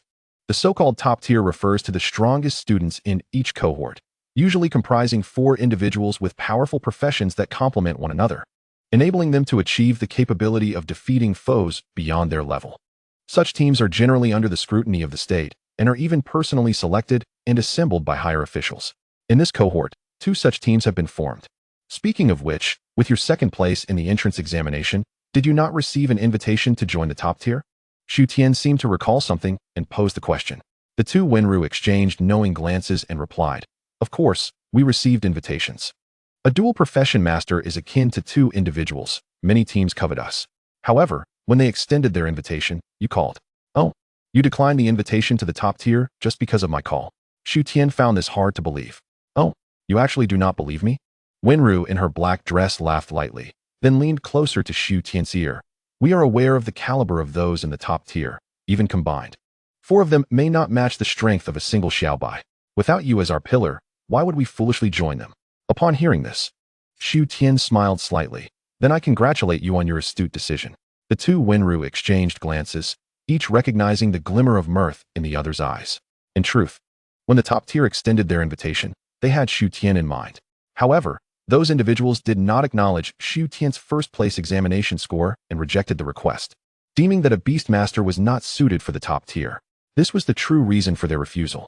One must ask, if a genius as formidable as Xu Tian cannot enter the top tier, then what significance does the top tier hold? Let us proceed to the 7th floor, Xu Tian declared, striding towards the 6th floor boss. "Xiaobai," he called out softly, and Xiaobai emerged from the contract array. With a resounding roar, it summoned a concentrated beam of white light that struck the boss with tremendous force. The white light radiated brilliantly, and the boss let out a whimper before dissipating into nothingness, leaving behind a piece of equipment. Platinum equipment, is it? The rewards have indeed escalated. Xu Tian raised an eyebrow as he picked up the equipment and stepped into the teleportation passage, entering the 7th floor. Goodness, he defeated it in a single blow? The teams still struggling on the 6th floor were left in utter disbelief. They had exhausted all their strength, and not even a single team had managed to vanquish that boss. Yet Xu Tian's team? Not a single hand was raised, and with just a pet, they obliterated the boss. The disparity was painfully evident. Is this truly the first place in the entrance examination? It is genuinely terrifying. Goodness. Who would dare claim that Beastmaster is the most useless profession? This is simply a manifestation of a war god. Upon entering the 7th layer, Su Tian immediately sensed a notable increase in the surrounding attribute suppression. "Do you remember anything?" He turned to the 3 women. Wenru and the other seemed relatively unaffected, maintaining their composure, yet Xiaoyu's expression had noticeably paled. "Xiaoyu, how are you holding up?" Su Tian inquired anxiously. "I'm fine. I can manage," Jiang Xiaoyu replied, shaking her head. She was also surprised by the sudden intensity of the attribute suppression in the 7th layer. It seems that this suppression within the tower is based on the team's average level. It's all your fault. Your attributes are too high. Otherwise, why would Xiaoyu be suffering like this? Heichuan Wenru shot Su Tian a glare. "Why is it always my problem?" Su Tian responded, somewhat speechless. However, he realized that this pattern indeed held true. Although the attribute suppression increased with each layer, neither he nor Wenru felt much of an impact. It was Xiaoyu who felt the pressure intensifying. This sufficiently demonstrated that his and Wenru's high attributes amplified the effects of the suppression. "How about this, Xiaoyu? You stay here while we continue onward?" Su Tian pondered, unwilling to push Xiaoyu further. "I am not so fragile. If I feel unwell, I will immediately sever the hand ring to teleport out." Jiang Xiaoyu shook her head, her beautiful eyes resolute, indicating her desire to accompany Su Tian and the others. She knew she had been a burden, yet she did not want to withdraw now, for she wished to witness Su Tian reach the pinnacle and claim victory. Chapter 62, the 1st tier. "Very well, let us proceed." Su Tian nodded, and the group once again advanced toward the end of the 7th layer. The minor monsters on this layer were nearly equivalent to the bosses of the 6th layer, at level 40 with golden potential. Unless they were an exceptionally strong team or part of the 1st tier, it would be challenging to cope with them. Even Xiaoman found it somewhat strenuous. So Su Tian had Xiaobai assist her in clearing the monsters while he and Wenru walked alongside the 3 women. Outside the tower, the mirror displayed only 5 teams present within this layer. Truly, the 1st tier selected by the nation was formidable, as they could maintain a substantial lead even in the 7th layer. The various academy heads gazed at the 2 leading teams, filled with awe.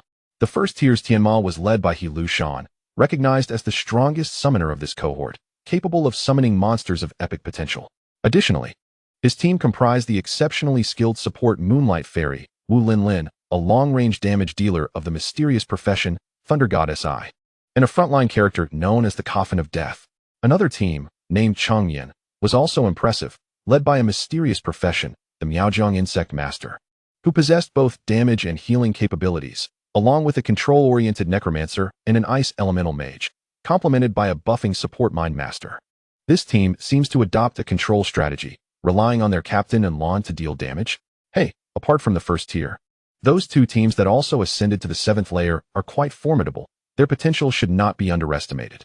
Indeed, anyone able to reach the 7th layer is strong. The twin brothers in that team must be the Diamond Fist Masters from the mysterious professions. No wonder they can bring 2 ordinary combat professions into the 7th layer. Remarkably, this team is also composed entirely of mysterious professions, yet their arrival here hinges on that knight's capability to endure. Su Tian's team is undoubtedly the strongest. He alone has eliminated numerous competing teams and even swiftly dispatched the 6th layer's boss. The heads of the academies debated animatedly before the mirror, with some displaying expressions of triumph as they recognized their admitted students among the teams that had reached the 7th layer. Chu Wan observed Su Tian in the mirror, a smile gracing her delicate features. Compared to those teams, Su Tian would undoubtedly face more obstacles. While ascending the tower, he must contend with other participants. Fortunately, he has succeeded, and with overwhelming strength. Just one step away from defeating the remaining 4 teams, you shall be crowned the champion. At that moment, none shall be able to challenge you, Chu Wan mused quietly. Meanwhile, Ren Yunshan also beheld the scenes reflected in the mirror, accompanied by Ren Qianqian, who had changed into a new outfit. She gazed at Su Tian in the mirror, her eyes filled with resentment. Why hasn't he been eliminated yet? Father, if he becomes the champion, will we still have a chance? Ren Qianqian looked at Ren Yunshan, her face brimming with hope. Ren Yunshan's expression was equally grim. He had not anticipated events would unfold in this manner. At this point, Su Tian's potential and strength were undeniably evident. A Beastmaster with a divine beast would undoubtedly draw the attention of the higher-ups. Even if Su Tian does not secure the first place, the Ren family cannot simply exploit him. The only way to end this is to eliminate him. Ren Yunshan's gaze turned cold as he fixated on a team in the mirror, murmuring softly, I hope you do not disappoint me. In the 7th layer, as they progressed, a gray mist gradually enveloped them, casting a shadowy gloom around, rendering the distant scenery increasingly blurred. Su Tian, over there a team. Suddenly, Wenru pointed excitedly at a spot in the fog. Su Tian mounted Xiao Bai's back, straining to discern the faint glow, which appeared to be an effect from a skill released by a certain profession. After waiting for a moment and observing that the team showed no signs of movement, Su Tian contemplated, let us go take a look. He made this decision because the 7th layer felt unusually desolate. They had walked for quite some time without encountering either the endpoint or another team, which was rather peculiar. As for whether this team had accepted the Ren family's bounty, he felt no fear. Someone is coming. Could there be another team arriving at the 7th layer? Su Tian and his group did not conceal their intentions, and as they approached, the team instantly noticed them. Su Tian and his companions finally recognized that the faint light emanated from a knight's shield, seemingly used by this team to illuminate their surroundings, while Wenru in her white dress took on this role. Hey, what are you all up to? The team inquired nervously, creating a tense atmosphere. Don't fight. They are my friends. At that moment, a familiar voice chimed in. A figure cloaked in a mage's robe lowered her hood, revealing a charming face. Su Tian stared at the girl, struggling to recall her name. Bai Yuner, exclaimed the daughter of the Bai family, her cheeks flushed with embarrassment. Su Tian ignored her flustered reaction and curiously asked, wasn't your team disbanded on the 2nd layer? What happened? We reformed. They like us. Lost teammates while battling the boss, so we formed a new team. Bai Yuner smiled. After saying this, she pointed at Xiao Bai behind Su Tian, her eyes sparkling with admiration. Is this Xiao Bai? So handsome. Can I pet him? Go ahead. Su Tian replied, somewhat speechless, surprised by her affection for Xiao Bai. Upon hearing this, Bai Yuner beamed like a child, pouncing on Xiao Bai and rubbing against it. Su Tian's mouth twitched slightly. Is this how one pets? By the way, why are you all here? Su Tian asked the knight. Oh, the endpoint is just ahead. Since we couldn't defeat the boss, we decided to return and farm some minor monsters for points. The knight explained. You couldn't defeat it? Su Tian was astounded. Their team was composed entirely of reformed mysterious professions, and their average level exceeded 38. How could they not defeat the boss of the 7th layer? Indeed, that boss is diamond ranked and level 49, practically unbeatable. The knight complained. Level 49? Su Tian exchanged glances with Jiang Xiaoyu and the others, realizing that the difficulty of the 7th layer was indeed incomparable to the preceding 6 layers. So, do you know if any other teams have reached the 7th layer? Su Tian inquired again. Before you, 3 other teams have already passed, including the formidable Tianma from the first echelon and the Luo brothers. Their prowess is truly astonishing, as they have both transformed into the formidable Jin Gang fist practitioners known as Luo Han Jin Gang. It is likely they could even challenge the 7th tier boss. The knight expressed with envy. The profession of Jin Gang fist practitioners? Su Tian blinked, realizing that this Luo Han Jin Gang cannot be strictly classified as a reincarnated profession. Rather, it resembles the skill of his beast god descent. Once in this state, one's attributes experience exponential growth, with incoming damage reduced to merely 1% of the actual damage, while the remainder accumulates until the state concludes. This ability comes with significant aftereffects. A moment's carelessness could lead to disastrous consequences, yet its overwhelming strength has earned it the title of Invincible Jin Gang. The Jin Gang fist practitioner is inherently a mysterious and rare profession, and the probability of reincarnating into a Luo Han Jin Gang is exceedingly low. It is indeed remarkable that both Luo brothers succeeded. It appears this generation possesses true talent, Su Tian marveled. Compared to the array master encountered previously, the Luo Han Jin Gang appears utterly weak. Chapter 63. Wrapping up after the battle. Go ahead. We shall not be able to enter the 8th tier. I have heard of your situation. As long as you can secure first place, the Rin family will undoubtedly not dare to touch you. Bai Yuna remarked as she turned around. All right. Su Tian nodded, turning to the gentle trio of women. Jiang Xiaoya appeared somewhat hesitant. She glanced at Bai Yuna's team, then at Su Tian, and finally said, Su Tian, I will stay here with them. Su Tian was taken aback, understanding that the preceding attribute suppression would likely be too much for Xiaoya to bear. He approached her and gently ruffled her hair, reassuringly saying, Do not worry. I will definitely secure first place. Jiang Xiaoya's beautiful eyes sparkled. I believe in you. Ah, do you wish to join us? Bai Yuna exclaimed, cheerfully grasping Jiang Xiaoya's hand, though a hint of uncertainty flickered across her face. Well, if that is the case, your team will be 1 member short. You should accompany them to the 8th tier. Bai Yuna swiftly pointed at the Shun Yin Shengguang knight. What? You want me to go with them? The knight's lips twitched in surprise. Why not? Bai Yuna placed her hands on her hips, exuding an air of disappointment. Do you even know who they are? One is the top scorer of the college entrance examination, and the other is the second. With 2 great beings leading you, entering the 8th tier is a sure thing. How can you not treasure this opportunity? Upon hearing this, the knight suddenly awakened to the reality of the situation, casting a somewhat bashful glance at Su Tian, great being. He did not forget Su Tian's remarkable display of power in the 2nd-tier secret realm, where he effortlessly dispatched the diamond boss as if it were child's play. The 7th-tier boss would surely pose no challenge. This sudden change of demeanor caught many off guard. Su Tian, observing his expression, found it difficult to decline. With a couple of coughs, he inquired, Are you certain you can withstand the attribute suppression in the 8th tier? Rest assured, great being. As a Shun Yin Shengguang knight, my primary advantage lies in my elevated attributes. The knight hastily emphasized his strengths. Oh, Su Tian smiled upon hearing these words, subsequently using his inside eye to discover that this fellow's attributes were indeed superior to those of the average person. Typically, a second transformation knight around level 30 would average around 1,000 in their 4 primary attributes. Yet this knight boasted over 1,500, nearly catching up to Su Tian himself. The Shun Yin Shengguang knight, being the only mysterious profession among knights, certainly possessed unique qualities. His reincarnation manifests as an emblem, increasing with every 10 levels. This emblem enhances my base attributes and allows me to share attribute values with teammates, when Ro explained from the side. Is that so? Su Tian inquired. Intrigued. Then join us. Let me see how much you can share. Certainly, great being. The knight eagerly responded. In the next moment, the team dynamics shifted, with the knight joining Su Tian's group. Su Tian's attributes also underwent a slight change, with his pure strength increasing from 1682 to 1763, a gain of over 80 points. This enhancement is quite impressive. Su Tian's eyes sparkled with delight. It is important to note that the knight's primary role is to endure damage in the front line, and the Shun Yin Shengguang knight can simultaneously bolster the entire team's attributes, making him a commendable frontline profession. Well done. What is your name? Su Tian inquired with a smile. Great being, my name is Wei Hang. The Shun Yin Shengguang knight beamed upon receiving Su Tian's acknowledgement. Without further ado, let us set forth. Su Tian waved his hand, leading his restructured team onward. At the terminus of the 7th tier, indeed, there were no traces of any teams. Only the remnants of a battlefield. It seems those 3 teams have truly entered the 8th tier. Su Tian squinted his eyes. This indicates that all three teams possess the strength to challenge the Diamond Boss when Ro stepped forward. With the two great beings being so powerful, surely you can defeat the boss, Wei Hang exclaimed with a smile, his heart fluttering with excitement.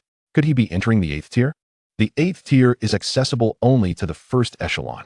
If he can accompany these two great beings, would that not equate to him possessing first echelon strength? Indeed, they are the first echelon. The group soon encountered the refreshed boss, which was indeed a diamond boss, specifically a plant-type willow tree. Great beings, allow me to bear the brunt of the damage. Wei Hang boldly stepped forward, raising his knight's shield in front of him. There is no need for such formality. Su Tian patted his shoulder, calmly calling out, Xiao Bai, Xiao Man. The contract array materialized, and in the next instant, two beast tamers appeared. Xiao Bai's gaze locked onto the willow tree boss, and with a roar, a crimson aura enveloped its body. Killing God Domain.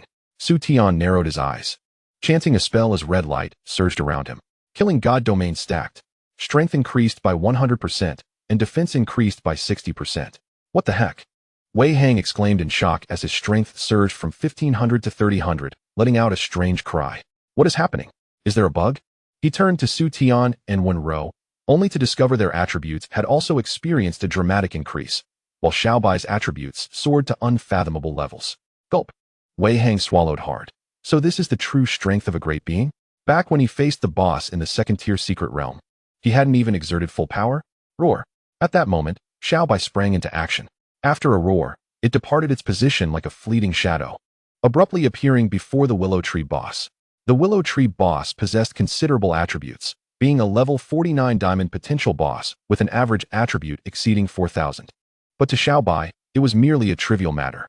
The one notable aspect was its substantial health, a staggering 40,000. However, when Xiao Bai struck with a paw, it lost a third of its health. Wow. Incredible. Wei Hang shouted in astonishment, overwhelmed by the display of strength. Just moments prior, their team struggled to whittle down the boss's health over 10 minutes, yet the great being's pet had taken a third of it in a single strike. What kind of divine damage is this? What explosive output? The willow tree boss, enraged at being struck, swung its branches at Xiao Bai, who had anticipated the move and swiftly shifted behind Xiao Man. Roar. Xiao Man puffed out its chest, its surrounding armor materializing to deflect the oncoming willow branches. The willow tree boss's counterattack not only failed to inflict damage, but instead caused significant backlash due to Xiao Man's iron bone skill. Its health, originally 2/3 full, diminished to half. Does the manticore bear not lose health? Wei Hang, accustomed to taking hits in the front line, felt as though he were watching a science fiction film. Not only did it not lose health, but it also reflected damage. While Wei Hang was still in shock, Xiao Bai unleashed a sonic wave, striking the trunk of the willow tree with a resounding impact. Swish. As the blood level reached 0 and the loot appeared, a gentle voice echoed in Wei Hang's ear. The battle is over. Chapter 64. The 8th layer over? How can that be? Wei Hang stood bewildered, astonished that the boss had been vanquished in the blink of an eye. He hadn't even had the chance to engage or showcase his damage absorption capabilities. Master, are we heading to the 8th layer now? He inquired with palpable excitement. Indeed, unless you wish to linger here for dinner, the gentle black skirt teased with a smile. Wei Hang's reaction was rather exaggerated. Let us proceed, Su Tian replied with a chuckle. With a flash of light, they entered the 8th layer. Compared to the 7th layer, the attribute suppression in this new realm was markedly stronger, enveloped once again in a shroud of gray mist. Su Tian estimated the average intensity to be around 1300. However, both Wen Rou and Wei Hang belonged to high attribute professions, with their average stats soaring to approximately 1500, thus they could endure the pressure. The group began to advance through the 8th layer, and with Wei Hang's participation, Wen Rou entrusted him with the task of illumination. This lad was remarkably cooperative, acting as a dutiful guardian at the front. Xiao Bai and Xiao Man forged the path, while Su Tian and Wen Rou reveled in their ease, occasionally exchanging playful banter. Masters, there are people over there. Wei Hang suddenly shouted. Su Tian looked up and indeed saw a glimmer within the fog. Let us investigate, he decided without hesitation. Under the protection of Xiao Bai and Xiao Man, they swiftly arrived at the source of the light, revealing two figures. Upon drawing closer, Wen Rou exclaimed in surprise. The Luo brothers? These two exuded a golden radiance, standing like beacons amidst the gray mist, relentlessly dispatching surrounding creatures. What was most astonishing was the golden hue of their eyes. Are they in the Arhut Vajra state? Su Tian mused, slightly taken aback. Yes. They have yet to emerge from this state. relying on potions to defeat monsters. Once they exit, the damage they sustained prior will be tallied. Thus, they require a substantial amount of healing potions. Otherwise, they risk perishing when they revert to their normal state, Ro explained softly. Impressive indeed. They are dispatching monsters with a single punch. Their current attack power must be around 2,500, Su Tian remarked with a sigh. Can they surpass you, this prodigy? The black skirt teased. Hearing this, Wei Hang couldn't help but turn back to glance at the two women, who, while sharing the same appearance, possessed entirely different temperaments. He then looked at Su Tian and said, Master, I truly envy you. Su Tian's mouth twitched at the remark. What exactly are you envious of? When Ro's cheeks flushed as she interjected, You've misunderstood. Wei Hang grinned. I understand. I see now, such matters should not be spoken of lightly. Su Tian was left speechless. Suddenly, a fierce punch swept through, and Xiao Man intervened just in time, resulting in a dull thud. Who are you? A deep voice demanded as the Luo brothers stood before them, their gazes wary of Xiao Man. This bear can actually block their punches. How formidable, one of them thought. I am Ro. These are my teammates, Su Tian and Wei Hang, she explained softly. Su Tian, the Beastmaster who topped the entrance exam? The Luo brothers reacted with surprise, their expressions shifting to cautious wariness. Is he really that terrifying? Ro asked curiously. Certainly. Possessing a divine beast as a tamer and having eliminated numerous contestants in the 6th layer, who wouldn't harbor a measure of respect, they replied with a bitter smile. It seems you haven't taken the Rin family's bounty, then? A wise choice. The black skirt nodded in agreement. While the Rin family's reward is decent, it has yet to entice us enough to risk our lives. The Luo brothers shook their heads. Have you encountered the boss of the 8th layer? Su Tian queried. Not yet, they answered. Our Arhut Vajra state is nearing its end, after which we will experience a period of weakness. Our teammate has already been eliminated while facing the 7th layer's boss. We are here to defeat more monsters, hoping to secure our position in 3rd place. But with your arrival, it seems we will lose that as well. Indeed, we plan to teleport out now. Upon hearing this, Ro scratched her head. I apologize for causing you to lose your spot in the top 3. Why don't you wait here while we find a team to eliminate them?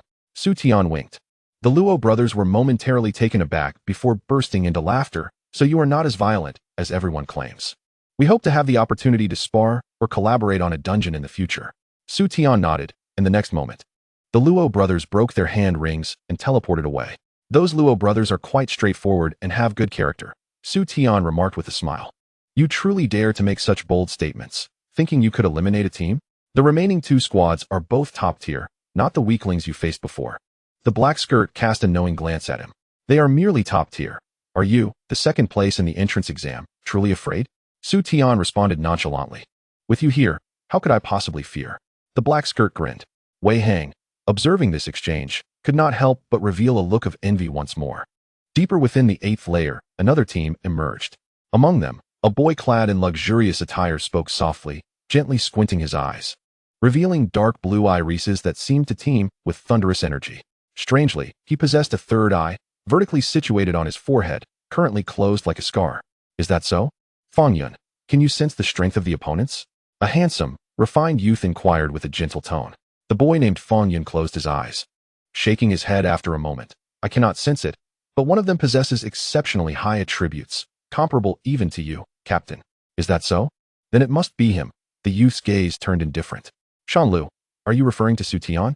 Have they reached the 8th layer? A beautiful girl draped in sheer silver fabric asked. The girl's attire was so thin it seemed almost transparent, revealing her fair skin, with only a few mysterious areas concealed, igniting one's imagination. Her beauty was exquisite, her makeup delicate, resembling an ethereal sprite. Of course, it is them, with the 1st and 2nd placers in the entrance exam. If they cannot reach the 8th layer, it would truly be a disgrace, a hoarse voice interjected. Beside the trio stood a figure cloaked in black robes. Their voice so peculiar it was impossible to discern their gender, the ominous black and red coffin behind them sending chills down one's spine.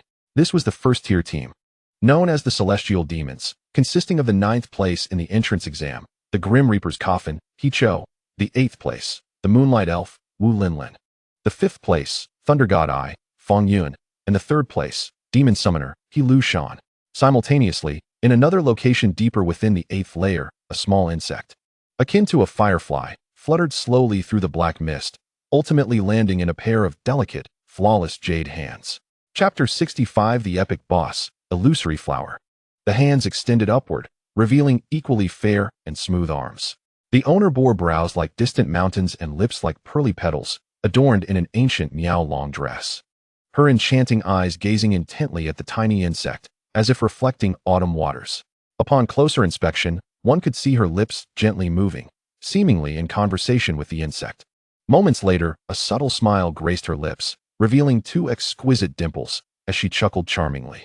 "Indeed, they have come," she softly murmured, her words reaching the ears of her teammates, prompting them to pause and look at her. "Captain, what has arrived?" inquired a petite girl clutching an ice-blue staff, her large eyes exuding cuteness.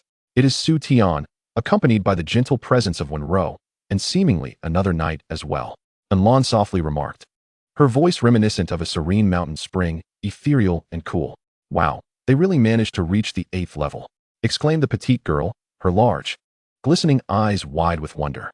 "If someone ranked 12th in the college entrance examination can enter the 8th level, how is it that they cannot?" A boy clad in a mage's robe scoffed. "Let us not forget, these two formidable individuals are the second and third top scorers of the examination." "How dare you?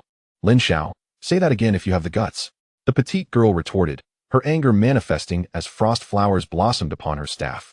"Lin Xiao, your words seem to cast doubt on Xiao Xian. Despite her 12th place in the exam, her ice elemental mage abilities are on par with those of Sister Chu Wan." A tall girl with flowing hair chuckled lightly. "How many transitions has Chu Wan undergone? Yet she has already ascended to the pinnacle of the Huaxiao leaderboard. Therefore, one could argue that Xiao Xian possesses immense potential. Our team might very well rely on her in the future. Sister Tang is the best." Upon hearing this, Lu Xian joyfully enveloped the tall girl in a hug, though her height only reached Tang Shui's chest, leaving her to nuzzle against it helplessly. Although this simple gesture was innocent, it elicited an envious gulp from Lin Xiao, his gaze filled with jealousy. When Lu Xian descended from Tang Shui, she noticed Lin Xiao's eyes, and her spirits soared even higher, defiantly lifting her chin. "All right, everyone. Let us stop the jesting and focus on locating the endpoint of the 8th level. If I am not mistaken, the boss of this level is likely of epic caliber." Lan interjected, her authority evident as the trio ceased their playful antics. "Epic caliber?" Lin Xiao frowned, a flicker of trepidation crossing his eyes. Such a formidable boss was beyond their current capabilities. "With Sister in around, we shall surely defeat the boss," little Lu Xian exclaimed excitedly.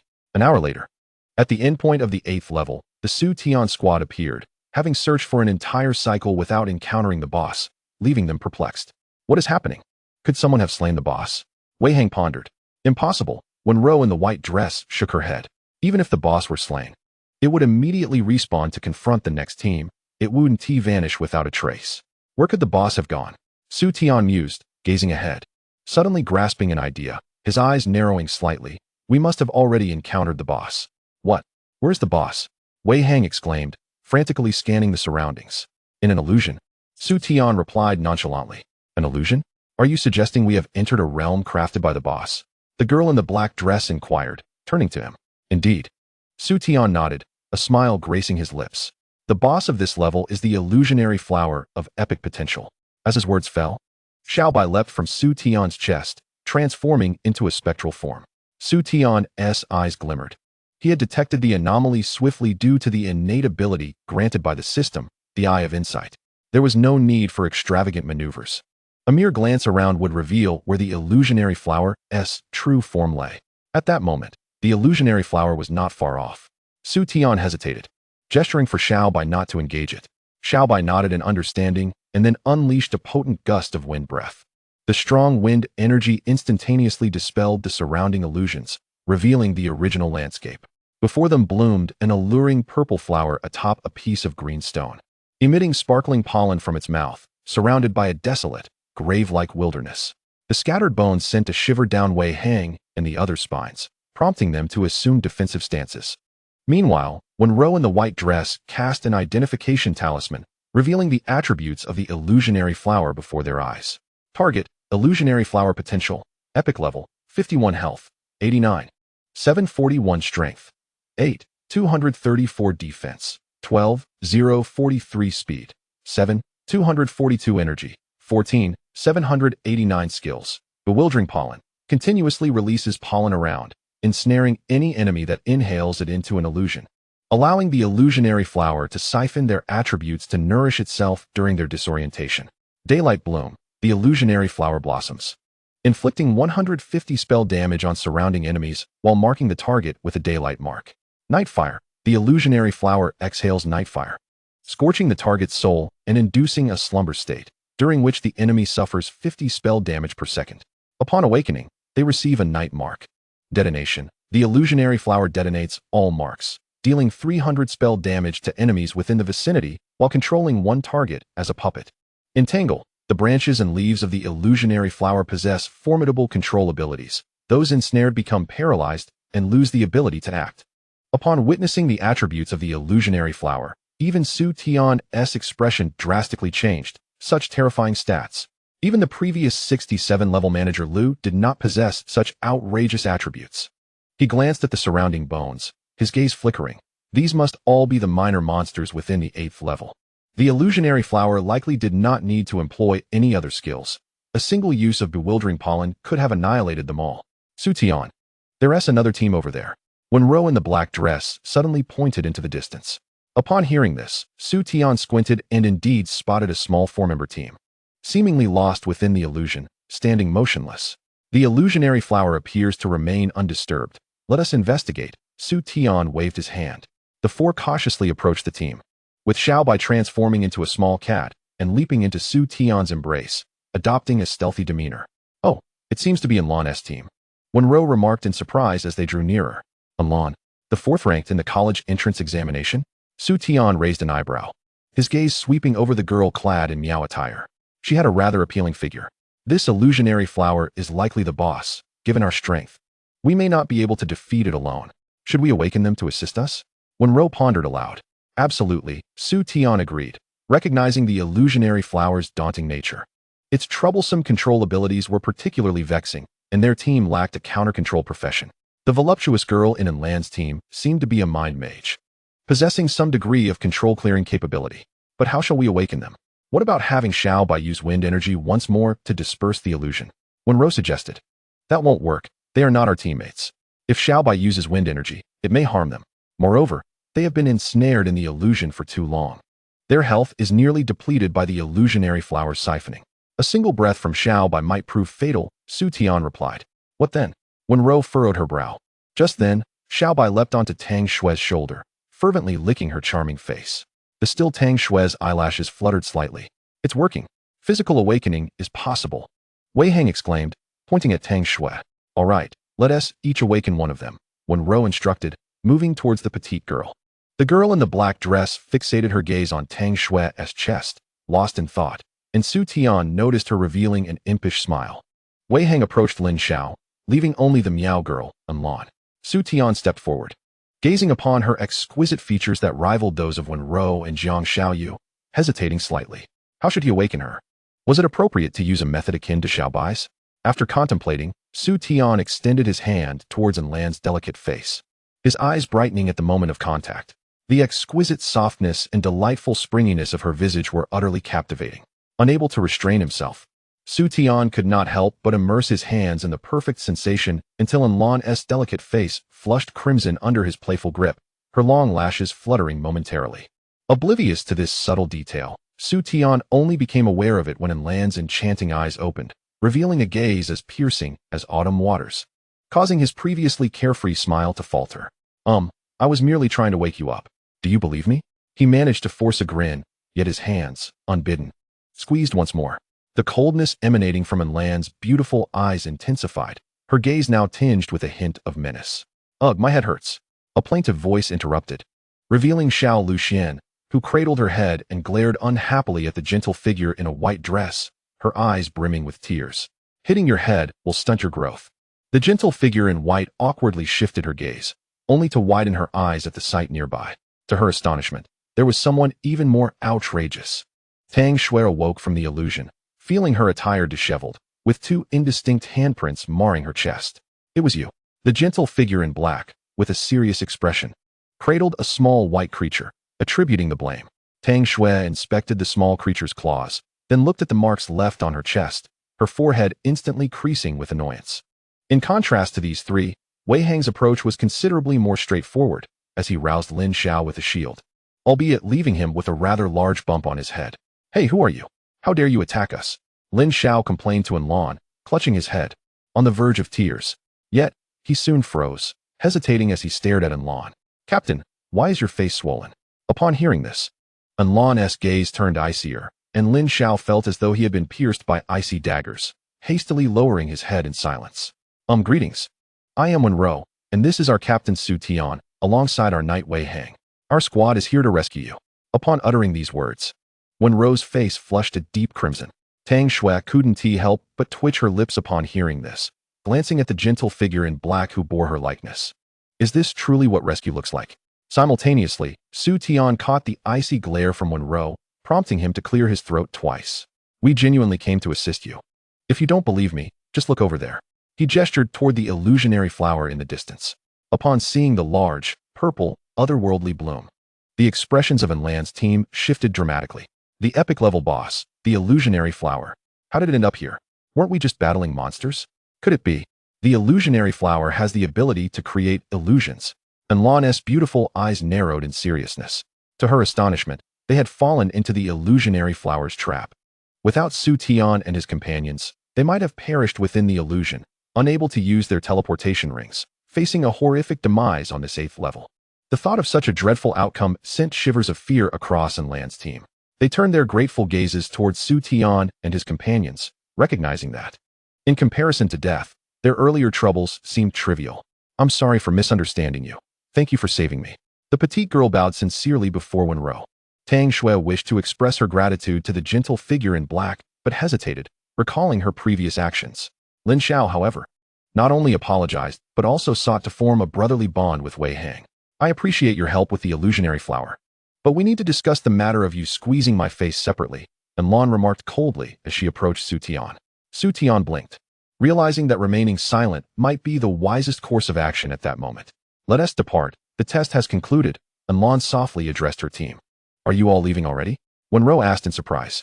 "Yes, the illusionary flower's attributes are too formidable. We cannot possibly conquer it," Enlon replied nonchalantly. "But it is an open boss. We can collaborate," Su Tian interjected. Enlon hesitated in her motion to sever the teleportation ring, raising her cold, beautiful eyes to Su Tian. "You intend to kill it?" "Of course. Do you expect me to dance with it?" Su Tian yawned. "Even if we teamed up, we might not succeed. The attribute disparity is too great," Enlon shook her head, indicating her reluctance to take risks. Seeing her stance, Su Tian sighed, realizing that he needed to offer some incentive to this aloof girl to encourage her to cooperate. "You all agree to the collaboration invitation," Su Tian stated. Enlan's team was taken aback, but ultimately accepted the invitation to cooperate. In the next moment, Su Tian turned his gaze to the small white creature cradled by the gentle figure in black. The small white creature understood, leaping from her arms and transforming into its combat form. With a roar, it unleashed the domain of the god of slaughter, dramatically enhancing its attributes. Su Tian similarly chanted an incantation, stacking the effect of the god of slaughter's domain. In an instant, Enlan's team felt a significant surge in their attributes. Their power doubling. "How is this possible?" Tang Shui exclaimed, the first to voice her shock. As a support class mind master, she could grant her teammates immunity and enhancement buffs, standing out among all support roles. Yet, even her enhancements paled in comparison to this. Their strength had doubled, and their speed tripled. This was utterly outrageous. Enlon also recognized this change, but remained silent, for even with their attributes doubled, they were still no match for the illusionary flower. Su Tian seemed to grasp her thoughts, directly revealing the attributes of the small white creature. Health, 27, 539, Strength, 10, 272, Defense, 8, 961, Speed, 19, 782, Energy, 7, 642. Such staggering attributes left Enlan's team utterly astonished. Su Tian's voice, calm yet confident, followed. "Now, do we have a chance to kill it?" Chapter 67, The Violent Flower. Enlon bit her lip and replied softly, "Now, we have a chance." "Then what are we waiting for? Let us move," Su Tian declared, stretching his neck and gazing at the mesmerizing illusionary flower, gesturing gently. With a fierce roar, the small white tiger leapt forth, unleashing a wave of white tiger energy that struck the flower. As the illusionary flower endured the attack, its massive bloom quaked violently, petals unfurling to release a rich flow of nectar and pollen. The intoxicating fragrance filled the air, Yet Su Tian's expression shifted slightly. Be cautious. This is its illusionary ability. Do not fall into it. Mindmaster support. Received. Tang Shui from Enlan's team appeared solemn, producing a white bell that, when gently shaken, refreshed everyone, dispelling the negative effects of the pollen. We unknowingly fell into the illusionary flower's trap, without Sister Tang. How would we have avoided becoming lost in the illusion? Lucienne placed her hands on her hips. Holy shield. When Rose softly chanted, and a multitude of holy lights surrounded them, granting everyone a substantial health shield, increasing their health by nearly 5,000. Incredible. Enlan looked at Wenro in awe, realizing that the second-best student was indeed extraordinary. Hear the curse of the god of prana and wither. Lin Xiao, clad in a black mage robe, whispered as he cast a debuff, lowering the illusionary flower's dual resistances.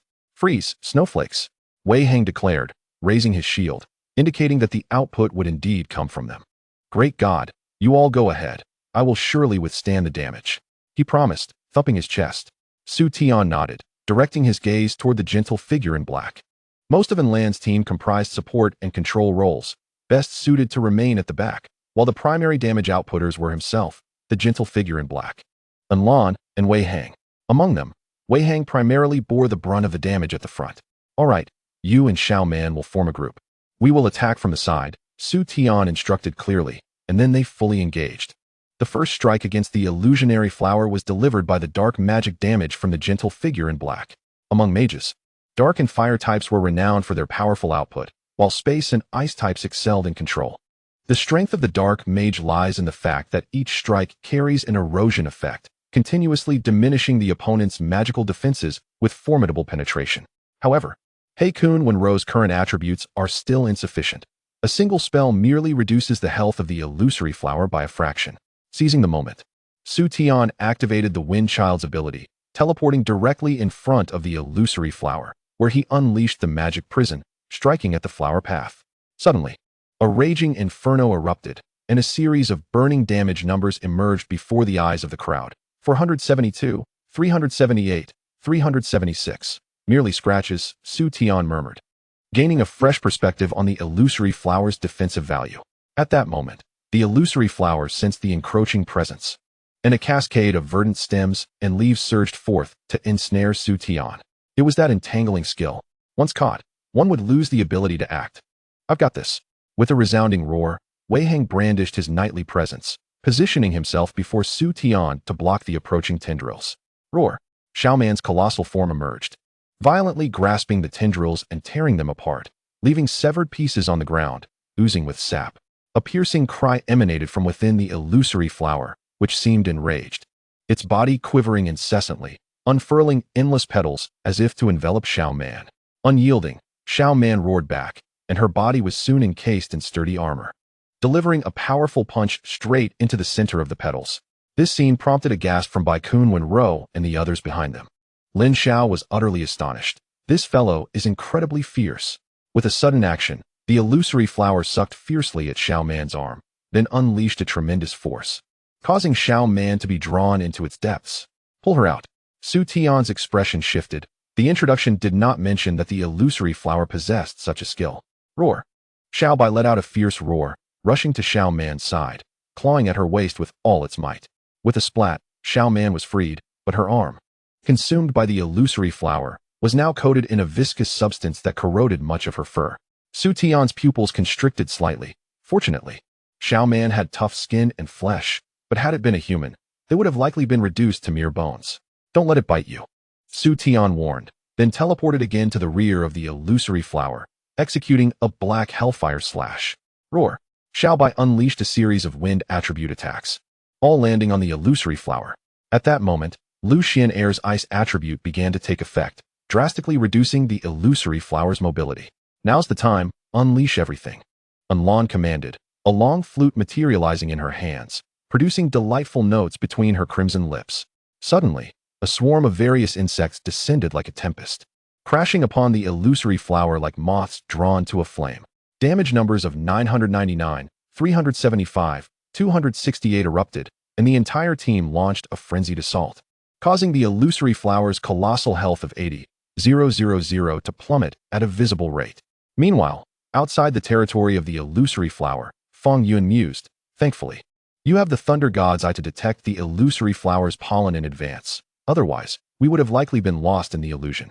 The He Lushan team observed the distant battlefield from within a moonlit shield. Hee, this is nothing. We will still rely on Lin Lin later. Feng Yun smiled faintly, his single eye seeming to flicker. Indeed, let Su Tian and Enlon exhaust this boss. Then we shall strike when they are both weakened.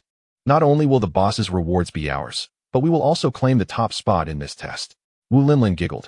He Lushan glanced at her, a smile curling at his lips. Their strongest output is merely that white tiger. I will use summoning to intercept it. Tianxiao, can you hold off that barbarian king bear?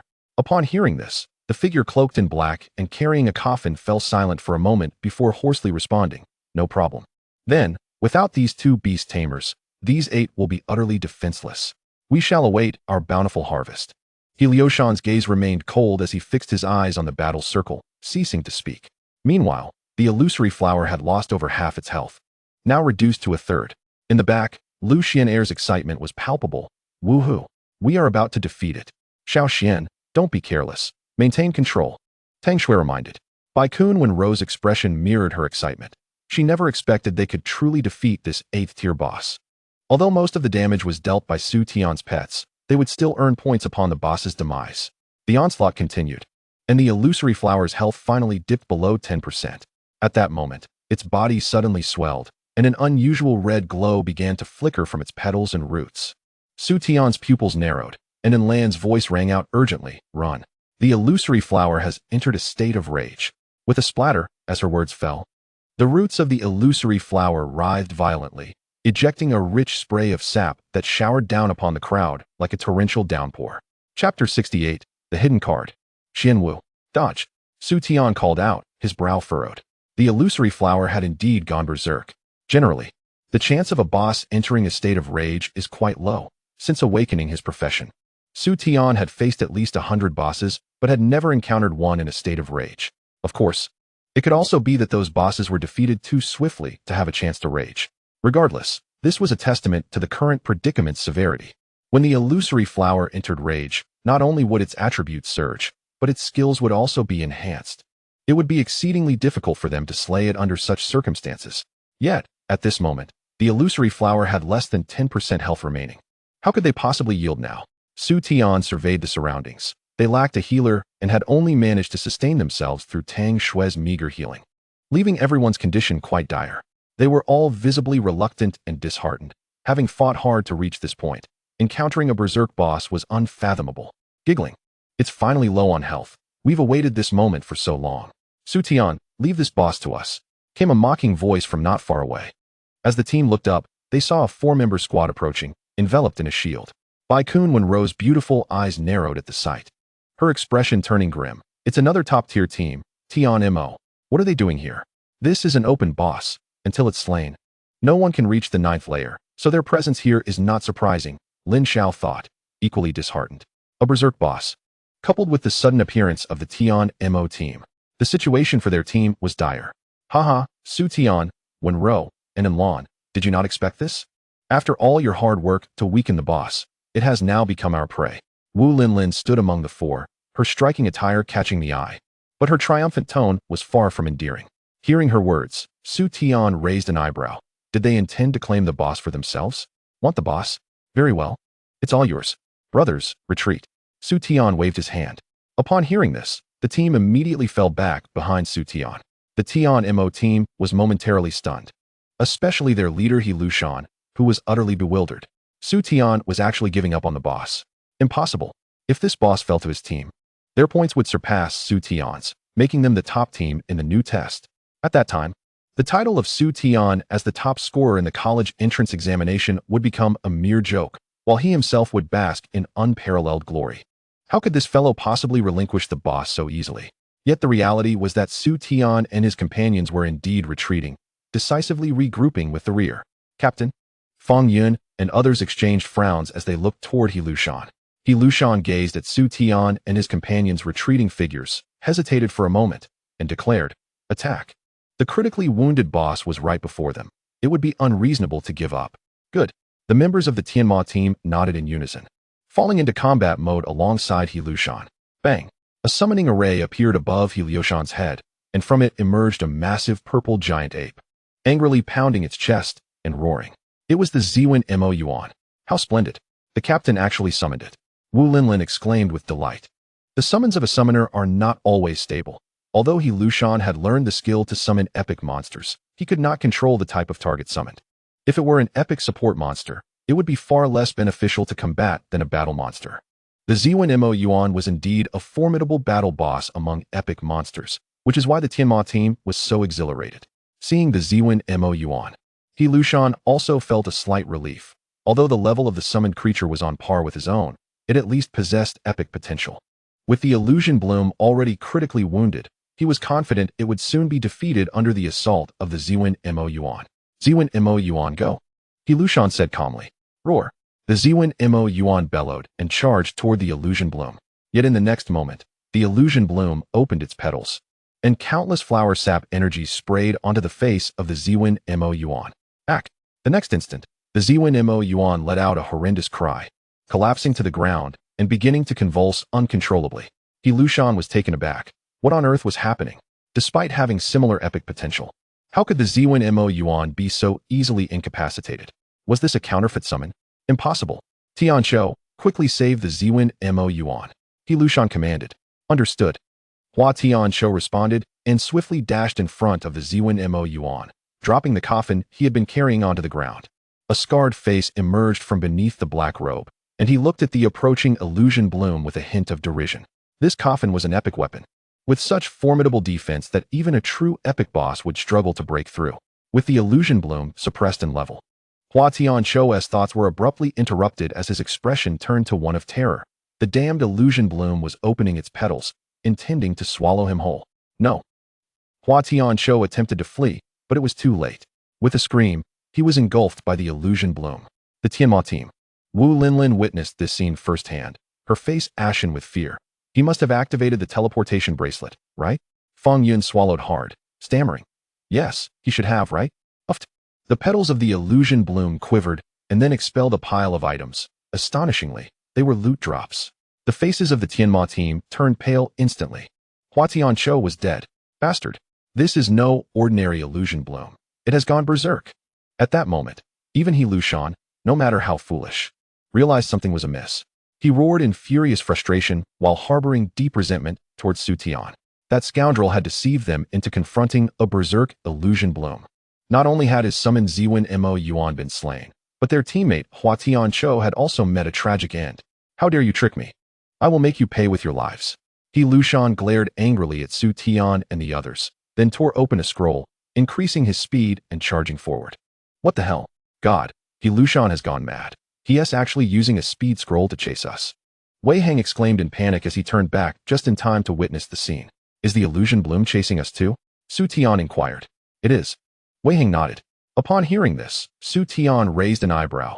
They had already exited the territory of the illusion bloom, yet it was still pursuing them, indicating that the illusion bloom's aggro could not be dispelled. In that case, come forth, Xiao Wu. Chapter 69. Are you willing to gamble once?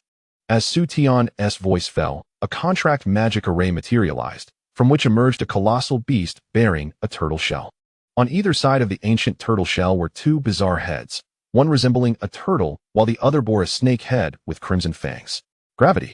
Su Tian observed the fleeing Tianma team and the approaching illusion bloom with an indifferent gaze, calmly snapping his fingers. Swish. Almost instantaneously, everyone felt the ground around them shifting, and the three remaining members of the Tianma team experienced a dramatic drop in speed. He Liushan and the others were horrified. What was happening? During this time, the illusion bloom extended its endless vine-like tendrils toward them. No. Liushan, save me. Wu Linlin was the first to be ensnared, her voice filled with panic. Before He Liushan could respond, he too was bound by the vines and dragged backward. He saw the Xuanwu beside Su Tian and immediately understood that this was all Su Tian's doing, and his rage surged. Bastard. Su Tian, just wait. I will not let you off. Teleport us out. As his words fell, 3 streams of light flickered, and all 3 were teleported away. Outside the tower, He Liushan and his companions appeared. Wu Linlin was still somewhat shaken, while He Liushan rushed to the mirror, glaring intensely at Su Tian and the others. Even if you eliminate us, you will not be able to kill that boss. When you emerge, I will surely kill you. He Lushan had completely lost his previous demeanor of elegance. He Lushan, hailed from the He family in the capital, having lived a life of luxury since childhood. After awakening as a mysterious summoner, he was treated like a star, and his family even procured rare summoning skill books for him. He had always stood at the pinnacle of the pyramid, yet today, he had been played for a fool by Su Tian.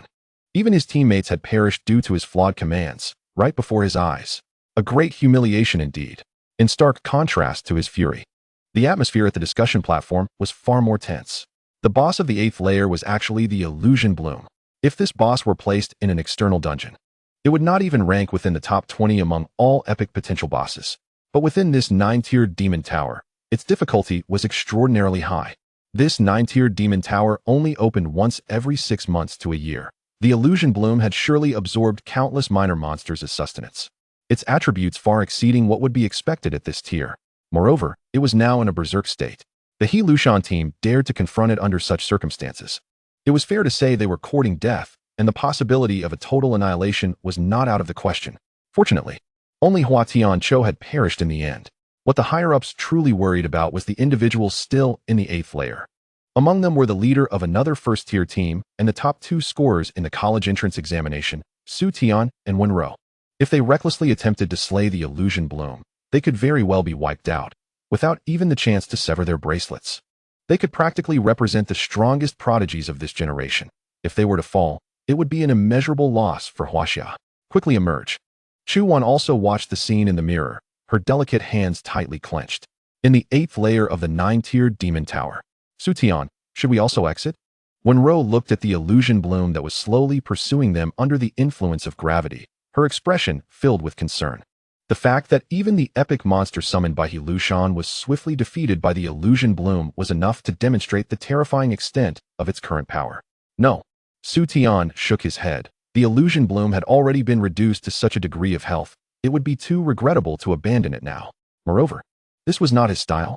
Under the influence of gravity, the Illusion Bloom's speed was significantly reduced, and with Xiao Man's binding ability, as long as they prevented it from having the opportunity to strike at them, there remained a glimmer of hope for success.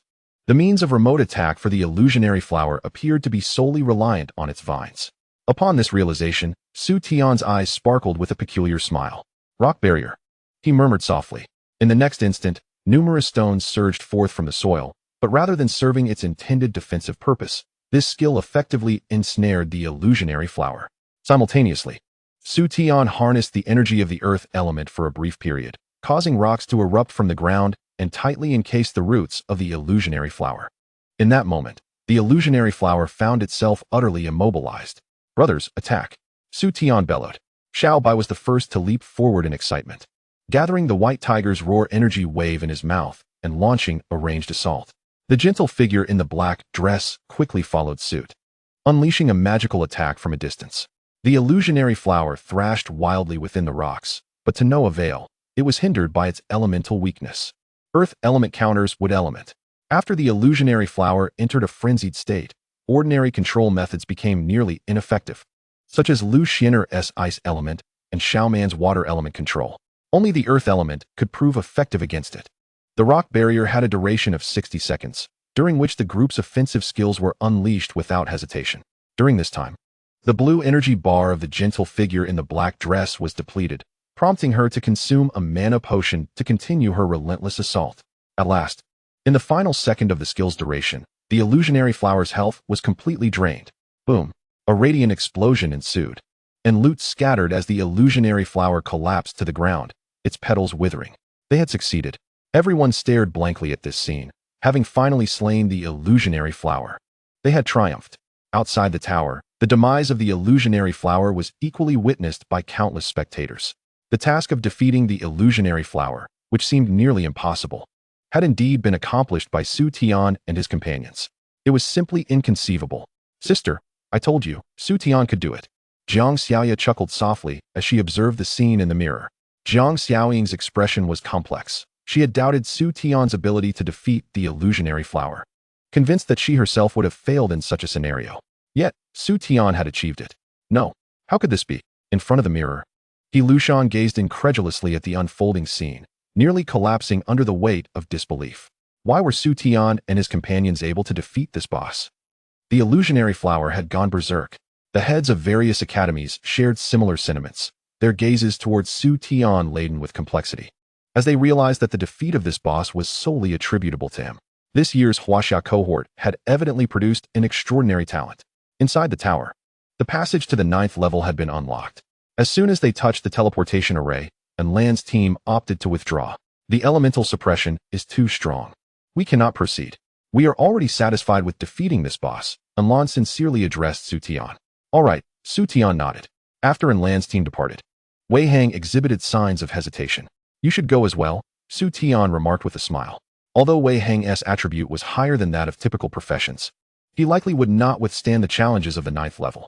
I will accompany you. The gentle figure in the white dress summoned the contract array, and the gentle figure in the black dress stepped inside. The twin mages merged into one, elevating their attributes to a new level. Su Tian nodded appreciatively and entered the 9th level alongside her, subsequently opting to forego farming minor monsters for points and instead charged directly towards the end of the 9th level atop Xiaobai.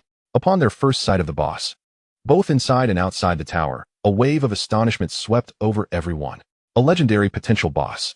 Standing before the boss, Su Tian wore a bittersweet smile. It was indeed a legendary boss, transcending mere legend. This was far beyond his capability, even at level 50. Yet, he possessed a singular opportunity, a minuscule chance. Su Tian gazed at the boss, inhaled deeply, and then turned to the gentle figure beside him, asking, "Are you willing to take a gamble with me?" Chapter 70. A bold gamble, a gamble? The gentle figure regarded Su Tian with uncertainty, despite not knowing the nature of his wager. She chose to place her trust in him. All right. With her nod, Su Tian's gaze returned to the legendary boss.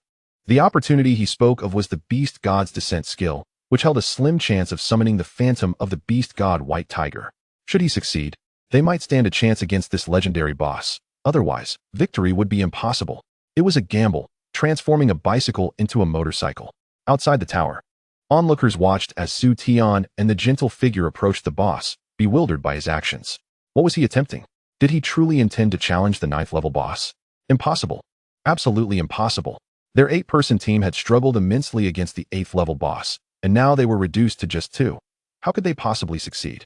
Su Tian seemed overly confident. Nearby, Jia Xianyue observed this scene, a hint of delight flickering in his eyes. Initially, his final preparation involved the Tianma team, hoping they could eliminate Su Tian within the tower. However, he never anticipated that this group would be so foolish as to be lured into battling the frenzied illusionary flower, ultimately resulting in their elimination and the sacrifice of a team member. Consequently, Su Tian had secured the first place among the new recruits, leaving the Ren family and himself at a loss as to how to deal with him. Yet, unexpectedly, Su Tian had grown arrogant enough to confront the 9th level boss. The disparity in strength between the 9th level boss and the 8th level boss was vast, especially considering they were down to 2. He fervently wished for the legendary boss to eliminate Su Tian swiftly, denying him any chance of escape. Chu Wan was equally anxious, rising from her seat, her beautiful eyes fixed intently on the mirrored scene. Su Tian, what are you doing? You've already done enough. If you can just come out, I can protect you. Why risk it by challenging the 9th level boss? Likewise, Jiang Xiaoying and Lan exchanged puzzled glances at the mirrored image. Su Tian had already secured first place. Why risk everything to confront the 9th level boss? At that moment, the mirrored scene suddenly radiated dazzling colors, reflecting blinding light throughout the entire image. Boom. In the next instant, the colossal 9-story demon tower in the distance began to tremble violently. Onlookers stood in awe, seemingly witnessing the shadow of a massive beast striking against the tower. Boom. Boom. The towering 9-story demon tower was collapsing amidst the tremors. Everyone was left in shock at this spectacle. What was happening? The 9-story demon tower was actually crumbling? Haha. It must be that Su Tian and his companions angered the boss, who retaliated by annihilating them all. He Lushan, in a frenzy, pointed at the tower and laughed maniacally. Sister, Su Tian. Upon hearing this, Jiang Xiaoya's beautiful eyes filled with concern. Don't worry, Jiang Xiaoying reassured her, and then calmly added, if the legendary boss were truly enraged, how could it destroy the 9-story tower?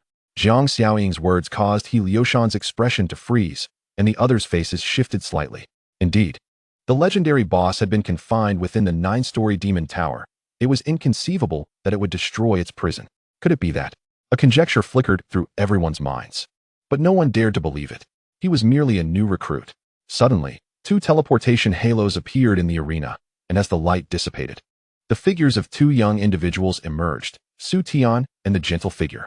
Upon seeing them, everyone gasped in astonishment, and the previously unconfirmed speculation was laid to rest. At that moment, Su Tian lay unconscious, being supported by the gentle figure, her face still bearing traces of shock, as if she had just witnessed something extraordinary. They made it out. Upon witnessing this scene, Jia Xinyue's face darkened. They truly emerged. Is it not true that the 9th-level boss and the Jiuchong Yaodao were affected? The new student assessment has concluded, yet Principal Jia has yet to announce the results. At that moment, a voice resounded as a group of formidable figures clad in black escorted a stern-looking man, Ren Yinshan.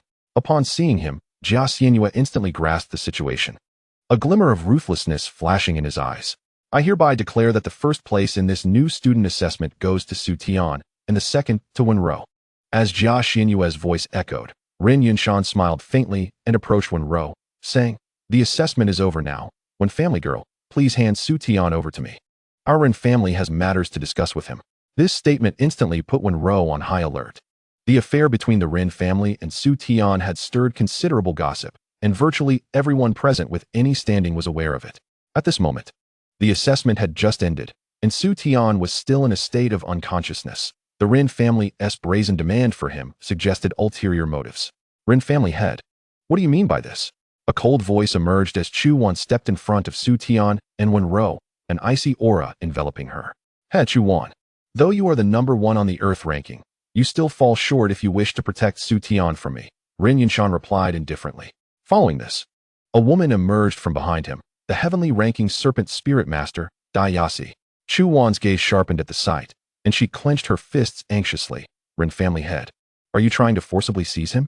And if I am, this Su Tian has insulted my daughter and stolen the man Wang Xiong that our Ren family painstakingly acquired. Is it not appropriate for me to hold him accountable? Ren Yinshan sneered. As he spoke, a peculiar glint flickered in his eyes. Su Tian was terrifying. He had actually defeated a legendary boss at the 9th level with a mere level 39 power. This made him recall Steward Liu. How could Su Tian possibly be his match, given his previous strength? Perhaps this lad possesses some strange power, allowing him not only to command a contracted divine beast, but also to possess the strength to defeat legendary bosses and even topple the Jiuchong Yaodao. Furthermore, it is said that traversing the entirety of the Jiuchong Yaodao presents an opportunity to obtain divine artifacts. At this moment, the secrets hidden within Su Tian represent a colossal treasure for Ren Yinshan. The talk of his daughter's insult and the legendary potential of the man Wang Xiong were mere excuses. The allure of Su Tian's secrets and artifacts surpassed all. Why are you still standing there? Move, bring him here. With this thought, Ren Yinshan could hardly contain his impatience. Yes, upon hearing this, the Ren family's enforcers surrounded Chu Wan. Chu Wan's expression turned furious. She had never anticipated that the Ren family would dare to act so brazenly in such a setting. She had already notified her family, who were hastening from the capital, but here in the southern province, they were separated by thousands of kilometers. By the time they arrived, Su Tian would likely have been taken away. What to do? Chapter 71. I will accompany you back. Just as Chu Wan's mind was in turmoil, a shadow suddenly darted towards her from behind, aiming straight for Su Tian. An assassin, no matter what. Chu Wan was the foremost talent of the Chu family in the capital, almost representing the future authority of the Chu family. Even Ren Yinshan could not truly dare to harm her in such a setting. The assassin moved swiftly, concealed in the shadows, and almost instantaneously reached Su Tian. Just as his hand was about to touch Su Tian, a graceful figure firmly blocked his path. Upon seeing this, the assassin's eyes flashed with malice as he brandished a dagger to strike at Wenro. Bang! In the next moment, the assassin was struck hard, flying backward several meters and collapsing to the ground, blood pouring from his mouth, his health nearly depleted. Who gave you the audacity to harm our young lady? A cold scoff echoed as an elderly man clad in a black robe appeared before Wenro. Grandpa Nan. Upon seeing the elder, Wenro instantly broke into a delighted smile. An 86-level Grand Sorcerer? From the Wen family? Seeing the elder, Ren Yinshan's lips twitched, and he inwardly cursed the assassin who had just attacked. Foolish wretch, do you not know that this is the Wen family's daughter? How dare you try to kill her? Worthless. Ren family head, what is your intention? Do you wish to kill our young lady as well? The robed elder glared at Ren Yinshan with a cold demeanor. Showing no respect for the patriarch of one of the 4 great families of Magic City, instead exuding an aggressive aura. Rin Yinshan took a deep breath. Offending the Chu family had already placed immense pressure on him, and further antagonizing the Wen family would be too burdensome for the Rin family. My friend, what just transpired was a misunderstanding. It is due to my lack of oversight over my subordinates. I will personally visit the Wen family to apologize. Heh, as if you have the courage to do so. The robed elder sneered, then turned to Wenro. Young lady, the new student assessment has concluded. The family head has instructed you to return home promptly to prepare for enrollment. Upon hearing this, Wenro tightened her grip on Su Tian's hand, knowing that this was a reminder not to interfere in this matter. But Su Tian, Wenro turned to glance at the still unconscious young man. Her gaze suddenly resolute. I will accompany you back, but I must wait for him to awaken. The robed elder chuckled. Is it not merely a lingering weakness from a skill? It can easily be dispelled. With that, the robed elder produced a staff and traced a sigil in the air, which landed upon Su Tian. Not long after, Su Tian opened his eyes, gazing around in confusion as his mind gradually recalled the events that had transpired. The 9th level tower. He had used the beast god descend, successfully summoning the white tiger illusion.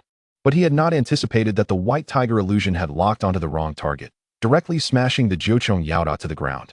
Then they had claimed the final reward, and before the Jiuchong Yaoda completely collapsed, they activated the teleportation bracelet. After that, he had fallen into a weakened state from the beast god descend. Now, at this moment, Su Tian furrowed his brow as he surveyed his surroundings.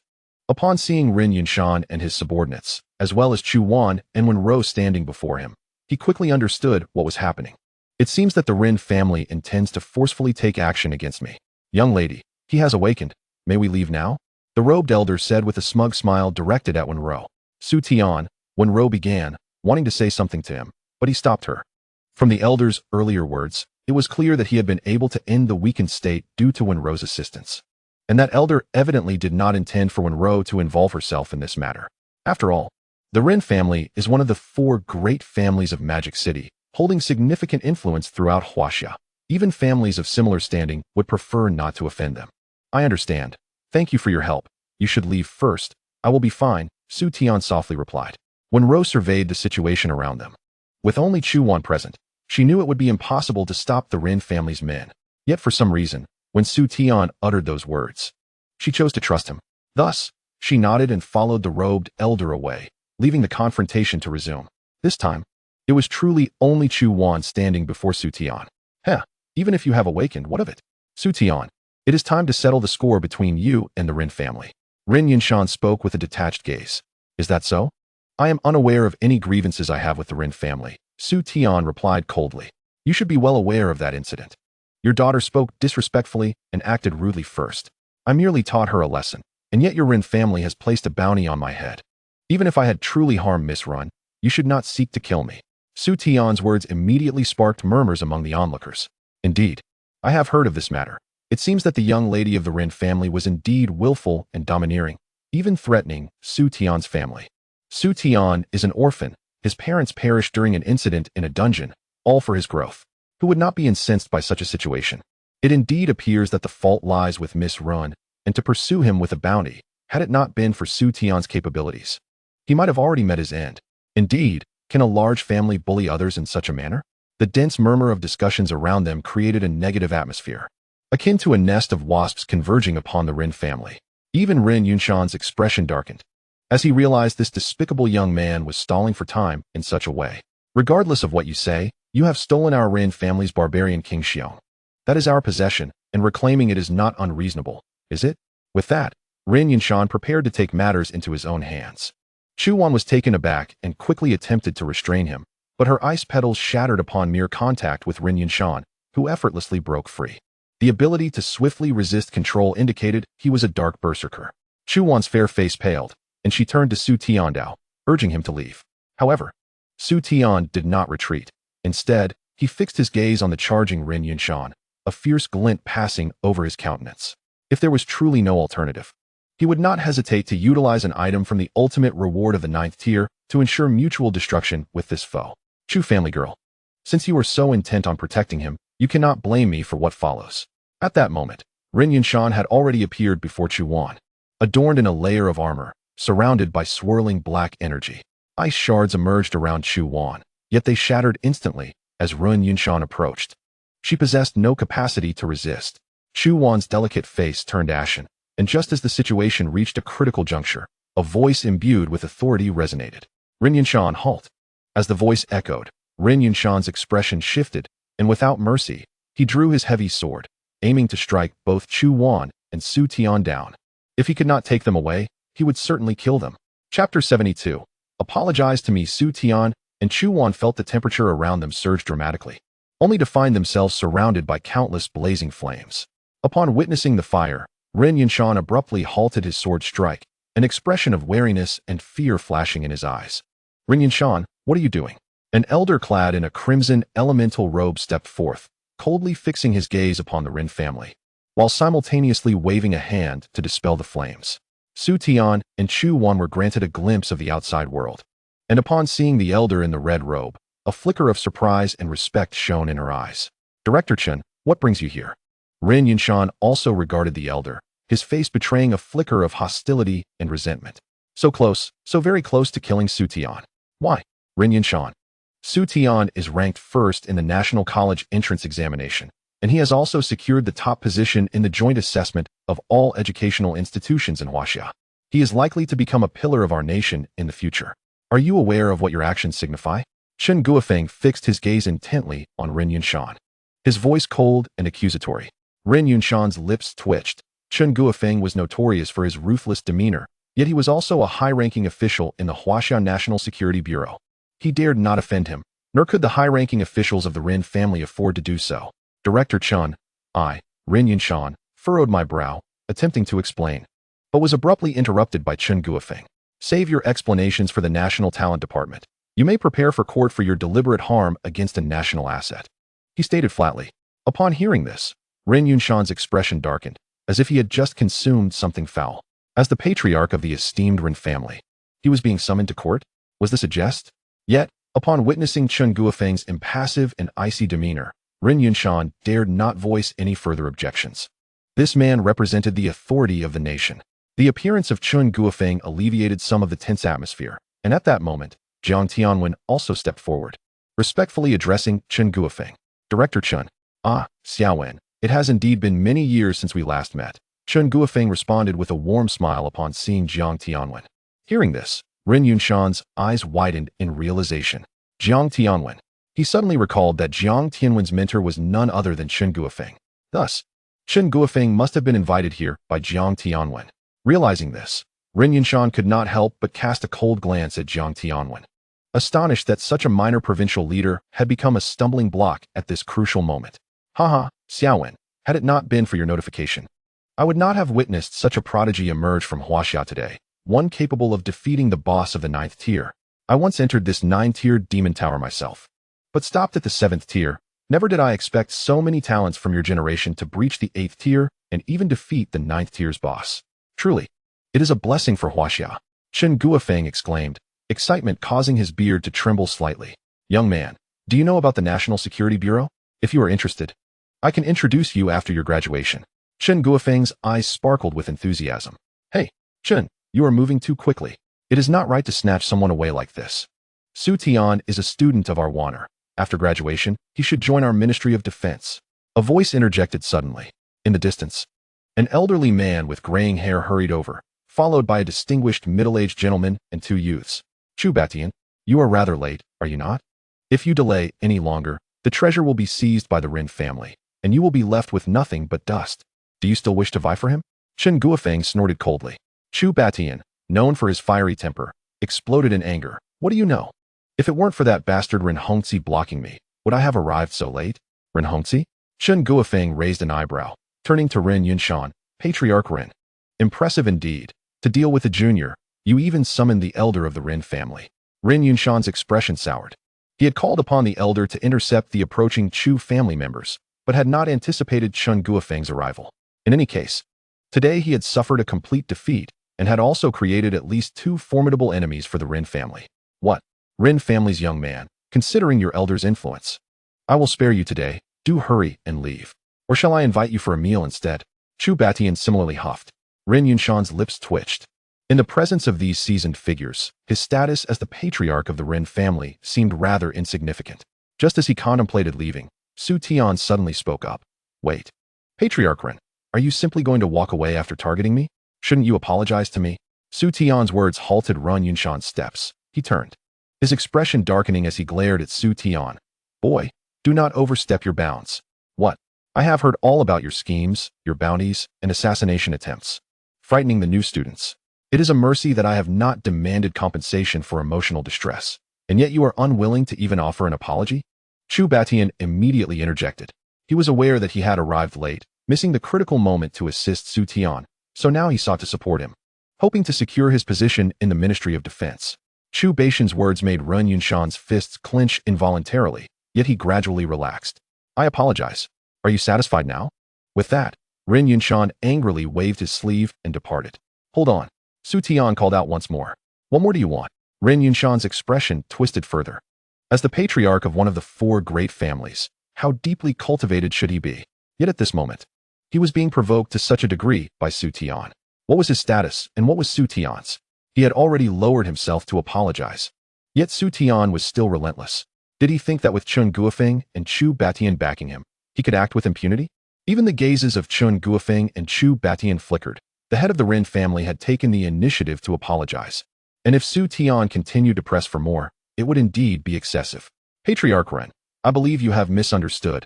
I do not seek an apology from you, but rather from the true instigator of this matter, who must come forward and express regret, Su Tian stated calmly. Ren Yunshan was taken aback, and his face twitched in response. Ren Jiazhu, Su Tian's request is not unreasonable. As the saying goes, to untie the bell, one must find the one who tied it. Is it too much to ask your daughter to apologize? Chu Batian was the first to voice his support.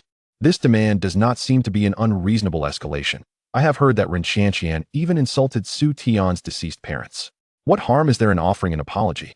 Ren Jiazhu, this request is indeed not excessive. Chen Guofeng also chimed in.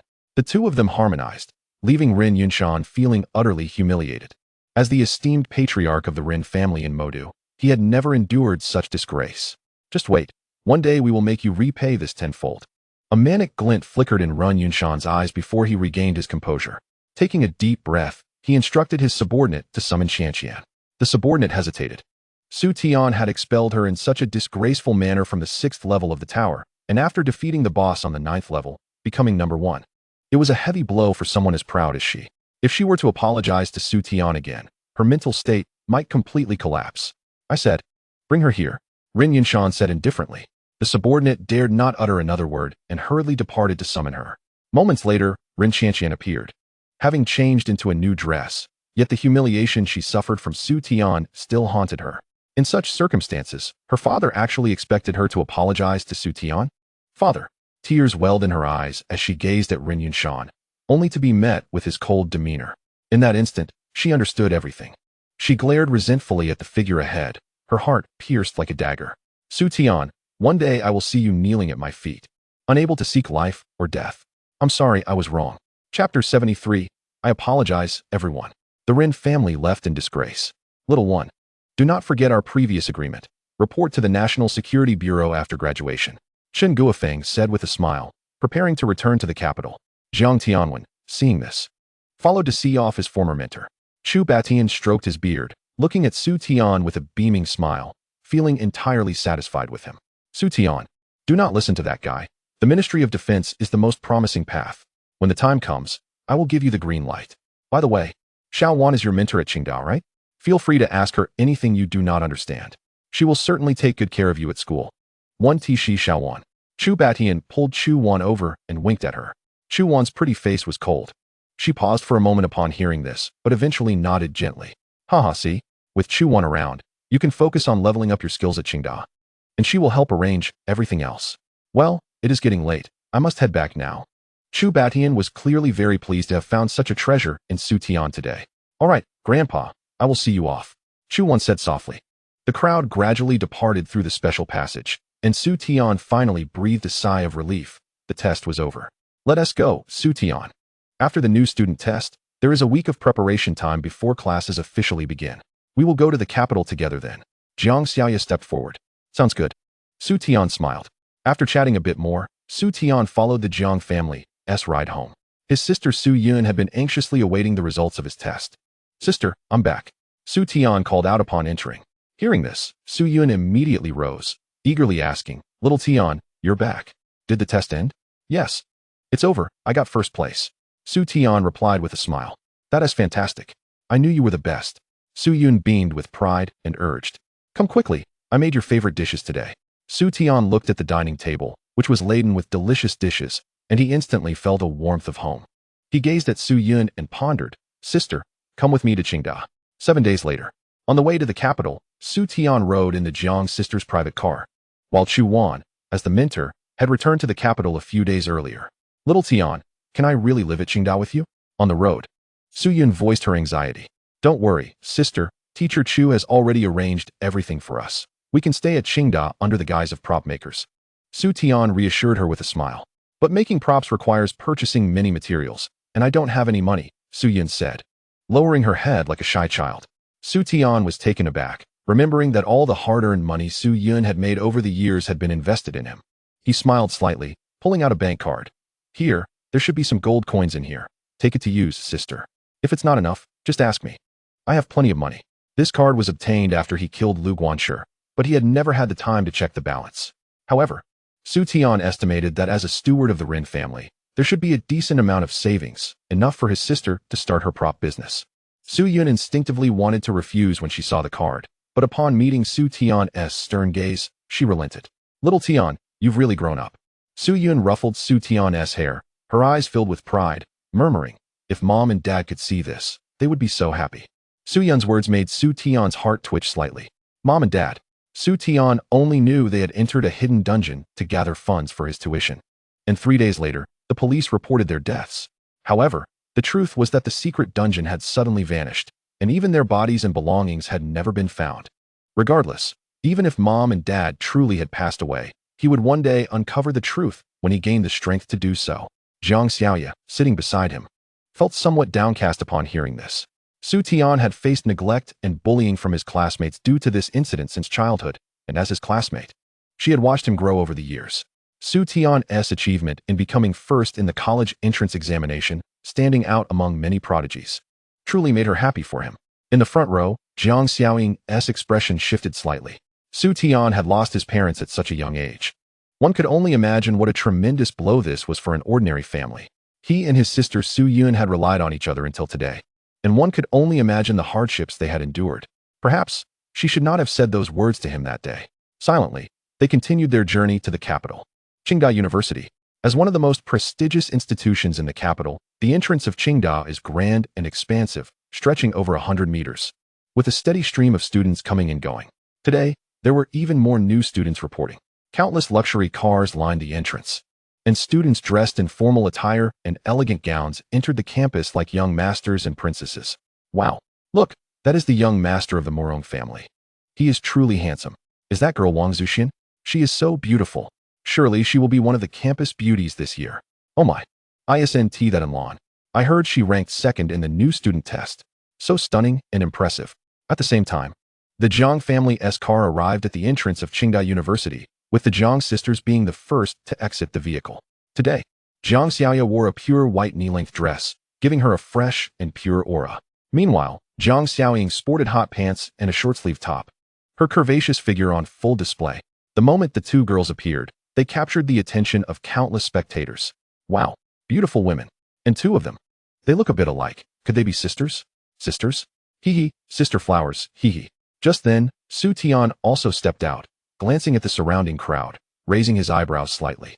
Not far away, Enlon also noticed them, giving Su Tian a slight nod before entering the campus. However, Su Tian and the Jiang sisters did not have it easy, as the beauty of the Jiang sisters attracted numerous upperclassmen eager to help carry their luggage. Enlon is also quite attractive. Why aren't they this enthusiastic about her? Su Tian scratched his head, somewhat puzzled. Junior, I am Chao Rue, a senior in my 3rd year. Do you need help with your luggage? Junior, allow me to introduce myself. I am the president of the student council. The enthusiastic voices surrounding her left Jiang Xiaoya momentarily flustered, prompting her to glance at her elder sister. Jiang Xiaoying's lips twitched slightly. She too felt helpless, for she had experienced a similar warm welcome upon her own enrollment, and these individuals seemed unfamiliar with her. Su Tian. She turned, her beautiful eyes locking onto a certain onlooker, her tone icy. Su Tian was taken aback. Do you not wish to prove yourself? The opportunity has arrived, Jiang Xiaoying remarked, delicately tilting her chin. Su Tian, still processing her words, suddenly felt the weight of numerous hostile gazes upon him, leaving him somewhat speechless. He inhaled deeply and then strode directly to Jiang Xiaoye, wrapping his arm around her slender waist. Well, my apologies everyone. She is already taken. Chapter 74. A brawl erupts. Su Tian, Jiang Xiaoye exclaimed, startled by the sudden embrace, but quickly fell silent upon sensing the scrutinizing stares from the crowd. It would be inappropriate to let Su Tian embarrass himself in front of so many people. And if this individual was indeed Su Tian, then it was not entirely unacceptable. Taken? The onlookers were taken aback. While Su Tian was reasonably handsome, his attire was rather ordinary, suggesting he was merely hitching a ride on the coattails of these two beauties. Was he not just a mere pretty boy? Such a person hardly seemed worthy of pursuing such a pure and innocent junior. Many gazes turned towards Su Tian, some laced with disdainful provocation. At that moment, a cat leapt from Jiang Xiaoye's arms onto Su Tian. The sight of the white cat caused a ripple of surprise among the senior students, as a rumor flashed through their minds. The white cat. It is said that Su Tian, the top Beastmaster from the freshman assessment, was seen with a white cat, which is his divine beast. Could this person possibly be Su Tian, the first in the freshman class? The seniors exchanged glances, some displaying a hint of apprehension at the mention of Su Tian, while others remained dismissive. What did it matter if he was the top freshman? They had all studied at the academy for over a year. In terms of knowledge and experience, none were inferior to Su Tian. Moreover, was not a beauty like Jiang Xiaoye worthy of everyone's pursuit? Hey, kid, do you understand what respect for seniors means? Let go of her now, and I might spare you this time. Otherwise, your days at Qingdao will not be pleasant. A male student stepped forward, sneering. He is the vice president of the student council. It is rumored he is the heir to the Huang family in the capital. A mysterious figure and a well-known rich second generation. Gasps of astonishment erupted from the crowd. Su Tian, however, could not help but laugh upon hearing this. Respect for seniors means giving up your girlfriend? Has he lost his mind? Get lost.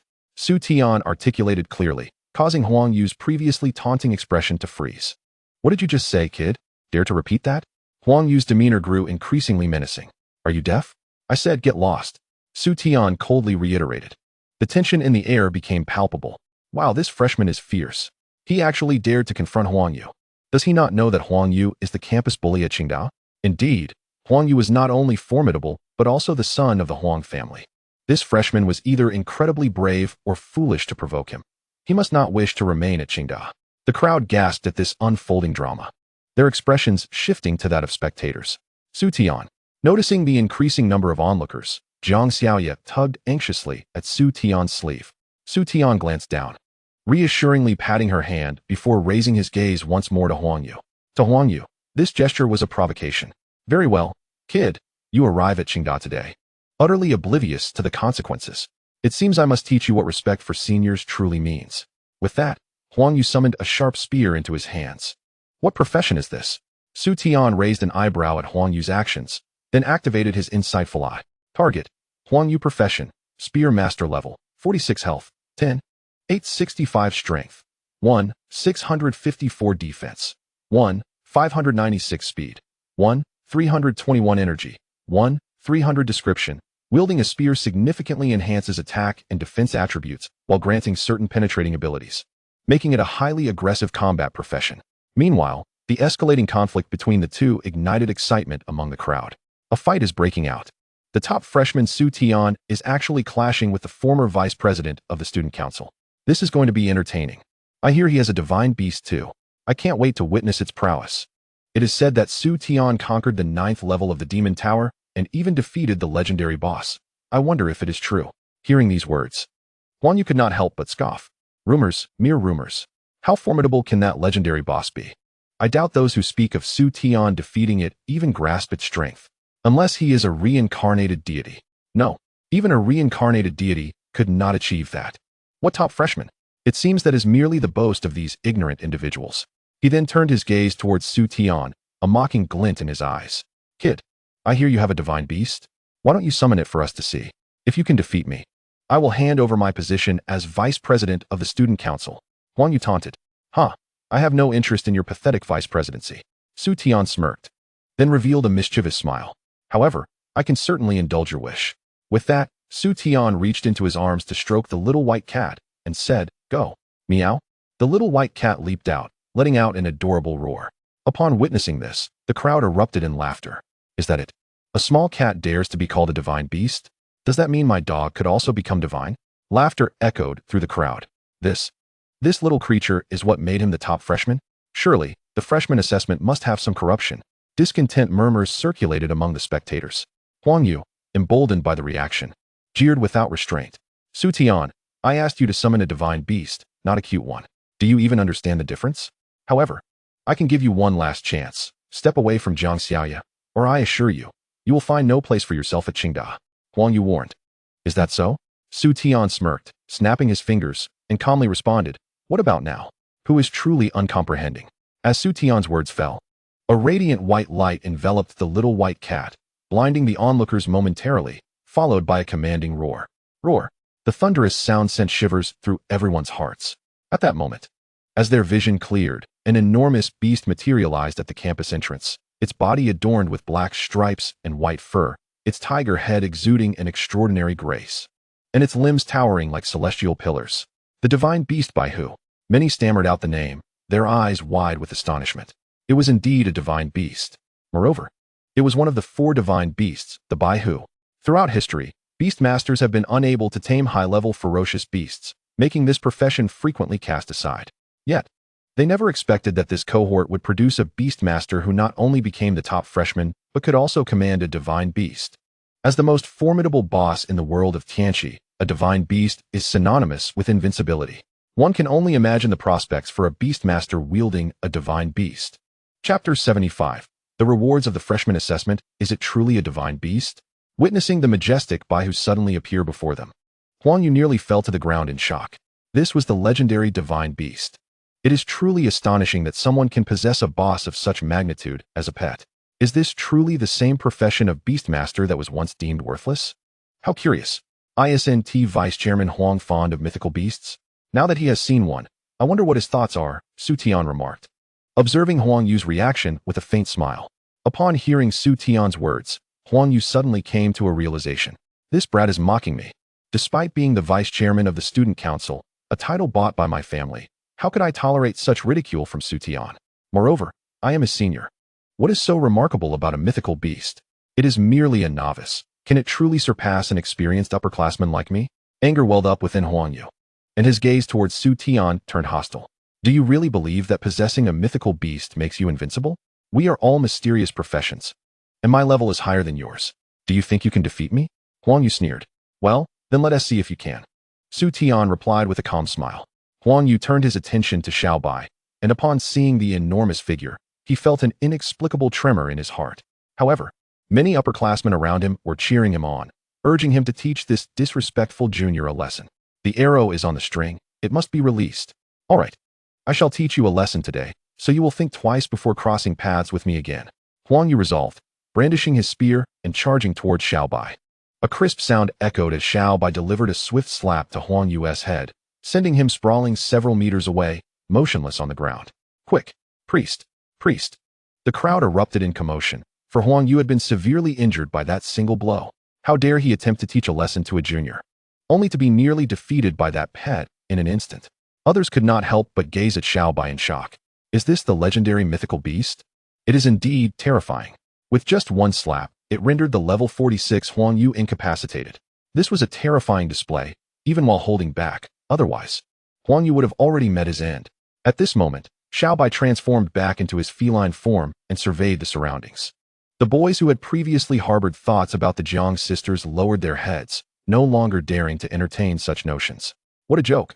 This junior is far too formidable, exhibiting an unreasonable dominance, having entered school only to cripple an upperclassman. Who would dare to speak up now? Su Tian. Suddenly, an anxious voice rang out. Approaching was a beautiful woman clad in office attire, Chu Wan. Upon witnessing the scene before her and hearing the students' discussions, she was momentarily speechless. I was wondering why you hadn't reported in. Turns out you were here seeking the spotlight. Come with me, Chu Wan said coldly. Is it my fault? That guy provoked me, Su Tian shrugged, feigning innocence. Chu Wan fell silent for a moment. I almost believed you. Su Tian widened his eyes in defense. It's true. He insisted that I show him my mythical beast. How could I refuse such a request, given my respect for my teachers? Is that so? Your respect for your teachers? Chu Wan shot him a sidelong glance, a sardonic smile gracing her lips. Su Tian cleared his throat, retracting his gaze from Chu Wan. It must be said that she looked exceptionally attractive in her office attire, which accentuated her figure splendidly. How had he not noticed this before? All right. Let us hurry and complete your enrollment procedures, along with your entrance rewards and some incentives from the freshman assessment, Chu Wan instructed, leading the way. Su Tian waved to the Jiang sisters. I'll be going with Teacher Chu. Chu Wan served as an honorary mentor at Qing University, a title that allowed her to accept students at her discretion. Prior to Su Tian, she had never taken on any students, feeling it a waste of her time. However, Su Tian was different. He surpassed her in talent and would undoubtedly excel beyond her expectations. Thus, in Chu Wan's eyes, any student whose talent eclipsed hers was worthy of her mentorship, at least for the present. With Chu Wan by his side, Su Tian swiftly completed the enrollment procedures and received the promised entrance rewards. Next came the rewards from the freshman assessment. As the top scorer in the freshman assessment, you may choose 3 items from the numerous prizes donated by various educational institutions. The list is here. Make your selections. Chu Wan presented a scroll. Su Tian perused the contents of the scroll, quickly identifying a skill book. It was the diamond-grade Beastmaster skill book that Chu Wan had previously mentioned. The reason he coveted this skill book so much was that Beastmaster skills were exceedingly rare. The drop rate for mysterious profession skill books in dungeons was 10 times lower than that of ordinary profession skill books. This scarcity rendered mysterious profession skill books exceptionally valuable. However, professions like Beastmaster, deemed inferior in theory, still attracted those from powerful families who wouldn't easily relinquish the career. Though they wouldn't contract high-level ferocious beasts in the world of apocalypse, they would still pursue advanced skills of the Beastmaster, as some of these skills possessed combat capabilities. Hence, the market for Beastmaster skill books remained scarce.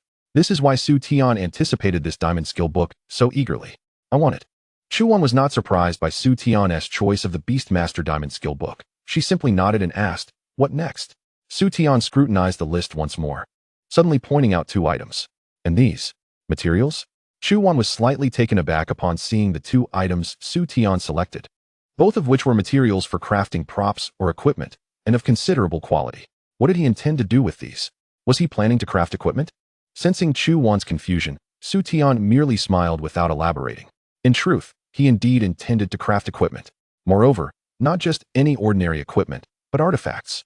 Indeed, among the ultimate rewards he had obtained from the 9th Demon Tower were not only numerous rare items, but also a reward that could drive people to madness. Chapter 76. The Blueprint for the Sky-Swallowing Gourd. Indeed, it was a blueprint for an artifact. Once the corresponding materials were gathered, he could forge the legendary rare artifact. According to the description provided by the blueprint, the artifact was named the Sky-Swallowing Gourd. The name itself, somewhat imposing, boldly claimed it could swallow the heavens.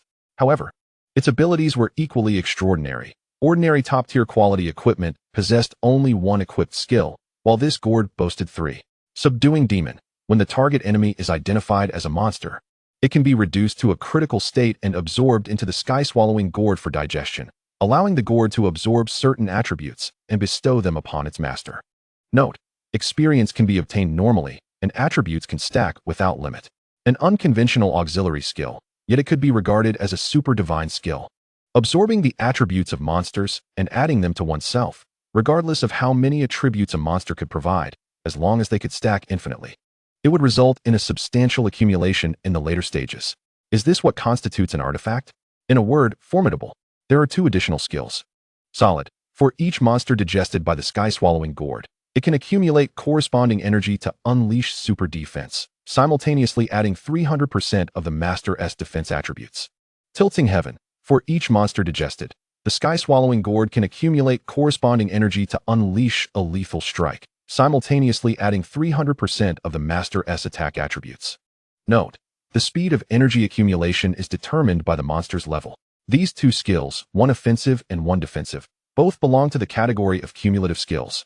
The outcome, indeed, relies heavily on the number of monsters that Su Tian collects. Typically, there is no necessity to unleash the skills of these 2 abilities. However, during critical moments, they can yield unexpectedly advantageous effects. The additional attribute enhancement of 300% is certainly not to be overlooked. Both skills have the potential to alter the tide of battle, especially in life and death situations. Now that Su Tian has entered Qing University, it signifies that he has the opportunity to access higher-level dungeons, which will undoubtedly present greater dangers. Possessing a divine artifact that can ensure his survival while simultaneously aiding his growth is utterly essential. Therefore, he must prioritize crafting the Tun Tian Hu as soon as possible. Yet, the materials required for this artifact are predominantly rare, with some being exceedingly scarce, only obtainable from level 70 to 80 dungeons. Though Su Tian perceives himself as powerful, he has not yet become reckless.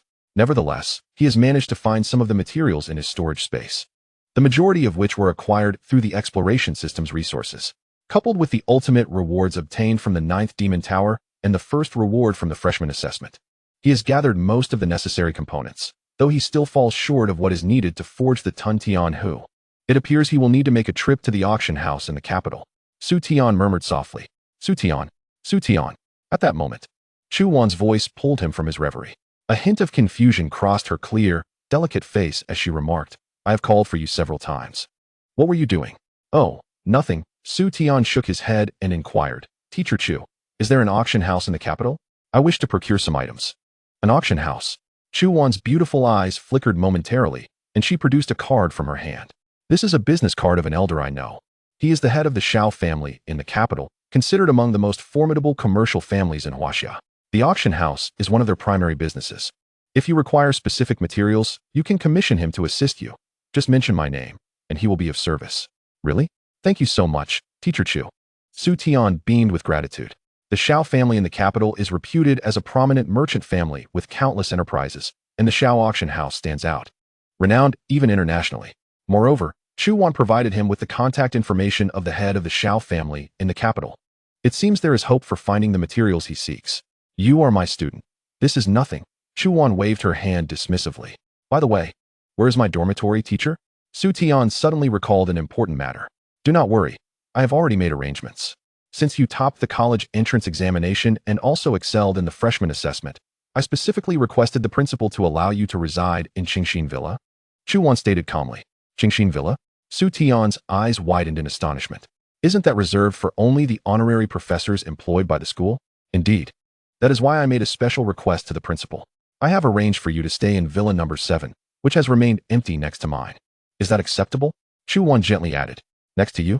You also reside in Qingxin Villa? An honorary professor? Su Tian gazed at Chu Wan in shock. Wasn't it said that only the school's appointed honorary mentors live there? Honorary professors sound rather aged, so I publicly refer to myself as a mentor. What?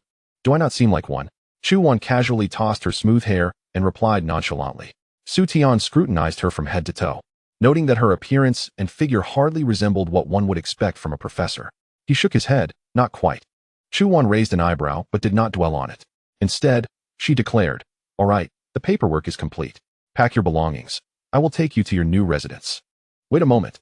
Su Tian suddenly remembered an important question. Looking at the puzzled Chu Wan, he shyly asked, How many people can live in that villa? Qingxin Villa. Villa number 7 spans 3 floors, along with a lawn garden and swimming pool, covering an area of 800 square meters. As for occupancy, I believe it can comfortably accommodate a dozen or so individuals. You should have ample space, Chu Wan answered, glancing at Su Tian's companions, Su Yun and the Zhang sisters, with a slightly peculiar expression. This lad, is he truly here for school? Having heard that Qingxin Villa boasts a picturesque environment and an exclusive teleportation passage that directly connects to any location on campus, they now witnessed its grandeur firsthand.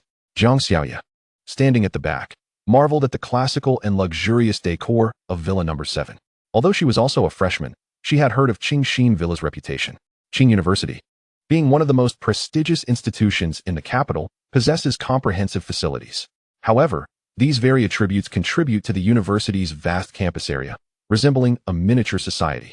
The dormitories for ordinary students lack teleportation passages, requiring at least 30 minutes to reach the lecture halls and an hour to arrive at the campus dungeon teleportation center.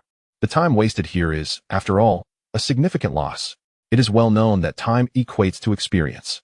Now that they had the opportunity to reside in Qingxin Villa, they could be said to have greatly benefited from Su Tian's fortune. Zhang Xiaoya was relatively unconcerned, but Zhang Xiaoying was different, as she and Su Tian had never gotten along well, and she had even threatened him before. Su Tian, since we are not the top new students, would it be inappropriate for us to move in? Zhang Xiaoya voiced her concern. It is of no matter. the rights to Villa No. 7 will henceforth belong to Su Tian. As long as he consents to your moving in, there will be no issue, Chu Wan replied softly. Xiaoya, since Teacher Chu has said so, you should feel free to stay. There is a special teleportation passage here, making it far more convenient than ordinary dormitories. Su Tian smiled and simultaneously noticed Jiang Xiaoying's presence. Sensing her thoughts, he proposed, if it makes you uncomfortable, I can hire you as a maid to take care of my sister and me. This comment sent Jiang Xiaoying into a fit of indignation. What? You want me to be your maid? I, the illustrious young lady of the Jiang family. How dare you? She seethed, her beautiful eyes blazing with fury. If you don't want to, then so be it, Su Tian shrugged. You. Jiang Xiaoying's chest heaved with anger, nearly prompting her to refuse to move in. But then she glanced at Xiaoya. If she were not present, what if this guy did something to Xiaoya? Although she had ceased to prevent Su Tian and Xiaoya from being together, it did not mean she could agree to their, well, you know, absolutely not. Xiaoya is so naive. What if Su Tian deceives her? Fine. A maid it is. Jiang Xiaoying snapped. Su Tian was taken aback. He had merely been joking. But he had not anticipated that Jiang Xiaoying would genuinely agree. Observing her long, fair legs and her alluring figure, he thought, if she donned a maid outfit. Cough, cough. Su Tian hastily cleared his throat to dispel such wicked thoughts. Let us first go inside and get settled. The following day, the freshman curriculum primarily consisted of learning about attribute resistances and gaining an understanding of various professions to enhance teamwork. Additionally, there were discussions on the information regarding various open dungeons and the currently cataloged monster compendium by the nation. In summary, it was rather dull and tedious. Su Tian promptly laid his head down on the desk, dozing off.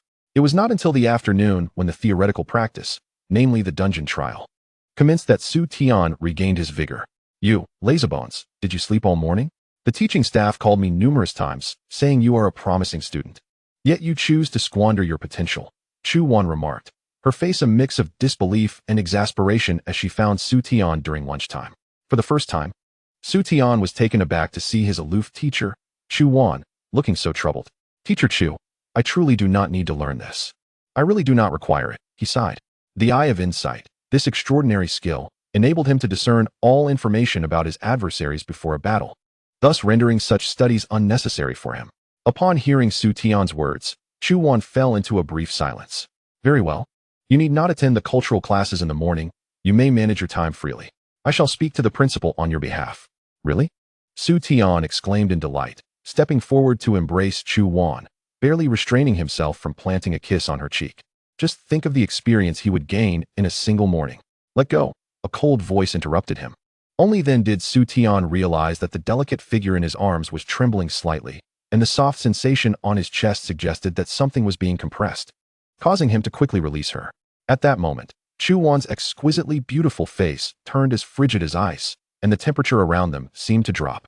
Was it merely his imagination, or did Su Tian catch a fleeting blush on Chu Wan's translucent earlobe, only for it to vanish almost instantaneously? Teacher Chu, I did not mean to. I was just overly excited, Su Tian hurriedly explained. What a jest. Chu Wan was the renowned frost mage, ranked first in the school, capable of transforming anyone into an icicle with a mere skill. Observing Su Tian's apologetic demeanor, the anger that had been lingering in her heart began to dissipate. Perhaps he truly did not intend for it to happen? After all, he was still her student. If he was indeed her student, then perhaps there was no harm done. Do not let this happen again, Chu Wan admonished, her expression stern. Su Tian was taken aback. Was that it? Given Chu Wan's typically aloof nature, he had expected to have offended her and at the very least receive a skill as punishment. To his surprise, it was merely a gentle reprimand. How could he have not anticipated the subsequent paid content? Su Tian mentally slapped himself. What was he thinking? She was his teacher. Although Teacher Chu treated him well, was exceptionally beautiful, and had a commendable figure, she was still a teacher. Such impure thoughts were utterly unacceptable. This blunder should be a one-time affair. He must ensure it does not recur. Resolutely, he declared, there will certainly be no next time. Have you eaten enough? If so, I can take you to the teleportation center of Qingda to familiarize yourself with it, Chu Wan said softly. I am full, Su Tian replied as he promptly stood up. The teleportation center was not far from the cafeteria, so they opted to walk. Along the way, several students caught sight of Chu Wan and could not help but display expressions of awe. It was indeed a rare beauty of a teacher at Qingda. Some recognized Chu Wan and cast envious glances at Su Tian. What luck this fellow had to walk alongside the goddess, Teacher Chu. Following Chu Wan, Su Tian savored the faint fragrance that lingered in the air and could not help but inquire, "Teacher Chu, why do you spend so much time with me? Do you not have other students?" "No, I do not," Chu Wan replied, furrowing her brow. "This year is my first as an honorary mentor, and I am usually busy leveling up, so I requested to take only one student, and you are the sole one. Is that so? Are you bothered by my frequent presence?" Chu Wan's tone suddenly turned somber. "No, not at all." Su Tian quickly waved his hands in protest. "I would be delighted for you to appear more often." The reason he mentioned was that he feared hindering her progress. "You need not worry about me. I am only following my grandfather's wishes to look after you, and since you are my first student, of course, I must show some concern." Seemingly pleased by Su Tian's answer, a faint smile appeared at the corners of Chu Wan's lips. Su Tian was momentarily entranced. "We have arrived. This is the teleportation center." At that moment, Chu Wan spoke up. Before them stood a magnificent structure, grander than the teleportation center in Nan Province, though slightly smaller in area. Its internal facilities and services were notably more exquisite. "Hello, Teacher Chu." Upon entering the teleportation center, a group of students greeted Chu Wan, casting curious glances at Su Tian. It was unprecedented for a male to accompany Teacher Chu, especially a student.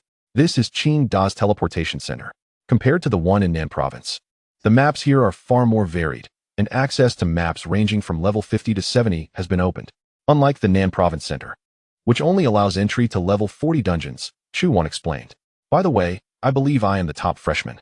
Does that mean I can enter these dungeons for free?" Su Tian recalled certain details and winked at Chu Wan. "Indeed, the top freshman does have that privilege, while ordinary students must spend gold to enter dungeons," Chu Wan confirmed. "That's wonderful." Su Tian beamed with joy. Although he could easily afford the thousands of gold coins for entry, every little bit counted. Do not be too pleased.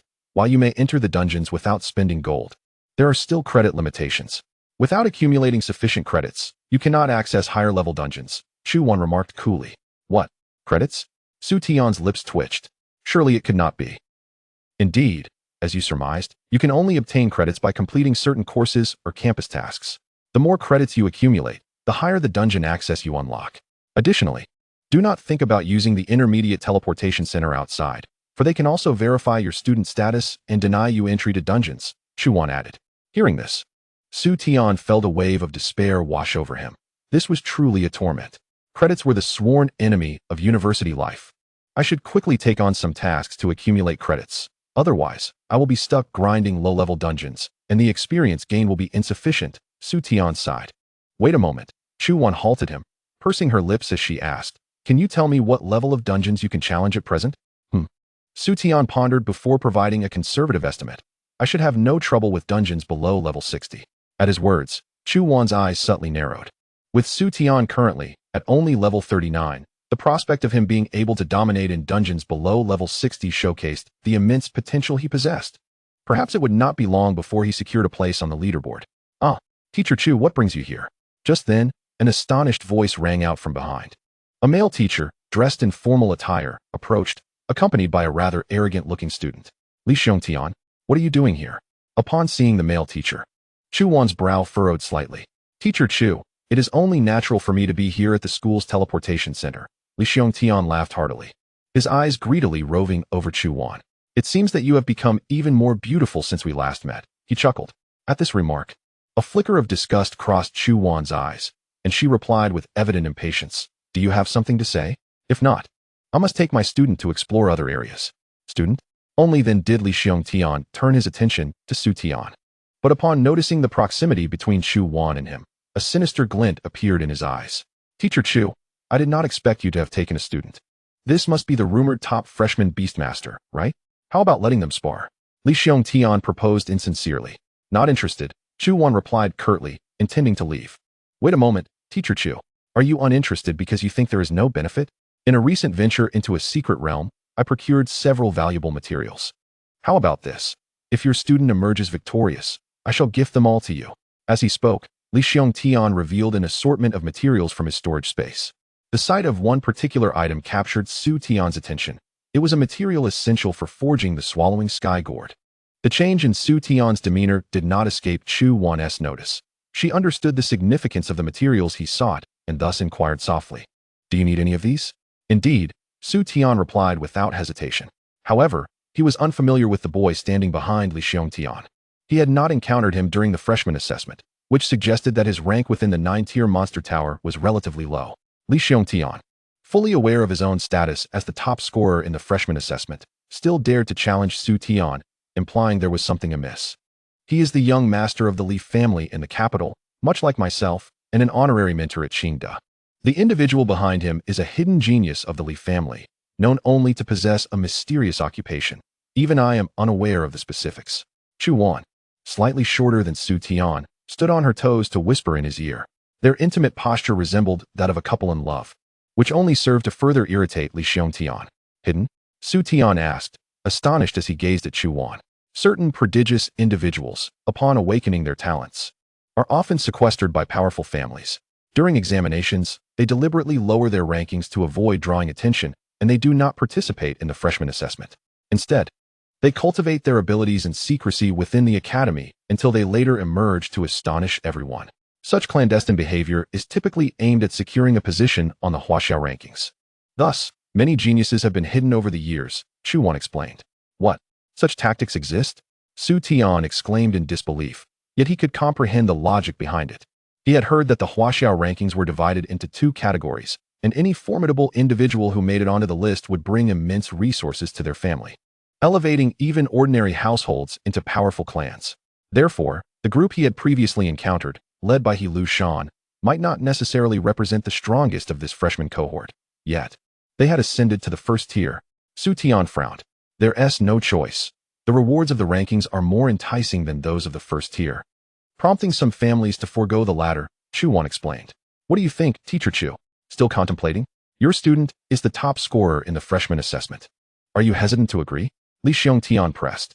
Chu Wan turned her gaze to Su Tian, who then glanced at the boy, noticing him regarding him with a challenging stare, revealing his confidence in his abilities. In response, Su Tian smiled slightly. All right, I shall compete with him. Upon hearing this, the boy stepped forward with a grin. You must be Su Tian, right? I heard you topped the freshman assessment and even conquered the 9th level. To be frank, had I participated, you would not have had this opportunity, as you would have been eliminated beforehand. Chapter 79. The archer seeing the boy's self-assured demeanor, Su Tian began to question whether he had perhaps taken something to bolster his confidence. After all, it was the 9th-tier monster tower. The 9th level's boss was of legendary potential, not a mere pushover. However, since he was boasting, Su Tian thought it best to let it slide, recognizing that boasting is not a crime. All right then, how shall we compete? A one-on-one duel? Su Tian inquired nonchalantly. As soon as he finished speaking, 3 contract arrays appeared behind him, from which emerged 3 formidable beasts. With a thunderous roar, the trio landed with such force that the ground trembled beneath them. The boy's face turned pale at the sight. This isn't how one engages in a duel. He turned to indicate a section of the teleportation hall. What's that? Su Tian inquired, perplexed. Surrounded by numerous floating mirrors displaying various battle scenes, Chu Wan explained. This is Qingda's simulated boss battle system, designed to replicate a corresponding boss for the entrance based on their level, specifically to enhance students' practical combat experience. Moreover, those who reach higher levels can receive rewards from the academy. Is it really that complicated? Su Tian frowned. I could simply have Xiaobai slap him down. At this, Xiaobai raised its paw, ready to comply. Chu Wan stifled a smile at Su Tian's response. While she supported his idea, they were within the confines of Qingda, where student infighting was strictly prohibited. After some thought, she proposed, if you reach the top, the school will reward you with a set of diamond equipment. I can assist you in exchanging it for higher-level materials you may require. Su Tian's eyes brightened at this prospect, prompting him to withdraw Xiaobai's paw. Such advanced materials would bring him closer to forging the swallowing sky gourd. Very well, let us proceed with this challenge. You may go first, Su Tian replied calmly. Are you certain you want me to start? I fear that once I strike, you may not have a chance to respond. The boy sneered. Su Tian's mouth twitched. He wondered what made this boy so arrogant. Soon, the boy entered the simulation. A screen displayed his image, and Su Tian learned his name, Li Feihong. Before him, a boss was simulated, a golden boss of equal rank. Li Feihong's hand shimmered with golden light as he conjured a longbow. Upon seeing the bow, Su Tian narrowed his eyes. This fellow was an archer. However, archers typically belong to common combat professions. If this boy were merely an ordinary archer, he would not be so boastful. It seemed he possessed some extraordinary qualities. Inside the simulation, Li Feihong drew his bow, releasing an arrow that pierced the golden boss's skull from a distance. The holographic boss disintegrated into a mere shadow, and Li Fei Hong wore a smug expression as he declared, "Su Tian, you dared to let me start first. I will surely clear the level before you. When that happens, I wonder how you will face your defeat as the so-called top freshman." As time passed, Su Tian remained unperturbed, a knowing smile forming on his face. He had finally discerned the boy's true profession, the eagle-eye archer. This class's unique trait allowed its wielder to easily discern the weaknesses of their targets and strike at their vulnerable points. In combat, hitting a weak spot would inflict additional damage, while significantly increasing the attacker's critical hit chances. Thus, it was no wonder that Li Fei Hong was able to dispatch the bosses with ease. Among peers, the eagle-eye archer was considered to have the highest single target output and was a rare variant of the archer class, with an exceedingly low awakening probability. Thus categorized as a mysterious profession, it was clear why he held such confidence. It stemmed from being an eagle-eye archer. Su Tian chuckled softly. His decision to observe Li Fei Hong's performance before entering the simulation was strategic, as he sought to understand the boy's profession. Now that he had the knowledge he needed, there was no reason to delay further. Su Tian stepped into the simulation portal, and in the next moment, he found himself in the simulated arena, facing a boss. 30 minutes later, Li Fei Hong had meticulously whittled down the boss's health through a series of calculated strikes, casting a challenging glance at the monitoring mirror. With his occupational advantage and a speed-enhancing skill, he could endlessly kite monsters of equal rank. Even as the boss's potential reached platinum, he was confident in his ability to defeat it, given enough time. He was certain he was the fastest challenger of his level, for no one could match his unparalleled single-target output. However, Su Tian, that fool, had the audacity to let himself take the lead, indicating his complete ignorance of his own capabilities. With this thought in mind, Li Fei Hong swiftly turned his attention to the next boss.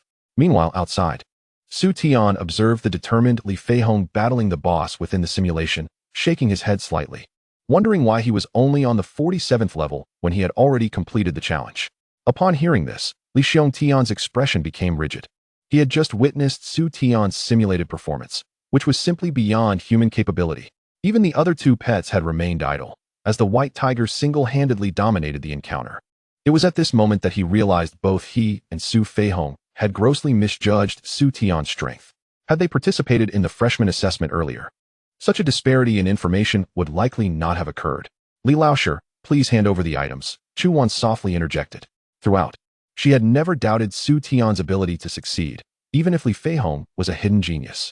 Li Tian glanced at Li Fei Hong, who was still engaged in the challenge, having just defeated a simulated boss and flashing a triumphant gesture at the mirror, which only fueled Li Tian's urge to slap him twice.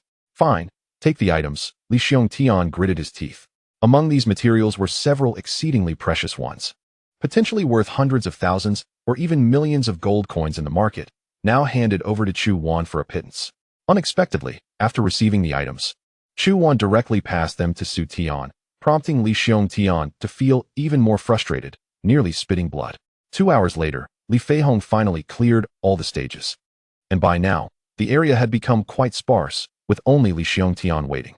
Li Fei Hong, oblivious to Li Tian's displeasure, scanned the vicinity and, not spotting Su Tian, burst into laughter, exclaiming, "Haha, I was right. I am the first to clear the challenge. Su Tian, I've won. Ha ha ha." Unable to contain himself any longer, Li Tian approached and slapped him across the face, retorting, "You won, you idiot." Chapter 80. Can it really be this fast? Upon exiting the principal's office with Chu Wan, Su Tian felt as if he were on cloud 9. He had acquired 2 rare materials, bringing him one step closer to forging the swallowing heaven gourd. The materials he still needed were scarce. Having reviewed them, he noted only a few ultra-rare items remained, along with some ordinary and rare materials. "How many materials do you still need?" Chu Wan suddenly inquired. Su Tian hesitated for a moment before recounting the materials he had gathered. After hearing this, Chu Wan was slightly taken aback. Some of those materials were indeed ultra-rare, ones that even she might not obtain in her current dungeon runs. What exactly was Su Tian planning to forge? Chu Wan had begun to form a conjecture in her mind.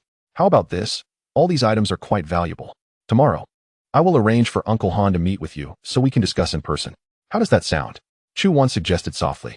"Sure," Su Tian nodded, acknowledging that an in-person transaction would undoubtedly be more reliable. "All right, I will contact you tomorrow," Chu Wan replied before attending to other matters. Su Tian returned to the teleportation center, his gaze lingering on the taskbar. With only level 40 permissions, he felt a surge of energy with nowhere to channel it. Reluctantly, he decided to accept all available level 40 tasks from the school. Let us start with these. The senior responsible for recording looked at Su Tian in astonishment. Junior, are you serious? You're taking on more than 20 level 40 tasks? Are you out of your mind? I am quite serious. By the way, if I accept so many tasks at once, can I receive additional credits? Su Tian inquired. Each task yielded a paltry amount of credits, counted in double digits. Indeed, a task provides only 2 or 3 credits. It's quite stingy.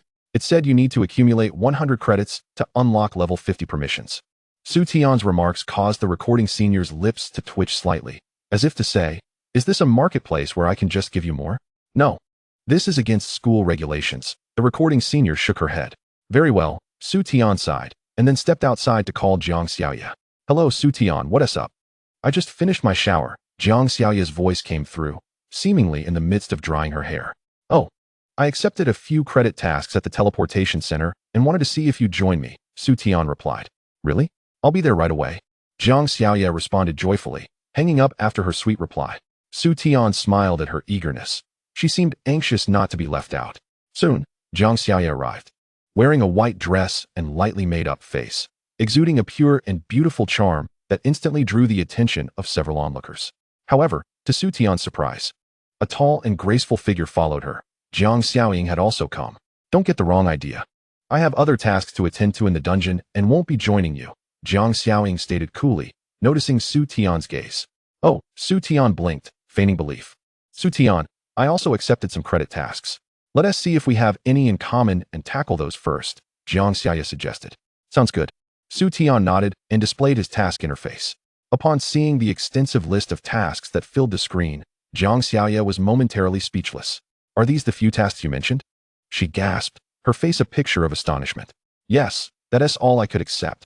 Otherwise, I could take on even more, Su Tian replied. Jiang Xiaoya fell silent, deep in thought. Hey, these tasks all have time limits. If you don't complete them within the specified time, you'll lose credits. Jiang Xiaoying interjected, unable to hold back. What is the time limit? Su Tian asked. 24 hours, Jiang Xiaoying blurted out. Well then, Su Tian shrugged. Seeing his nonchalant demeanor, Jiang Xiaoying recalled just what kind of prodigy Su Tian was. Completing over 20 tasks in 24 hours was likely a walk in the park for him. All right, let us set off. Su Tian waved to her and led Jiang Xiaoya into a level 40 dungeon. This was an open dungeon where the task required hunting down 100 elite monsters. During their endeavor, they encountered a team from Qing University. The seniors in the team, upon noticing Jiang Xiaoya's beauty, eagerly offered assistance, but upon seeing Su Tian's companions, they were taken aback. What profession is this? Summoner? The first-year prodigy Su Tian. It must be him. Consequently, the team members tactfully withdrew. Su Tian, I didn't realize you had such a reputation. Jiang Xiaoya chuckled. Perhaps. Su Tian shrugged as the system's voice rang out. Congratulations, host. You have slain a monster and earned an exploration opportunity. Ding. Congratulations, host. You have acquired the location of a red premium resource. Please proceed to explore. The system's announcement jolted Su Tian's mind. A red premium resource was something he hadn't encountered in a long time, so he eagerly opened the universal map, only to find that the location was not within the dungeon he was currently in. Not here. Su Tian was taken aback, feeling puzzled. If it wasn't he in this dungeon, then where could it be? Anxiously, he and Jiang Xiaoya swiftly completed the task of defeating 100 elite monsters before returning to the teleportation center. He scoured all the maps of level 40 dungeons, yet none matched the pattern displayed on the universal map, leaving him increasingly baffled. Could it be a level 50 dungeon? Or perhaps a secret realm? In any case, it seemed he would not be able to locate this red resource in the immediate future, leaving him somewhat disappointed. Red premium resources were incredibly powerful, and the 2 divine beasts were certainly noteworthy, but even the platinum-level skill, Divine Beast Descending, had repeatedly saved him from peril. As he refines his current prowess, the rewards from the crimson resources will undoubtedly become even more precious. The sensation of knowing these resources exist, yet being unable to locate them gnaws at him, stirring a restless yearning within. However, once he can ascertain the appearance of this map, he will surely find it. It seems he must invest some effort in gathering information about this place. Su Tian, what is the matter? Jiang Xiaoya, who was beside him, noticed Su Tian's demeanor and inquired. It's nothing, Su Tian replied, shaking his head. He temporarily set aside thoughts of the crimson resources and directed his full attention to completing his tasks. Thus, the attendant in the hall watched Su Tian come and go, utterly astonished. Was he truly engaged in task completion? Was he progressing at an exceedingly rapid pace? Is it even possible for a newcomer to accomplish tasks this swiftly? Chapter 81. Farewell, Xiaoya. In the span of an afternoon, Su Tian successfully completed over 20 tasks and even leveled up, reaching level 40. As for academic credits, he had accumulated a total of 7. It appeared that reaching 100 would require a few more days of diligent effort. After attaining level 40, Su Tian was eligible for a third job change. However, considering he was to meet the head of the Xiao family with Chu on the next day, he opted not to undergo the transition that evening. The last time he changed jobs, it had taken him 2 days, and he feared that this time it might take even longer. Missing the opportunity to meet that head of the Xiao family would certainly be regrettable. On the following day, Chu Wan called Su Tian early in the morning, summoning him out since he had no classes to attend. When Su Tian arrived at the school gate, Chu Wan's car, a sleek white sports vehicle, was already waiting. Numerous students recognized the car as Chu Wan's and, upon seeing Su Tian get in, cast envious glances. A luxury car and a beautiful woman. This young man seemed to possess it all. Why couldn't they be the ones in the car with their dream goddess? Teacher Chu, by the way, Uncle Xiao mentioned he would be bringing his daughter along. I hope you don't mind. Chu Wan suddenly asked during the drive. Daughter? Su Tian was taken aback, then shook his head. I don't mind. That is good to hear. I provided Uncle Xiao with a list of the items you mentioned yesterday, so we should have some leads today, Chu Wan continued. That is wonderful, Su Tian replied, feeling impressed by Chu Wan's efficiency in handling matters. Shortly thereafter, they arrived outside a cafe, where the other party had already been waiting in a private room. He was a middle-aged man with graying temples, wearing a pair of gold-rimmed glasses, exuding a demeanor that was both scholarly and authoritative. Uncle Xiao. Chu Wan greeted politely upon seeing him, then subtly gestured towards Su Tian. Su Tian felt a bit dazed. If she called him uncle, what should he call him? Haha. You must be Su Tian, the top scorer in the college entrance examination. I've heard of you, Xiao Jingyu said with a warm smile. Let me introduce you. This is my daughter, Xiaoya. I sent her for grassroots training not long ago, and she just returned to the capital. As he stepped aside, a tall woman appeared behind him. Her hair was elegantly styled, with delicate eyebrows and bright, autumn-like eyes, exuding an innate and mature elegance that captured attention. Xiaoya's sister. Chu Wan greeted her with a smile. She quickly turned to Xiao Jingyu. Uncle Xiao, you're mistaken. I actually saw Xiaoya just a few days ago in Nan province. At that moment, Su Tian was utterly stunned upon seeing Xiaoya. How could it be her? Su Tian, long time no see, Xiaoya said with a bright smile, waving at him. Her words left both Xiao Jingyu and Chu Wan in shock. They actually knew each other? Dad, Xiao Wan. I didn't mention it before, but Su Tian was a major client of mine when I was in Nan province. Do you remember that Fire Mage job change scroll? It was commissioned by Su Tian. Otherwise I wouldn't have completed the objectives you set for me so quickly and returned to the capital, Xiaoya said with a grin. Upon hearing this, Xiao Jingyu couldn't help but chuckle. No wonder you insisted on coming along. Afterward, he turned to Su Tian, his expression now more serious than before. The Fire Mage job change scroll. Anyone capable of auctioning such an item should not be underestimated. It seemed he had initially underestimated this young man. Su Tian, it's a pleasure to meet you. I am the current head of the Xiao family in the capital. Since you are a student of Xiao Wan and a friend of Xiaoya, you may call me uncle as well. Xiao Wan has informed me of your needs.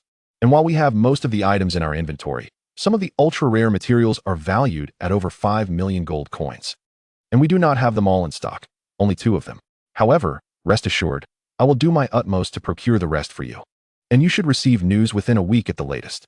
Su Tian could distinctly sense that Xiao Jingyu regarded him with a greater degree of importance than when he first arrived. A shift attributed to Xiaoya's revelation about his auctioning off the Fire Mage job change scroll. Thus, he couldn't help but glance at Xiaoya, who was also looking at him, playfully winking. Thank you, Uncle Xiao. Here is the gold for purchasing the materials. If it's insufficient, I will supplement it later. Su Tian said, presenting a pre-prepared bank card. Xiao Jingyu accepted it without hesitation, promptly returning to attend to his affairs, leaving behind just Xiaoya and Su Tian. With peers together, the pressure significantly eased. So it was you in that first private room. Chu Wan narrowed her eyes at Su Tian. She had been present at that auction but lacked the strength to bid on the Fire Mage job change scroll, not realizing that the mysterious client was actually Su Tian. She had wondered why the first private room targeted the Ren family, and now it all made sense. In response, Su Tian merely smiled faintly. considering it better that fewer people knew about such matters, as job change scrolls for mysterious professions were exceedingly rare. If someone with ulterior motives found out, he might be coerced into labor to specifically farm job change scrolls. Hey, I heard that recently the head of the Rin family personally apologized to you during the newcomer assessment. How time flies. I remember you were even pursued by assassins sent by the Rin family back in Nan province, Xiaoya remarked, equally astonished. Upon hearing this, Su Tian couldn't help but raise an eyebrow.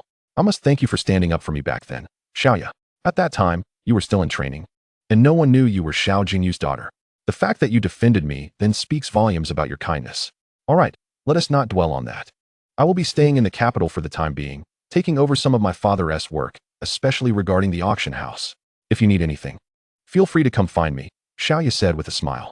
Then I may have to trouble you in the future. Su Tian replied with a smile of his own. The three continued chatting until noon before parting ways. Upon returning to his villa, Su Tian's first order of business was to prepare for his third job change.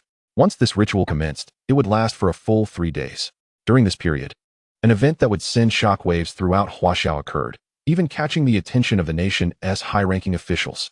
Chapter 82. The Challenging Instance. Congratulations, host, on completing your third job change and obtaining a career branch. 1. Water Attribute God-Level Beastmaster, capable of enhancing the abilities of water attribute pets, while also acquiring exclusive skills.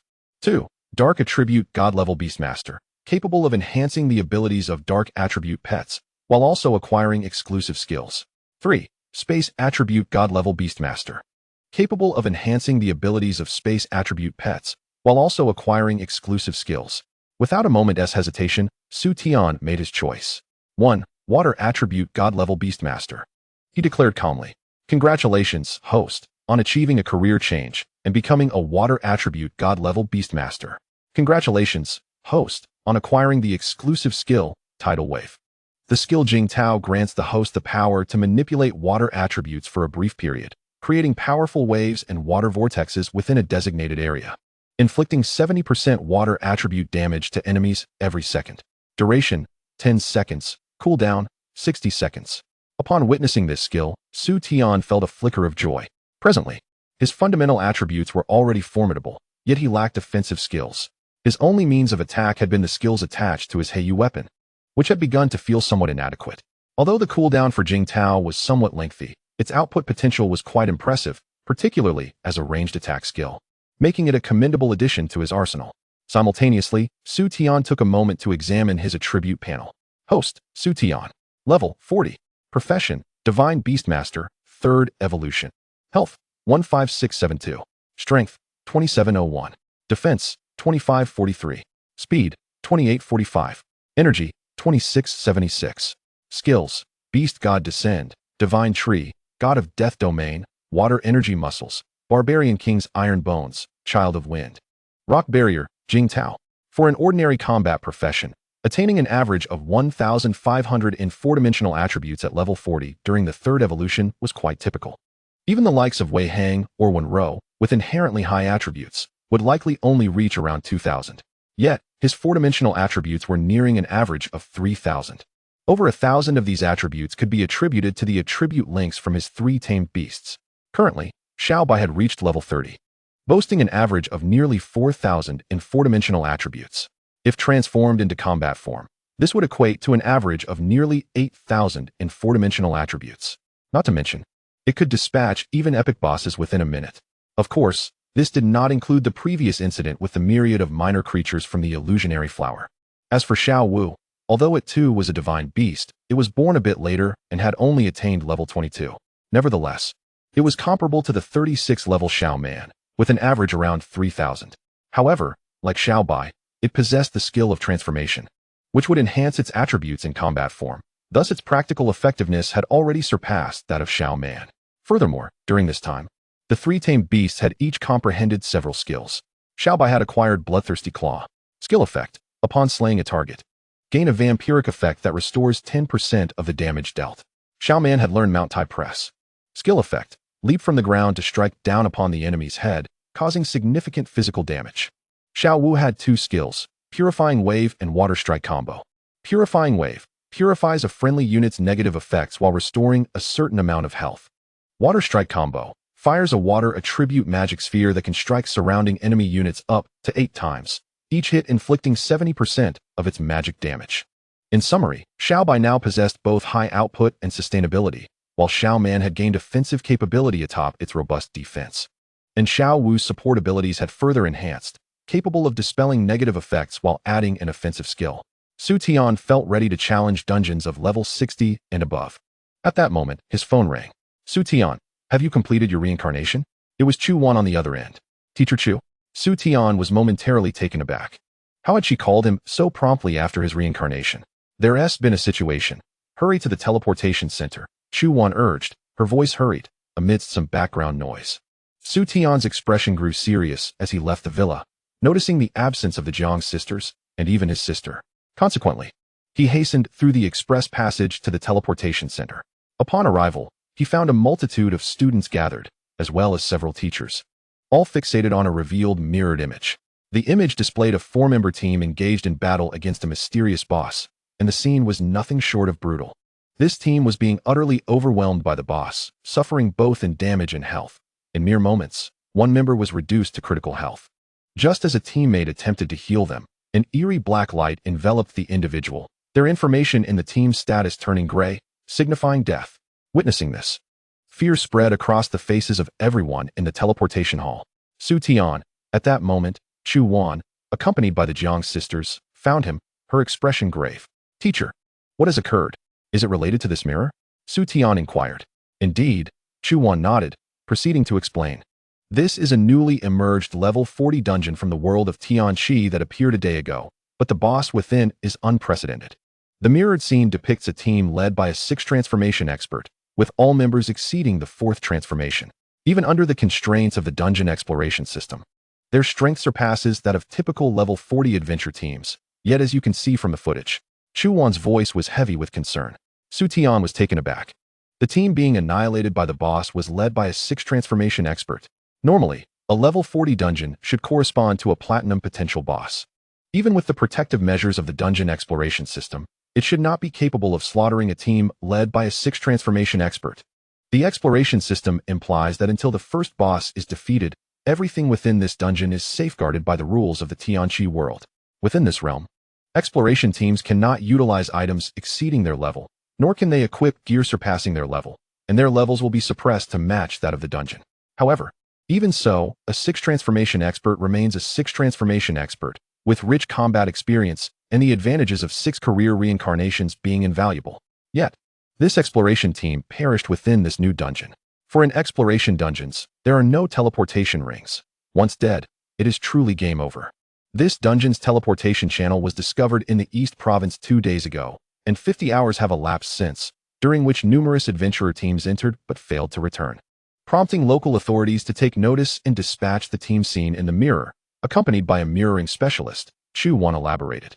Upon hearing this, Su Tian nodded, watching the battle process of this team once more, and then noticed something. What about the mirroring specialist? Chu Wan paused, casting him an odd glance. This footage is the most valuable recording of the mirroring specialist's life. Su Tian's lips twitched slightly. So, you mean you want me to venture into this dungeon? Precisely. This matter has drawn national attention. The principal received a notification from above to urgently assemble an exploration team to represent Qin University, Chu Wan affirmed. Self-enrollment? Su Tian raised an eyebrow. Of course not. Based on this footage, we can ascertain that this boss has high health, high burst damage, and possesses a harvesting mechanism. Therefore, the school has decided to selectively screen professions that have countering effects, prioritizing those with strong balance and restorative capabilities. Most importantly, the team requires a core member. After stating this, Chu Wan's gaze shifted to Su Tian. Hearing this, Su Tian smiled. Am I the core member then? I have discussed this with Grandpa Tang. You are the unequivocal choice for captain. Additionally, you may choose the other 3 members of the team, Chu Wan gently stated. Excellent. If I recall correctly, exploration dungeons yield national rewards, correct? Su Tian replied with a grin. With less than 22 hours remaining before the exploration countdown, should this dungeon expedition fail, the monsters from the Tianqi world might invade the real world, potentially leading to catastrophe in Huaxia. At this pivotal moment, do you truly believe the state would overlook your accolades? Chu Wan cast him a sidelong glance. Su Tian, upon hearing this, chuckled awkwardly before turning his attention to the Jiang sisters. ultimately resting his gaze upon Jiang Xiaoya. Come with me. The Holy Celestial Master possesses formidable healing capabilities. As for your sister, although I am yet to discern her profession, she must be some kind of powerful assassin, correct? Su Tian inquired. Jiang Xiaoying glanced at him and replied coolly, I am a mysterious profession, a wuxing assassin. Wuxing assassin? Su Tian was momentarily taken aback. As the name implies, the wuxing assassin embodies the 5 elements: metal, wood, water, fire, and earth, granting them significant counter abilities in most battles. Furthermore, the accumulation of multiple elements can yield devastating damage. Strong balance? Su Tian raised an eyebrow, promptly concluding, very well, then you shall join. Jiang Xiaoying's eyes sparkled.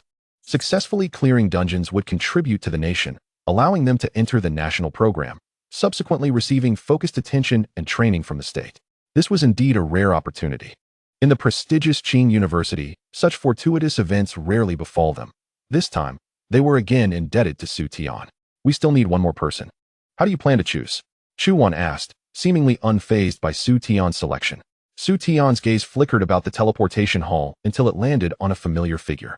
Great God! Great God! Wei Hang, noticing Su Tian, waved his hand excitedly. Beside him stood the charming heiress, Bai Yuner. It's you two.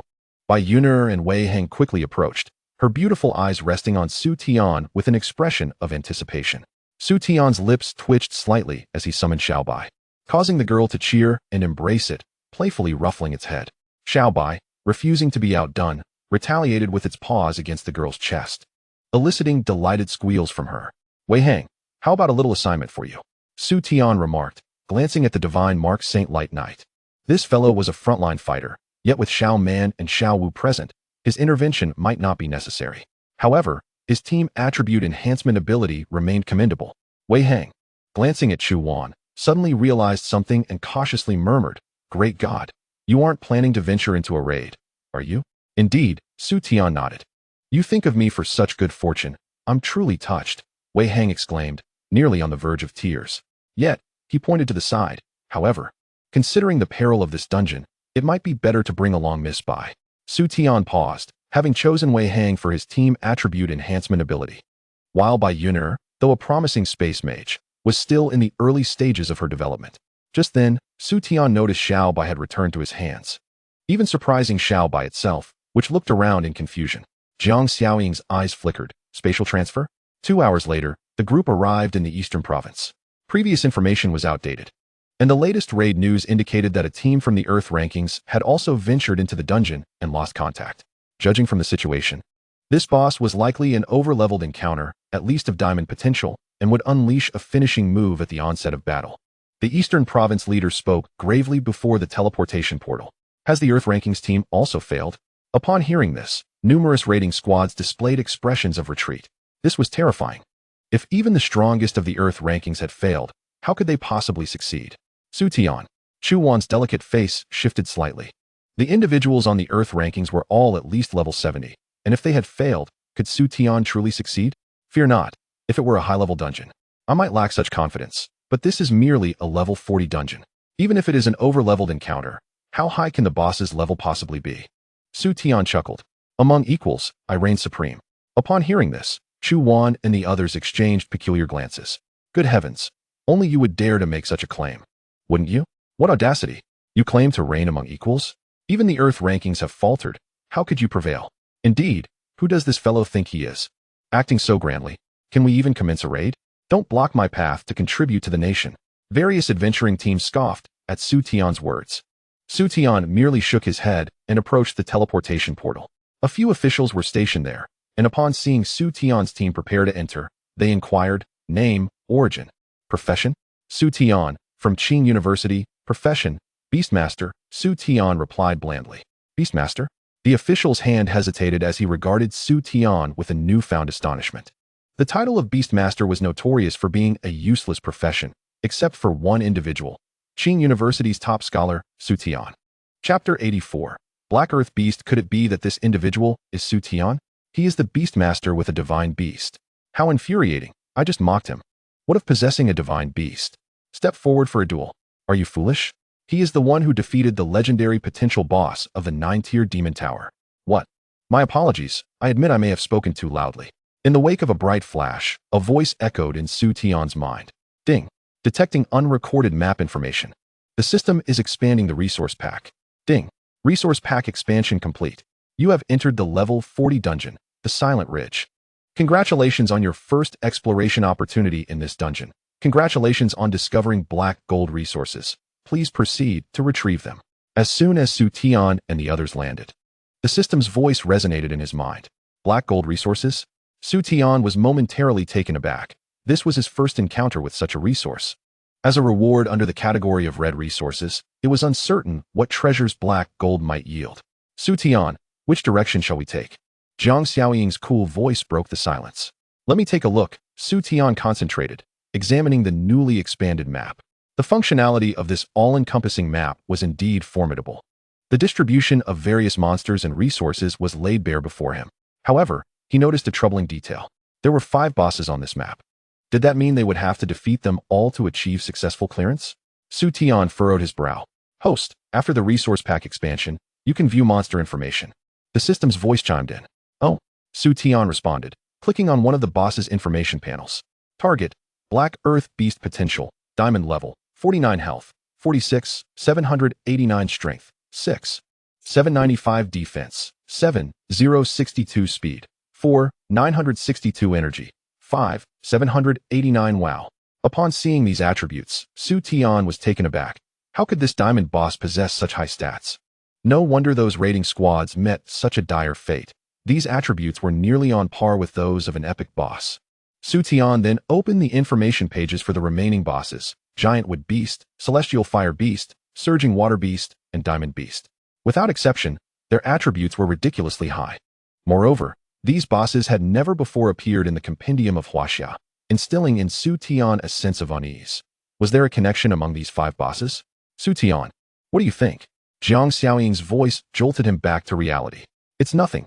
Let's head this way. Su Tian indicated toward the left, where he had observed the Black Earth Beast's position. According to the mirrored information he had seen at the teleportation center, he surmised that the raiding team must have encountered this very Black Earth Beast. All right, the group nodded in agreement, following Su Tian's lead. Compared to other dungeons, the minor and elite monsters in this level 40 dungeon were significantly stronger. Even Zhang Xiaoying, at her 4th advancement, found it quite challenging to defeat an elite monster. Wait, something seems off here. At this moment, Su Tian suddenly halted the group.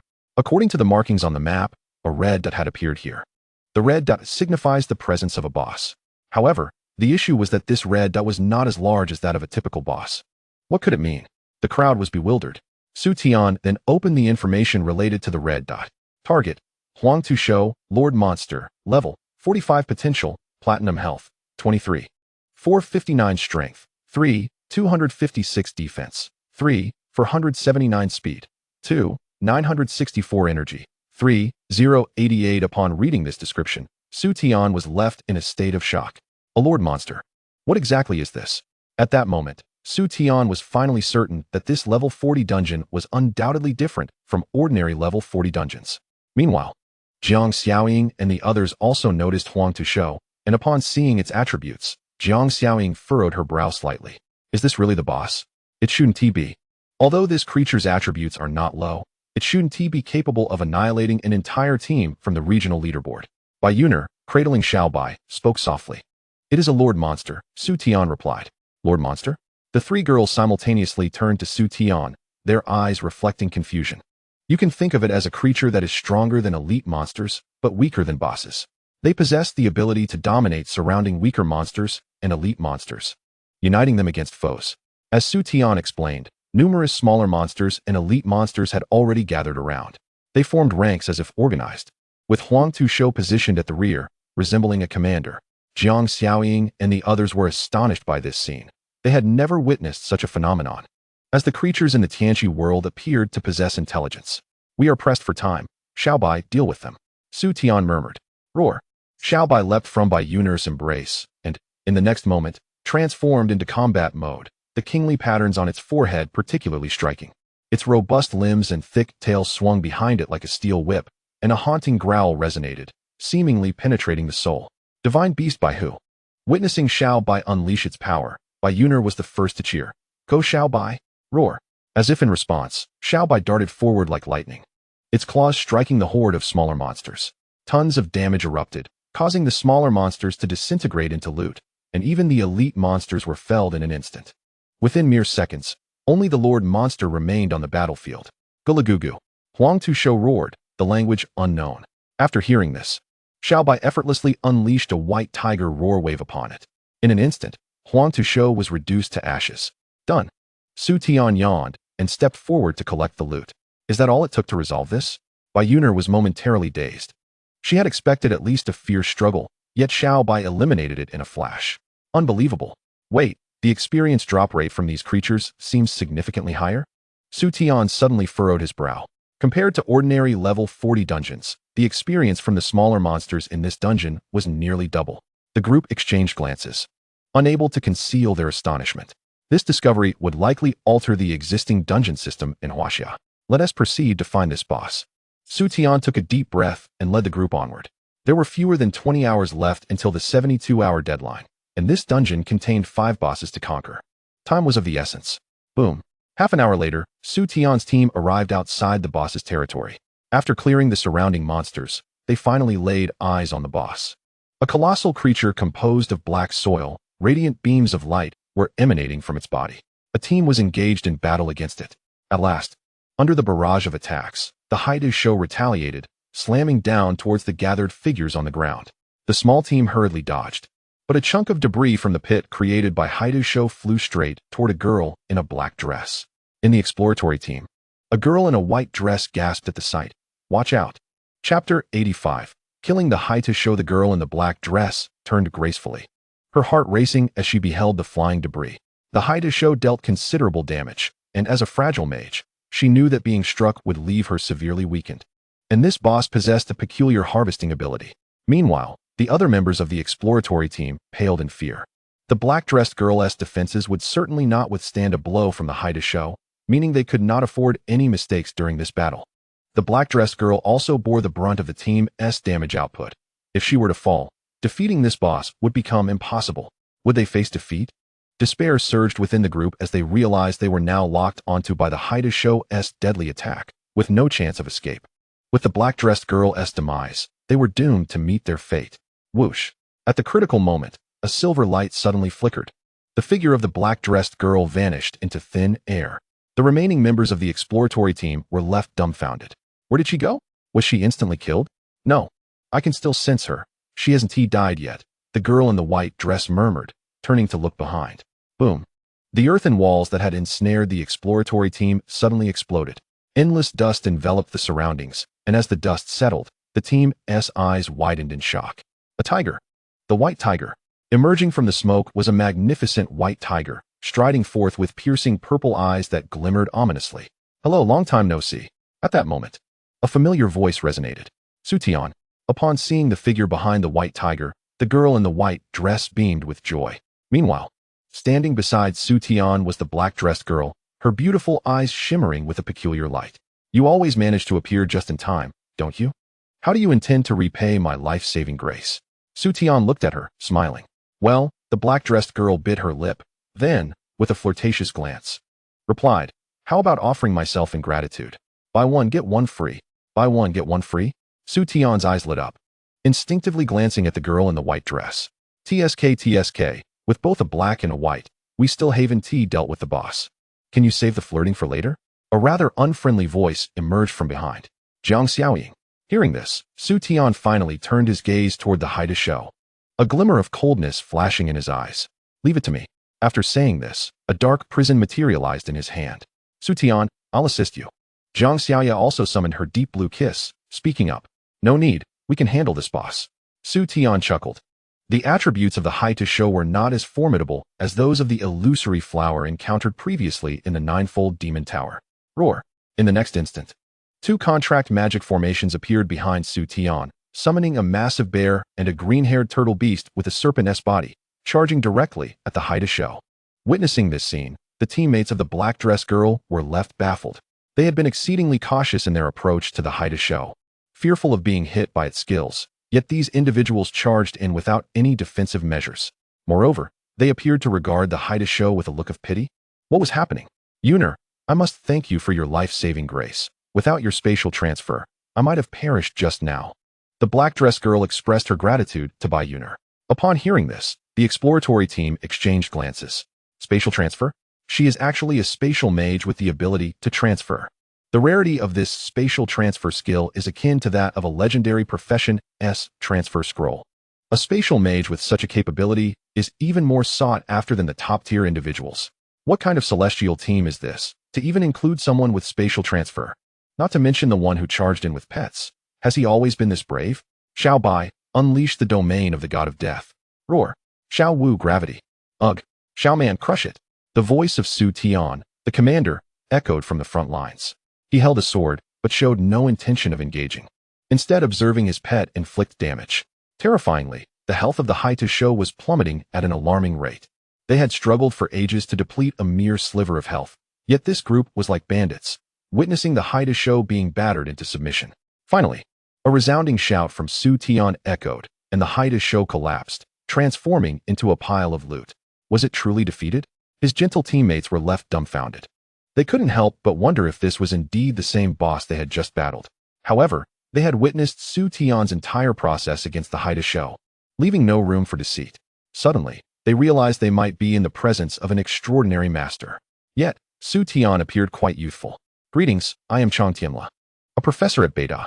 You must be a friend of Wenru. A middle-aged man approached amicably, extending his right hand. A professor at Beida? Su Tian raised an eyebrow, impressed by the dedication of Beida University, sending a professor to assist in clearing this dungeon. Hello, I am a friend of Wenru and also a freshman at Tsinghua University. Su Tian, he replied politely, shaking hands with the other man. Chang Tianla's outstretched hand suddenly stiffened. He couldn't have misheard, could he? A freshman at Tsinghua. The name Su Tian made Chang Tianla furrow his brow, feeling a sense of familiarity. Su Tian, are you the Beastmaster Su Tian who topped the college entrance examination? He exclaimed, finally recalling where he had heard the name. Yes, that would be me, Su Tian replied, his lips twitching slightly. Was it really necessary to be so excited over merely topping the exam? Chang Tianla swallowed hard. No wonder this individual was so formidable. He was the infamous Beastmaster. It was said that one of his beasts was a divine creature, making it unsurprising that he could dispatch the Haida show with such ease. However, despite this realization, Chang Tianla couldn't shake a sense of existential doubt. He may not be a supreme power, but he was a level 78, 7th transformation mysterious class character, having made the leaderboard. Even he, against the Haida show, would face peril with a single misstep, yet Su Tian had effortlessly vanquished it. Wasn't the power of this freshman a bit too terrifying? May I ask, have we successfully cleared this dungeon? A timid voice spoke up, revealing Bai Yuner, her eyes wide with curiosity. The group turned to Su Tian, equally inquisitive. Not quite. There are 5 bosses like the Haida show, Su Tian replied nonchalantly. What? The group stiffened at this revelation. 5 bosses. One such boss was already astounding. But 5 in this dungeon. Surely, even if they were to spawn at a higher level, the frequency couldn't be this high.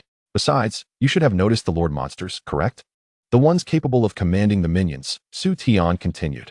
Chang Tianla exchanged glances with Wenru, the former nodding slightly. Yes, that creature is called a Lord monster. Indeed. I suspect this isn't merely a case of bosses spawning at a higher level. Rather, this dungeon may inherently possess such characteristics. It's just that this is our first encounter with such a dungeon. Hearing Su Tian's words, the group fell into a contemplative silence, their expressions turning grave. What he proposed was not without merit. In their previous experiences with level 40 dungeons, they had only encountered elite monsters and minions, with the boss being the strongest entity. However, today's dungeon exhibited a radically different pattern, with not only exceptionally powerful bosses, but also a distinct minion spawning structure. Perhaps it was not only the secret realms that had difficulty levels. At this moment, a comment from Jiang Xiaoye left everyone momentarily stunned. For ages, humanity had only classified the difficulty of secret realms, ranging from ordinary to hellish. Higher difficulty meant greater challenge. The hellish secret realms were typically insurmountable for average adventuring teams, requiring at least a 10-level advantage over the average difficulty to stand a chance at success. But they had never considered if dungeons could also have difficulty classifications. For instance, ordinary level 40 dungeons, hard level 40 dungeons, nightmare level 40 dungeons, and hellish level 40 dungeons. The mere thought sent chills down their spines. And Chang Tianla's expression grew increasingly somber. This matter is grave. I must leave the dungeon immediately to report back. The responsibility now falls on your team. Chang Tianla said solemnly to Su Tian. Understood, Su Tian nodded. Without hesitation, Chang Tianla departed with his two companions, while Wenru chose to remain with Su Tian and the others. Let us include Wenru in the team. My role is limited to spatial transfer abilities, so it matters little whether I form a team or not, Bai Yuner offered. That might not be ideal. I could just go solo, Wenru replied, feeling somewhat embarrassed. Seeing the two defer, Su Tian felt somewhat exasperated. Were it not for the rules against forming temporary teams during the dungeon clearance, he would have suggested a 5-person team. How about this? You 4 form a team, and I will go solo, Su Tian proposed, gesturing dismissively. The girls exchanged glances, nodding in agreement. Following Su Tian's lead, the group set off toward the next boss's location, encountering some challenging lord monsters along the way, which were efficiently dealt with by Xiaobai. Wenru and her team tackled the minions, also gaining substantial experience. Approximately an hour later, they arrived at the second boss, the Jimu Shou. Yet, a problem emerged. The attributes of the Jimu Shou were not as Su Tian had previously observed. They had escalated significantly.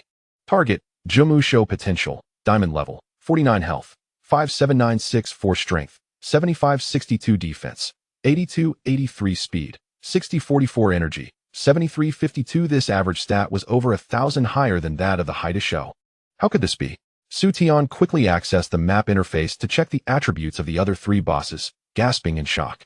Indeed, their attributes had also increased. Like the Jimu Shou, their average stats had risen by over 1,000. If he summed their increases, it would nearly equal the total attributes of the deceased Haida Shou. This meant that the attributes of the fallen Haida Shou had been redistributed to these 4 bosses. This was a significant problem. Su Tian murmured to himself. If this redistribution continued, it meant that ultimately one boss would absorb all the attributes of the remaining 4. The average stats of a single boss hovered around 6,000. If all were consolidated into one, that single attribute would soar to a terrifying 30,000. Even an 80 level, 7th transformation master might not possess such formidable attributes. Su Tian, what is the matter? Meanwhile, the girls noticed the grim expression on his face and could not help but inquire. It's nothing, Su Tian shook his head, choosing not to divulge his concerns. Firstly, he could not ascertain the validity of his speculation, and secondly, he was uncertain of the timing of this attribute transfer. If it occurred immediately after a boss's demise, the complexity of the situation would exceed his expectations. It was better not to mention it to avoid increasing their anxiety. Oh, what should we do about this boss? The girls asked. You focus on restraining the surrounding minions. I will take it down solo, Su Tian replied calmly. His nonchalant tone elicited a starry-eyed response from the black-clad Wenru. So domineering. As they spoke, the group commenced their attack. Among the girls, Jiang Xiaoying boasted the highest damage output, being a single-target assassin with elemental advantages, able to eliminate a minion in mere seconds. The others, while finding it somewhat more challenging, managed to handle the surrounding hordes. Upon witnessing the scene, Su Tian felt a sense of reassurance as he gazed at the giant wood beast. Although this creature had increased its average intelligence by over 1,000, to Xiaobai and the others, the distinction from the Black Earth beast was negligible. After all, in its transformed state, Xiaobai's average intelligence had soared to 8,000. Xiaobai attack. With a quiet command from Su Tian, Xiaobai's swift form became a mere afterimage. The giant wood beast, having detected Su Tian's presence, summoned a circle of branches and leaves, encasing Su Tian and Xiaobai within a formidable barrier, isolating them from the outside world. A finishing move? Su Tian raised an eyebrow and promptly drew out the Heiyu, slashing at the encircling barrier. Dense black flames instantly engulfed the branches. The giant wood beast emitted a series of peculiar croaks, then swung its branches violently at Su Tian. Xiaoman roared, positioning herself protectively before him, while Xiaowu's serpentine tail swayed, enhancing her defense. The blow landed on Xiaoman, inflicting negligible damage. Simultaneously, Xiaobai let out a fierce roar as its claws struck the giant wood beast. A torrent of wind energy surged forth, delivering a barrage of damage upon the giant wood beast, swiftly halving its health. Ugh! Xiaowu exclaimed as a water projectile struck the giant wood beast. Although the damage was less than Xiaobai's, it nevertheless reduced the beast to a critically low health. Following this, Xiaobai delivered a standard attack, culminating in the demise of the giant wood beast, which dropped a pile of gleaming loot as the encircling barrier dissipated. Concurrently, several girls had cleared the surrounding monsters, and upon seeing the loot on the ground, their eyes sparkled with excitement. Although Su Tian's strength had already become a consensus among them, they could not help but marvel at how effortlessly he defeated this boss. Oh, is this a skill book? Su Tian picked up the loot, his eyes finally brightening slightly. Compared to other ordinary level 40 dungeons, the quality of loot in this dungeon was notably superior, not exceeding the platinum threshold, yet it was the finest among platinum quality. For instance, the previous Black Earth Beast had dropped a piece of exceptional platinum quality armor bracers, which significantly enhanced defense by 200 points and included a defensive skill. Naturally, Su Tian equipped this prized item without hesitation. This time, he had also obtained a skill book. The drop rate for skill books was considerably lower than that of equipment, and the rarity of mysterious profession skill books was even more scarce. Su Tian eagerly opened the skill book, revealing an illustration of a winged figure. Is this the skill of the Holy Angel? Holy Light Radiance. The Holy Angel wields a staff to unleash holy light, greatly reducing the enemy's movement speed while simultaneously increasing their casting speed. Restriction: Holy Angel, a platinum skill book. After reading the skill description, Su Tian instinctively glanced at Jiang Xiaoya. This was an area control skill, undeniably a formidable control ability. Although it bore no direct damage, the dual debuff attributes would more than compensate for this shortcoming. Its utility in both dungeons and competitions was immense. Xiaoya. Su Tian approached Jiang Xiaoya and handed her the skill book. Undoubtedly, she was the only holy angel in their vicinity and team, making it the most suitable gift for her. Upon seeing the skill description, Jiang Xiaoya was filled with joy, but she quickly waved her hand, saying, Su Tian, you defeated this boss, I cannot accept it. Afterward, she began to rummage through her bank card, seemingly intent on purchasing it. However, the market value of a platinum skill book had already surpassed 3 million, and considering this was a mysterious profession skill book, its worth likely began at 5 million. Clearly, Jiang Xiaoya did not possess such wealth, as evidenced by the embarrassed expression that crossed her face after checking her bank card. Observing this, Su Tian could not help but chuckle. Xiaoya, do we really need to be so formal? Take it. Only you can learn this skill, and by doing so, you will be better able to assist me, won't you? Hearing this, Jiang Xiaoya blushed and nodded. All right. But I will repay you with materials for the cost of the skill. Noticing the earnestness in Jiang Xiaoya's eyes, Su Tian reluctantly agreed. Very well. At that moment, the girl in the black dress gently nudged the girl in the white dress, whispering, look at how she creates opportunities for them to be together. You should learn from her. The girl in the white dress looked confused, staring at her. What does this have to do with me? If you want to be with Su Tian, you should just tell him. What if I really did? You better not regret it. The girl in the black dress raised an eyebrow. Regret? Not a chance. The girl in the white dress scoffed, clearly doubting the courage of the girl in the black dress. To everyone's surprise, the girl in the black dress approached Su Tian and softly said, Su Tian, that heartless woman has abandoned me. Why don't you take care of me from now on? I can wash your clothes, cook for you, and warm your bed. Besides, I have other talents too. Her sultry tone and playful demeanor made Su Tian's mouth twitch with disbelief. What was this turn of events? Su Tian looked towards the girl in the white dress, who had already turned away, thoroughly embarrassed. Damn it. How did I forget this person is using my face in front of so many people? It's mortifying. Clearing his throat, Su Tian remarked, we should first deal with the remaining bosses. Time is of the essence for our expedition. Sure, I'll follow your lead. The girl in the black dress winked, adopting a compliant demeanor. The other girls exchanged bewildered glances. Sister Xiaoying, are they officially announcing their relationship? The oblivious Bayuner whispered. Unbeknownst to her, her words only served to deepen the icy expression on Jiang Xiaoying's already pale face. The brief respite was abruptly shattered when the group arrived at the territory of the next boss. Target: Jing Shui, Beast Potential, Diamond Health, 76320 Strength, 9840 Defense, 8890 Speed, 11340 Vitality, 10654. A crocodile, fully clad in scales, was swimming in a lake surrounded by smaller monsters, some of which were crocodiles, while others were gigantic water snakes and piranhas. However, it was the attributes displayed that left everyone utterly astonished. After throwing out an identification symbol, Jiang Xiaoying's icy countenance turned to one of shock, her brows furrowing in disbelief as she questioned if they were mistaken. How could the average attributes exceed 10,000? The previous giant wood beast had only possessed an average of just over 1,000. At this moment, Su Tian realized he could not conceal the truth from them any longer and sighed. These bosses must share some peculiar connection. Once one boss is defeated, its attributes are redistributed among the remaining bosses. Moreover, this triggering mechanism is instantaneous, meaning we have no opportunity to react. The revelation left the girls in a state of shock. Does that mean the final boss will inherit the attributes of all 5 bosses? So its average attributes would be 30,000. Jiang Xiaoya's face turned pale. How could we possibly defeat it? The girls' faces were ashen. Even the girl in the black dress had abandoned her playful demeanor, her expression serious. Su Tian, do you have a plan? Jiang Xiaoying asked with furrowed brows. Although she had not known Su Tian for long, far less than her sister who had been acquainted with him for 6 years, she understood his character well. If there were no means to deal with these 5 bosses, he would never have ventured this far. Su Tian pondered for a moment before responding. Indeed. I have an idea, but the key lies with her. Me? Bai Yuner, who had been teasing Xiao Bai, found herself suddenly the focus of attention, feeling rather flustered. Yes, you. Bai Yuner. You possess the ability to teleport targets instantaneously to a specific area. But I need to know how many targets you can move at once and the limitations on distance, Su Tian inquired. Upon hearing this, Bai Yuner realized that this was no trivial matter. Therefore, after a swift mental calculation, she stated, the number of moving targets is inversely proportional to the distance. If there are many targets, the distance will correspondingly increase. What if it is 50 kilometers? Su Tian replied without hesitation. 50 kilometers? Bai Yuner's beautiful eyes widened, nearly causing her to exclaim.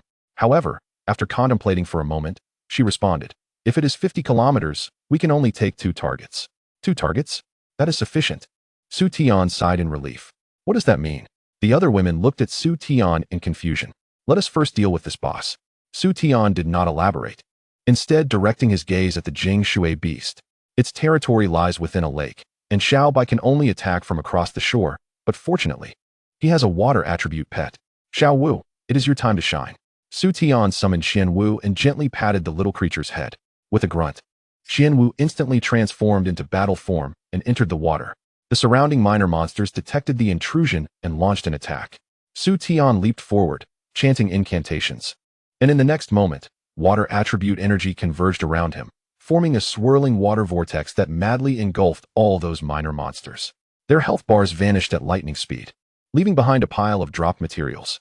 The women behind him were left in stunned silence. He had cleared all the surrounding monsters with a single skill. It should be noted that even when they worked together, it took them several minutes to eliminate a group of minor monsters. Su Tian is truly monstrous. Without hesitation, Su Tian commanded Xiao Wu to advance, taking advantage of the ongoing chaos to unleash a torrent of attacks on the crocodile boss. Xiao Wu was equally relentless, continuously releasing water attribute energy spheres, while Xiao Bai provided additional support from a distance. In just a few minutes, the boss collapsed in a pool of blood. However, simultaneously, they faced an even graver issue. After defeating this boss, the remaining 2 bosses would share the attributes of the 3 bosses, meaning their average stats would soar to over 15,000. This far exceeded their capacity to cope. Chapter 88. The final hope. Everyone turned to Su Tian, uncertain of his strategy. Should they fail, they would face the disastrous consequence of a failed raid. Today marked the final deadline. If they failed, the creatures from the Tianqi world would invade the real world en masse. At that point, the entire instance system would collapse, and high-level monsters would slaughter low-level humans, leaving even the strongest on the Tian list struggling to survive.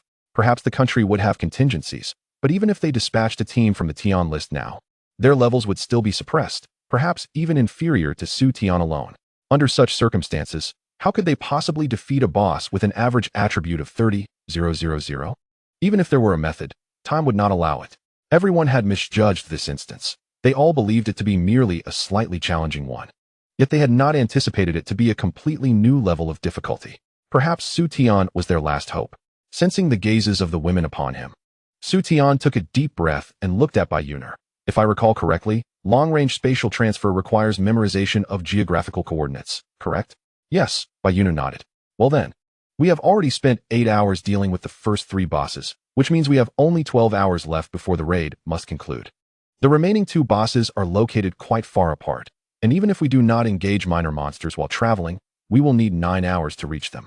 We must arrive at the territories of these 2 bosses in succession. During this time, Xiao Bai and I will separate from you to reach the final boss's territory, and then we will simultaneously attack the 2 bosses. You, along with Xiao Wu and Xiao Man, will cooperate to deplete the health of the 4th boss. Once we have severely weakened the last boss, Bai Yuner will be responsible for transporting us back, allowing us to collectively unleash our attacks on the 4th boss. bringing both their health bars to 0 before striking them down together, Su Tian explained. Upon hearing this, Wen-Ro raised her delicate brows. Why do you still need to assist us? Are you questioning our output capability? Su Tian shook his head. It is not that I doubt your abilities, but the health of these two bosses has been enhanced and risen to 200,000. With your current output, it would be impossible for you to maintain parity with us. Hearing this, the women gasped in astonishment. 200,000 health. That is a figure typical of a level 70 legendary boss. Who would have thought it would appear in a level 40 instance? Thus, Su Tian's plan appeared to be the most prudent method, as long as Bayunar's magical energy could support 2 spatial transfers. No problem. Although my magic is insufficient for 1 transfer, I can consume potions, Bayunar assured them confidently. But do you have confidence in defeating the 5th boss after its attributes are enhanced? At this moment, Jiang Xiaoying interjected. The others exchanged glances, their eyes glinting with concern. Indeed, an average of 30,000 in attributes was double that of the 2 bosses they had just faced. Under such a significant disparity, Su Tian and his companions could even face the risk of being obliterated. Unless something unexpected occurs, it should be manageable, Su Tian replied nonchalantly. And if something goes wrong? Bai Kun Wen-Ro meekly inquired. Then you will have a feast, Su Tian quipped, leaping onto Xiao Bai. The women were momentarily taken aback, but soon understood Su Tian's meaning, feeling a mix of amusement and irritation. This fellow was joking even at such a critical moment. 9 hours later, Su Tian rode Xiao Bai, carrying Bayunar, and finally arrived at the territory of the 5th boss. A few hours prior, Xiao Yu and the others had already encountered the 4th boss. Su Tian glanced at the time. It was nearly as he had anticipated. He promptly activated the video call function within the Tianqi world. Xiao Yu, let us begin, Su Tian said to Jiang Xiaoye. All right, on Xiao Yu's end. The women had already arranged their formation. With Xiao Man and Xiao Wu present, Su Tian was not concerned about their safety. As for himself and Xiao Bai, under the dual-kill Divine Domains enhancement, they could deplete the boss's health at an accelerated pace. Do you really not need my assistance? Bayunar asked timidly from the side. No need. Save your magic for the spatial transfer, Su Tian replied, readying himself with Xiao Bai. Roar. Red light emanated from Xiao Bai as the divine domain of slaughter was unleashed. Su Tian likewise chanted incantations, stacking the dual-kill divine domain. Xiao Bai's power attribute surged by 100%, instantly reaching a terrifying 16,000. Witnessing this scene, Bayunar was astounded. No wonder Su Tian had chosen to come here with Xiao Bai. It turned out their combination was so formidable. Without hesitation, Su Tian charged toward the boss, activating both the Wind Child and the Jing Tao abilities. The former provided him with mobility, while the latter was one of his few offensive skills. Xiao Bai, on the other hand, was more brutal, with its 2 tiger claws raining down wind blades upon the boss, causing its health to plummet at a visibly rapid rate. Even so, 200,000 health was not easily shaken. After a full 40 minutes of output, the boss's health finally reached its last sliver. And Su Tian's expression turned grave. Bayunar, prepare for the transfer. The monster's aggro would dissipate within 20 minutes. We must defeat the other boss within that time frame. Upon hearing this, Bayunar did not hesitate, instantly raising her staff to cast a spatial spell. Transfer. In the next moment, the 3 vanished from their spot, appearing before the 4th boss in mere seconds. At that moment, Jiang Xiaoye and her companions were diligently outputting damage, and upon seeing Su Tian's sudden appearance, they were taken aback. This is too fast. We have only just begun, Black Skirt Wen-Ro blinked. Upon hearing her fierce words, Su Tian's lips twitched slightly. However, she spoke one truth. They had only just begun. In terms of percentage, they had only managed to reduce the boss's health by about 15%. Yet, this was to be expected. Xiao Wu and Xiao Man were not damage-dealing pets, and coupled with the significant attribute disparity between Wen-Ro and the monsters, low output was inevitable. Now, he and Xiao Bai needed to eliminate the remaining 85% of the boss's health within 20 minutes, a task that posed considerable difficulty. Previously, he and Xiao Bai had fully maximized their output and still required 40 minutes to bring the boss to a critical state. Given that the attributes of these 2 bosses were nearly identical, the time required would be similar. However, it was clear that they did not have enough time. Nonetheless, with the assistance of Xiao Wu and the others, and the enhancement from his and Xiao Bai's Killing God domain, their damage output would elevate to a higher level. Xiao Bai, let us begin, Su Tian urged softly. 20 minutes later, they finally managed to defeat the boss, squeezing in the final blow just in time. Su Tian barely had a moment to catch his breath before calling out, Bayunar, here. At that moment, Bai Yuner quickly downed a mana potion and immediately used space transfer. With a swift motion, Su Tian and Xiao Bai found themselves before the fifth boss. As he had anticipated, the boss's enmity had not yet dissipated, and upon seeing Su Tian and his companion, it launched a powerful punch. With a staggering strength attribute of 30,000, Su Tian dared not take the hit directly and promptly activated the rock barrier. In an instant, countless rocks rose to shield him and Xiao Bai, providing absolute defense. Yet, Su Tian did not feel entirely secure and leaped onto Xiao Bai's back. As expected, a thunderous crash echoed as the rock barrier shattered, but fortunately, Xiao Bai reacted swiftly, jumping aside in the nick of time. Su Tian turned back to see a massive crater where they had stood, and the eyes of the diamond beast glowed a fierce red. Can even absolute defense be pierced? Su Tian was taken aback. Truly, the 30,000 strength attribute was formidable. Xiao Bai destroy it, he commanded, his voice low. With a fierce roar, Xiao Bai gathered light in its mouth and unleashed the white tiger's roar wave. The diamond beast's body shrank dramatically, adopting a defensive posture resembling a heavy shield. The wave of light collided with its form, igniting a flurry of blazing sparks. While the beast's health diminished, it did not drop to zero. Just as Su Tian prepared to deliver a finishing blow, a shocking scene unfolded before him. With a guttural sound, the diamond beast blocked the attack and suddenly thumped its chest, emitting a strange cry. A green glow began to emerge around it, and alongside this green light, its health began to regenerate. Su Tian, it's healing, Bai Yuner exclaimed in alarm. If this massive creature, with its 30,000 health points, managed to fully recover, they would be doomed. Su Tian gritted his teeth, realizing that they had only one chance to strike it down. If they failed, it would completely regain its health. Beast God descends. Su Tian clenched his jaw and activated this highly detrimental skill once more, thinking he wouldn't need to rely on it this time. Xiao Bai, after the Beast God descends, we have 30 seconds to link our attributes. Su Tian and Xiao Bai struck simultaneously, wielding their weapons to unleash a torrent of dark flames into the air. Concurrently, a piercing white light surged forth, crashing into the diamond beast's chest. The sound of gold ringing filled the air, and an uncountable number of loot items cascaded around them like a blossoming flower. It's over, Su Tian exhaled, glancing towards Bai Yuner, who stood nearby. At that moment, Bai Yuner was visibly shaken, her chest rising and falling as her emotions struggled to stabilize. Just moments ago, she had doubted their ability to defeat this boss upon witnessing its healing. But clearly, her concerns had been unfounded. Su Tian, I'll go fetch the others, Bai Yuner said as she stepped forward with a light laugh. All right, Su Tian nodded, and the familiar sensation washed over him as he suddenly plunged downwards.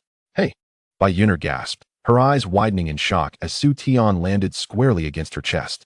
An hour later, Su Tian's weakened state dissipated, and he rose with the aid of Xiao Bai, who had now gathered all the other women here, undoubtedly thanks to Bai Yuner's efforts. When Bai Yuner caught a glimpse of Su Tian's gaze, her cheeks flushed, and she lowered her head. This scene puzzled Su Tian. What was wrong with this girl? Moreover, why did he sense a faint fragrance in the air? It wasn't he emanating from Xiao Bai. At that moment, Xiao Bai, noticing Su Tian had regained consciousness, joyfully licked his face with her tongue. Xiao Bai, stop that. Su Tian pushed the creature's head away. A woo, Xiao Bai whimpered, feeling rejected, before transforming into a small cat and leaping into Bai Yuner's arms, rubbing against her chest. A captivating scene unfolded, accompanied by the girl's surprised exclamations. Ahem.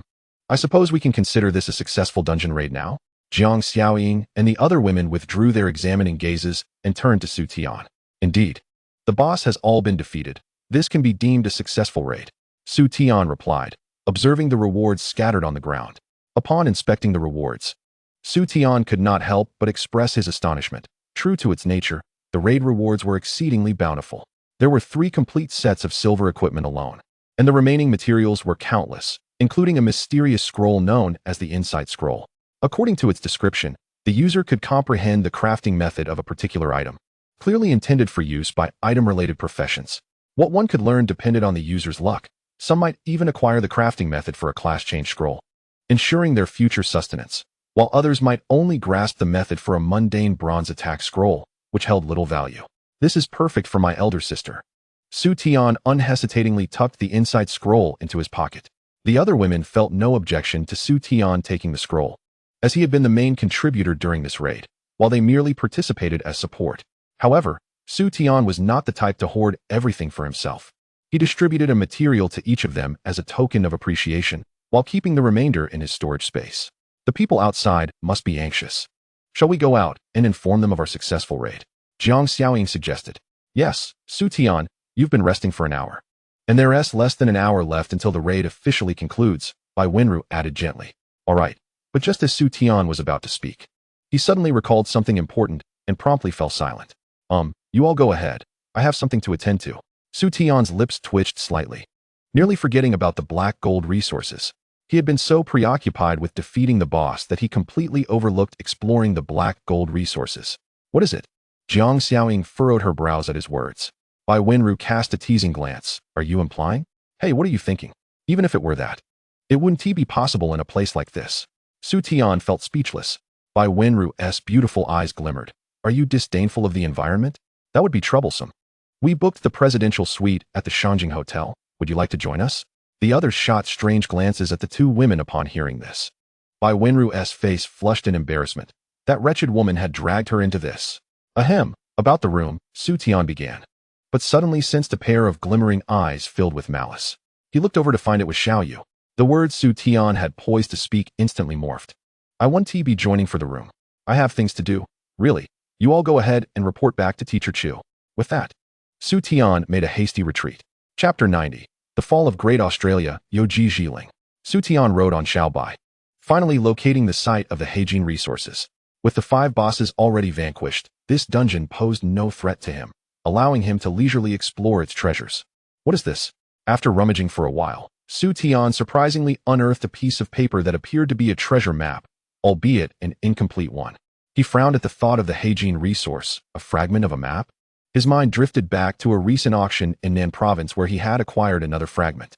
He recalled the fierce competition to seize it from the Rin family, followed by another piece he obtained from Lu Guanshi. Could this fragment correspond with the other two? Su Tian produced the other 2 fragments, and to his delight, they matched perfectly. 3 fragments. He was merely 1 piece away from completing the set. What treasures might await upon its completion? Divine artifacts? Perhaps legendary skill scrolls? Or even the egg of another divine beast? Just the thought filled him with exhilaration. How wonderful it would be to find another artifact blueprint. Alas, he lacked the clue for the final fragment. It seemed he would have to enlist Xiao Yu's assistance upon his return.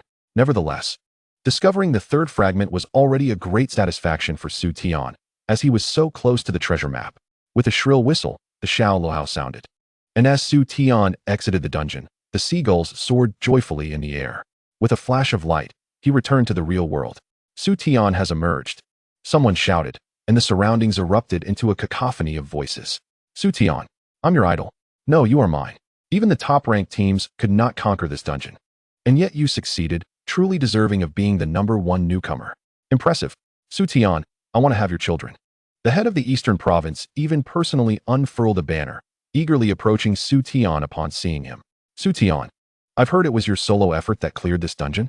This dungeon appeared in my Eastern Province, and without your prowess, I might have lost my position. You are indeed my savior.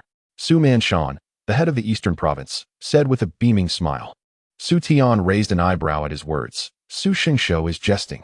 I merely acted for the benefit of the nation. Su Manshan waved his hand dismissively. You have ultimately done a great favor for my Eastern Province. Should you ever require assistance, we shall not hesitate to oblige. Hearing this, Su Tian understood it was merely flattery. After today, such words would likely lose their significance. Thus, a broad smile spread across his face.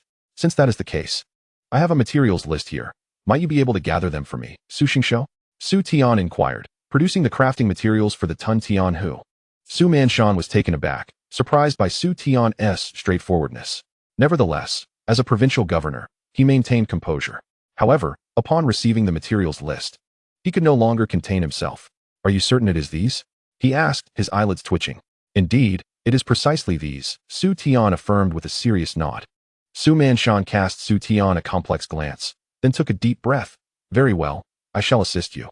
But I may not be able to procure all of these materials. Su Tian sensed the strain in his voice. Su Xingshou, do your best. They are merely minor materials. In comparison, I have something far more significant to share with you. Su Tian smiled. What news? Su Manshan's eyes brightened at his words. There are issues regarding the difficulty of this dungeon. Henceforth, it may no longer be the case that the highest dungeon difficulty is Inferno. Perhaps, Su Xingsho, you should begin preparing related measures in advance. Su Tian hinted, his gaze suggestive. Su Manshan's eyes widened at the implication, with the dungeon difficulty heightened.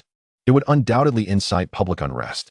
If he released the information early, the people of the Eastern Province would be better prepared when entering the dungeon. The more dungeons the Eastern Province conquers, the more rewards he would receive from the state. With that thought, Su Manshan found that the materials seemed less significant. Rest assured, Su Xiaoyu, I will take care of the materials. Su Tian gave him a thumbs up, appreciative of his reliability. Although he had already tasked the Xiao family with this matter, receiving an extra set of materials would certainly be beneficial. What if the next divine artifact also required these materials? After some casual conversation, Su Manshan arranged for someone to escort Su Tian and the others back, inviting Su Tian to visit whenever he had the time. On the journey home, Su Tian recounted the events of the dungeon to Chu Wan, who listened intently. Her beautiful eyes sparkling as she softly remarked, "The world is about to change."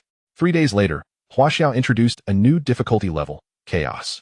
Simultaneously, a difficulty system was established for ordinary dungeons, with a series of restrictions on entry into dungeons being redefined. The Chaos difficulty required players to be at least 20 levels above the dungeon level. Additionally, upon discovering a new difficulty dungeon, immediate reporting to the state was mandated. On the same day, nations such as the United States and Eagle Nation also announced new regulations, while Neon Nation even activated a national-level alert. The Great Australia faced a perilous 70-level Chaos dungeon, with a 3-day deadline for clearing it failing, leading to its downfall. Great Australia has actually fallen? Su Tian couldn't help but be astonished upon seeing the news. Although the sudden increase in Chaos dungeon difficulty took him by surprise, he never anticipated that an entire nation would succumb to this event. In a vague sense, Su Tian felt a version update, a culling of the weak. Indeed, the fall of Great Australia served as a wake-up call to the real world. The balance between our realm and the apocalypse world had been shattered. Chu Wan, seated across from Su Tian, sipped her coffee, her expression grave. Have any scouts been sent to Great Australia? Su Tian inquired. Yes, scouts have been sent. Great Australia has been occupied by the monsters of the apocalypse world, with only a portion of high-level experts managing to escape, Chu Wan replied. Su Tian gasped in disbelief. He hadn't expected the situation to be so dire. Great Australia was utterly obliterated. The monsters from the apocalypse world were more ferocious than they had imagined. It seemed that once they entered the real world, they entered a state of frenzy, dramatically increasing their lethality. The defensive measures of the Great Australian government barely lasted 3 days, lamented Chu Wan. How terrifying, Su Yun exclaimed, her face pale. Though she wasn't a combat class, she could grasp the peril in Su Tian's words. If the monsters from the apocalypse world invaded, their livelihoods as item-based professions would be the first to be endangered. They would be utterly defenseless. Sister, do not worry. Even if that day truly comes, I will ensure your safety, Su Tian assured with a smile. This brought Su Yun some comfort. By the way, sister, I have something for you. Su Tian recalled the insight scroll and handed it to Su Yun. An insight scroll? Is this also a reward for clearing? It seems rather impressive, Chu Wan remarked, her eyes lighting up at the sight of the scroll. An insight scroll? Su Yun's eyes sparkled at the mention. She had heard of such an item, though she was uncertain what crafting method she might unlock. Upon receiving the insight scroll, Su Yun closed her eyes and focused. Moments later, the scroll emitted a glow, transforming into a dull piece of paper. When she opened her eyes, she displayed a mixture of shock and rapid breaths. Xiaotian, I think I have comprehended something remarkable. Chapter 91, Materials Gathered. What? Su Yun's words drew the attention of both Su Tian and Chu Wan. Something remarkable? Just see for yourselves. Su Yun's face flushed with indignation as she unfurled the illustration. Temporal Domain Scroll. Upon use, it purifies all suppression effects, restoring the user's attributes to normal. It can be utilized during dungeon exploration. The brief description made Su Tian and Chu Wan's pupils contract in shock as they exchanged astonished glances. This scroll could indeed cleanse the suppression effects of the apocalypse world, and it could be used during dungeon exploration. With this scroll, the success rate of dungeon clearing would significantly increase. Its significance is comparable to that of a divine artifact. No, even a divine artifact cannot rival its value. Su Tian inhaled deeply, his gaze solemnly fixed on Su Yun. One could easily imagine that once this scroll is unveiled, it will undoubtedly cause a tremendous stir, potentially endangering Su Yun's safety. With Su Tian's current strength, he is utterly incapable of safeguarding Su Yun. The only viable solution lies within the realm of the nation. Only under the protection of the state can Su Yun ensure her absolute safety. Su Tian's grave expression lingered in Su Yun's eyes, instilling a sense of unease within her. Xiao Tian, shall we pretend this never happened? Upon hearing this, Su Tian was momentarily taken aback. Although the Time Realm Scroll would subject Su Yun to immense peril, it simultaneously represented an opportunity.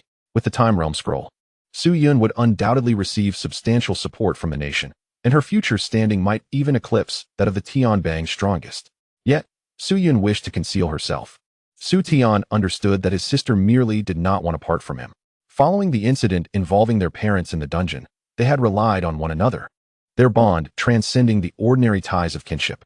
Perhaps, all his sister desired was to remain by his side. However, at this juncture, serving the nation is the most prudent choice. Sister, the significance of the Time Realm Scroll is extraordinary. It is not merely an ordinary item, but one capable of altering the nation's destiny. With the Time Realm Scroll in hand, the mortality rate of the pioneering teams will significantly decrease, allowing Huaxia to maintain a balance with the apocalypse world for an extended period. Su Tian spoke earnestly.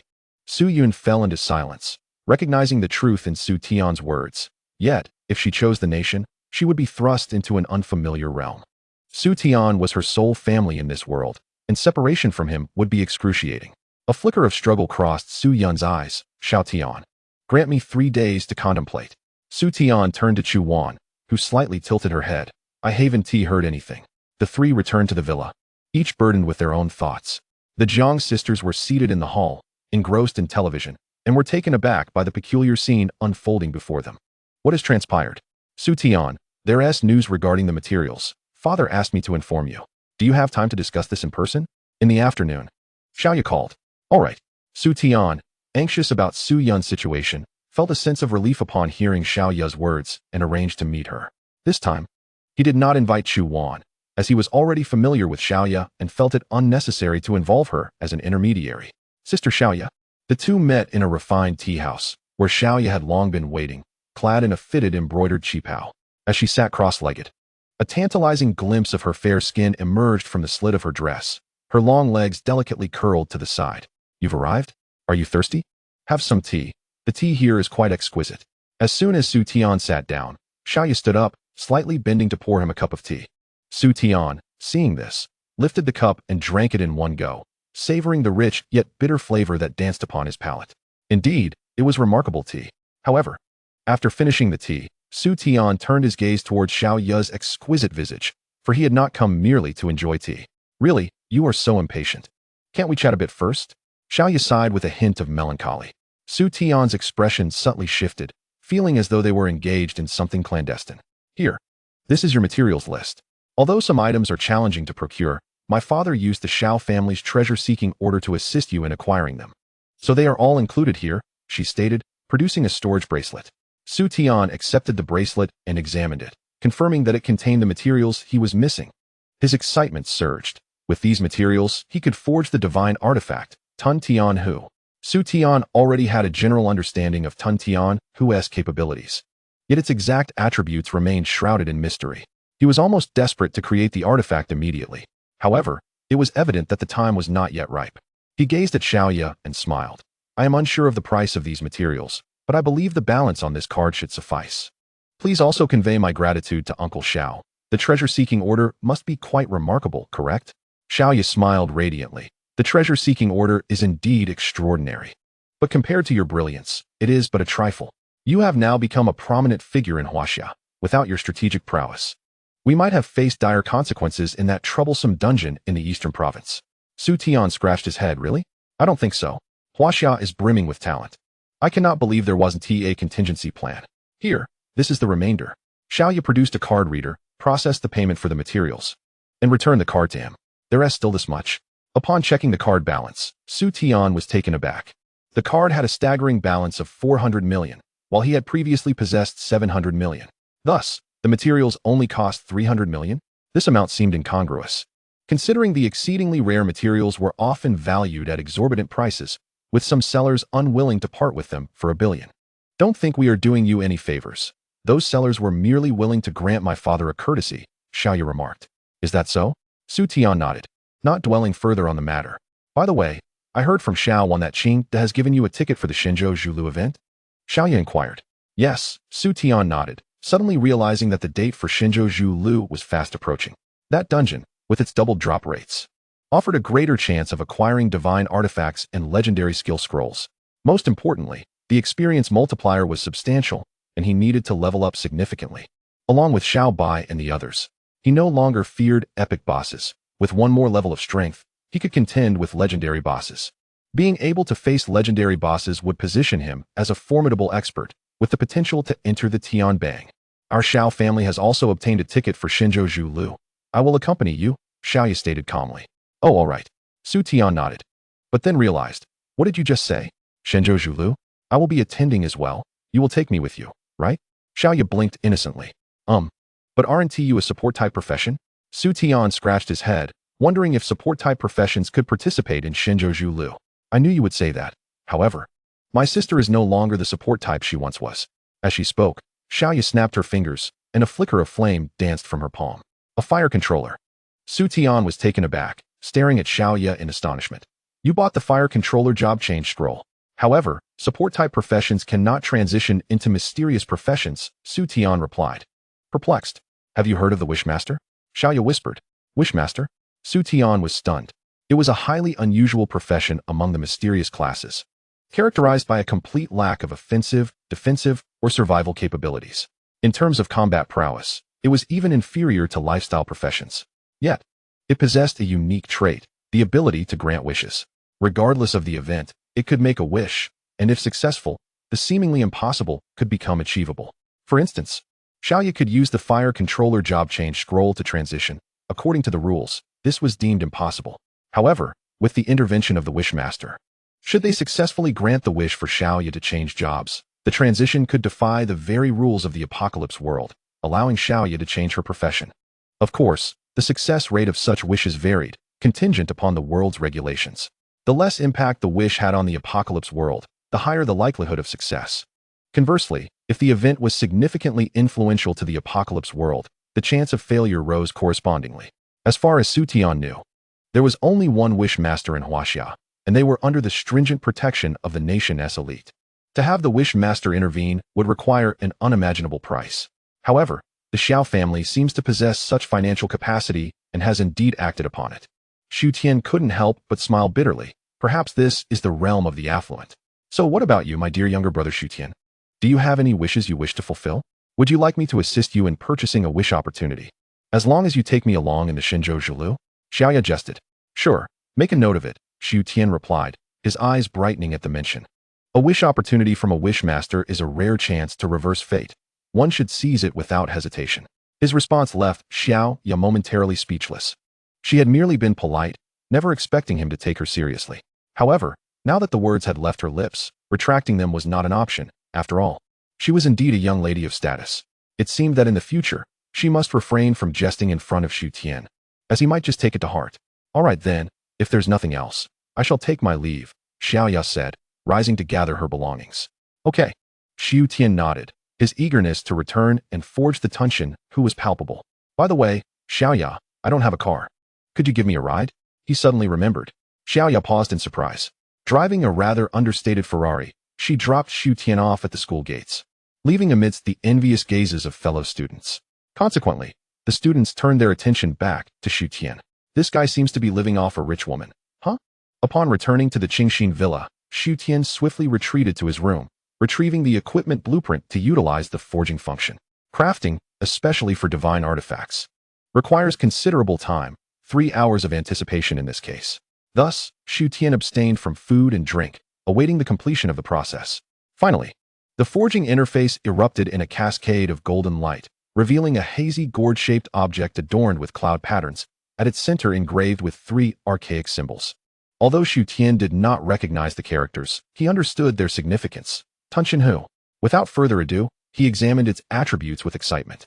Weapon, Tunshin Hu level, divine artifact current rank, diamond strength, 2460 vitality, 2460 defense penetration, 1470 skill.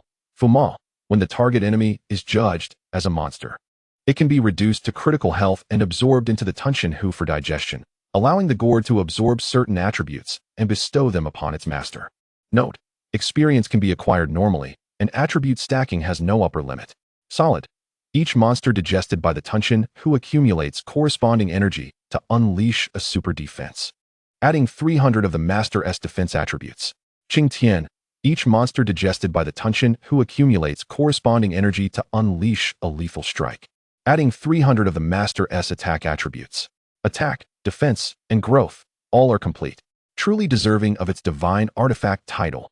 More importantly, the additional strength and vitality amount to an astounding 2,400, nearly 3 times that of ordinary diamond equipment. Moreover, the Tunshin who is merely at the diamond rank. According to its description, it can still evolve. With such terrifying attributes at the diamond level, its future growth promises to be formidable. Xu Tian was elated. He was eager to test the power of the Tunshin who in a dungeon. He ventured alone into a level 40 hellish dungeon without bringing anyone along. Since their previous conquest of the 5 Elements Beast dungeon, the difficulty of all dungeons had shifted alongside a surge of new dungeons in the Tianqi world. The location he was heading to, Jushi Town, was a newly emerged hellish dungeon. Compared to the chaotic 5 Elements Beast dungeon, Jushi Town presented a significantly lower difficulty, reportedly cleared successfully by a top-tier team. Upon entering the dungeon, Xu Tian made a beeline for the boss's lair. Target, Huangshi Show Potential, Diamond Level, 47 Health, 87615 Strength, 5480 Defense, 6029 Speed, 4822 Vitality, 4966 Skills, Huangshi Liuxing, Monsi Yulaw. Gunshi. This boss also boasted attributes higher than the average diamond boss, yet was not excessively formidable, and importantly, it was a solitary foe. In contrast, the 5 Elements Beast possessed 5 entities with attribute conversion, culminating in a composite strength akin to a legendary boss. To defeat them, the optimal strategy was to have 5 teams simultaneously engage the 5 bosses. Otherwise, attempting to challenge the 5 Elements Beast dungeon would be a fool's errand. This illustrated the disparity between chaotic and hellish difficulties. Although Xu Tian summoned Xiao Bai and the others, he refrained from letting them engage. Throughout, he had relied on Xiao Bai and their comrades to confront bosses. Even when fighting alongside them, he had done so under the Beast Goddess descent. Now, possessing the Tunshin Hu, he had reached a strength and vitality attribute of 4,000.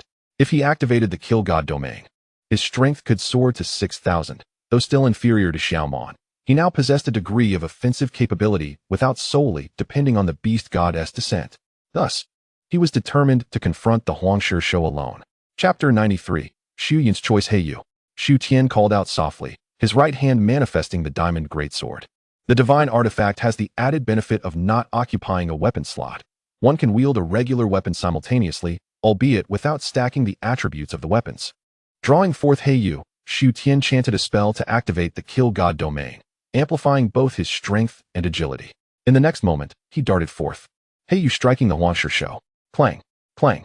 The crisp sounds rang out. The Huangshi Show's defense was commendable. Xu Tian's strike did not inflict significant damage, merely shaving off a sliver of its health. The Huangshi Show, sluggish in its reaction, turned to smash at Xu Tian, who deftly evaded. Having rarely engaged in direct combat, he was unaware of the true prowess of the Kill God domain until now. He realized that the essence of the Kill God domain was not merely the 50% increase in strength, but rather the acceleration. The 100% speed enhancement doubled his attributes, reaching an astonishing 9,000. The Huangshi Show's speed attributes were utterly incapable of keeping pace. Now he understood why Xiao Bai seldom sustained injuries in battle. Its speed attributes would only increase after enhancement. Thus unfolded a prolonged duel between Xu Tian and the Huangshi Show. Although Xu Tian could not defeat it in a short time, it struggled to inflict damage upon him. Even if it occasionally landed a hit, Xiao would promptly administer healing. Through this battle, Xu Tian's combat skills rapidly improved. By the end, his maneuvering became exceptionally agile, making it challenging for the Huangshi Show to harm him. In this rhythm, Xu Tian ultimately vanquished the beast, resulting in a bounty of loot that signified the boss's demise. Roar! Xiao Bai was the first to leap forward, exuberantly licking Xu Tian in apparent celebration of his victory. Xiaomon eagerly rushed over, attempting to sandwich Xu Tian with its hands. Startled, Xu Tian quickly dodged. After dispatching several more bosses and defeating some minor creatures, he finally exited the dungeon. To his surprise, Chu Juan was waiting outside. "Teacher Chu, what brings you here?" Xu Tian inquired in astonishment. "Of course, I came to find you." Chu Juan yawned before continuing, "Come with me." "Where to?" Xu Tian followed her pace, asking. "To the principal's office," Chu Juan replied. 10 minutes later, Xu Tian. Long time no see, Tong Dai greeted him with a smile. Xu Tian had some recollection of this elderly principal. Hello, Principal Tong. The purpose of my visit today is to bestow upon you a privilege that Xiao Wan has specifically requested for you. However, due to the unfairness this privilege would impose on other students, the board of directors has been reluctant to grant it. Recently, we reassessed the 5 elements beast instance you pioneered, and it has been deemed equivalent to an epic instance.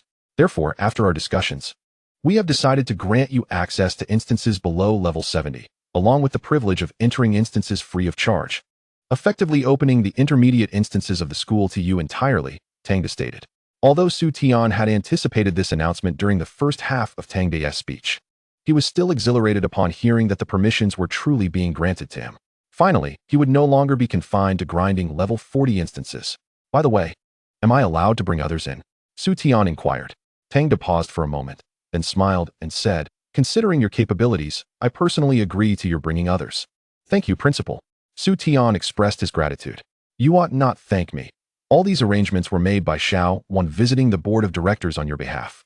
Though I am the principal, I do not possess the authority to make decisions in this matter, Tang Dai replied. Hearing this, Su Tian turned his gaze towards Chu Wan. A profound gratitude reflected in his eyes. It must be said that this mentor has truly been exceptionally kind to him. Not only did she ensure his security before enrollment, but her assistance since then, including introducing him to the head of the Xiao family, has far exceeded the ordinary bonds between mentor and student. Additionally, Chu Wan remains at the top of the local rankings, which likely has delayed her own progress during this time. Please do not regard me in such a manner. This is simply what a teacher ought to do, is it not? Feeling Su Tian's intense gaze, Chu Wan's typically icy demeanor softened slightly, and she lowered her head. However, her voice was barely above a whisper, clearly betraying her emotional turmoil. What a teacher ought to do. Su Tian scratched his head, pondering whether a teacher should indeed be so attentive. Perhaps it was because she has only one student, thus her care is so meticulous? In any case, Su Tian chose not to dwell on this matter further. In the days that followed, he relished the experience of having complete access to instances. In the level 60 instances, he effortlessly swept through the monsters with his 3 pets. As a result, both he and his pets experienced a remarkable surge in levels. He himself soared from level 40 to 47. Xiao Bai reached level 34, while Xiao Man, with a bit less experience, jumped directly to level 40. Nearly catching up to Su Tian, Xiao Wu also closed the gap, attaining level 28. Simultaneously, during this period, Su Tian began to gather epic equipment without restrictions, preparing for the upcoming Shun Zhou Zhu Lu event. One day, Su Yun's call interrupted Su Tian's frenzied leveling. Xiao Tian, I've made up my mind. Su Yun's voice on the other end made Su Tian realize that she might be preparing to part ways with him. He swiftly exited the instance and returned to the Qingxin villa. Xiao Tian, I have already contacted the relevant authorities, and they will soon send someone to escort me.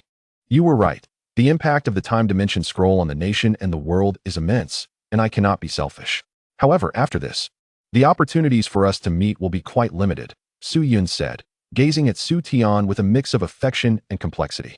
While I'm away, you must take good care of yourself, study diligently, and strive to level up, so you can avoid danger.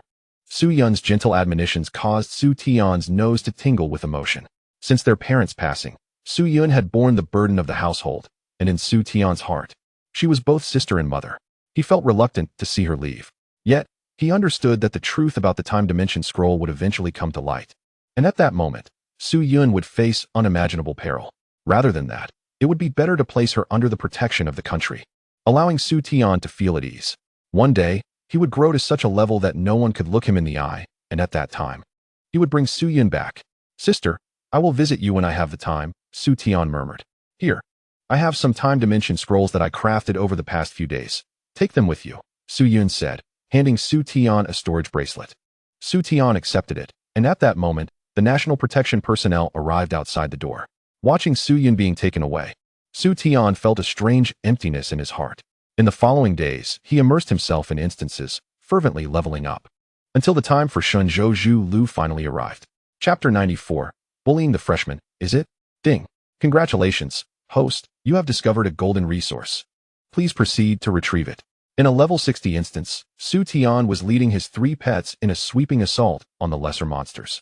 The system's voice caused him to momentarily halt his rhythm, and he glanced at the time. The Shenzhou Zhu Lu was about to commence.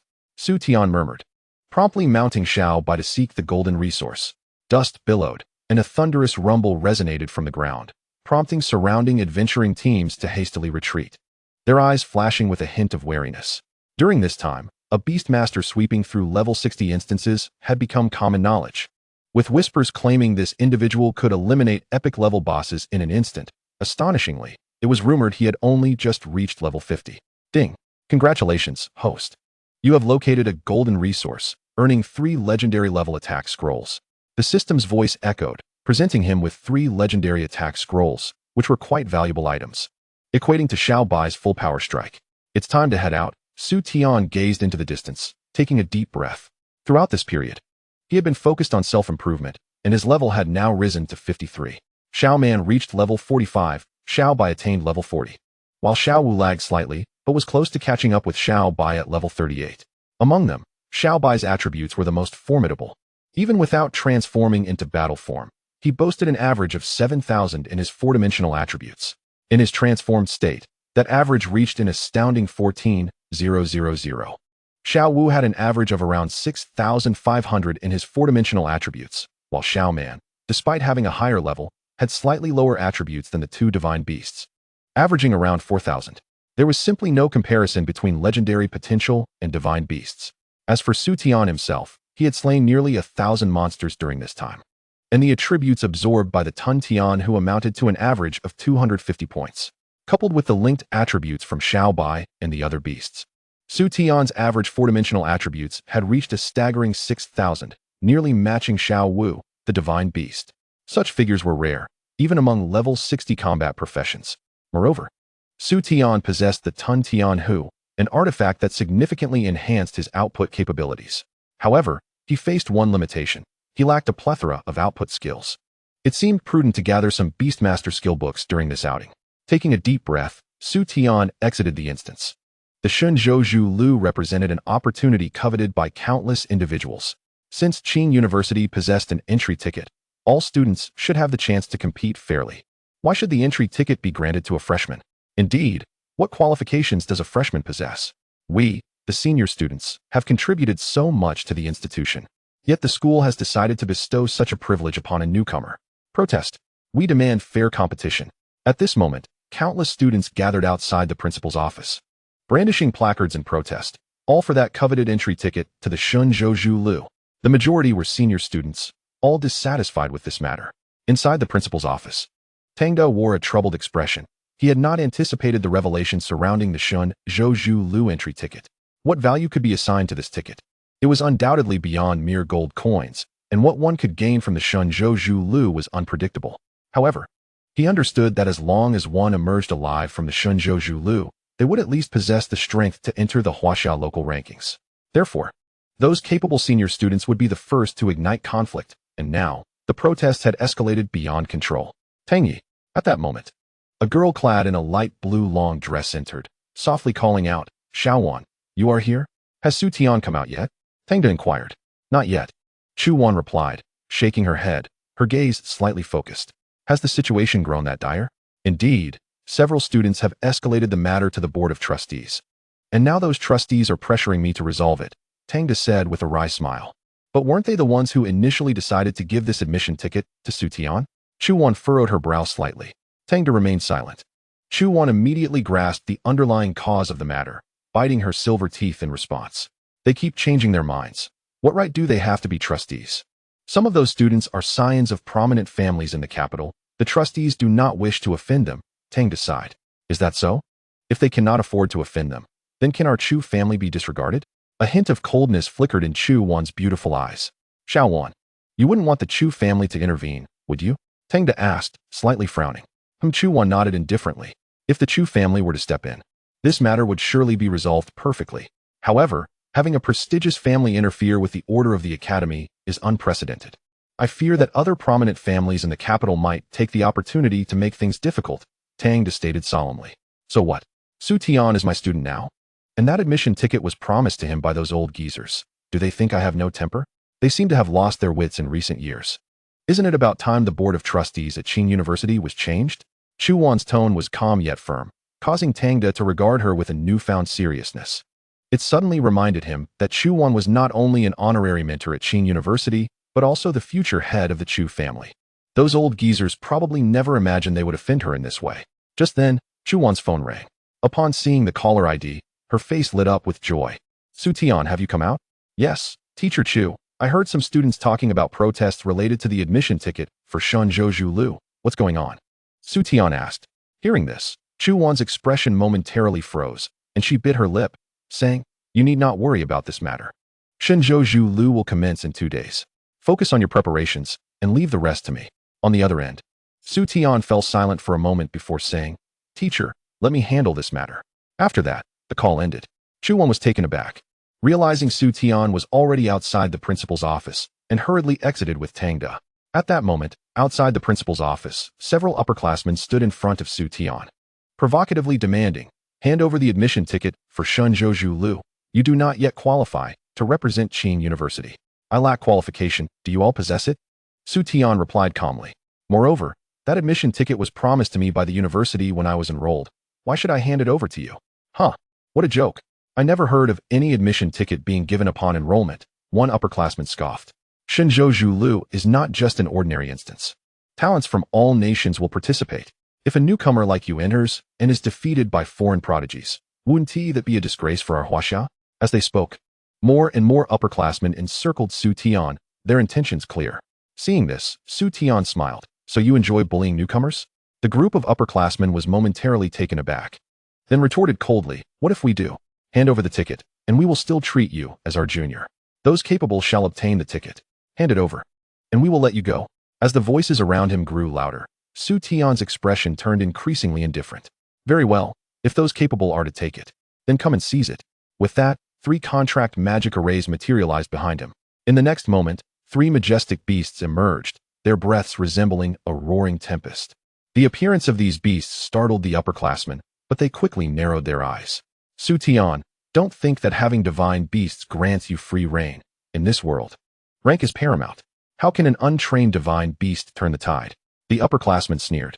The heavens may not be overturned, but I can easily overturn you, Su Tian replied. With that, the 3 beasts roared forth, and Xiao Man sat down abruptly, crushing one upperclassman beneath her. Su Gu. The surrounding upperclassmen were taken aback, and in the next second, they were caught in a whirlwind. Xiao Bai had mastered a new skill, the whirlwind tornado. Ugh! Xiao Wu spat a mouthful of water, forcing those upperclassmen to retreat. By the time Chu Wan and Tang Da emerged, the upperclassmen were already crying out in despair, thoroughly overwhelmed. Tang Da and Chu Wan exchanged glances, initially expecting Su Tian to struggle against so many, but it seemed he was handling it quite effortlessly. You are correct. Shenzhou Lu is not merely an ordinary instance. It represents the nation's dignity. Allowing you to enter would only bring shame. Su Tian's calm voice made the upperclassmen realize the folly of their provocation, and they shook their heads in distress. Not far away, a girl in a meow-long skirt observed the scene and softly remarked, I said it was merely a farce. He could resolve it effortlessly. You lost. Give it to me. The girl across from her, on the verge of tears, handed over a skill scroll for an insect master, exclaiming, This guy is truly abnormal. He actually came out fighting. All right, let us prepare for Shenzhou Lu. We will face not only Huaxia's talents, but also formidable foreign prodigies. I've heard there's a genius from the Neon Country who can summon demon gods. I wonder who is more formidable compared to Su Tian, Anlan mused, gazing at the silhouette of the young man in the sunlight. The girl opposite pouted. If only we could encounter him in Shenzhou Lu, with our looks. We could definitely attract him to be our muscle. Hearing this, Anlan paused, recalling the throngs surrounding him during the 9-tiered demon tower, then chuckled. You might be a bit overconfident. Teacher Chu, will there be any repercussions for defeating this group? Seeing Chu Wan and Tang Da approach, Su Tian smiled. Grandpa Tang. It was just a few upperclassmen. It should be fine, right? Chu Wan turned to Tang Da. Tang Da wore a helpless expression. They've been beaten. However, I doubt they will report to the Board of Trustees since being defeated by a newcomer is not something to be proud of. Hearing this, Chu Wan smiled in satisfaction. It seems this resolution was indeed quite appropriate. Su Tian chuckled in agreement. These upperclassmen merely felt entitled to the Shenzhou Lu admission ticket, believing newcomers unworthy of it, so they caused a ruckus. What method could be more effective than simply overpowering them? The answer was none.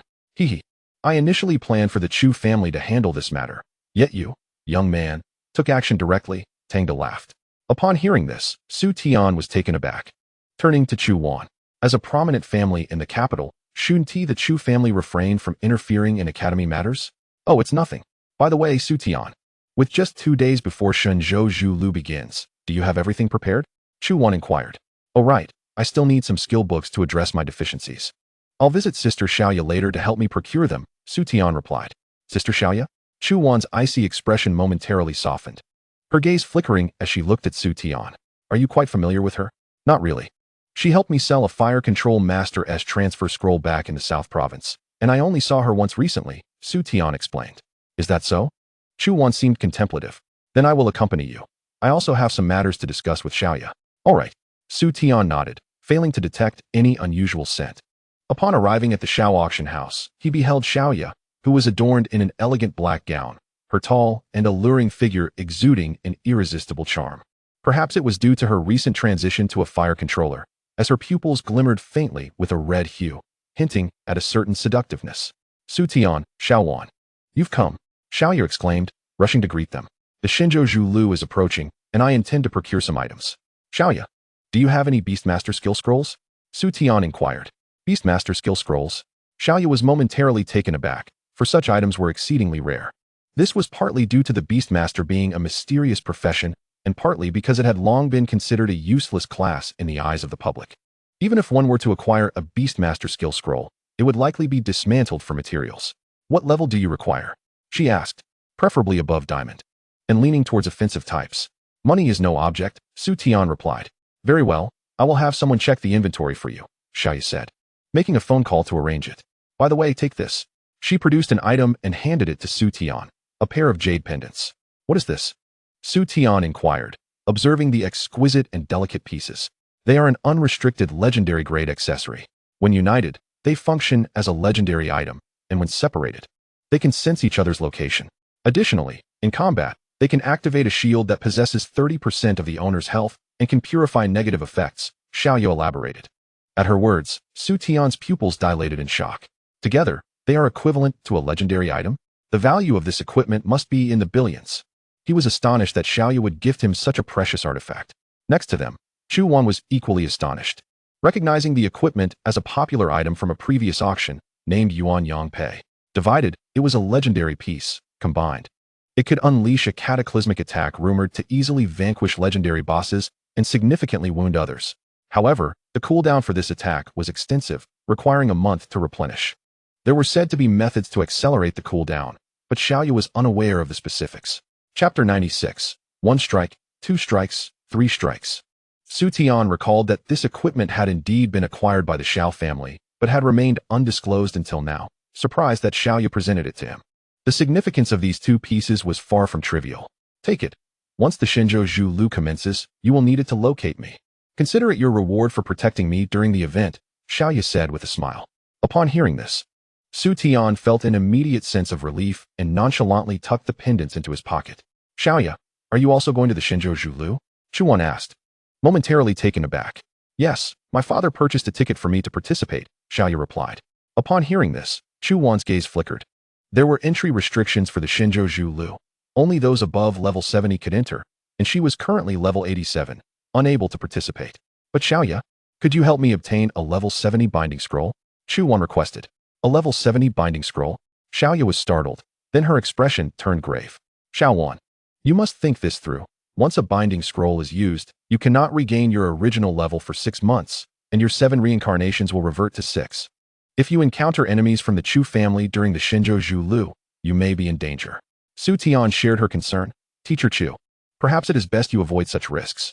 Chu Wan, poised to inherit the Chu family legacy, had many eyes watching her, both domestically and internationally. If it were known she entered the Shenzhou Zhu Lu, it would undoubtedly attract assassins. It's all right. I have entered the Shenzhou Zhu Lu before and am familiar with the surroundings. It is difficult to be killed there, she said calmly. Su Tian scratched his head, perplexed by Chu Wan's sudden desire to enter the event, as she had never mentioned it before. Very well, I will assist you, Xiaoya said, feeling it futile to dissuade her further. The next day, as Su Tian rose, he received a call from Xiaoya. Su Tian, I have news regarding the skills you requested. One of them is the Beastmaster Diamond skill, Tian Hua Lu Xing. This is a spell type. Large area attack skill that can summon meteors of fire to strike the opponent. However, Its damage primarily depends on the owner's attributes and the beast they control. Without a fire attribute beast, the skill's power will significantly diminish. Xiao Yu's words plunged Su Tian into contemplation. Tian Hua Lu Xing, a large area attack skill, and it is ranged. It seems quite decent. However, the issue is that I lack a fire attribute beast, which may reduce the skill's effectiveness. He decided, nonetheless, finding Beastmaster skills is challenging. I shall secure this one for now. He then asked, Sister Xiaoya, what about the second skill? The second is a melee enhancement skill. An epic level skill called Lei Ting Zhan Ti. Upon use, it envelopes the user in lightning for a period, and each attack inflicts lightning damage, Xiaoya replied. Wow, Lei Ting Zhan Ti sounds impressive. How much for these two skills? I will purchase them, Su Tian inquired. The first one is from our inventory, and I will give it to you. The second is from an old bounty hunter, who is asking for 300,000, Xiaoya explained. 300,000? Really? Su Tian was taken aback. But it is still an epic skill. How can it be so undervalued? He was incredulous. Even ordinary warrior epic skills are worth several million. Who is joking with you? The Beastmaster skills have never been valued highly. The market scarcity is simply due to the general lack of interest in selling them.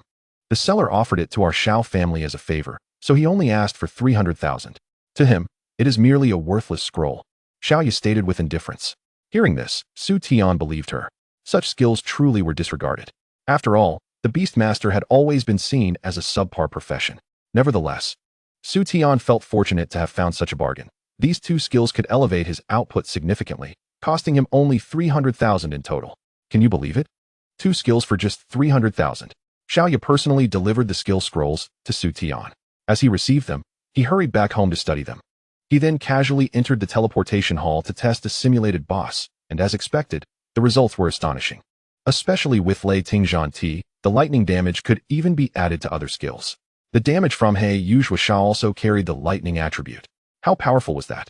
With excitement coursing through him, he awaited the official commencement of the Shenzhou Zhu Lu. The initiation of the Shenzhou Zhu Lu was quite unique. During this day, entry tickets transformed into a teleportation passage that would usher participants in, though the exact timing remained unknown. Thus, while Su Tian was asleep one night, he was suddenly transported to the Shenzhou Zhu Lu. As he surveyed his surroundings, Su Tian was bewildered. Where's my blanket? Is this a joke? Just then, a peculiar creature, strikingly feline yet distinctly different, leapt toward him, its eerie green eyes glowing menacingly in the darkness. Su Tian, reacting quickly, brandished Heiyu, positioning it defensively before the bizarre creature. Simultaneously employing the Eye of Insight, the target is the Lutong Yaobao, level 55. Description: a creature accustomed to emerging in the night, possessing formidable speed and exceptional hunting skills. Health: 44, 521, Strength: 5, 341, Defense: 5, 062, Speed: 6, 044, Stamina: 4, 832. Upon viewing this panel, Xu Tian momentarily froze, yet he did not ponder deeply. He equipped the Tunshin Hu, witnessing a tremendous surge in both strength and stamina, subsequently unleashing the domain of the god of killing, striking at the Lutong Yaobao with a single blow. The damage of 999 was terrifyingly close to breaking 10,000, a testament to his doubled attributes. Naturally, utilizing skills would yield even greater damage. With that strike, he had already reduced the Lutong Yaobao's health by nearly 1/4. The creature emitted a chilling shriek but did not retreat. Instead, a deep crimson light flickered in its pupils. Upon seeing this bloodlight, Xu Tian's heart sank. Was this a state of rage?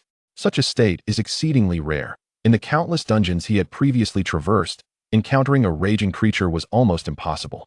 How could it be that this monster, seemingly without difficulty, had directly entered a state of rage? Or could it voluntarily enter such a state? Xu Tian temporarily set aside this thought as the black flames continued to surge from his hand, and he swung at the enraged Yaobao. Despite the creature's impressive attributes and its enraged state, it paled in comparison to Xu Tian within the domain of the god of killing. 1 strike, 2 strikes, 3 strikes. It was swiftly felled. Ding. Congratulations, host, for entering the dungeon for the first time, earning an exploration opportunity. Congratulations, host, for discovering a red resource. It has been detected that there is another red resource on this map. Please proceed to explore. Chapter 97. The Birth of the Zhuqiue. Another red resource?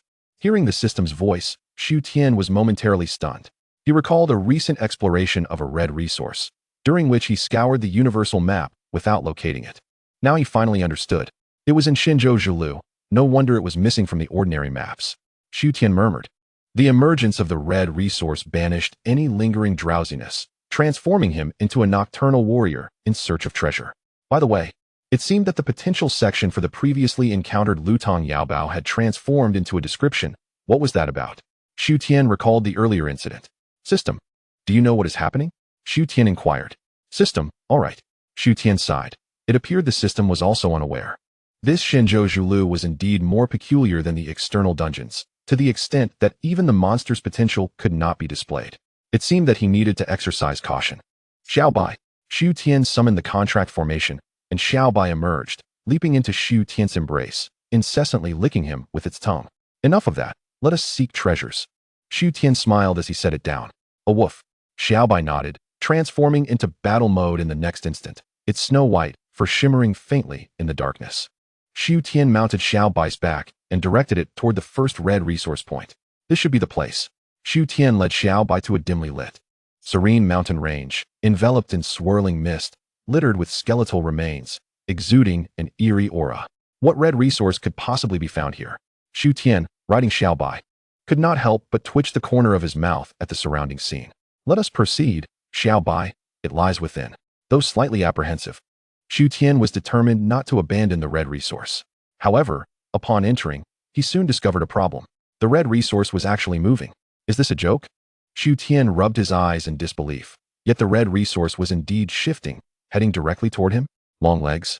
Suddenly, a series of clanging sounds echoed, accompanied by a jarring, saw-like noise from all directions. Swish. Tall, dark figures emerged, their steps causing the ground to tremble, dragging various enormous weapons behind them. What on earth? Xu Tian stared in shock, his eyes wide. What are these things? I have insight. Target, Dark Knight Legion. Description, a legion of knights buried in a graveyard. Altered by a unique energy, resurrected, and possessing a strong counter to healing abilities. Health, 276, 934, Strength, 7, 963, Defense, 8, 054, Speed, 9, 432, Stamina, 4, 328. Skills, Dark Erosion, Heavy Slash, Netherfire. Upon reading this introduction, Xu Tian's pupils contracted sharply. The Dark Knight Legion? Their attributes appeared relatively normal, yet that 276, 934 health was absurd. Surely this is not a joke. Boom. At that moment, a dull thud suddenly resonated behind him. A shadow wielding a massive sword had appeared without warning. This Dark Knight was clad in rusted armor, its face beneath the helmet appearing desiccated, with its eyes resembling swirling black voids. Huh. A voice from an unknown source commanded as the knight swung its heavy sword directly at Xu Tian's head.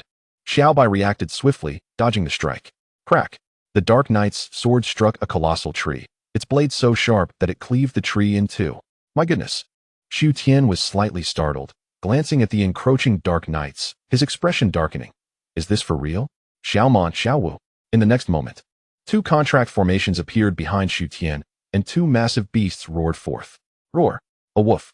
Xiaomon stood like a solid wall before Xu Tian and Xiao Bai, directly engaging the knight wielding the heavy sword. Healing is ineffective. Xiaomon, Xiao Bai, unleash your full power. Xu Tian leaped from Xiao Bai's back and commanded. According to past experiences, the stronger these Dark Knights, the rarer the treasures born from the resources they guarded. For instance, the spider lair he explored while searching for Xiaowu. This Dark Knight Legion was evidently stronger than that spider lair. A woof. Xiao Bai charged ahead, radiating a red glow, simultaneously unleashing a torrent of wind energy, instantly shredding a Dark Knight into pieces. Yet, oddly enough, after falling, the Dark Knight rose again shortly thereafter. Cannot die? Xu Tian frowned slightly, but he noticed that the health bar of 276, 934 had diminished significantly. So that is how it is. They share a collective health bar and cannot perish until it is fully depleted. Xu Tian's gaze flickered, and he no longer hesitated, launching an all-out assault alongside Xiao Bai and the others. Thunder Battle Body. Without hesitation, Xu Tian utilized his newly learned epic skill. In the next moment, crackling thunder surrounded his body, and even within him, it felt as though thunder surged. This indescribable sense of power was utterly intoxicating. Well then, let us commence. Xu Tian clenched his right fist, the black prison materializing as the Tunshin who shimmered behind him. Bang! In an instant, Xu Tian shot forth like a bolt of lightning, leaving behind a trail of crackling arcs. Upon activating the Thunder Battle Body, Xu Tian felt his speed elevate to another level, allowing him to maneuver effortlessly among the Dark Knights. Black Prison, a swift slash unleashed black fire damage, intertwined with electric damage, crackling in the air. 1 strike, 2 strikes, 3 strikes. The health of the Dark Knight Legion plummeted at an observable rate. As Xu Tian exerted himself, his pets matched his fervor, unleashing their most potent skills. Finally, with Xu Tian's final strike, the health of the Dark Knight Legion was reduced to 0. Boom. The knights collapsed to the ground, disintegrating into ash and loot. One warrior dropped an egg, its surface patterns resembling flames, vividly alive, stirring Xu Tian's heart. Upon seeing this egg, Xu Tian could not help but feel a surge of joy. The third divine beast egg. I wonder what magnificent creature will emerge from within. Filled with anticipation, Su Tian and Xiao Bai formed a circle, quietly gazing at the crimson egg. Gulu. At last, amidst the expectant stares of 4 eager eyes, the red egg trembled slightly. It is hatching, it is hatching, Su Tian exclaimed with excitement. Come on, little one.